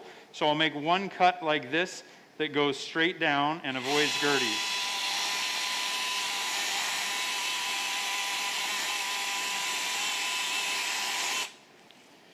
So we don't have a tourniquet up, so in case you're wondering why we're getting some bleeding. The one point that's the most tricky in terms of identifying or getting it fully freed up is usually going to be right here, especially if it's a really wide tubercle. Oftentimes that's a little bit of a hang up. So I definitely want to make sure that my blade is all the way buried here at that spot.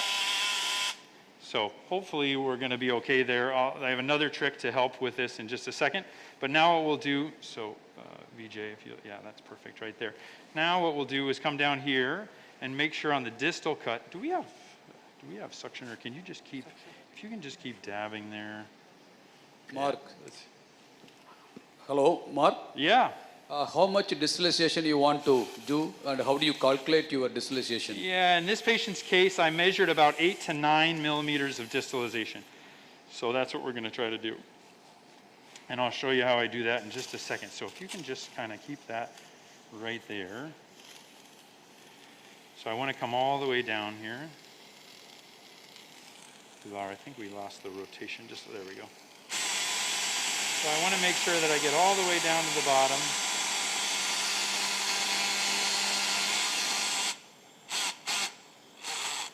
And then I want to make sure that that's pretty much coming all the way straight across. And then I look at this angle. The tendency will be to want to go straight perpendicular to the axis of the leg. But what you have to actually do, because of the tipping my hand, you have to cut this direction, okay? And then another tip is, what I care most about is the bone contact anteriorly. That's the area that's most likely to have slow healing. And so I want to make sure that when I'm cutting this, I'm cutting either straight perpendicular to the surface here, or actually just a little bit down like this. And I think, let's see, do we have something that's just a little bit smaller? Can I see this? Come on out there, Kilar. I think this is going to be right there. Hold that now. That's great. That'll show it a little bit better. Okay. So again, I'm going to get in here and find my cut. So I want to be perpendicular to that when I come out here.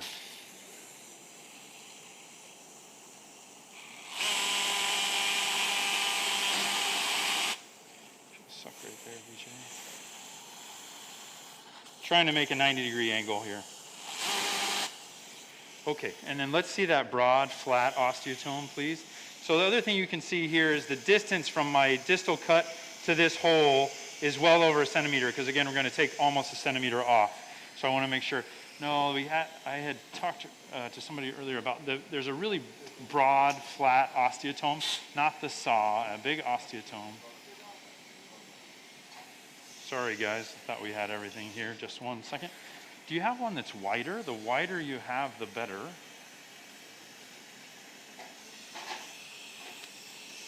So I think we're actually already freed up here, so this looks good. So one thing I would say is there's oftentimes some soft tissue at the top here that can be a bit of a problem. I think that's going to be okay, but I'll give you that back. And now I'll take that coker that we were looking at before.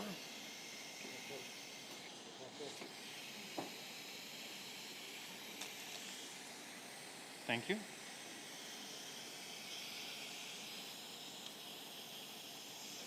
All right, and then what I'll do is I'll just take the soft tissues that we're going to repair later on right off the lateral side here.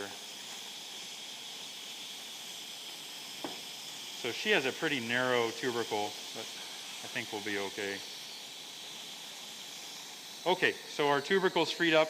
And as I was saying before, oftentimes there's some attachments here to the periosteum that you have to make sure you get. I think I got them, but I'll just make sure here, that should be okay, so that we can actually move the tubercle down. Otherwise, you won't actually be able to move that down, if you can see that. All right, so now what we'll do is we'll flip this over. Let me see that metal ruler and the marking pen that we had. Good, you can let go of that, and you can let go of the leg. And I'll just have you guys hold that right there for me. All right, and let me see the, let me see that osteotome that you had just given me as well. So as I said, we had measured that we want to distalize about 9. Now, one thing I will say, if we want to anterior medialize, we want to change like this. So we want to take a little more off the medial side, which is now on the lateral side. So what I'll do is I'll measure 10 on that side, and then we'll measure 8 on the other side. So there's 10. It's such a narrow with a, we got a big coker here, so give me just 1 second. And I need that sponge. There we go. So we can really see that side. And then we'll measure this at about 8. Hopefully you guys can see that. And I'm going to split the difference. It's like arts and crafts here. Just use something to trace. Okay, I'll give you that back, and I'll take the saw, please.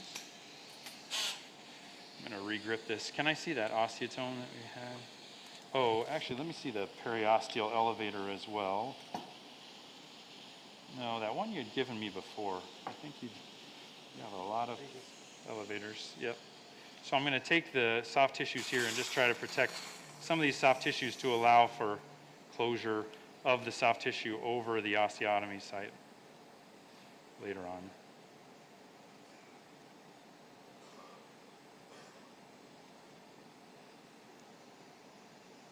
Okay, that should be good. All right, let's see the coker back now.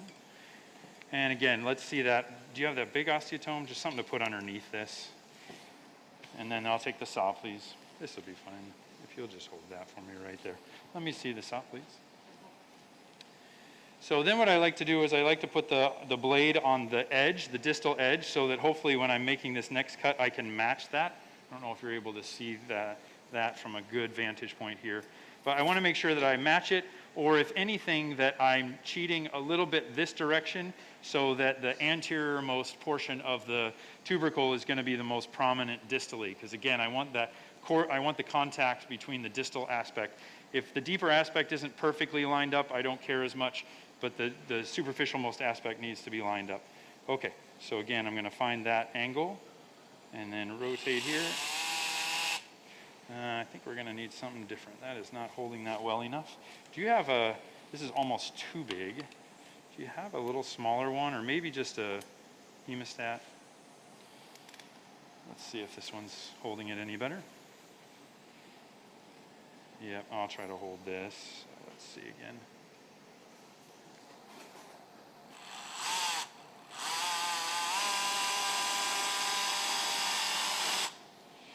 Yeah, it's really not holding it great, but.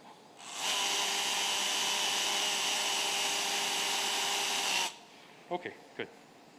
And then I forgot to ask, do you have a rasp of any sort? So what I usually like to do is to rasp the end here, just to freshen this up. There's likely to be some heat necrosis. So, and then we'll rotate this back. Let me see the retractors again. So if you just put this right into the anterior compartment, we can see our spot here, and we're just going to rotate this down so that it matches. Do you have that dental pick? Yeah, that's great. Thank you. I'll take the rest. And I usually rasp a little bit right here as well. Make sure, hopefully we get this to nice bleeding bone. This is a little bit superficial, more superficial than I would like. On the other hand, it does mean less risk of fracture through the spot.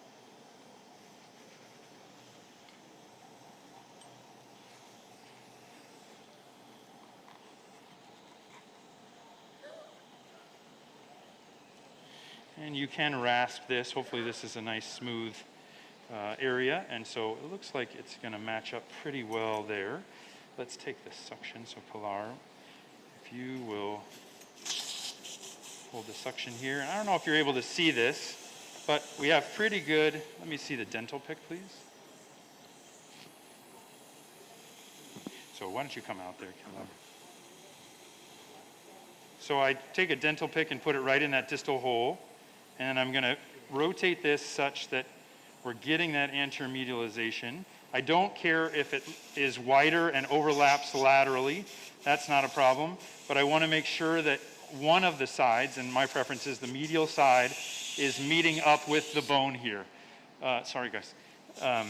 I want to make sure that it's meeting up with the bone here. I don't know if you can see that. Mark, edge. we see that really well. We see that really well. Good. So we'll hold this nice and distal. So now, Kilar, yeah, perfect. Thanks, Vijay. You're pulling distal and pushing it down. Does that make sense? Good, perfect. Okay, yep, 2-5, drill bit. All right, so this is that middle hole now that we haven't drilled. And this is the temporary fixation here.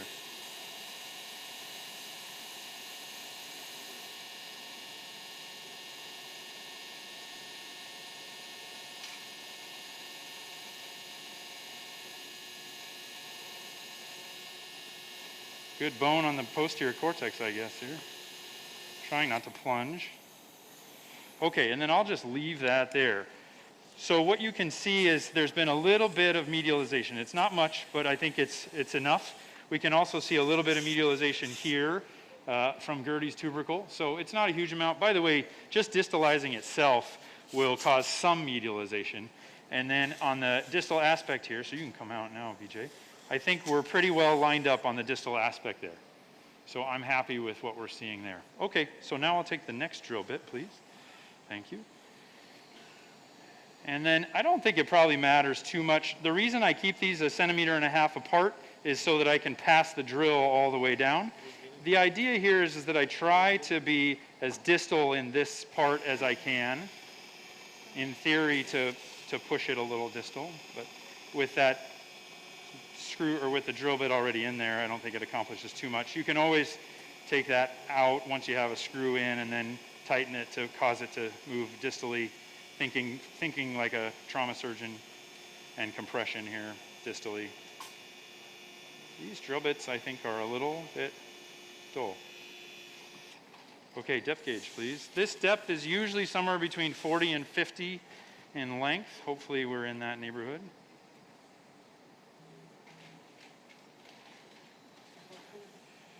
Yeah, what do you, is this set, is it 40, 45, 50? Yeah. 40, 45, 50. Yeah, we'll take a 45, I think, here, it looks like. It's measuring right at 45. Usually this proximal one, and there's a lot of soft tissue, so you can sink it. Yeah, 45, please. Yeah, go ahead. For your screw, are you going to try to put it as horizontal as possible or a little bit ascendant? Yeah, I'm trying to put it to be roughly horizontal to the cut that I made. Do you have power? So that it compresses. That's the idea. If anything, I would say if you don't go straight perpendicular to it, you probably want to go the other way just a little bit. Thank you. This is a 45? Could I see a ruler? It just looks a little short.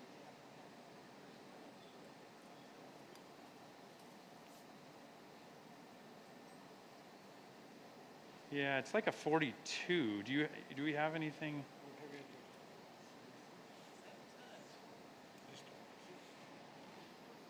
I'd rather go long than short here because we're trying to get, that's a 50. Let me see that. Because it's going to be the screw head. This one will be fine. I'll take this. Thank you. Yep, thank you. And you use 3.5 millimeter screw. Yeah, and I actually just usually use, can I have the handheld screwdriver? I just use a regular small frag set. There's screws out there that, have flat heads and all that stuff. I don't think it's really that critical. I think just using a regular small frag is fine. Actually, don't push that way. I've got a hold of it up here, Vijay, thanks. What I don't want you to do is to push it over. We need to make sure that that medial side has some something to hold on to. I can explain later, but the concern is if you cut it and distalize far enough, and if you overlap it so that it's kind of symmetric, what you'll end up doing is creating an anvil effect, so that you have to have one side of the Roman arch needs to be supported. So, okay, let's see the drill bit. Mark, your decision to distalize and the amount is all pre-op. There's no intra-op sort of imaging to decide whether your distalization is adequate or not. That's right, yep. Dinshaw sir, we've got 10 more minutes and then we can go for a keynote and then come back again with the OR. Yep. Sorry, if there's a question, I hear somebody talking, but I can't Mark, hear. you've got 10 minutes and after 10 minutes we'll have a keynote and we'll come back to you to see the MPFL reconstruction. Yeah, that's great. We're just about done putting the screws in here, so. The MPFL is halfway done. Sure. So that's totally fine. If you wanted to go to the keynote now, we can just finish putting the screws in and then. Okay. So let's Okay. do the keynote and then we'll come back Okay, to so you, we're going to Mark. go off for the keynote. We see your fixation. Okay, sounds good. There's one question there. Yeah, go ahead, Roshan. 38. So I have a question for Doctor. For doing this distalization, he said he'll try to remove 8 mm or 10 mm. I don't know exactly what that distance was. But how he came to a conclusion of 8 to 10 mm? Whether it was his trochlear dysplasia, whether it's a TTT, this CD index ratio, or some kind of measurement which he thought of. There's minimal trochlear dysplasia in this patient. It's overlap in the sagittal plane on the MRI. And so I want roughly a third of the patellar cartilage to overlap with the trochlear cartilage is what I'm looking for in the sagittal MRI. That's more than what is considered to be ALTA, but I want to make sure that there's adequate overlap. So usually about a third is what I'm looking for. Does that make sense? Does that answer the question? Yeah. Any of you can answer that, Dinshaw? How do you decide the amount of distalization? Whether it's on CD? You're saying, how do I decide how far to go? Yeah. Well, that's what I was just saying. So roughly a third. So if you look there and you look at the overall sagittal length of the patellar cartilage, I'm trying to get about a third of that to overlap with the most proximal aspect of the trochlear cartilage. Thank you. Okay. Depth gauge? Okay, we'll go to the keynote now. Thank you, sir. So can I ask Dr. Nicholas Khan? Please be seated there. Mark, we're going to come back to you in the next 15 minutes. Yeah, yes, sir, done. Thank you. So we'll have Dr. Nicholas Khan give his keynote lecture on high-grade J sign. What does it mean and how do I treat it? So thank you for inviting me, and we are still continue on the patellofemoral instability. So we are talking about the G sign, which is a really strange denomination for clinical sign. So we are going to see what does it mean and how do I treat it. And of course, because my mentor, David Dejour, we are going to talk about the menu à la carte. So first, in every case of patellofemoral instability, you need to look at the anatomy. Every patellar dislocation is linked to anatomical abnormalities, so you need to find it in order to treat it after. The first one in the aim1 is the trochlear dysplasia. It is present in almost all of your patients, 96%, and you really need to find it on X-ray. The second risk factor is the patella alta, representing 1/3 of your patients, and the third one is an excessive TTTG, which is a sign of an extensor mechanism malalignment in more than half of your patients. You can also find, like Mark just said, some axial abnormalities with femoral torsion anomalies, and of course, you get an MPFL rupture in every cases. So if we want to well define the G sign, we need to split the patellar maltracking into 3 groups. The first one, the G sign, it corresponds to a low-grade group. The second, the dislocation in extension, and the high grade is the dislocation in flexion. So we can see here just 2 videos about the G sign. We can see during quad activation, the patella translate laterally and tilt a little bit. So this is the G sign. It's a lack of patellar engagement. Your patella is not in front of your trochlea, so when your quad activates, then your patella will translate laterally. So you get a knee with normal engagement in flexion, and close to extension during quad activation, you get a patella translation. There is 2 origins of the G sign. patella alta, and a trochlear dysplasia, mostly low grade. For reminders, patella alta is the second factor of instability and represents 1/3 of your patients.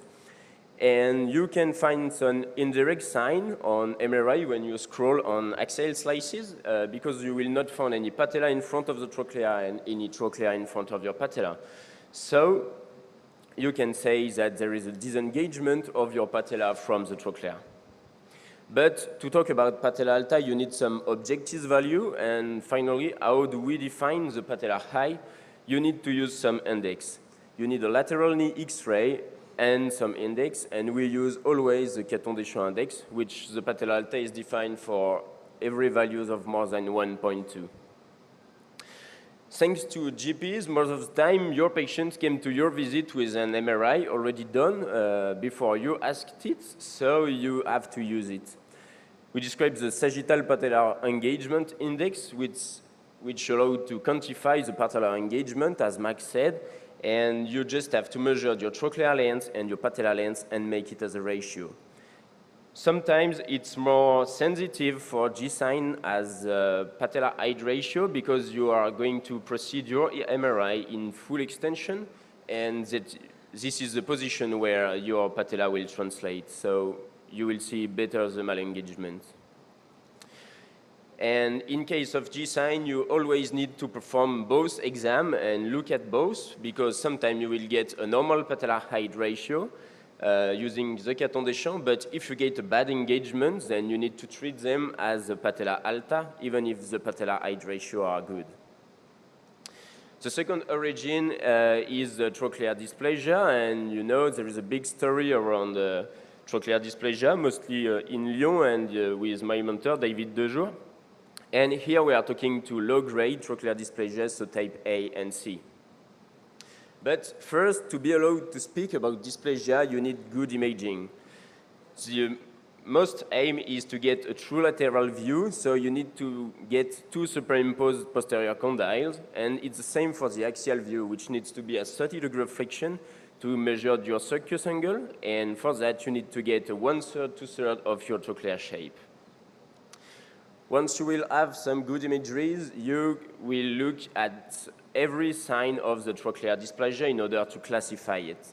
The first sign is the crossing sign, which is present in almost all of your patients. You will see a cross between your trochlear groove and your femoral condyle. Here you can see the yellow point, which means the crossing sign on the right imaging. Once you will have your crossing sign, you will go to look at every other pillars of the trochlear dysplasia. The first one is the double contour, which is sign of an hypoplastic medial facet. And the second one is the supratrochlear spur, which represents a real ski jump for your patella and make it dislocate. This supratrochlear spur means you get an high-grade trochlear dysplasia. So once you have looked at your all risk factors for patellar instability on your trochlea, you can classify your trochlea. Here you are going to see on type A and C of trochlear dysplasia, so we'll find only crossing sign and double contour. We can't have a bump because we do not have high-grade trochlear dysplasia. And with these risk factors, we are going to use the menu à la carte in order to treat them. So if you get a patella alta with an index of more than 1.2 or a patellar engagement, which can be negative, then you will distalize your tibial tuberosity and will proceed your MPFL plasty exactly as Mark is doing it. But if you get a normal patellar eye ratio and a normal patellar engagement, then you can proceed an isolated MPFL, but it's really rare in case of G-sign.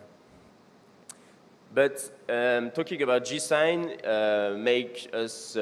we have to talk also about the abnormal patellar tracking, which can be a dislocation in extension and a dislocation in flexion. If we look at this knee, we can see a real abnormal patellar tracking. It's not only a G-sign, you don't just have a translation at the end of the extension, you really have an abnormal tracking. So every abnormal tracking are always linked to high-grade trochlear dysplasia, which means type B and D of the de jure trochlear dysplasia. If you look at this image, you can see a huge prominence with a convex trochlea, a double contour, which means you get an hypoplasty of your medial facet, and of course, an eccentric native groove. You get here an high-grade trochlear dysplasia, which is type D of the de jure classification. If you look at the X-ray, you will find every pillar of the trochlear dysplasia, and you can easily imagine that the trochlear bump will impinge with the patella. So, if we go back to your classification, you are in type B and D of your classification, and you will find the supratrochlear spur, meaning you are in high-grade trochlear dysplasia. And because of you are in high-grade trochlear dysplasia, you need to treat it, and you need to treat it with an open deepening trochleoplasty. This trochlea, which we just said is convex, prominent, and with an eccentric native groove, need to be removed in order to get a normal patellar tracking. You can see on the right imaging, after the opening deepening trochleoplasty, we get a good sulcus angle, and of course, we get a trochlea flat to the anterior femoral cortex. De jure describes the deepening trochleoplasty with two aims: create a new groove, but also remove the prominence in order to get no bump anymore. Oh, sorry.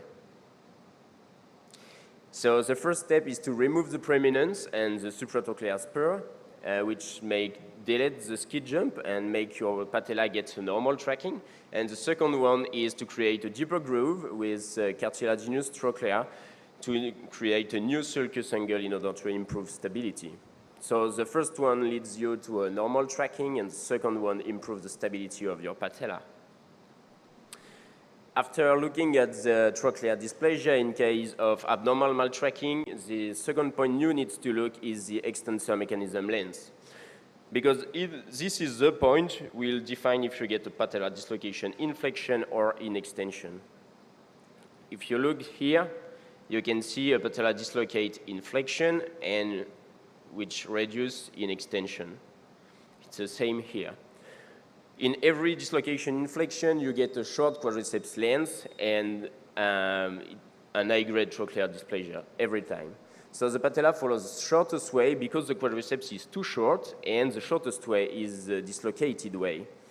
So during clinical exam, it's impossible to maintain the patella in front of the trochlea because there is no trochlea and because of the shortness of your extensor mechanism. In case of the quadriceps shortness is distal, you can perform a patellar tendon lengthening in order to increase it, or a proximalization of the tibial tuberosity, but you can perform it only if your caton is not too low because you'll get a patellar tendon still short at the end of the surgery. If the shortness is more proximal and you get a normal patellar high, then you can perform a quadriceps lengthening as VY-plasty, or in more major cases, you can proceed a Judy procedure, which is a complete detachment of the quadriceps muscle from the pelvis to the distal insertion, but it's only in like pediatric cases and really syndromic cases. The third risk factor is the extensor mechanism alignment, which is looked with the TTTG. There is two ways to look at it: on CT with a threshold of 20 millimeters, or on MRI with a threshold of 13 millimeters. Be careful because it's not the same threshold, and when you measure it, you need to be really precise, because if you miss like 1 or 2 or 3 millimeters, you can do not proceed the medialization, and your patella will dislocate again, and the surgery will fail. And of course, at the end of surgery, you will always perform an MPFL plasty in 100% cases. Do not forget that this MPFL plasty needs to be done at the end of surgery and need to be associated to every other procedures. The aim of the MPFL plasty is to be as much anatomic as possible, and we always discuss about the perfect placement on the femoral point, but it's really easy understood that if you get a patella alta or a trochlear bump, then even if you practice your MPFL but without associated procedure, it can be in anatomic position. So for sure, your MPFL will fail and your patient will dislocate again. It's the same if you have a wrong placement in your femoral point. So if you want to gain the patellofemoral gold medal in Paris next summer for the Olympic game, you need to know every risk factors for patellar instability, and you need to treat them all in order your patella will dislocate. And the main point of this topic is to go back to the menu à la carte and always treat every risk factors separately. So here, for example, G sign is like low-grade trochlear dysplasia, so no trochlear procedure. Patella alta, so you will distalize low tibial tuberosity, and then you your TTTG, and at the end, of course, you will proceed your MPFL plasty. So in conclusion, you need, in order to treat your patellofemoral instability, the anatomical abnormalities to allow the better pattern of patella tracking, and you need to change the loading pattern to optimize the joint for healing. And if you just have to go back home with some message, you need to know every pillars of the trochlear dysplasia in order to classify it, and if needed, perform a trochleoplasty. Thank you. Thank you. Thank you, Nicholas. One question for Nicholas before we get on to the live surgery. Nicholas, a lot of these patients who have trochlear dysplasia also have some patellar hypoplasia or some patellar, flattening. Yeah. Now you're creating a groove in the trochlea, but you've got a mismatch because your patella doesn't fit that groove. So in what percentage of patients do you do some sort of a patelloplasty with a trochleoplasty? Most of the time we do not touch the patella, and we get a mismatch, and if the mismatch is good during testing, we do not touch the patella. But I think that in 10% cases, if the mismatch is too important, then we'll proceed patellar osteotomy in order to recreate a new patellar crest and to get better stability into our trochlea. That's more for stability or more for congruency? That's more for stability, not for Excuse me. Not one for question, congruency. please. We have a question, Mike 5. Yep. So there is some evidence regarding use of internal brace for MPFL reconstruction. What are your thoughts about it? So using internal brace instead of the hamstring graft? Excuse me, can you repeat? So there is some evidence regarding use of internal brace instead of hamstring graft for MPFL reconstruction. What is your opinion about it? We always use hamstring for MPFL reconstruction. He's saying using No tape, internal brace. like a suture tape, Yeah. instead of an autograft or an allograft. Yeah, You we guys- never use it, no. Nicholas, that was excellent. Like how you made the complex simple. It sounds like you're speaking like David's here. My one question, if you have a high TTGG, a high-grade trochlear dysplasia, and a little bit of patella alta, so you have the perfect storm. Yeah. Let's say axial plane's okay, okay? Kind of acting like somebody who's dislocating an extension or a high-grade J. And with a supratrochlear spur. Yeah. Can you do a distalization, medialization, MPFL, and supratrochlear bumpectomy without a trochleoplasty? No. Every patient getting a bump gets a trochleoplasty. Every high-grade trochlear dysplasia gets a deepening trochleoplasty. That's becoming more and more common Yeah. in the United States. And that's the difference between North America and Europe, where the level of trochleoplasty in the United States are less. But that's the question I have in my brain. How much can I get just from the tubercle with the bumpectomy? When you do all those together, how often you get the knee stiffness? How early you mobilize your knee, and how many patients come back with the stiffness? When we can start mobilization? Yeah. Yeah. If we touch the tibial tuberosity, we put a brace in extension, but only for walking for 30 days. But only for walking, they start the physio or as every patient. And most of the time, if we proceed only tibial tuberosity at 6 weeks when we see them again, they do not have so much stiffness. But when we proceed trochleoplasty, at 6 weeks, every patient who are coming get a stiff knee, but it's like normal. And when we see them at 3 months, there is no more stiffness, and they get flex knee and smooth knee. Thank you. Thank you. Thank you, Nicholas. Okay, sir. Can we go back to the OR? Dr. Mark? Yeah, we're ready. Back on live. Okay, very good. You guys are hearing me? Yes, very well. Okay, so you can see, hopefully in the overhead cam, you can see the 3 screws are in. We've already closed the periosteum over the osteotomy, both lateral and medial, and then also distally. So hopefully we have some good soft tissue coverage. For the MPFL, what we've done, I mentioned in the pre-op, we've woven the MPFL, okay? So I have the graft here. This is a semi-T that we harvested from this patient, and we've woven it through proximally, actually I'll just take this out, proximally here, this is the proximal 1/3 of the patella, there's distal, there's proximal, and then you can see the other limb that's going into the distal quad, all right? All I do is place 3 interrupted figure 8 O vicryl sutures. Those will go away over time. This thing will incorporate into the soft tissues and the periosteum, and that's it. And you can see how we have good control pulling on the graft there, all right? And then we can go to the x-ray. I don't know if you guys are able to see. Yeah, so you've already seen the x-ray there. Yes, sir, they're watching it. So you can see how we have tried to identify Shuttle's point. In the interest of time, we went ahead and drilled it, but you can see how that is entering the bone there, kind of right at Shuttle's point. And then we've already gone ahead and over-drilled. There's a 6mm graft, and I've put this guide wire in for the screw, so that's ready to go, all right? And then, last thing, where'd the heavy pickup go? Thank you. Thank you, Vijay.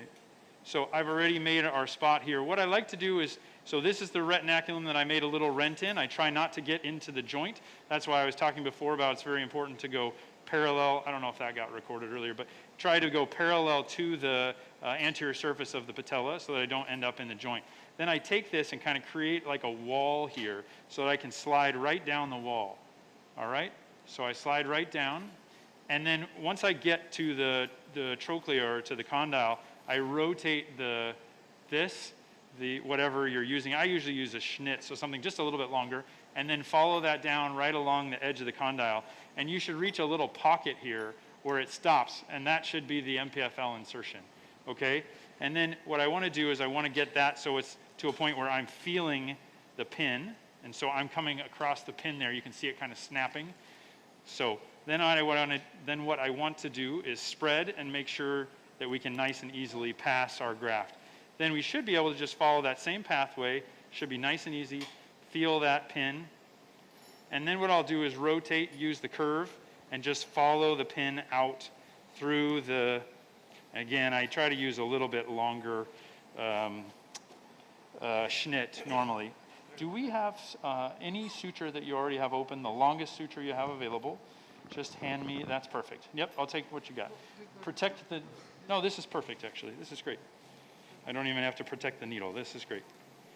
All right, and so then if you would open that for me, Vijay, you can relax here. Can I have one question, please? Yeah. Yeah, you can let go. Now, Kilar, you can hold that, Vijay. Spread. It's going to be really hard because of all the soft tissues there. Yeah. Anand, can you show Anand, can you show the view from the medial side? Sure, sir. Yep. Great. And then what we'll do is we'll take these limbs for the graft and just pass them through this. So this is just a shuttle. All right. And we're bringing the shuttle all the way through. And so you see the end of it here. So again, I was talking before, I think, before that was recorded. I try to make my graft length from the medial patella to be about 95 to 100, because what I want to do is I want to ensure that there's enough that will end up in the tunnel. It's usually about 75 millimeters from the patella to Shuttle's point. And so if it's a little bit longer than that, if I've got 95 or 100, then I should still have 10 to 15 that goes in the tunnel. If it's shorter than that, it should be about 30 to 35, and I try to make sure that we go all the way to the lateral cortex. Almost always we can get 45 millimeters, so then we have a long enough tunnel that we don't bottom out. I hope that all makes sense. Mark, can I have one question, please? Yes.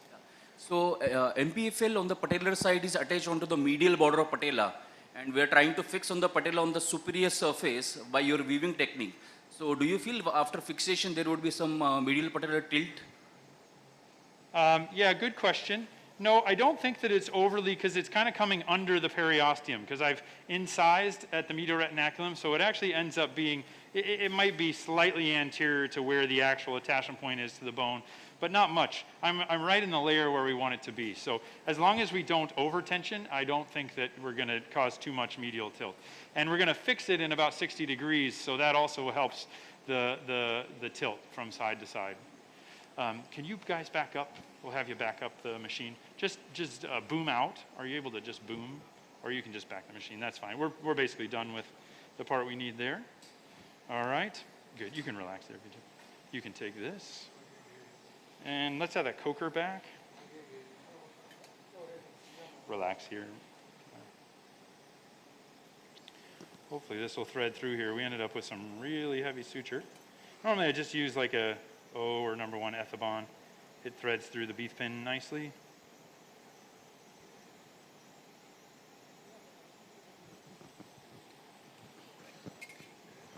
Mark, you mentioned 60 degrees of knee flexion for fixation. Yep. Any particular reason? Everyone seems to have a different sort of knee range that they fix it in. Wait 1 second. Yeah, the reason is because I think almost all patients, even with Alta, and obviously we've distalized her, but even with Alta, they should be pretty well engaged in the groove. And for most patients, even the ones where the dysplasia extends pretty far distally, you should be to a point where there's about as good a groove as possible that's now engaging with the patella. And then if you put it in that position, then it becomes very hard to over-reduce. You'll also notice I haven't done anything on the lateral side. I do probably 80 to 90% of cases I will also do a lateral retinacular lengthening, but I don't do that until afterwards because that also keeps you from causing too much medial tilt.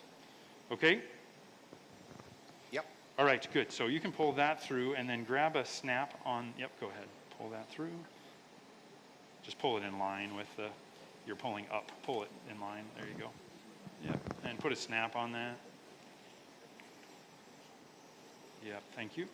So one key thing here, when you have a looped end, you can just set that down. When you have a looped end, is you want to make sure that it's the very end of the, let's do this, can I? It's not going to work. Hopefully you guys can see on the medial side here how the tendon's coming out. You want to make sure that the looped end is leading. So what I'll do is I'll actually wrap it around. You can see this coming in. I'll wrap it around my own retractor or whatever you have. In this case, I'm using a hemostat. So that then that is what leads into the tunnel. As I pull that out, that should go right into the tunnel. Okay, so that we're not ending up pulling from one side and then one limb of the graft is too tight, the other limb is too loose. So now what we'll do, now we'll flex this up to 60 degrees. So again, Kilara, I think you're good. We just need one person. So let's do this. Okay, so now what you'll do is let this rotate out. I like to have this be roughly horizontal. It's just more ergonomically ideal. So wrap that in your hand, and then you're going to give me just a backboard. You're going to keep some tension. It doesn't have to be too much. And then give me a backboard. And what I like to do is I'll double check and make sure that the graft here has some, I don't like the word tension. Really what we're trying to do is we're trying to create a check rein. But if this is really lax, then it's not so great. I don't know if you heard me say that, Vijay. So what I want you to do is rotate it out so that this remains pretty horizontal. Otherwise, the more you're having to work upwards, the more challenging it is to get that screw in. The more you're working horizontally, the more ergonomic it is.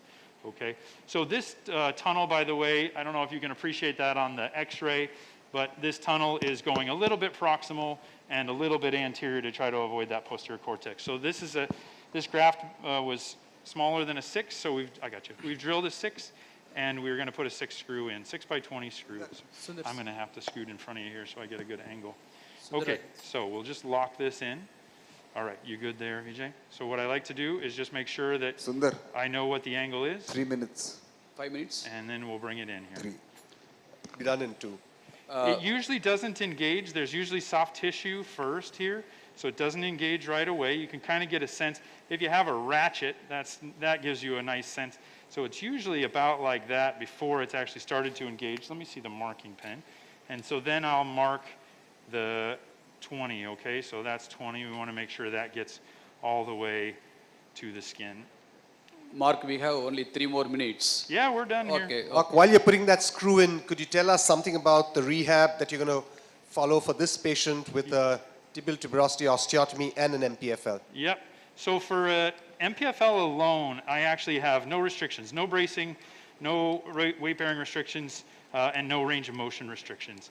For the tibial tubercle, though, I'm a little worried when there's deeper flexion about that pulling that tubercle off. And so with the tibial tubercle, I will have them be weight-bearing as tolerated if I think the fixation's good, which I do in this case, in a brace locked in extension. When they're non-weight-bearing, they can unlock the brace with range of motion 0 to 60. So brace at all times, including at night, so they don't end up flexing too far. Mark, when you fix the femoral side, how do you make sure that your assistant not putting enough more tension on the patella? Well, again, I think at 45 to 60 degrees of flexion, it's really difficult to do that. And so what then we'll do is bring it into full extension here, and we can see medial to lateral, there's still 1 to 2 quadrants of translation of that patella, but there's a good endpoint. Can you see that? You might want to zoom in on that. Yes, we can appreciate that. I think let's do this. So can you just pull that there? So you can see it comes to an endpoint, but there's still some translation. So it's extremely difficult to overtension if you leave the lateral side intact before you fix the MPFL, and if you flex to 45 to 60 degrees and get engagement. An hard endpoint or a soft endpoint? Sorry, one more time. Are you aiming an hard endpoint when you translate your patella, or a soft endpoint? Yeah, I want a firm endpoint. I think most normal MPFLs have a pretty firm endpoint. You can see how that comes to a pretty good stop right there. So I want... Mark, last question. Yep. You're going to do, when would you decide to do a lateral retinacular lengthening? At this stage, and what would that decision, I mean, what would make you decide that you need to do that? Yep, this is the time. So right now, and I mean, most of the time I have a pretty good sense ahead of time, but sometimes I'll make that final decision right now. But what I want to do is be able to tip the patella to neutral. And in this case, actually, I think we can. So I don't think her lateral retinaculum is too tight. So this is the 10 to 15% of patients that I don't do anything on the lateral side. I think she'll be fine. Perfect. Thank you very, very much, Mark. That was an excellent demonstration. You can hear the applause from the 1,500 delegates here in the auditorium. Thank you. Thank you, everybody. Just a sit. Thank you, sir. So thank you for the chairperson.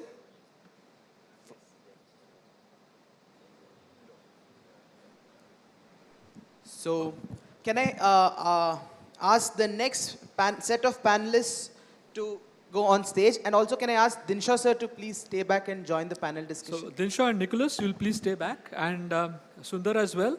I'll get Jason Koh and Cassandra Lee to join me on this particular panel. So Dinshaw, sorry your photo is not on this picture right now. Plus, but we'll imagine that you're Mark Tompkins. You look quite like him. So I think we'll give that a miss. Okay.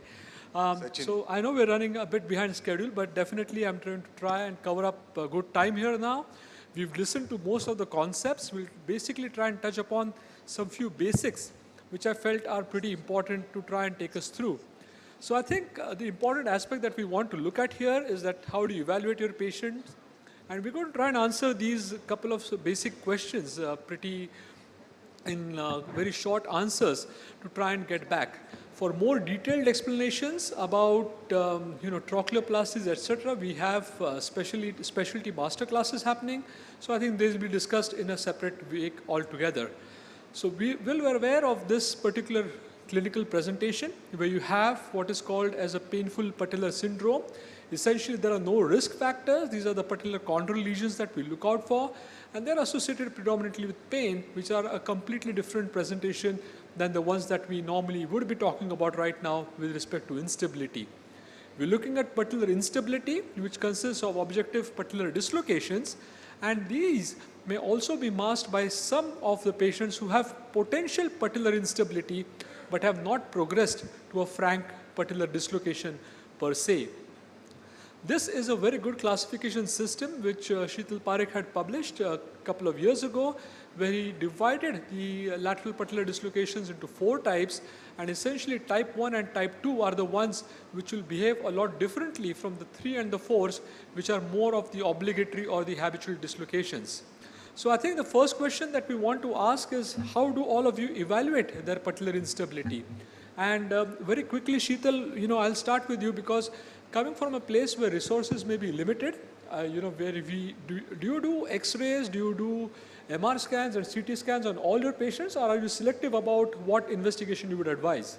So as a routine protocol, I will get all X-ray, CT and MRI, particularly if the patient is a recurrent dislocation. For first time dislocation, probably I will not investigate the patient. What about you, Sundar? In your practice at Ganga, do you have a practice where you get all the modalities of investigations done, or are you selective as well? Now we have all the modalities. We go from top to down to CT scan and MRI scan, including the axial and the coronal and the sagittal to see everything. Jason, in your setup, would you do all of these, and would you ask for additional investigations like, say, a torsional profile CT scan, or would you reserve it for selective indications? So typically, in my practice, I would typically try to get a good lateral, as you see on the left side, which actually provides tremendous information. But in the United States, it's very common to get an MRI to evaluate for articular cartilage damage, loose bodies, which can often be occult on X-ray imaging. It also gives you, obviously, axial information. And I probably would not get these other special studies unless I was really motivated to think about that from a physical examination viewpoint. Perfect. So I think these are the different types of information that we get from our X-rays. We can look at coronal plane alignment and sagittal plane alignment.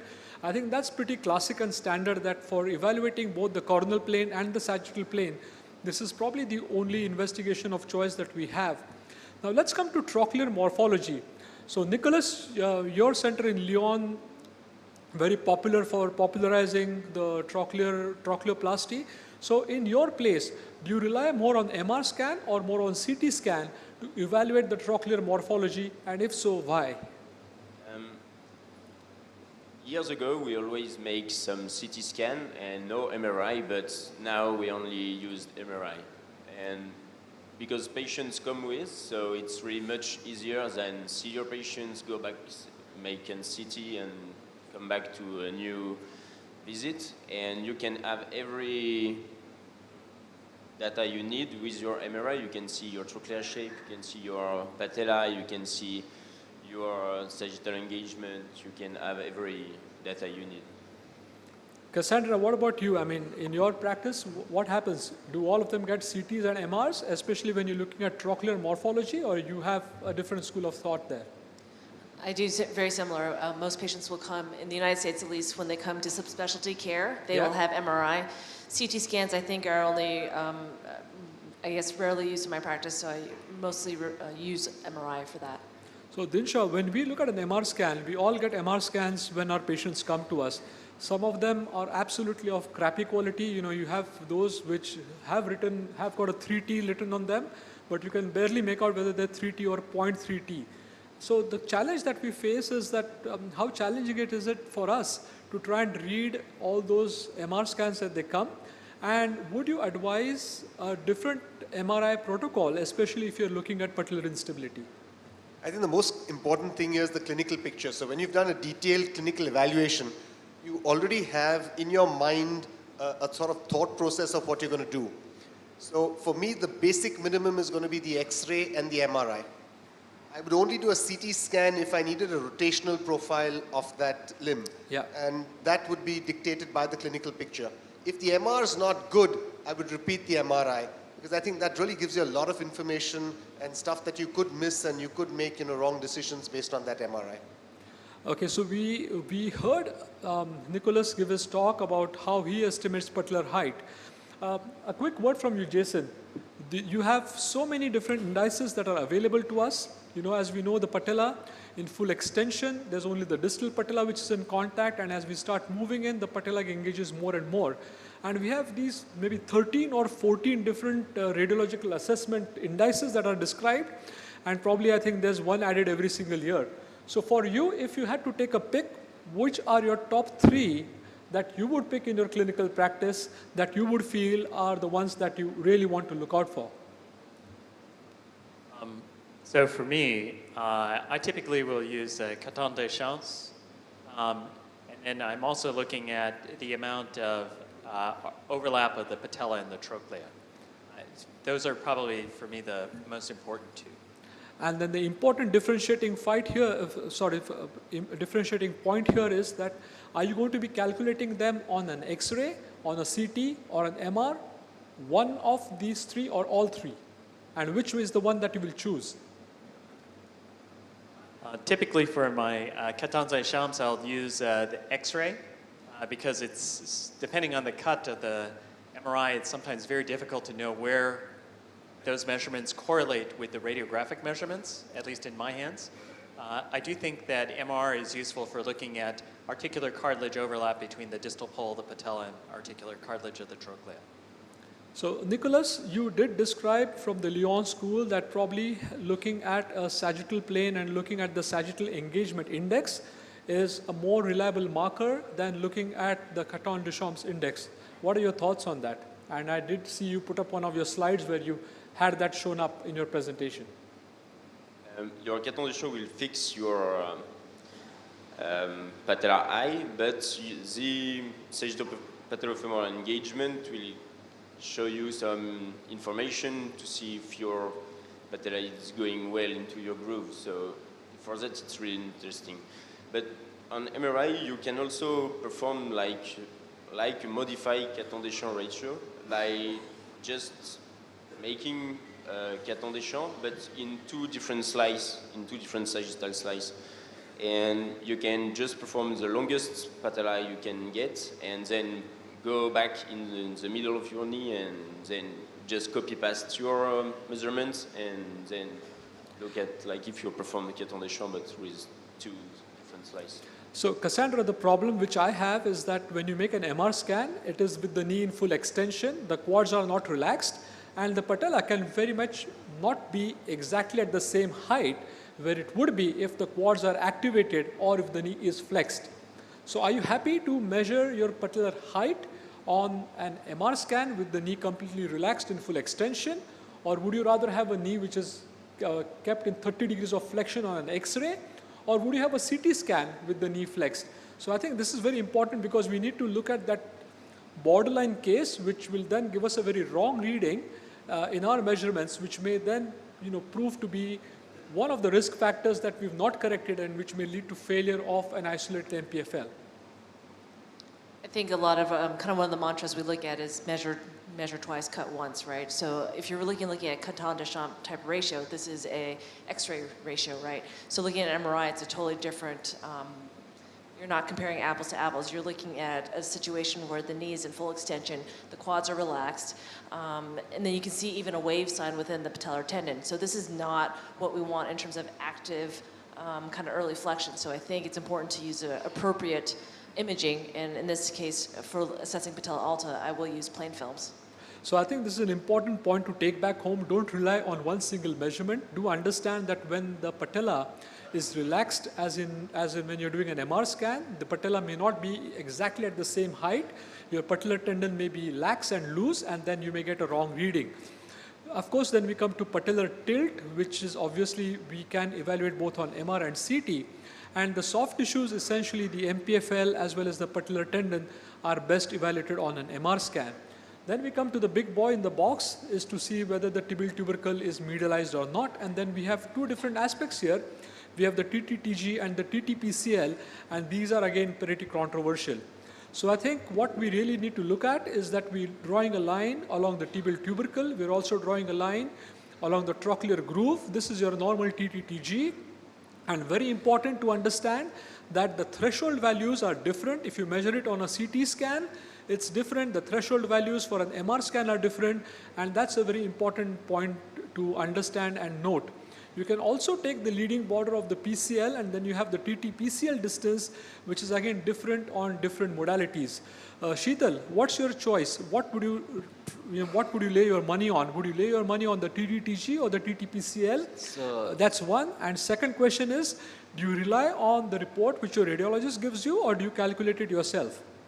so the answer to the first question, I rely on TT-TG distance rather than TT-PCL distance, because the systemic review shows that there are no differences whether you take one calculation or second. So my first preference is always a TT-TG distance, and the CT scan is a modality of choice to judge the TT-TG distance. And my radiologist is good, so he always gives me the right measurement from last 6-7 years. So the cutoff value, I know that if he's writing 24 or 25, so that's correct value. Anybody on the panel making their own measurements? It's difficult to make your own measurement in this because they need to give you the two superimposed images with which you'd make that measurement. So you rely on them to make sure that they give you those two superimposed ones. And then, I mean, the measurement there is already, you know, it's a simple little measurement that's an... There's a very simple way to do it, Dinshaw. Put in your disk, run it on any Osirix program. Once you get your TG, just take a post-it or just take a simple piece of paper, stick it on the screen, and then come down to the next image and measure the difference. That's the easiest way that I do it. Nicholas, you want to make a point? Yeah, we always redo the measurement ourselves for every patient, because people came with like the DICOM, and we use OROS software. I don't know if you know it, and then you can redo everything and just like a copy-paste game to get Yes, the you want to measurement. make a But point? sometimes you get some big difference with the values you can get in the radiologist reports. Jason. I always do my own measurements, but one of the things that you should be aware of is TT-TG is very susceptible to changes of the axial alignment of the leg in the scanner. Yeah. So small differences in varus or valgus in the leg positioning can grossly change TT-TG. Yeah. So if your leg is in a lot of valgus, your TT-TG will be higher. If the leg is in varus, the TT-TG will be lower. So an additional thing I look at is the patella tendon overlap over the lateral edge of the trochlea. Yeah. Because that shows me a little bit closer to where the patella is engaging and what it's engaging with, what the vector is. So if the TT-TG seems very off, then I use some of these additional measurements. Excellent, great point there. So I think for cartilage, you have to have both, and essentially the whole point of bringing this slide up was for all of us to really understand that there's not one single investigation on which you can base your surgical plan. You need a variety of measurements that you need to do. So you need to have a very good solid clinical examination, which has to be backed up by excellent imaging. We come to now the next point, first time dislocator without an osteochondral fragment. Cassandra, you leave it alone, a first time dislocator, let's say 17 years old or 14 years old, do you leave it alone, do you repair, or do you reconstruct at the first time? There's no osteochondral fragment. So I don't know what the book answer is, because I think we're currently at a time where this is changing. I think there's probably more, kind of like when you look at shoulder dislocations also, shoulder instability. The first time dislocator, I think there is a subsection of people, and that subsection is growing in terms of addressing this primarily. And so you kind of mentioned a 14-year-old versus a 17-year-old, right? Those are, to me, two different patients, but I think it's very important that they're young when they do this, right? Skeletally mature, but young. And so their chances of dislocating again is going to be high. So I don't think repair has anywhere really in my practice. So I think right now, even with no osteochondral defect, as long as you lay it out and counsel the patient and talk to their family, especially with the young kids, you can say that you can give a trial of a non-operative treatment with a lot of rehab and whatnot, but the reality is, you know, if they dislocate again, then they're going to potentially have that chondral defect and chondral injury. And so I leave it often up to the parents and the family, but I actually am now, right now, I think my algorithm is that I'm being a little more aggressive about reconstructing primary dislocations. So the same patient now is probably doing good college or school level sport, and he has, you know, he is promised that he can become a good professional player. Would that change your thought process? And would you offer him surgery at the first go, or would you still stick with your guns? Yeah. Why do you have to make this so hard? I mean, we can play devil's advocate and go either way. I think if this is going to be an athletic patient, you know, they certainly have potential for rehabbing this well, but the reality is also if they're in a contact type athletics, then you probably want to address this earlier on rather than later because they're going to have that exposure and likely have that risk. Yeah. Just Jason. I think, so I guess a couple of things are, I would actually do a risk calculation and advise the family of the risk. We have done a study looking at American football players in the NFL, looking at patella instability in those players. And the vast majority of the players were able to return to sports within a few weeks and were still able to play that season. The ones that did not were the ones who had surgery. Oh, okay. So if it is a first-time dislocation as a result of a collision in somebody who has no risk factors, skeletally mature, I think the likelihood that that has a repeat dislocation is actually fairly low. We know the natural history of patella instability is that certainly there's a high percentage that go on to have recurrent instability, but the data suggests that and that's about 23% if you take all comers. But there's another 70% that probably never have another episode. When you talk about the first step dislocation, when you talk about the risk factors, that means do you want to say that you want to evaluate the risk factors for all the primary dislocation? Yes. That's correct, right? You're going to do a risk factor assessment and you have an injury severity score for the particular dislocation and that's what you'll evaluate, correct? Yes. Things like skeletal maturity, whether there's laxity, whether there's malalignment, whether there's a history of dislocation on the other contralateral side. Okay, Sundar. Patella alta. Yeah, Sundar, question for you. You know, very frequently you will see patients coming in with their first dislocation, in which if you see a CT or an MR scan, you'll see either they have an avulsion, a bony sleeve of their patella, or they have a complete soft tissue peel off of their femur, like the example that I've showed there. So what are you going to be doing for them? Are you going to offer them surgery in the first go, or are you going to ask them to wait? In my practice, still I wait. Even if it is not displaced, I don't do it. I don't do any repair or any reconstruct on first-time dislocation. Anybody on the panel wants to do a primary repair when they see someone come in with a first-time dislocation with a soft tissue avulsion or with a bony avulsion? Like the one that I've shown there? No one? Shital, yes? Bony avulsion on patellar side, still we can think, but otherwise repair has got a very high rate of this recurrence, so almost 30-40% failure rate, so reconstruction is always better.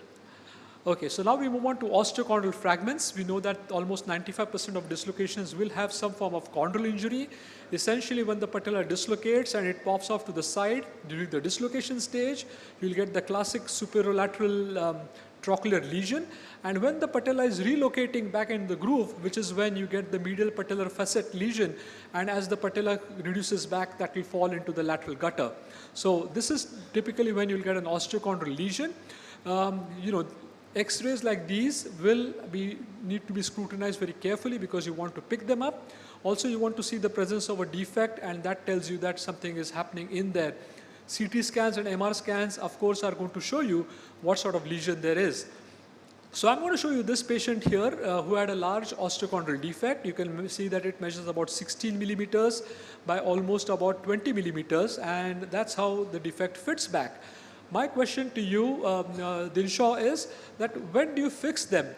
How important is subchondral bone status for you? Do you have any landmarks to see for the amount of subchondral bone which is present on the fragment? Or are you more worried about the size and the location and what takes more precedence? So any fragment that's large like that, I certainly want to fix back. Most of them will have at least a sliver of subchondral bone. And as long as it's got some subchondral bone, I think fixation is possible and fixation is quite successful. Usually I'd use a headless screw and get either one or two screws in there with that headless screw, and typically that's good enough. Sometimes you'll find that you've got a very small bone area and the rest is great for cartilage. So I don't put the screw just in the cartilage area, so I'll put the screw in the bone area and use a vicral suture through the cartilage area and then just give it that rotational stability. But I think any fragment that's large should be fixed. The deciding factor is really subchondral bone. And how frequently do you have to go back and remove those headless screws because you've got metal in the patella? Almost never, because you've got it, well countersunk in there. Almost never that you need to get them off. Yeah, I think those are great points. For me, my treatment of Go for the last couple of patients, for the last almost about 20, 25 odd cases, has been to make microfractures to the bed, freshen up the bed, put some tissel fibrin glue inside the defect right there, put the fragment back on, and then tie it off with either 1, 2 or 3 cruciate vical sutures. Now you've got this defect and you've repaired it, Jason. You've put the patellar fragment back into place. Next, will you always do a formal MPFL reconstruction at the end of putting back your osteochondral fragment, or will you just repair it, or will you plicate the medial side? I think the data shows that MPFL repairs and plication fail at a high rate, and the revision surgery rate is extremely high. MPFL reconstruction is a very reliable technique, and most meta-analyses have failure rates in the single-digit percentages. So I think if you do a medial repair or medial plication, you're repairing tissue that has stretched out, and it's already very weak. You know, the load to failure of the MPFL is around 200 newtons. So it's weak to begin with, and if it heals, it's going to heal with scar, which is even weaker. Yeah, so I think that's an important point to take back, is that if you put back an osteochondral fragment, always do an MPFL reconstruction. Okay, question for you, Sundar. Does every patellofemoral stabilization require an MPFL? Well, the answer probably was yes. We had Nicholas tell that. But what would be the ideal indication to do an isolated MPFL reconstruction? Because that is probably one question that gets asked every single time. Which is the ideal patient on whom you can only do an isolated MPFL? So give your 3 points for that. So I think both the clinical and radiological correlation, the level of the activity of the patient, what is a sports person or a non-sports person, and whether it's clinical findings, the only J sign or the mild subluxation, the extension, then that means that there's a low risk factors. Then I reassess all the parameters like a trochlear dysplasia or the TTT distance. And if everything is on the borderline, that is the case where I do only isolated MPFL reconstruction. Even if it's a shallow trachea, I don't need to do a tracheoplasty. Any other points anyone would like to add for an isolated? Yes, Shita? Yeah, I got just one question. The osteochondral fragment, once we are doing a MPFLR, at the same time, if patient is having a high-grade trochlear dysplasia and patella alta, would you, in the first time dislocator, would you go ahead and do a trochleoplasty and TTO? Probably not. I don't think I'll be doing a trochleoplasty because, one side of the articulation has taken a hit, so I'll probably not do that. If there's a bump, I would remove it, definitely. But probably I won't do that. Any difference of opinion on the panel? Yeah. I don't think anyone do it at the first time dislocation. Jason? Anyone? No? Jason has something up his sleeve. Well, I think if I was concerned, I might do a removal of the bump. But one of the challenges with a groove deepening trochleoplasty is that you're now creating a new surface. It doesn't necessarily match the surface of the patella. Yeah. So you're creating articular incongruity. So we recently published a finite element analysis showing that if you do a groove deepening trochleoplasty, the patella will be more stable, but you may have increased contact pressures in those areas of incongruity. On the same point, Jason, now, where will you place your MPFL? Do you want your MPFL to be anatomic or do you want it to be isometric? Because we know that the MPFL is an anisometric structure which is tight in extension and early flexion and then becomes near isometric beyond 30 degrees of flexion. So do you want it more anatomic or do you want it more isometric? I want it anatomically located, and I want it to not have tension. I believe the MPFL is a check rein. Yeah. So if it's isometric throughout the range of motion, that's non-anatomic. You're probably over-constraining in extension at that point. The MPFL doesn't really need to function when the patella is already captured by the bony trochlea. So it's more important just in the beginning. But I have seen situations where, although it's anatomically placed, it's over-tensioned. And so Bob Burks has actually demonstrated that if you have more than 10 newtons of load on your MPFL graft, that can result in excessive contact pressures. Okay. I think it's important to recognize that the MPFL is not an isometric ligament. So if you put it in and make it isometric, that's going to be damaging the patellofemoral joint with its joint pressures there. Absolutely. So it has to be anatomic. Its role is only in the first 30 to 40 degrees of knee flexion. If it's tight thereafter, you can be sure that that patient's going to progressively go into anterior knee pain and patellofemoral arthrosis. Very quickly, Cassandra, this patient walks into you. She has got open physeal plates and she has an osteochondral fragment, and now you want to put back that osteochondral fragment and you want to do an MPFL for her. Will you put it above the physis or will you put it below the physeal plate? And if so, why, and what technique will you use in stabilizing the patella with someone who has got an open physeal plate?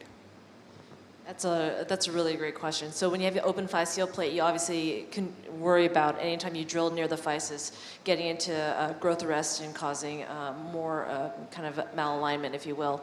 I think when I approach these, I don't see a lot of actually skeletal immature patients in my practice. I see mostly adults, but I think a lot of times we have discussions where I'd actually sew the graft to the periosteum. So I actually don't violate. I try to avoid the physis altogether and actually just sew into the periosteum. Nicholas, what's your take on patients who have got an open physeal plate? What sort of technique do you follow and why? We mostly follow to be distal to the physis, and sometimes the Frank Chotel, which is an orthopedic pediatric, use like more soft tissue fixation for femoral to do not put any screw, but if you need to choose more, use like a screw and be distal to the physis. Okay, so I think being distal to the physis is important. If you go proximal to the physis, you can land up with an obligatory problem where it starts becoming tight. Sheetal, I give you this lady, she's got hyperextension of almost about 30 degrees and she comes with recurrent patellar instability. What sort of approach will you have for her? Will you do, what sort of graft choice will you have? What would be your take? Because these are absolutely difficult problems. Those who have hyperextension with hyperlaxity, they become very difficult to tackle. So I think with the hyperextension, hyperlaxity, the graft choice probably will remain the same. That is the hamstring graft for me. The graft choice is not going to change. Only portion that is going to change is a good rehab post-operatively. Otherwise, nothing is going to change much. So I think these are probably very challenging. Anyone have experience on the panel for using synthetic graft? There was a question from one of our delegates. Anyone has used synthetic graft for doing the MPFL? No one? No one? No one? Okay. What sort of chondral changes, Dinshaw, will you accept for this 24-year-old male who comes with recurrent lateral patellar dislocation with pain? Sachin, for the previous slide, will you do osteotomy? I did not do an osteotomy. Okay. Because the literature evidence sometimes suggests that even the hyperlaxity doesn't change much results. Correct. If you address the risk factors. So I think only place where you'll do it, if you see that the tibial slope is reversed, then probably you'll do an osteotomy. But that's probably the only I think some of these patients also have a significant genu valgum. Yeah. Or a rotational problem with it. Correct. I think then an osteotomy is a useful way of getting out of the problem. But if they don't have a significant genu valgum or rotational issue and it's just a true recurvatum, I think an osteotomy is not really indicated. But your genu valgum will get corrected with an osteotomy, but I think it's going to be very difficult for you to flex the distal femoral fragment to try and get rid of the hyperextension, which becomes a big challenge in itself. I think the post-operative working on the hip abductor, glutes and the core would be more important in such case rather than changing anything else. Correct. Dinshaw, have you done any correction like that? Dinshaw? Dinshaw, have you corrected them? Have you done any correction like that, genu valgus with the correction of the hyperlaxity? Like what you said now. With rotation, yeah. Okay, so Dinshaw, last question to you. 24-year-old male comes with these x-rays, has had lateral patellar instability. Now, of course, pain is the more predominating problem. What will be your cutoff? When will you say that, I can't do anything more for you now? And this is where my soft tissue surgery or my bony surgery for patellar dislocation stops, and you probably need to go and have, say, an isolated patellofemoral replacement for him. I think really what you need to think here is instability the problem, is pain the problem? I suspect it's both. Yes. It's pain and instability. Now, the pain is coming in from his secondary degenerative changes, his osteophyte, his catching and the locking there. His instability is coming in from probably many other factors, including the MPFL being insufficient.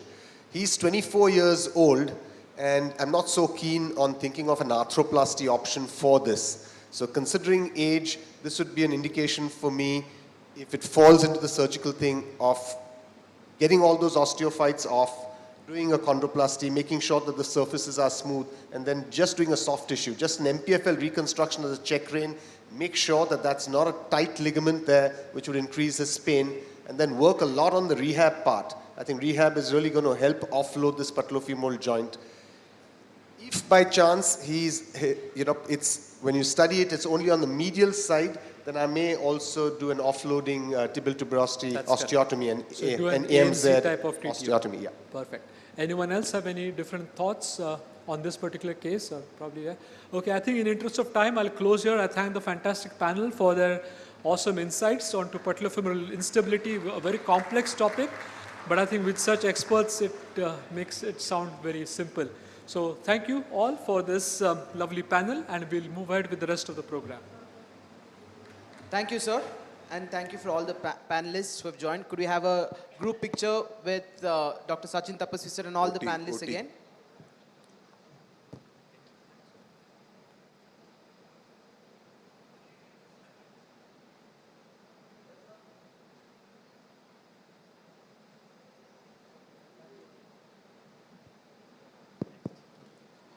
So let's move to the last live surgery for the day. So may I please call upon the moderators for the next live surgery. We already have Dr. Jason Ko with us. Can I have Dr. Taylor Reef and Dr. Chirag Tonse up on the stage, please?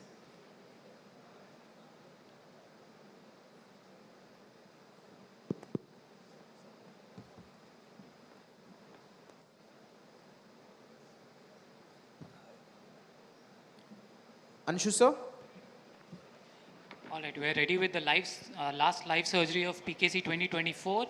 This one's to be performed by Christian Clay from Germany. So this patient, she's a 19 years old female. She's very thinly built. She's a student, does not have any comorbidities. She complains of bilateral lower limb deformity since childhood. And of late, she's started complaining of pain on the inner aspect of her right knee. There is no history of significant trauma in her childhood. And currently, she is basically having pain on the right side, medial sided, which aggravates on playing, prolonged walking and standing, and does not have any complaints of locking or instability.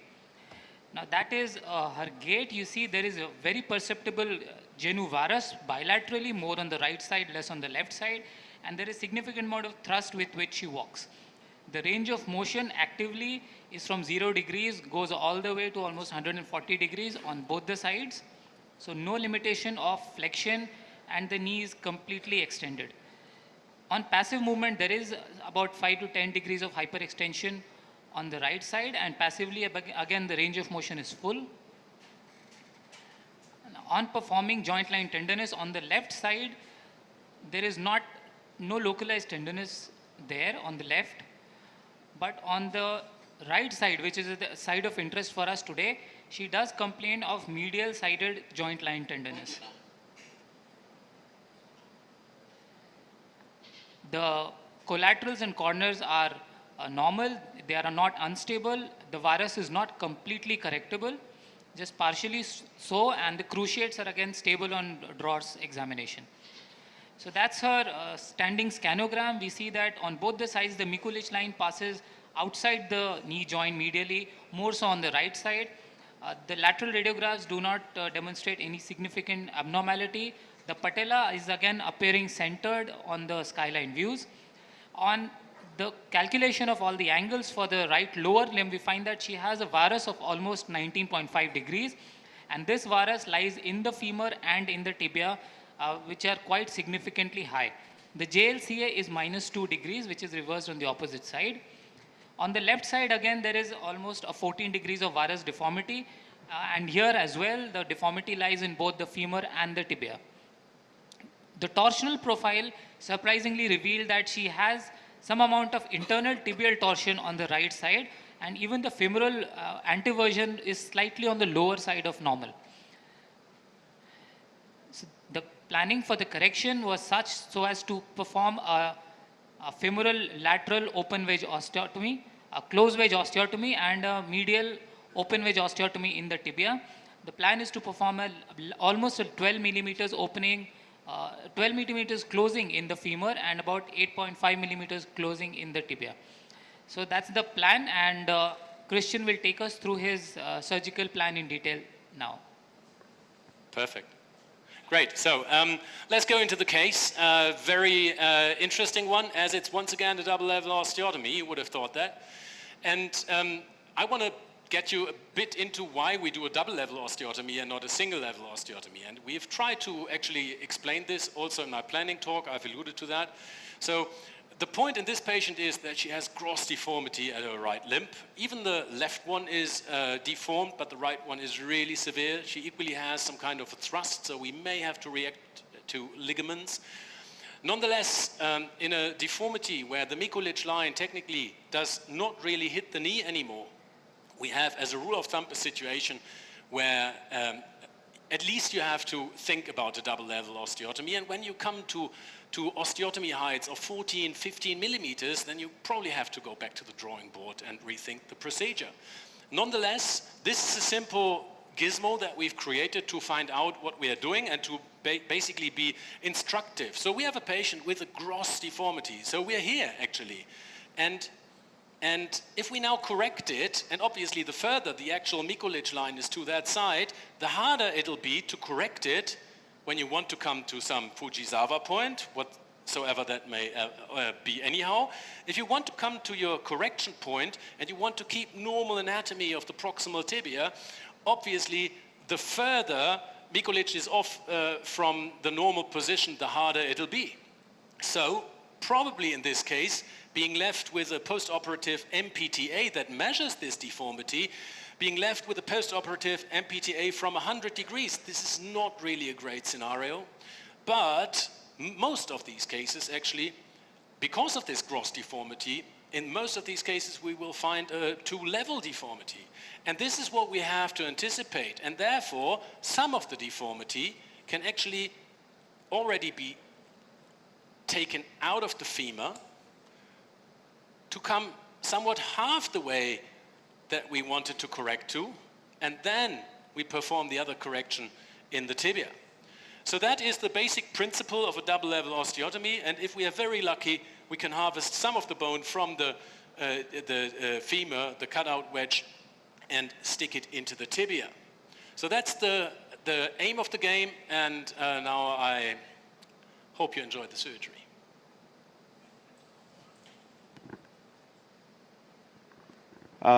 Dr. Christian, you're on. So once again, it's a double level, and as you know that it's tough to really do it in 1 hour. We try to speed up so that we have a bit of a time for discussion. So yeah, we have seen the examination. She has some thrust, which is not massive. So if we've positioned her in a way that the foot overhangs the distal edge of the table, which I always do, and then you can simulate by actual compression some kind of a thrust phenomenon so that you can examine it even throughout the surgery with the assistant standing at the distal side. So we marked out the anatomy. You can see that here. IT bend, Gerdy's tubercle, all the rest. And now my incision actually usually is at the epicondyle. I take the interphalangeal part of my thumb, press it on here, roll down the femur, grab over, and this is where I incise. So let's do this. We've marked that out already. So we take the blade now and just start the incision. Okay, so you see it's bleeding, so that indicates we are not operating with tourniquet. It's there just as a safety measure, but we have not inflated it. So here you already see an initial incision in the upper part of the IT bend. I just bluntly wide that to expose a bit further to northwards. And then to the distal side, we are just trying to actually cauterize it and need to have some you just tell me when you don't see anything. So I do this under constant blue Bobby button to peel the IT band a bit backwards, because we need to gain access to the posterior structures, obviously. So once we've done this and we found our distal edge of the vastus, we can go with our Army-Navy retractor underneath, and here we go. It should probably come a bit more. Can you see what we're doing? So you see those tiny septums here. Let's just free that. So what we now do is, once again, blue Bovie button, and that we just incise to get a bit closer, wait, just rather there, to get a bit closer onto the femur. In very, very tiny steps, and actually going down just under constant cautery. There are tiny vessels that come here, and actually they bleed a lot, so it's better to cauterize it directly. We could have taken the tourniquet, but I mean, it's more instructive, but in fact, I never do osteotomies with tourniquet, and when we actually go into the popliteal artery, I much rather like to see that. So don't pull it to the front too harsh. So now we are at the back of the femur. I see a bleeder here. Can we have a forceps, please? Just a forceps, tiny forceps. Nice one. Oh, that's okay. Just do some suction. Perfect.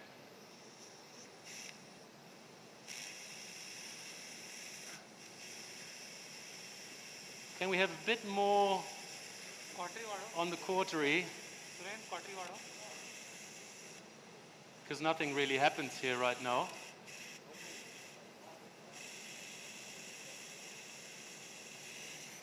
Okay, so let's do that later then. It will start bleeding again probably. So now let's have the corpse retractor. And now we go to the back of the femur. You can see this here, and you probably hear the scratching. So now my finger can go in and actually palpate the notch and the contralateral condyle. So once you're there, you take your K-wire, your first one. So let's have the first K-wire. Yeah, we can leave this Army-Navy inside, actually, because that's easier. First K-wire, please. And I just take this at this very curved area. Is this on drill or ream? Yeah, this is on drill. Okay. Dr. Christian? Yes, please. Yeah, so it would be helpful if you can just show us the landmarks or the point of entry where you would take. I don't see the... Yeah, I will in a second. Grant me some time to actually shoot the K-wires, and then I will. Obviously, you need to understand what we are doing here. So that's like in a cooking show. Yeah, put it inside. We prepared something for you. Master Chef. So let's first shoot the K-wires and then we will see. I don't see the X-ray. That's better. Okay.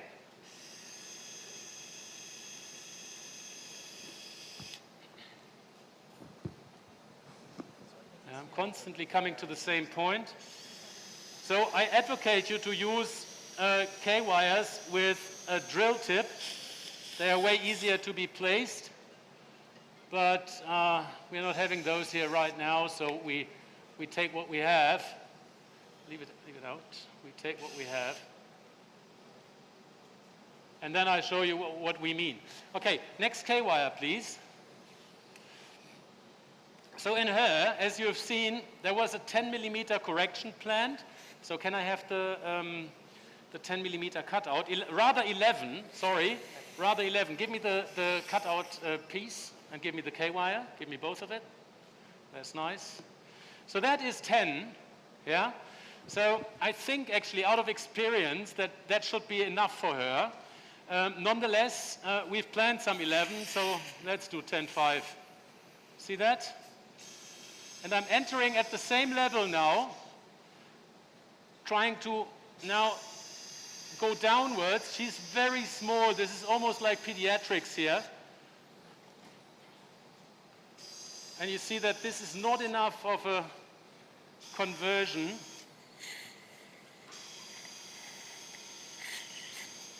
And once again, it would be great to have K-wires with a drill tip, but that's okay. So that's too far.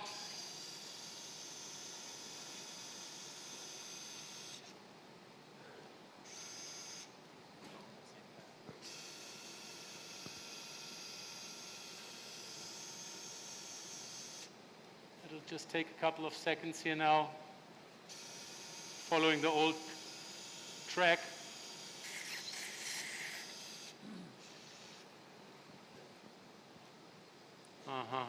That's better. So let's leave it there. I will show you in a second. So I'm not quite happy. The reason for that is that we're not creating isosceles triangles, but the reason is she's tiny. So may I have the marking pen, please? Can we have this here as an image from the bird's view perspective? I need the marking pen. Now, are you happy with the distal pin, or would you want it to be still more No, distal? I tell you in a second. Let me just have this here, the bird's perspective on this one, because we had a question and we actually need to show this. Are we there? Okay, yeah, perfect. So what we actually do in a planning of a distal femoral osteotomy is we need to find our hinge point. And may this now be, we could equally draw it from here. This is a medial closing, would be a lateral closing. Okay, let's do it from here. So now a lateral closing, and we have our hinge point. We shoot our first K-wire from this direction. So we have to somewhat aim to a point which is far away. Nonetheless, there is actually a million of lines that you could draw from here, and only one line is to a tangent on the starting cortex perpendicularly reaching the hinge, like a T. Okay, so there is 90 degrees here and 90 there, yeah? So the osteotomy now is actually created around this. And as we have 11, we create it around it, and we have our first K-wire shot here. So that looked actually quite good, and I was satisfied with the inferior K-wire because we have some limitations for this concept. And one limitation is in very small patients that you need enough space from the starting point to the epicondyle to actually place your plate. So this is the space that we need for her. Give me the plate, please. Maybe we can show it. This is the space we need in order to get our plate on. Do you see that? So any millimeter lower for the inferior K-wire would leave us with not enough space for the distal component. Now, what I see here is that obviously we don't have triangular surfaces at the same length. So we will not have an isosceles triangle and a bit of a step, which I hate, but I cannot help here. It's just the way it is. So now I may have another K-wire, please. So we placed our K-wires, K-wire, next K-wire. And what I now do is I go to that side, poke through the skin, and try to place a hinge wire. Let us take a look where this came to. No, we need it again. Do it. So, and this sometimes happens that you're just not in because I try to be obviously very close to the, once again, to the bony margin, yeah? And not to actually destruct my opportunity to perform a proper, this is too steep inside. She's really tiny. Makes it a bit complex. No, that's okay. It feels as if I'm in, actually. Let's check that. So you see what I mean. We tried it now a couple of times, and our K-wire is actually at a point where we would be saying it stops our osteotomy. So we have too far lateral, yeah? Once again, the wire driver. That makes it, but that makes it instructive for you. There's nothing bad about this. and we can be quicker in a second. Now, is this your routine practice to put this hinge wire, or is it because your closing is, your wedge is too big in this case and a small statured lady? Once again, please. Is it a routine practice of yours to put this hinge even in a closed wedge, or is it that your wedge is too big and you would anticipate a fracture? Well, the wedge is big for her here now. It's a gross deformity. We're at the same place. So you know what? I'll show you a trick. We just start over. She's that tiny, yet having such a big correction that we actually changed our saw blade to an Oxford saw blade. So to have a narrower saw blade. This is really pediatrics. So what I'm now doing is, you can take this out, that's okay. I just approach, I know you can't see it now, but you have to believe me, I just feel it. So I take the first, I just lift with the saw blade and sneak under the vastus lateralis. The lateral vastus is lifted up, and I now actually orient my saw blade away that it's just one thin line. This way round, I start the first cut, like you've seen from Dinshaw, with only one K-wire. So you see I cut along this K-wire. Now the next thing is, in this position, just holding it there, so that's the orientation. I move northwards and try to replicate the same cut at the other side. Okay? So now I try to pre-bend my saw blade and just sneak along. Now let's have an X-ray soon, okay? So you see where we are. You see my finger that actually acts like a retractor. I much rather cut into my finger than into the patient's artery.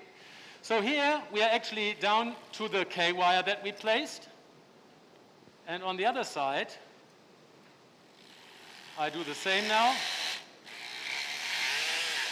How far from the far cortex would you try to stop your blade? Well, actually it stops it there where the K-wire now is. That's a very unfortunate thing. So what I'm now doing is I take please take a needle holder. No, you would be about half a centimeter from your far cortex? Yeah, that would be great, but we can't right now as the wire is blocking us. So withdraw it just a bit, but keep it in the bone. Do you ever use a Homan retractor or something other than always your finger? Nope, I never do that for the femur because it's so easy. So a bit more. Perfect, Anshu. That's it. So you see, Anshu has done me a favor now and opened the cage, yeah? So I technically could go a bit further, yet you see still there is an issue with the other K-wire that I placed. So maybe I'm now blocked by the K-wires. Now, please give me a needle holder. So what I now do is I grab the inferior, because I'm at the inferior track, I grab the inferior K-wire and take this out. Can you see that? So now my saw blade actually has to follow the upper K-wire. And it does it. So I can be sure that at this particular part I just have 1 millimeter of thickness. And I actually stop there, only half a centimeter away from the cortex. See that? So now I withdraw the saw blade and Anshu, just push it in again. Okay, that's it. Almost my finger. No, kidding. Okay, so now we've cut the posterior aspect, and I can be sure because my finger was feeling that. And we have gone far through to the contralateral side, and actually all the posterior aspect is cut. Now let's see how far we have come to the front. And it is a narrow saw blade, and she's very tiny. So only this narrow saw blade, if we would have taken a regular saw blade, we would definitely not have been able to make it in a biplanar fashion. Because the saw blade alone would have cut the saw blade thickness plus the throw would have cut everything. So now we try to actually create this biplanar cut, and I mark it with a bow. If you give me the saw again, please. And we because of taking this narrow saw blade, still have like maybe 2 millimeters that we can go to the front. 2 millimeters to go here. That's nice. Okay. So it's just the cortex that I've cut. And now I change the orientation of my saw blade. We know that actually we are in neutral rotation, but we can check it again to see if all our criteria for AP are matching. So you see 1/3 coverage of the fibular head, condyle straight, patella middle, nice, okay? So this way around now we once again see that we find our marking and the anterior border. We need to make sure that we exit the femur, and this is where we now go in. And we start distally, go all the way upwards till we have a drive-through at the femoral side.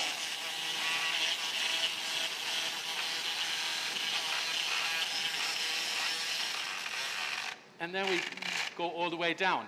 So technically now we have a complete osteotomy in the front and a partial in the back. So, and as we have now excised or actually cut the, give me the, or show this again, give me the pen again. Can we have another view from AP? So it's the posterior 3/4 that we've cut this way and the anterior quarter that we've cut this way. Yeah? That's it. What's the height of that piece? This one? Yes. Well, it's one quarter of whatever the thickness of a femur might be.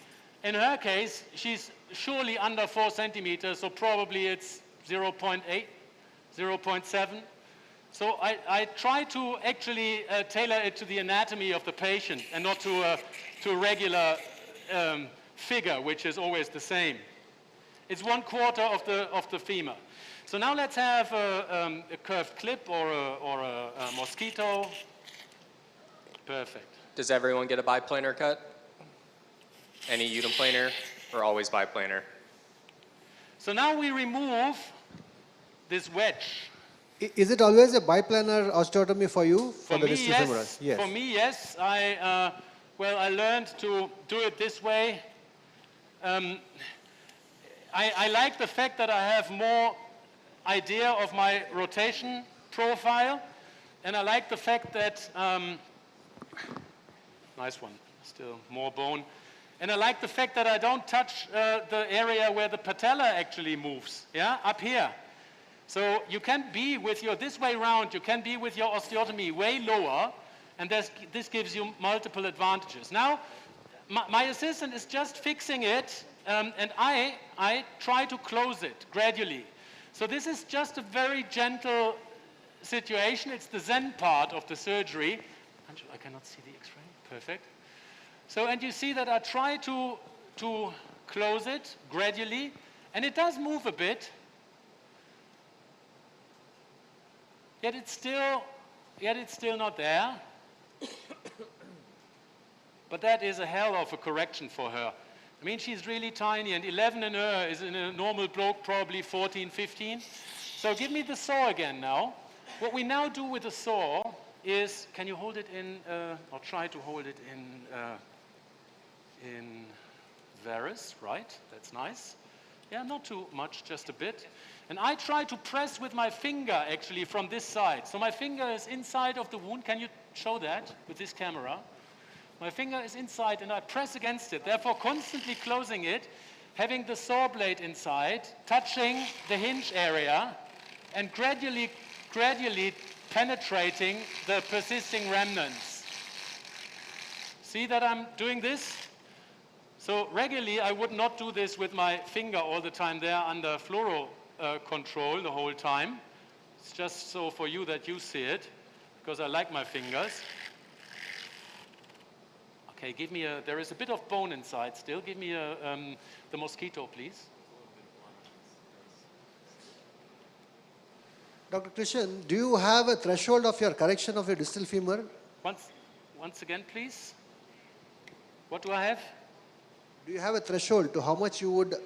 Well, I think for her, this is really borderline, actually. I mean, you need to correct what anatomy dictates you, but she's really, well, she's really quite nicely corrected now. She's really quite a big correction for a patient that is not even 1.50 meters. So you see that. So gradually now we got there with our little playing with the saw blade, and you see what the hinge wire does. That's nice. Can you see the hinge wire? Yeah, very so well. You see it bending. Give me the wire driver, please. So you see it bending, and this bend obviously is nothing else but strain that it absorbs. So let's take out this other one, and now I guess we are already quite nicely corrected. Now I need the plate, please. Go a bit over to that side and try to hold it in this position. That's perfect. Now I need really and push it from there. Yeah, that's great. So now I need the first reduction sleeve for this one. And the wire driver with the K-wire, please. And now I try to place this plate here, which is tricky enough in her. Hold that please for me. Yeah, that's it. So, and you see our issue. If we would not have started there, for sure. Yeah. Make it longer, please. So, when you are correcting this magnitude sure, of we deformities, would not have been able to place our plate. will it not be So she's easy really- for she's really to have in a a compromise dome-shaped osteotomy where you can dial your angle of correction with good amount of contact and the fixation instability which is very, very rigid instead of doing the Let's see where we are. bone loss osteotomies, That's you know, nice. where you taking out Okay, a bone. let's have the second, Something like dial second osteotomies. sleeve, please. Yeah, are we good to take a question, Dr. Short Christian? one plus the sleeve limiter. Bit of suction. Dr. Christian? So now I try to temporarily prefix this plate at the Dr. Christian. at the bone. Christian. We have a... Dr. Christian? Give me the. Yeah, Dr. Christian, screwdriver. are we audible here? Just a second. Let's just find out. Blue handpiece. Blue. Okay. Blue. No. Dr. Christian, screwdriver. there's a question for you from Perfect. the I audience. think his plan was to dial in the alignment correction using the opening wedge. You know, kind of setting the closing wedge what it is, and then he'll get his alignment perfect when he does the opening. Okay, that's complex here now. Okay, now we need the, now close it, really try to close it. Perfect. Christian, Yes. do you think we can just take a 15 minutes break and finish the next panel and join you back by the time you fix the plate? Well, we will probably be able to do it in an hour, but don't, well, if we win some time, do it. So this was actually the first osteotomy. And there is a couple of tricks now for placing the screws, but whatever. Go and do your next lecture, and we come back in 15 minutes. Yeah, 15 minutes. Yeah, Okay. perfect. Perfectly fine. Thanks. Maybe we just don't do any further. So we now go to the last session, which is who needs an osteotomy, who needs a uni, and who needs a TK. Pratik.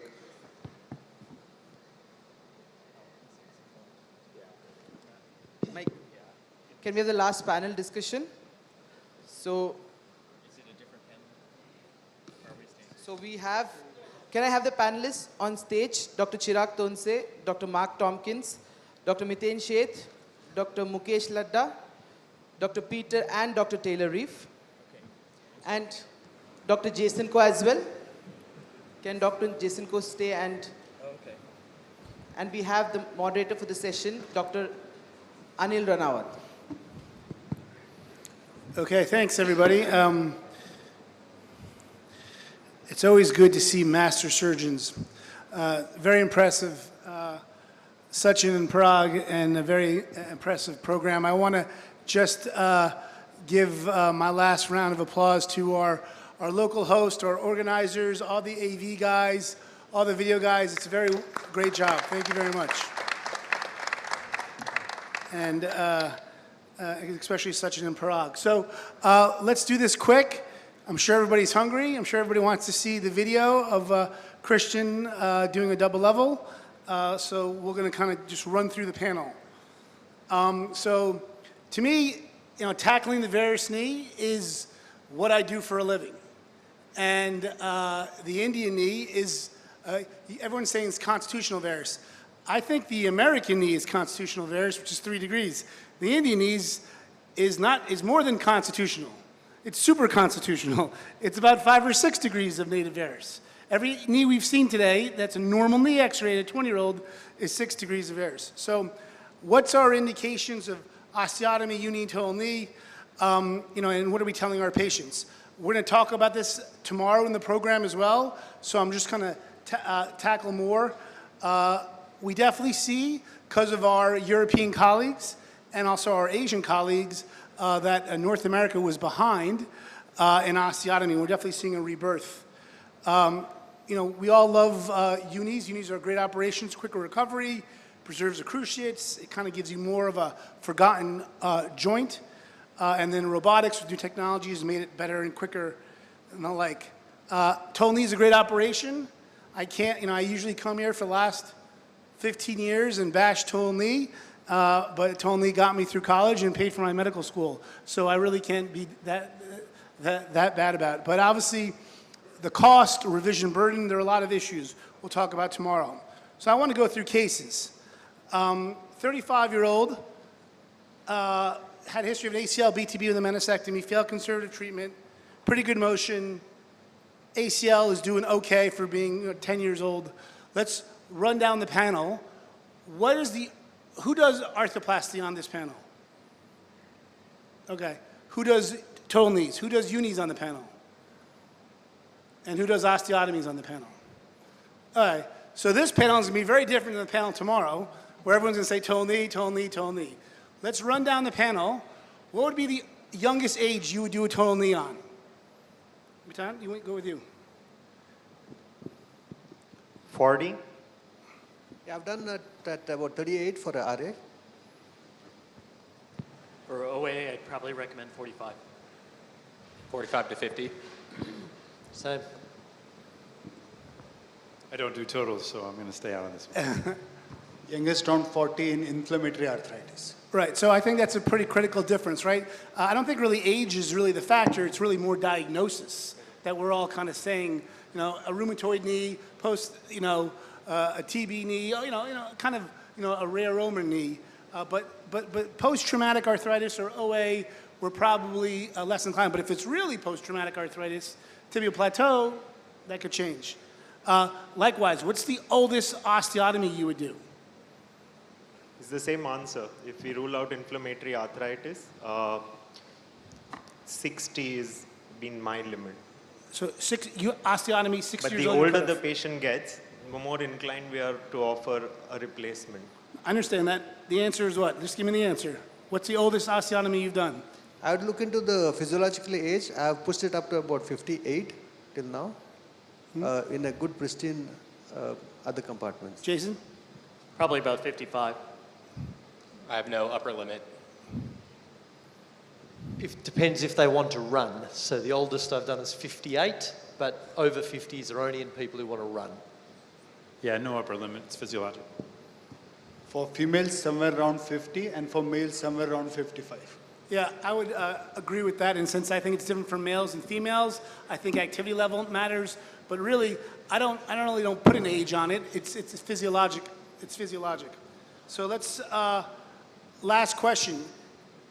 Dick Scott, one of my father's, created uni criteria, the Scott-Cozen criteria of uni compartmental. He said, you never want the uni to be your first arthroplasty or your last arthroplasty. That's one of his lines. Can you do unis on young people, or should it be only an old person operation? So young or old? Or doesn't matter? Doesn't matter. No, age is not a criteria. Again, a physiological age. All right. I don't think age is criteria for that. Yeah. Not a criteria. Yeah, activity. It's what they want to do. Agreed. All right, so Dick Scott's wrong. I'm going to go tell him. I used to call him Uncle Dick. Okay, so let's see this case. As we talked about, exam is pretty benign.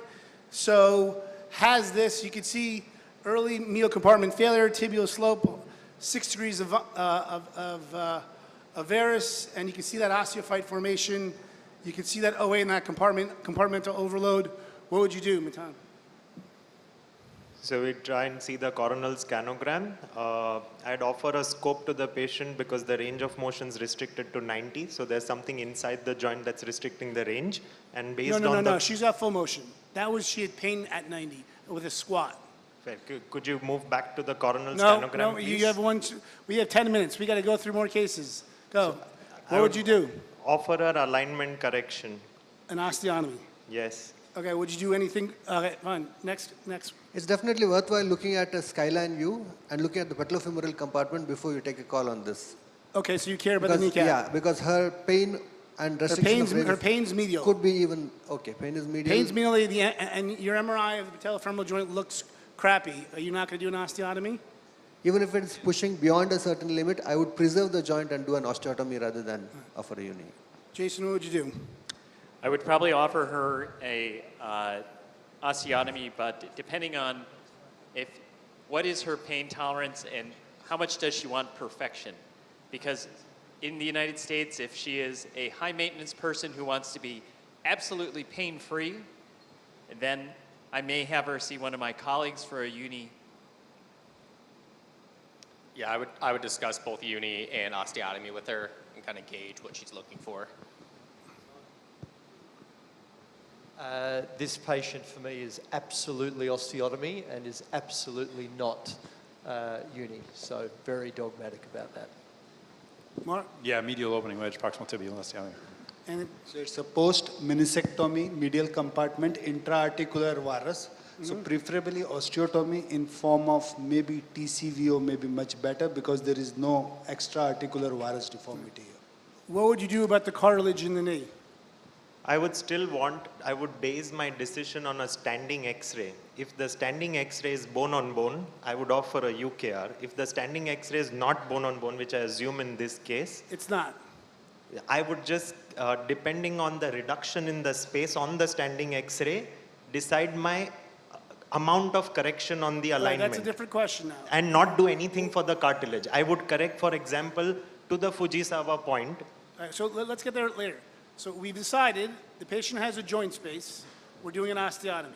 All right? She's young, active, and has a joint space. Have you exhausted the option of orthobiologics here? What? We've done all that stuff. That's all bullshit. My father would not let you do that. Go back. Go do 10 push-ups. Yeah. All right. So no specific cartilage treatment, just correct to the Fujisawa point. That's good.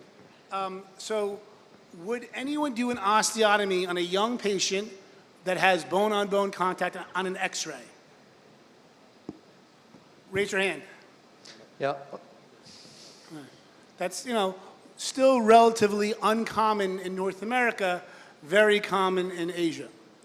But I guess it depends on the young patient. Okay, next, cartilage. What would you do? Nothing? And then how would you, what was your goal of correction? Go down the line. Jason? Nothing with the cartilage, and I'd probably correct to lateral spine or just after. Taylor? Same, nothing for the cartilage around the lateral spine. Yeah, I'd be having a really good look at the cartilage. I mean, if it's truly bipolar grade 4, then not. But if the tibial side isn't quite as bad, I'd certainly think about chondral restoration on the femur. And you said 2A Lockman as well. I think having a really good feel of the ACL. She's only 35. Need to do everything if you're going to do something. Would you try to dial in the slope doing an opening wedge osteotomy? Yep. How effective can you reduce slope with an opening wedge osteotomy? Me, not as well as I can a closing wedge. So I'd have this for me would be PSI closing wedge. Mark, anything else?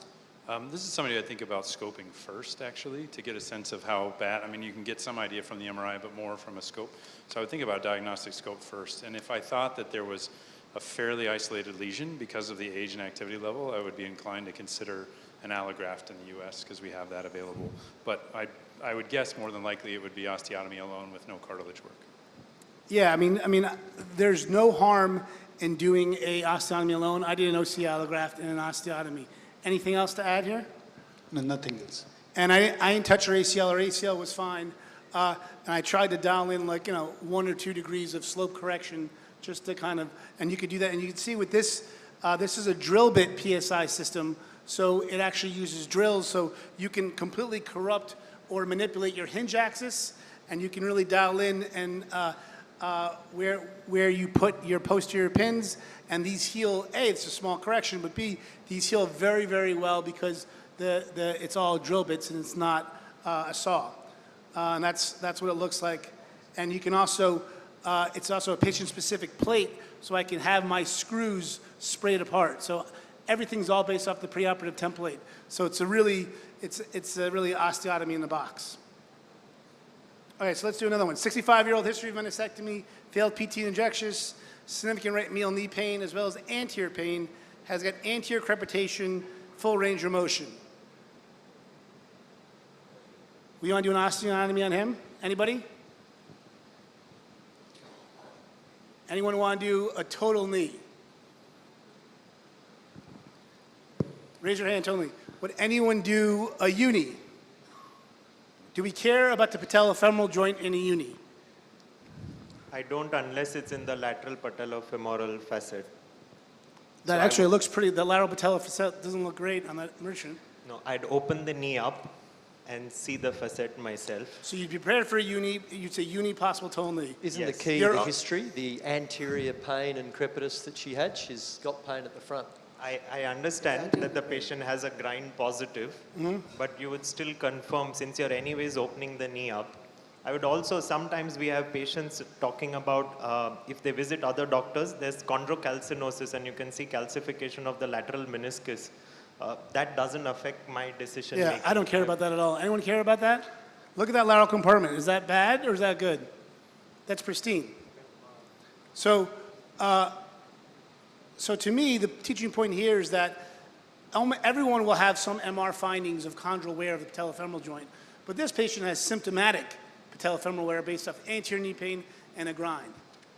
What percentage of total knees have anterior knee pain after a total knee? It's 30, 40%. Do we resurface patella or we don't resurface patella? Does it matter? No. They still have what? Anterior knee pain. So this is why, you know, what would you do? I did this. He loves this knee because we saved the cruciates.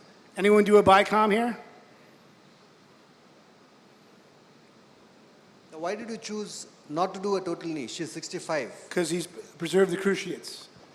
It feels like his own knee. You'll never, my father will say, you'll never have normal kinematics when you take out the cruciates. You'll never get normal rollback. You'll never have a forgotten joint index. For a small deformity, now you can make the argument you have to do anything with the patella joint, but this is something, you know. So assuming this patient has lateral patellofemoral joint arthritis, this system still doesn't do anything to it, right? You haven't resurfaced the patella. It was only on the trochlea. And also we know, based off total knee literature, that MR now almost never resurfaces the patella. The incidence of patella resurfacing is actually going down, not up in the United States. So hence the logic, once you open the knee up, if the patellar facet is bad and the trochlea is good, you can just go ahead and do a uni. Great. Whereas if the trochlea is bad, do a total knee replacement and resurface the trochlea as well. Right, but then you don't preserve the cruciates. If you're a believer in unis, you're a believer in unis. Okay, let's get one real quick one. 56-year-old, mild varus alignment, medial knee pain, full range of motion, a painful squat, has, 4 degrees of varus, early medial compartment wear. What do? Conserve the patient. You did all that. This is surgery conference. It's not non-operative conference. You failed. Next question. Yeah, Go down the podium. Till my neighbor No. You're done. Next. This is a tricky question because she's 56 and you see relatively the knee is preserved. There's no osteophytes yet here. It's more There's a little medial osteophyte. Look close to the medial tibia. There's an osteophyte there. This knee's going down. Yeah, and no much of a mechanical malalignment. So I would again go with my colleague. I would probably preserve it till I see some radiological changes here. So you're doing no operation? For a 6 degrees of varus? Yeah. I may scope, 5 degrees, yeah. I may scope and rule out any form of He already had a scope. Jason, would you do anything for this? What would you do? Oh, you stole my thunder. You said he already had a scope, Yeah. so that was going to be my next step. So a scope here, my dad would call surgical induced rest. That's the advantage of a scope here. Taylor, what would you do an osteotomy on this guy? Yeah, I think it looks like uni and osteotomy are again reasonable. You got to pick one. I know you're. I would lean towards osteotomy. All right. Hey, Peter? little osteotomy in weight bearing straight away changes this guy's life, especially if he's active. It's a Low very- threshold. Yeah, it's a very quick thing. Mark? I think it depends a little bit on activity level, but I think either uni or an osteotomy. If the patient's really active, then I would lean more towards doing an osteotomy. I'd say until you have bone-to-bone contact, he'll never like a uni here because the elasticity modularity will be too different. He'll have medial knee pain for a long, long time. That tibia has to scleroticize more to support a metal implant. So a uni to me here is a bad operation. Can we offer him an offloader brace for 3 weeks and then decide? Yes, so I did. This is what I did. I put a brace on him. But the brace is under his skin. So this is an FDA recently approved implant, which is it's an internal shock absorber, and this was part of the FDA trial. He's 4 years post-op, and he has no pain. So it's an internal offloader. Correct. You asked for offloader, I gave you offloader. But I'm a surgeon, not a non-operative conference. Okay, thank you very much. Let's go back to Christian. Thanks, guys. Thank you.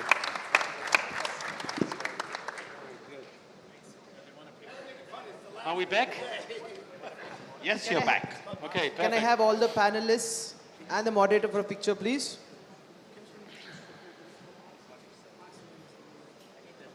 Nice. So tell me when we shall start again. You're already on the screen. Yeah, so Okay, Christian, perfect. we are ready to start. Good. So we have actually now applied the plate, and we have sutured the IT band. The rest would be subcutaneous closure and intracutaneous.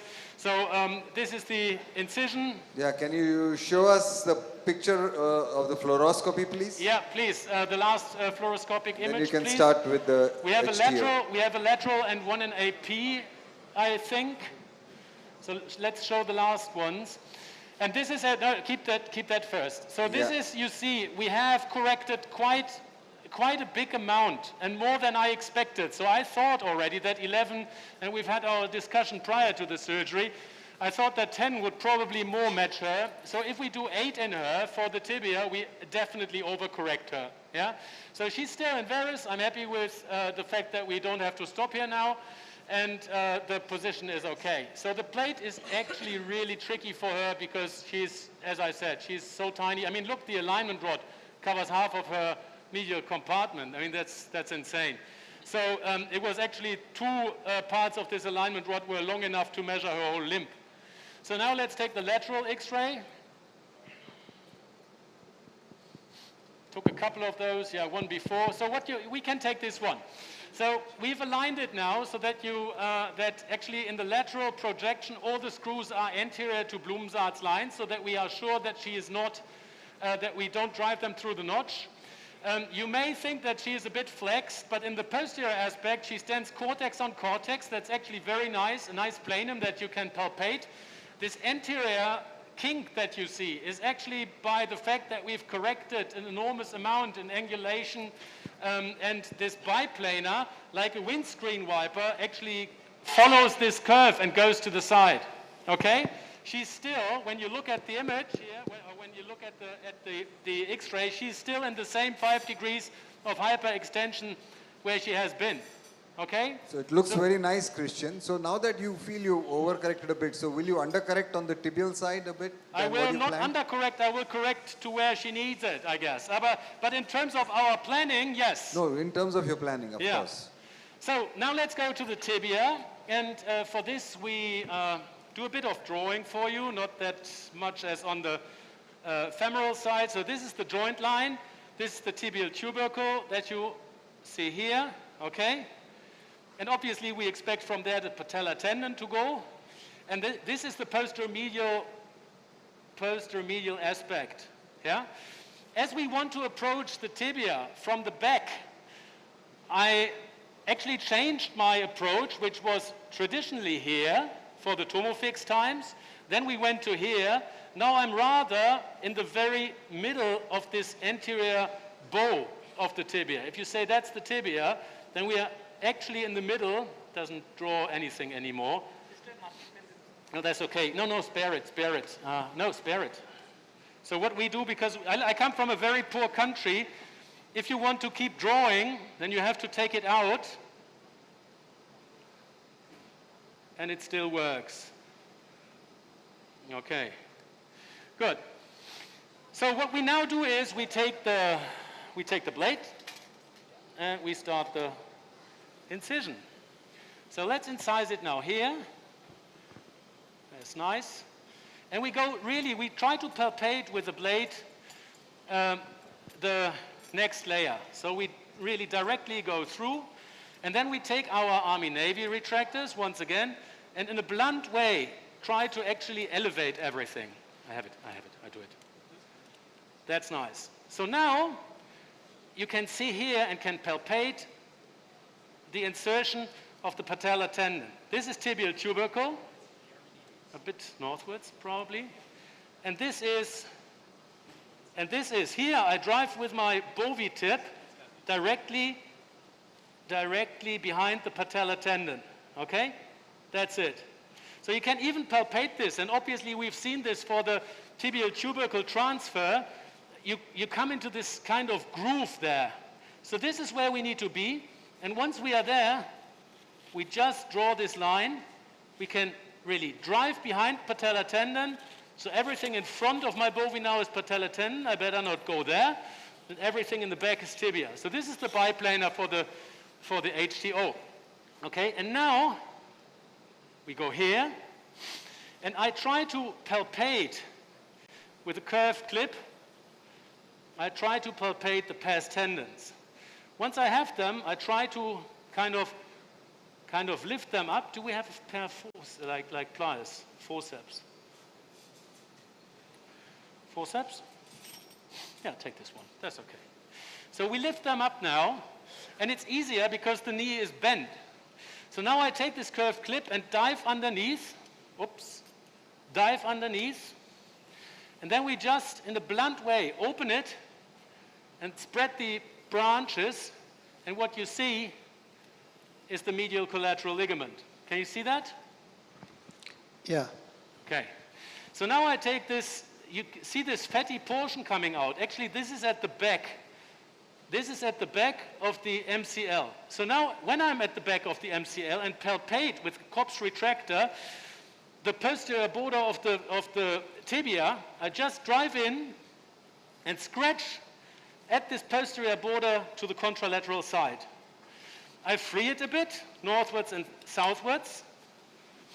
And once I have done this, I may have the chance to actually bring my finger in. Let's do a bit of a release to show it better. So I may have the chance to bring my finger in, like I'm doing here, and actually now I'm in the back of the tibia. Okay? Can lift the tibia up. My index is actually at the back of, and I can palpate the fibula. Okay?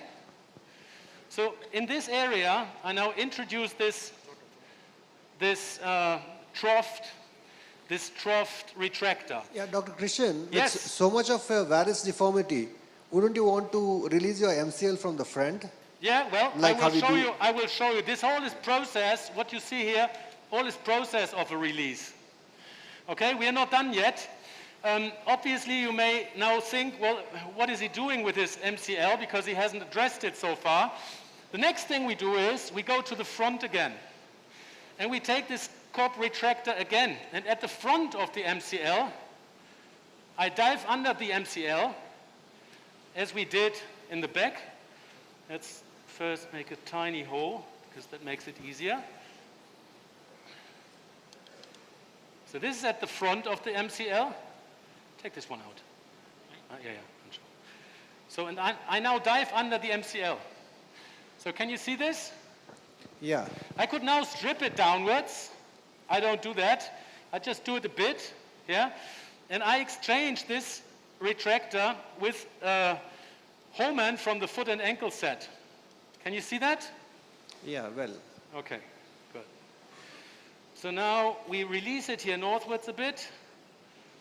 So only for you to see more. I don't know what you see, but what you can see now is that in between those two instruments, the Hohmann and the retractor, in between we have our MCL. Okay? We have not released it, nor done anything.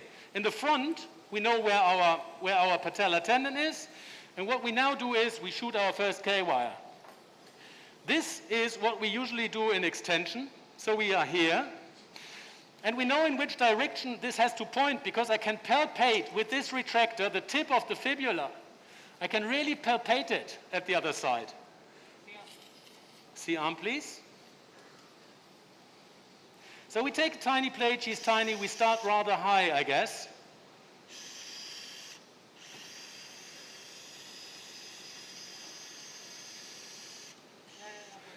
And now let's see where we are. Can we have an X-ray? I'm not having the, yeah. Just unshoot, step on it, do it. Oh.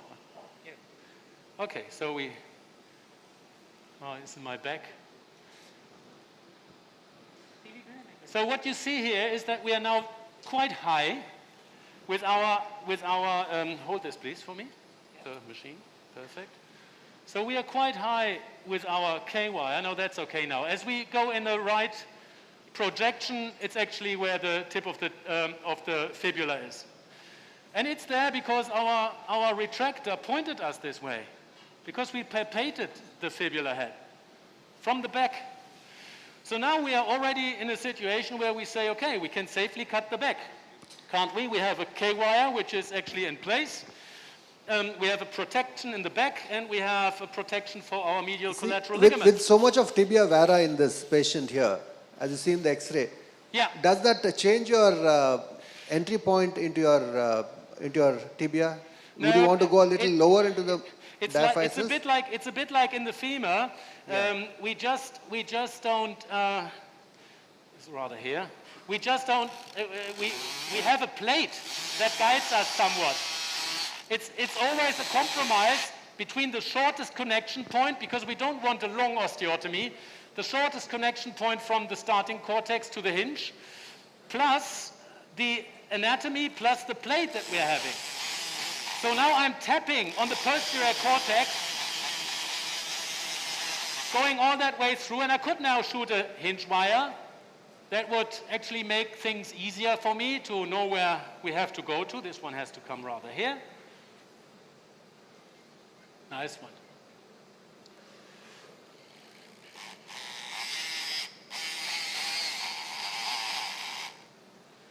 Because obviously what we don't want to do is we don't want to cut and create a Takeuchi 1 fracture. But even if we'd be doing that at this particular height, you can see it now. No, it's no issues, it's only your hand. At this particular height, there is this fibrous connection between the tip of the fibula and the tibia. So it's actually the safest area to create a fracture. And in case of doubt, you should much rather create a Takeuchi 1 fracture than any other fracture. Okay? So as a matter of fact, I rode now on the posterior cortex, and I think I've cut it completely. So we remove both instruments, the retractor plus the foot and ankle Hohmann, because we think that we've cut. Give me the nibbler, please. We think that we've cut the posterior cortex completely.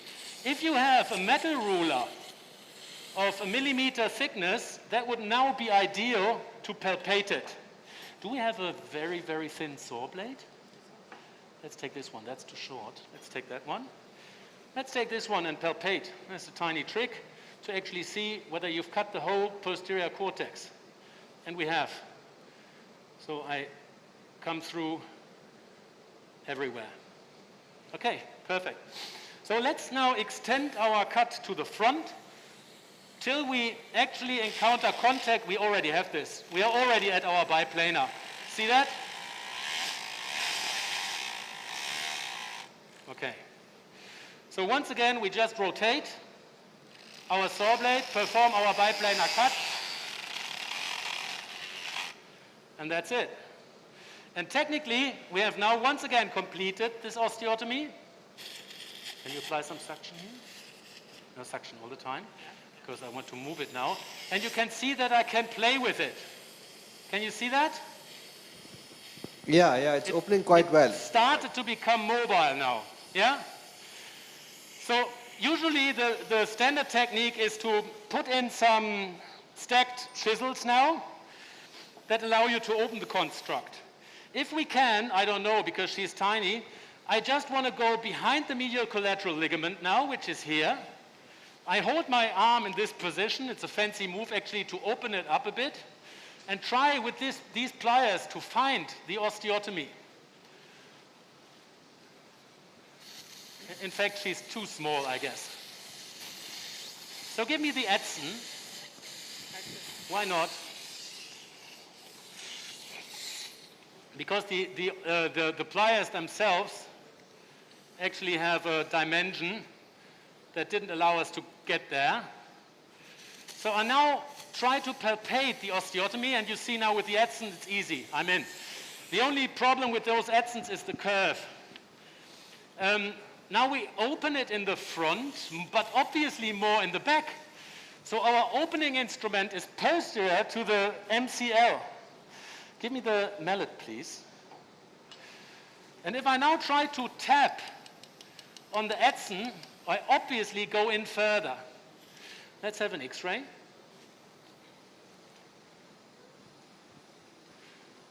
But you see, we are not really opening enough, but we don't have the right. Here we are. So we are not opening enough, and that does mean, first, the Edson is not the sufficient tool for that, or we still have too much restraint, or we could try to do it from the front and exchange it to the back. Or we have to go for our traditional way to actually use chisels. So now let's do it like this. Knowing that now my opening instrument is in the front of the medial collateral, I anyhow can use this in order to open my osteotomy and fight those restraint forces. So let's go there and check it again. And technically, I'm now changing the slope because I have a tight structure in the back, okay? But I may have come to the point where I've opened my osteotomy in the back further, and now I'm probably able to put in a forceps. Let's try that again, but not this one. Let's not take the Edson because that actually goes wide quite soon. So let's take a normal forceps. Yeah, let's take. So in the situations where your postomedial structures are so tight, so right, the whole. What would you do? So then I would initially now already pie crossed it, but or you could sleeve the whole thing to the back, but that's what I really don't want to do. So what I want to do is I want to find my osteotomy and open it gradually from the back of the medial collateral ligament. That is the whole purpose of what we are doing here. I don't see it. Take this one out, because I guess I have to fight you there. So, because the problem with this medial collateral ligament is that you actually. Or would you want to do a superficial MCL complete release from the distal portion? Yeah, you can obviously. You can, but I don't like to do that. So what I like to do is rather go inside. Can I have, give me, yeah, this one. That's great. So let's remove that again in the front. And now we hope that we have replaced it to the back. So it was just a sequential thing that we went in and hopefully found our way. Yeah, now we have. Okay, so now we opened in the back of the medial collateral ligament, knowing that obviously we've opened to some certain point. We cannot measure right now at the back because it's all that tight and you don't see it. You can measure in the front. If we know that this has to be like 2/3, well, we are happy. Nonetheless, here, being a double level osteotomy and the inferior side is anyhow for fine tuning, I don't know, because I thought that we'd be opening 8 mils, and we probably don't, because we have seen that we were already quite far. The only thing I know is that I opened in the back more than in the front, because the closing part, the MCL, is in the front of my opening device. So what I can do now, if I feel that this is very, very tight, I just take a blade and pie crust it. See? But in fact, even the blade does not cut it because it moves away, meaning that there is nothing tight. I could technically open it further now. But I don't want to, as we probably overcorrect otherwise. So now let's take the control again. It's a very, very interesting case, by the way. So let's go to the hip again. Let's go to the hip again, northwards, sorry. We just need to go there. Yeah. Okay.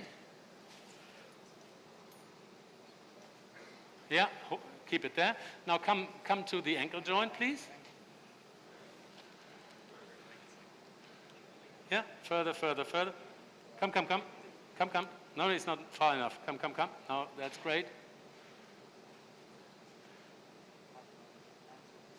Okay, and now come to the knee again.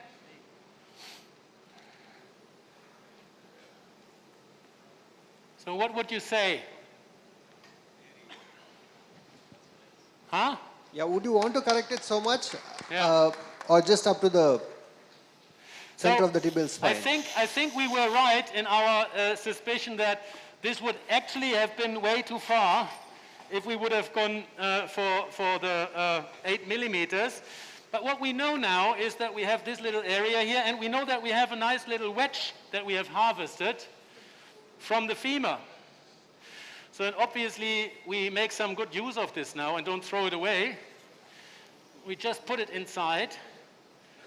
And this is probably too big. So let's take the saw or some nibblers. That's good in this case.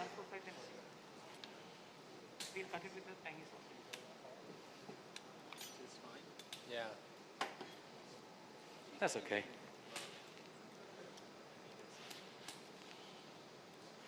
So we now take this curved part, which goes to the back of, or went to the back of the femur. We take this curved part and put it to the back. And this anterior part goes to there. Dr. Christian, what was your measurement of correction here right now? Would you see your correction or would you measure it? Or are you Hold this happy down, just... please. Once again?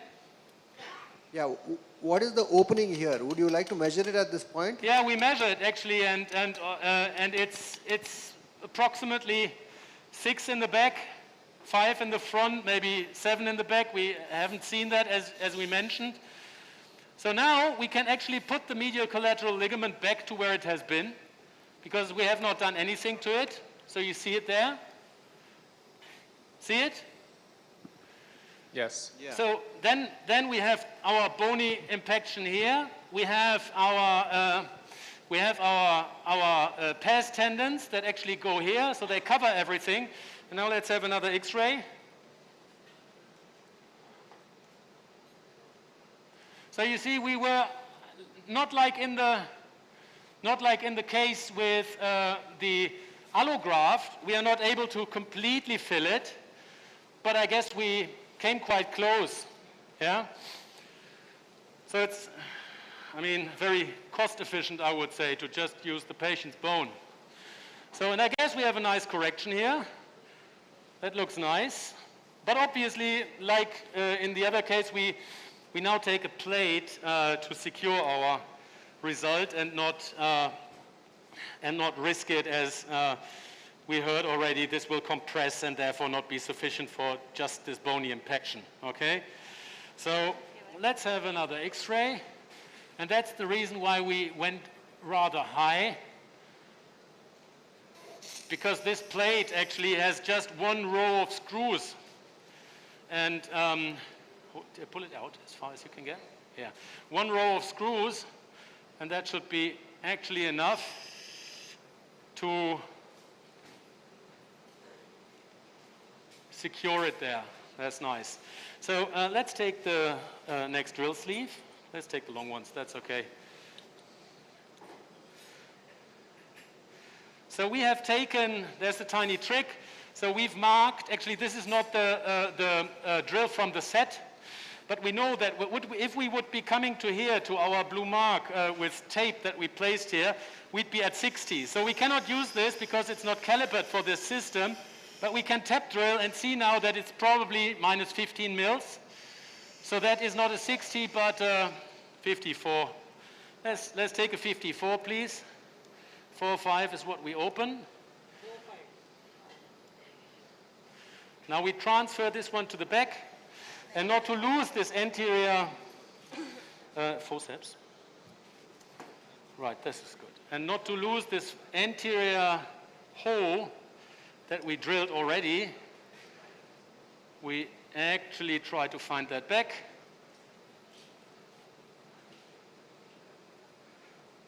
And it's the usual that we don't.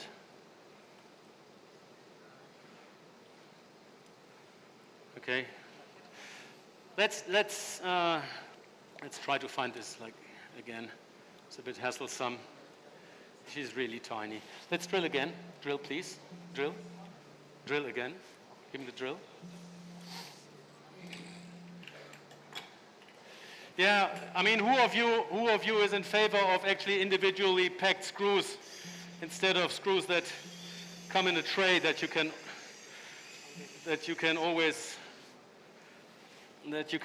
use at your purpose? That's really insane. Okay, so now let's take the 45. I don't know if industry has done us a favor there. Okay, upwards. First one, interior, nice. So that is number one. Let us check it again. Chirag, sir? Dr. Chirag, we've got 5 more minutes. Yeah, Dr. Krishnan, we have 5 minutes before we wind up. Perfect. Yeah. We drill again. In 5 minutes we are done, I guess. Yes. So, yeah, let's drill this one. That is a 35, and then I need 35, and then I need a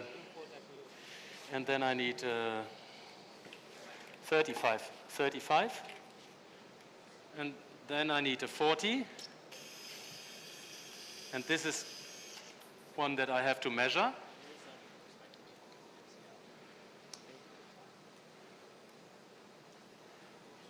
Yeah. Any questions? Since you've retained the MCL here, I had a question here. Have you placed the plate above the MCL? Because you have not released it from the front. Didn't get that question. Can you say it again? No. Can you just show us where your MCL is placed right now, or how would you approximate it later? Because you've not released it from the front, isn't it? Yeah, well, there is obviously, there is not a lot of answers to this MCL. So either it works that you can keep it. We need a 50 somewhat. What is that? Or you have to release it. So that's what is this one? And this here?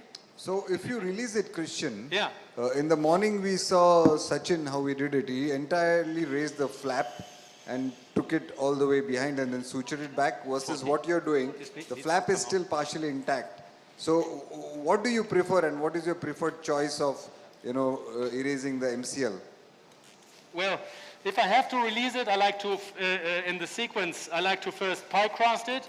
If the pie crusting doesn't work, then I release it distally, like we've seen it. So you can strip it, and obviously it does not create any instability. Right. So to be honest, what I'm doing here is, I know, is a bit overkill. You could equally say, well, why don't you just take the saw and cut it? Yeah, that's what the French have done for ages, and actually it doesn't cause any issues. Right. But whenever I can preserve an anatomic structure, I try to do it. Sachin, do you have any comments? So I think what we've done here basically is that he's done a pie crusting of the MCL. So how do you want to expose it is essentially what you'd want to do. There are 2 ways to expose it. You can either peel it off from the front, create that anteromedial window, and then put a retractor from the posterior aspect of the MCL, which he has shown, which I like to do as well. The reason why to elevate the 35 flap and a was 24. that because it was pretty scarred down, 35 there was and 24. some soft tissue injury in that area, and it was impossible for me to raise a flap. We know very well that if you have a varus deformity that requires correction, and if you do not erase And the 24. MCL, you 35, actually sorry. lead to an increased pressure on the medial tibiofemoral cartilage, which done makes it counterproductive. So that's the way you would sort of want to tackle the MCL. Taylor, So- your choice? Taylor, what's Yeah. your take on the MCL? Yeah, I tend to, I think it's easier to get the correction when you release it and then I sew it back together at the end. You can basically sew it together proximally pretty reliably, but I tend to put my plates underneath it, whereas he's putting his on top. I've never run into a patient who's had instability though in their MCL by managing in that way. No, it doesn't happen. Doesn't actually happen, you're right. Yeah. So let's have another X-ray here. Wonderful. So that's what we have. And I guess I could pull at her to see the other part of the construct. That would be here. And were you shooting for the center of the knee? Once again, please. Were you shooting for the center of the knee for your correction, or given her mild I pain? don't want to were you- really massively I thought that an overcorrection in her, actually she went her whole life with a massive varus knee. If you put her into valgus, she will probably hate it.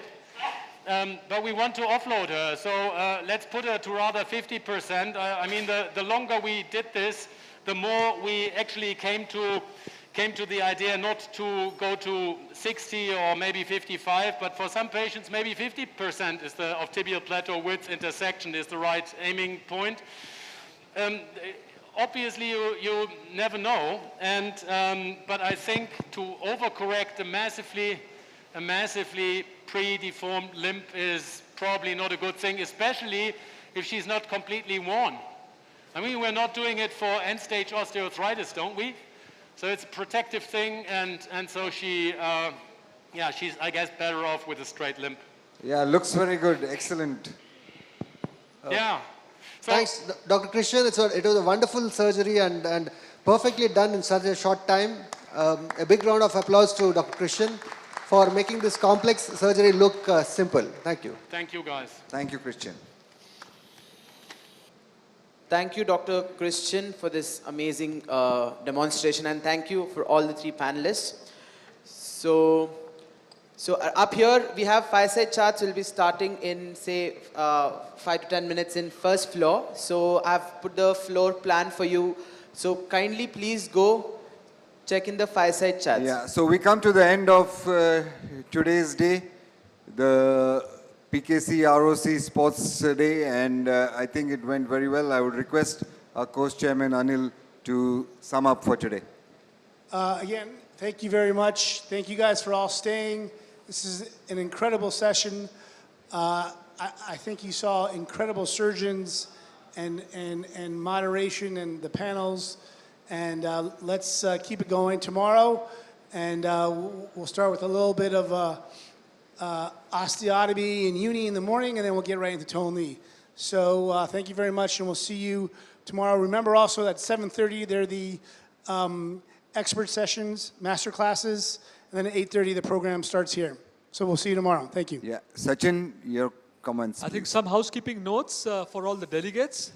There's dinner. There's a welcome dinner on the pool side, second floor, which starts around 8 o'clock. And for all of those who've registered for the masterclass sessions, we have 6 absolutely fantastic, which will start at 7:30. So make sure you're there by 7:15. For all of those who are staying in the partner hotels, that is the Sheraton as well as the Conrad, there is a bus schedule. And you also have your Ortho AI app with you, and you can ask any questions to the AI bot, and they'll give you answers as to what time the buses leave, etc. So I think just make sure that you're there. You don't want to miss out on any learning, because we've got a great faculty, and a big round of applause to all the faculty and all the delegates for staying back for a packed day from 8 in the morning till almost 7 in the evening, and there's still more to come. Thank you so much. Thank you. Have a good evening. Please come to the poolside by 8 p.m. And tomorrow, those who registered for the Masterclass, be there by 7:15. Breakfast is arranged there. See you tomorrow.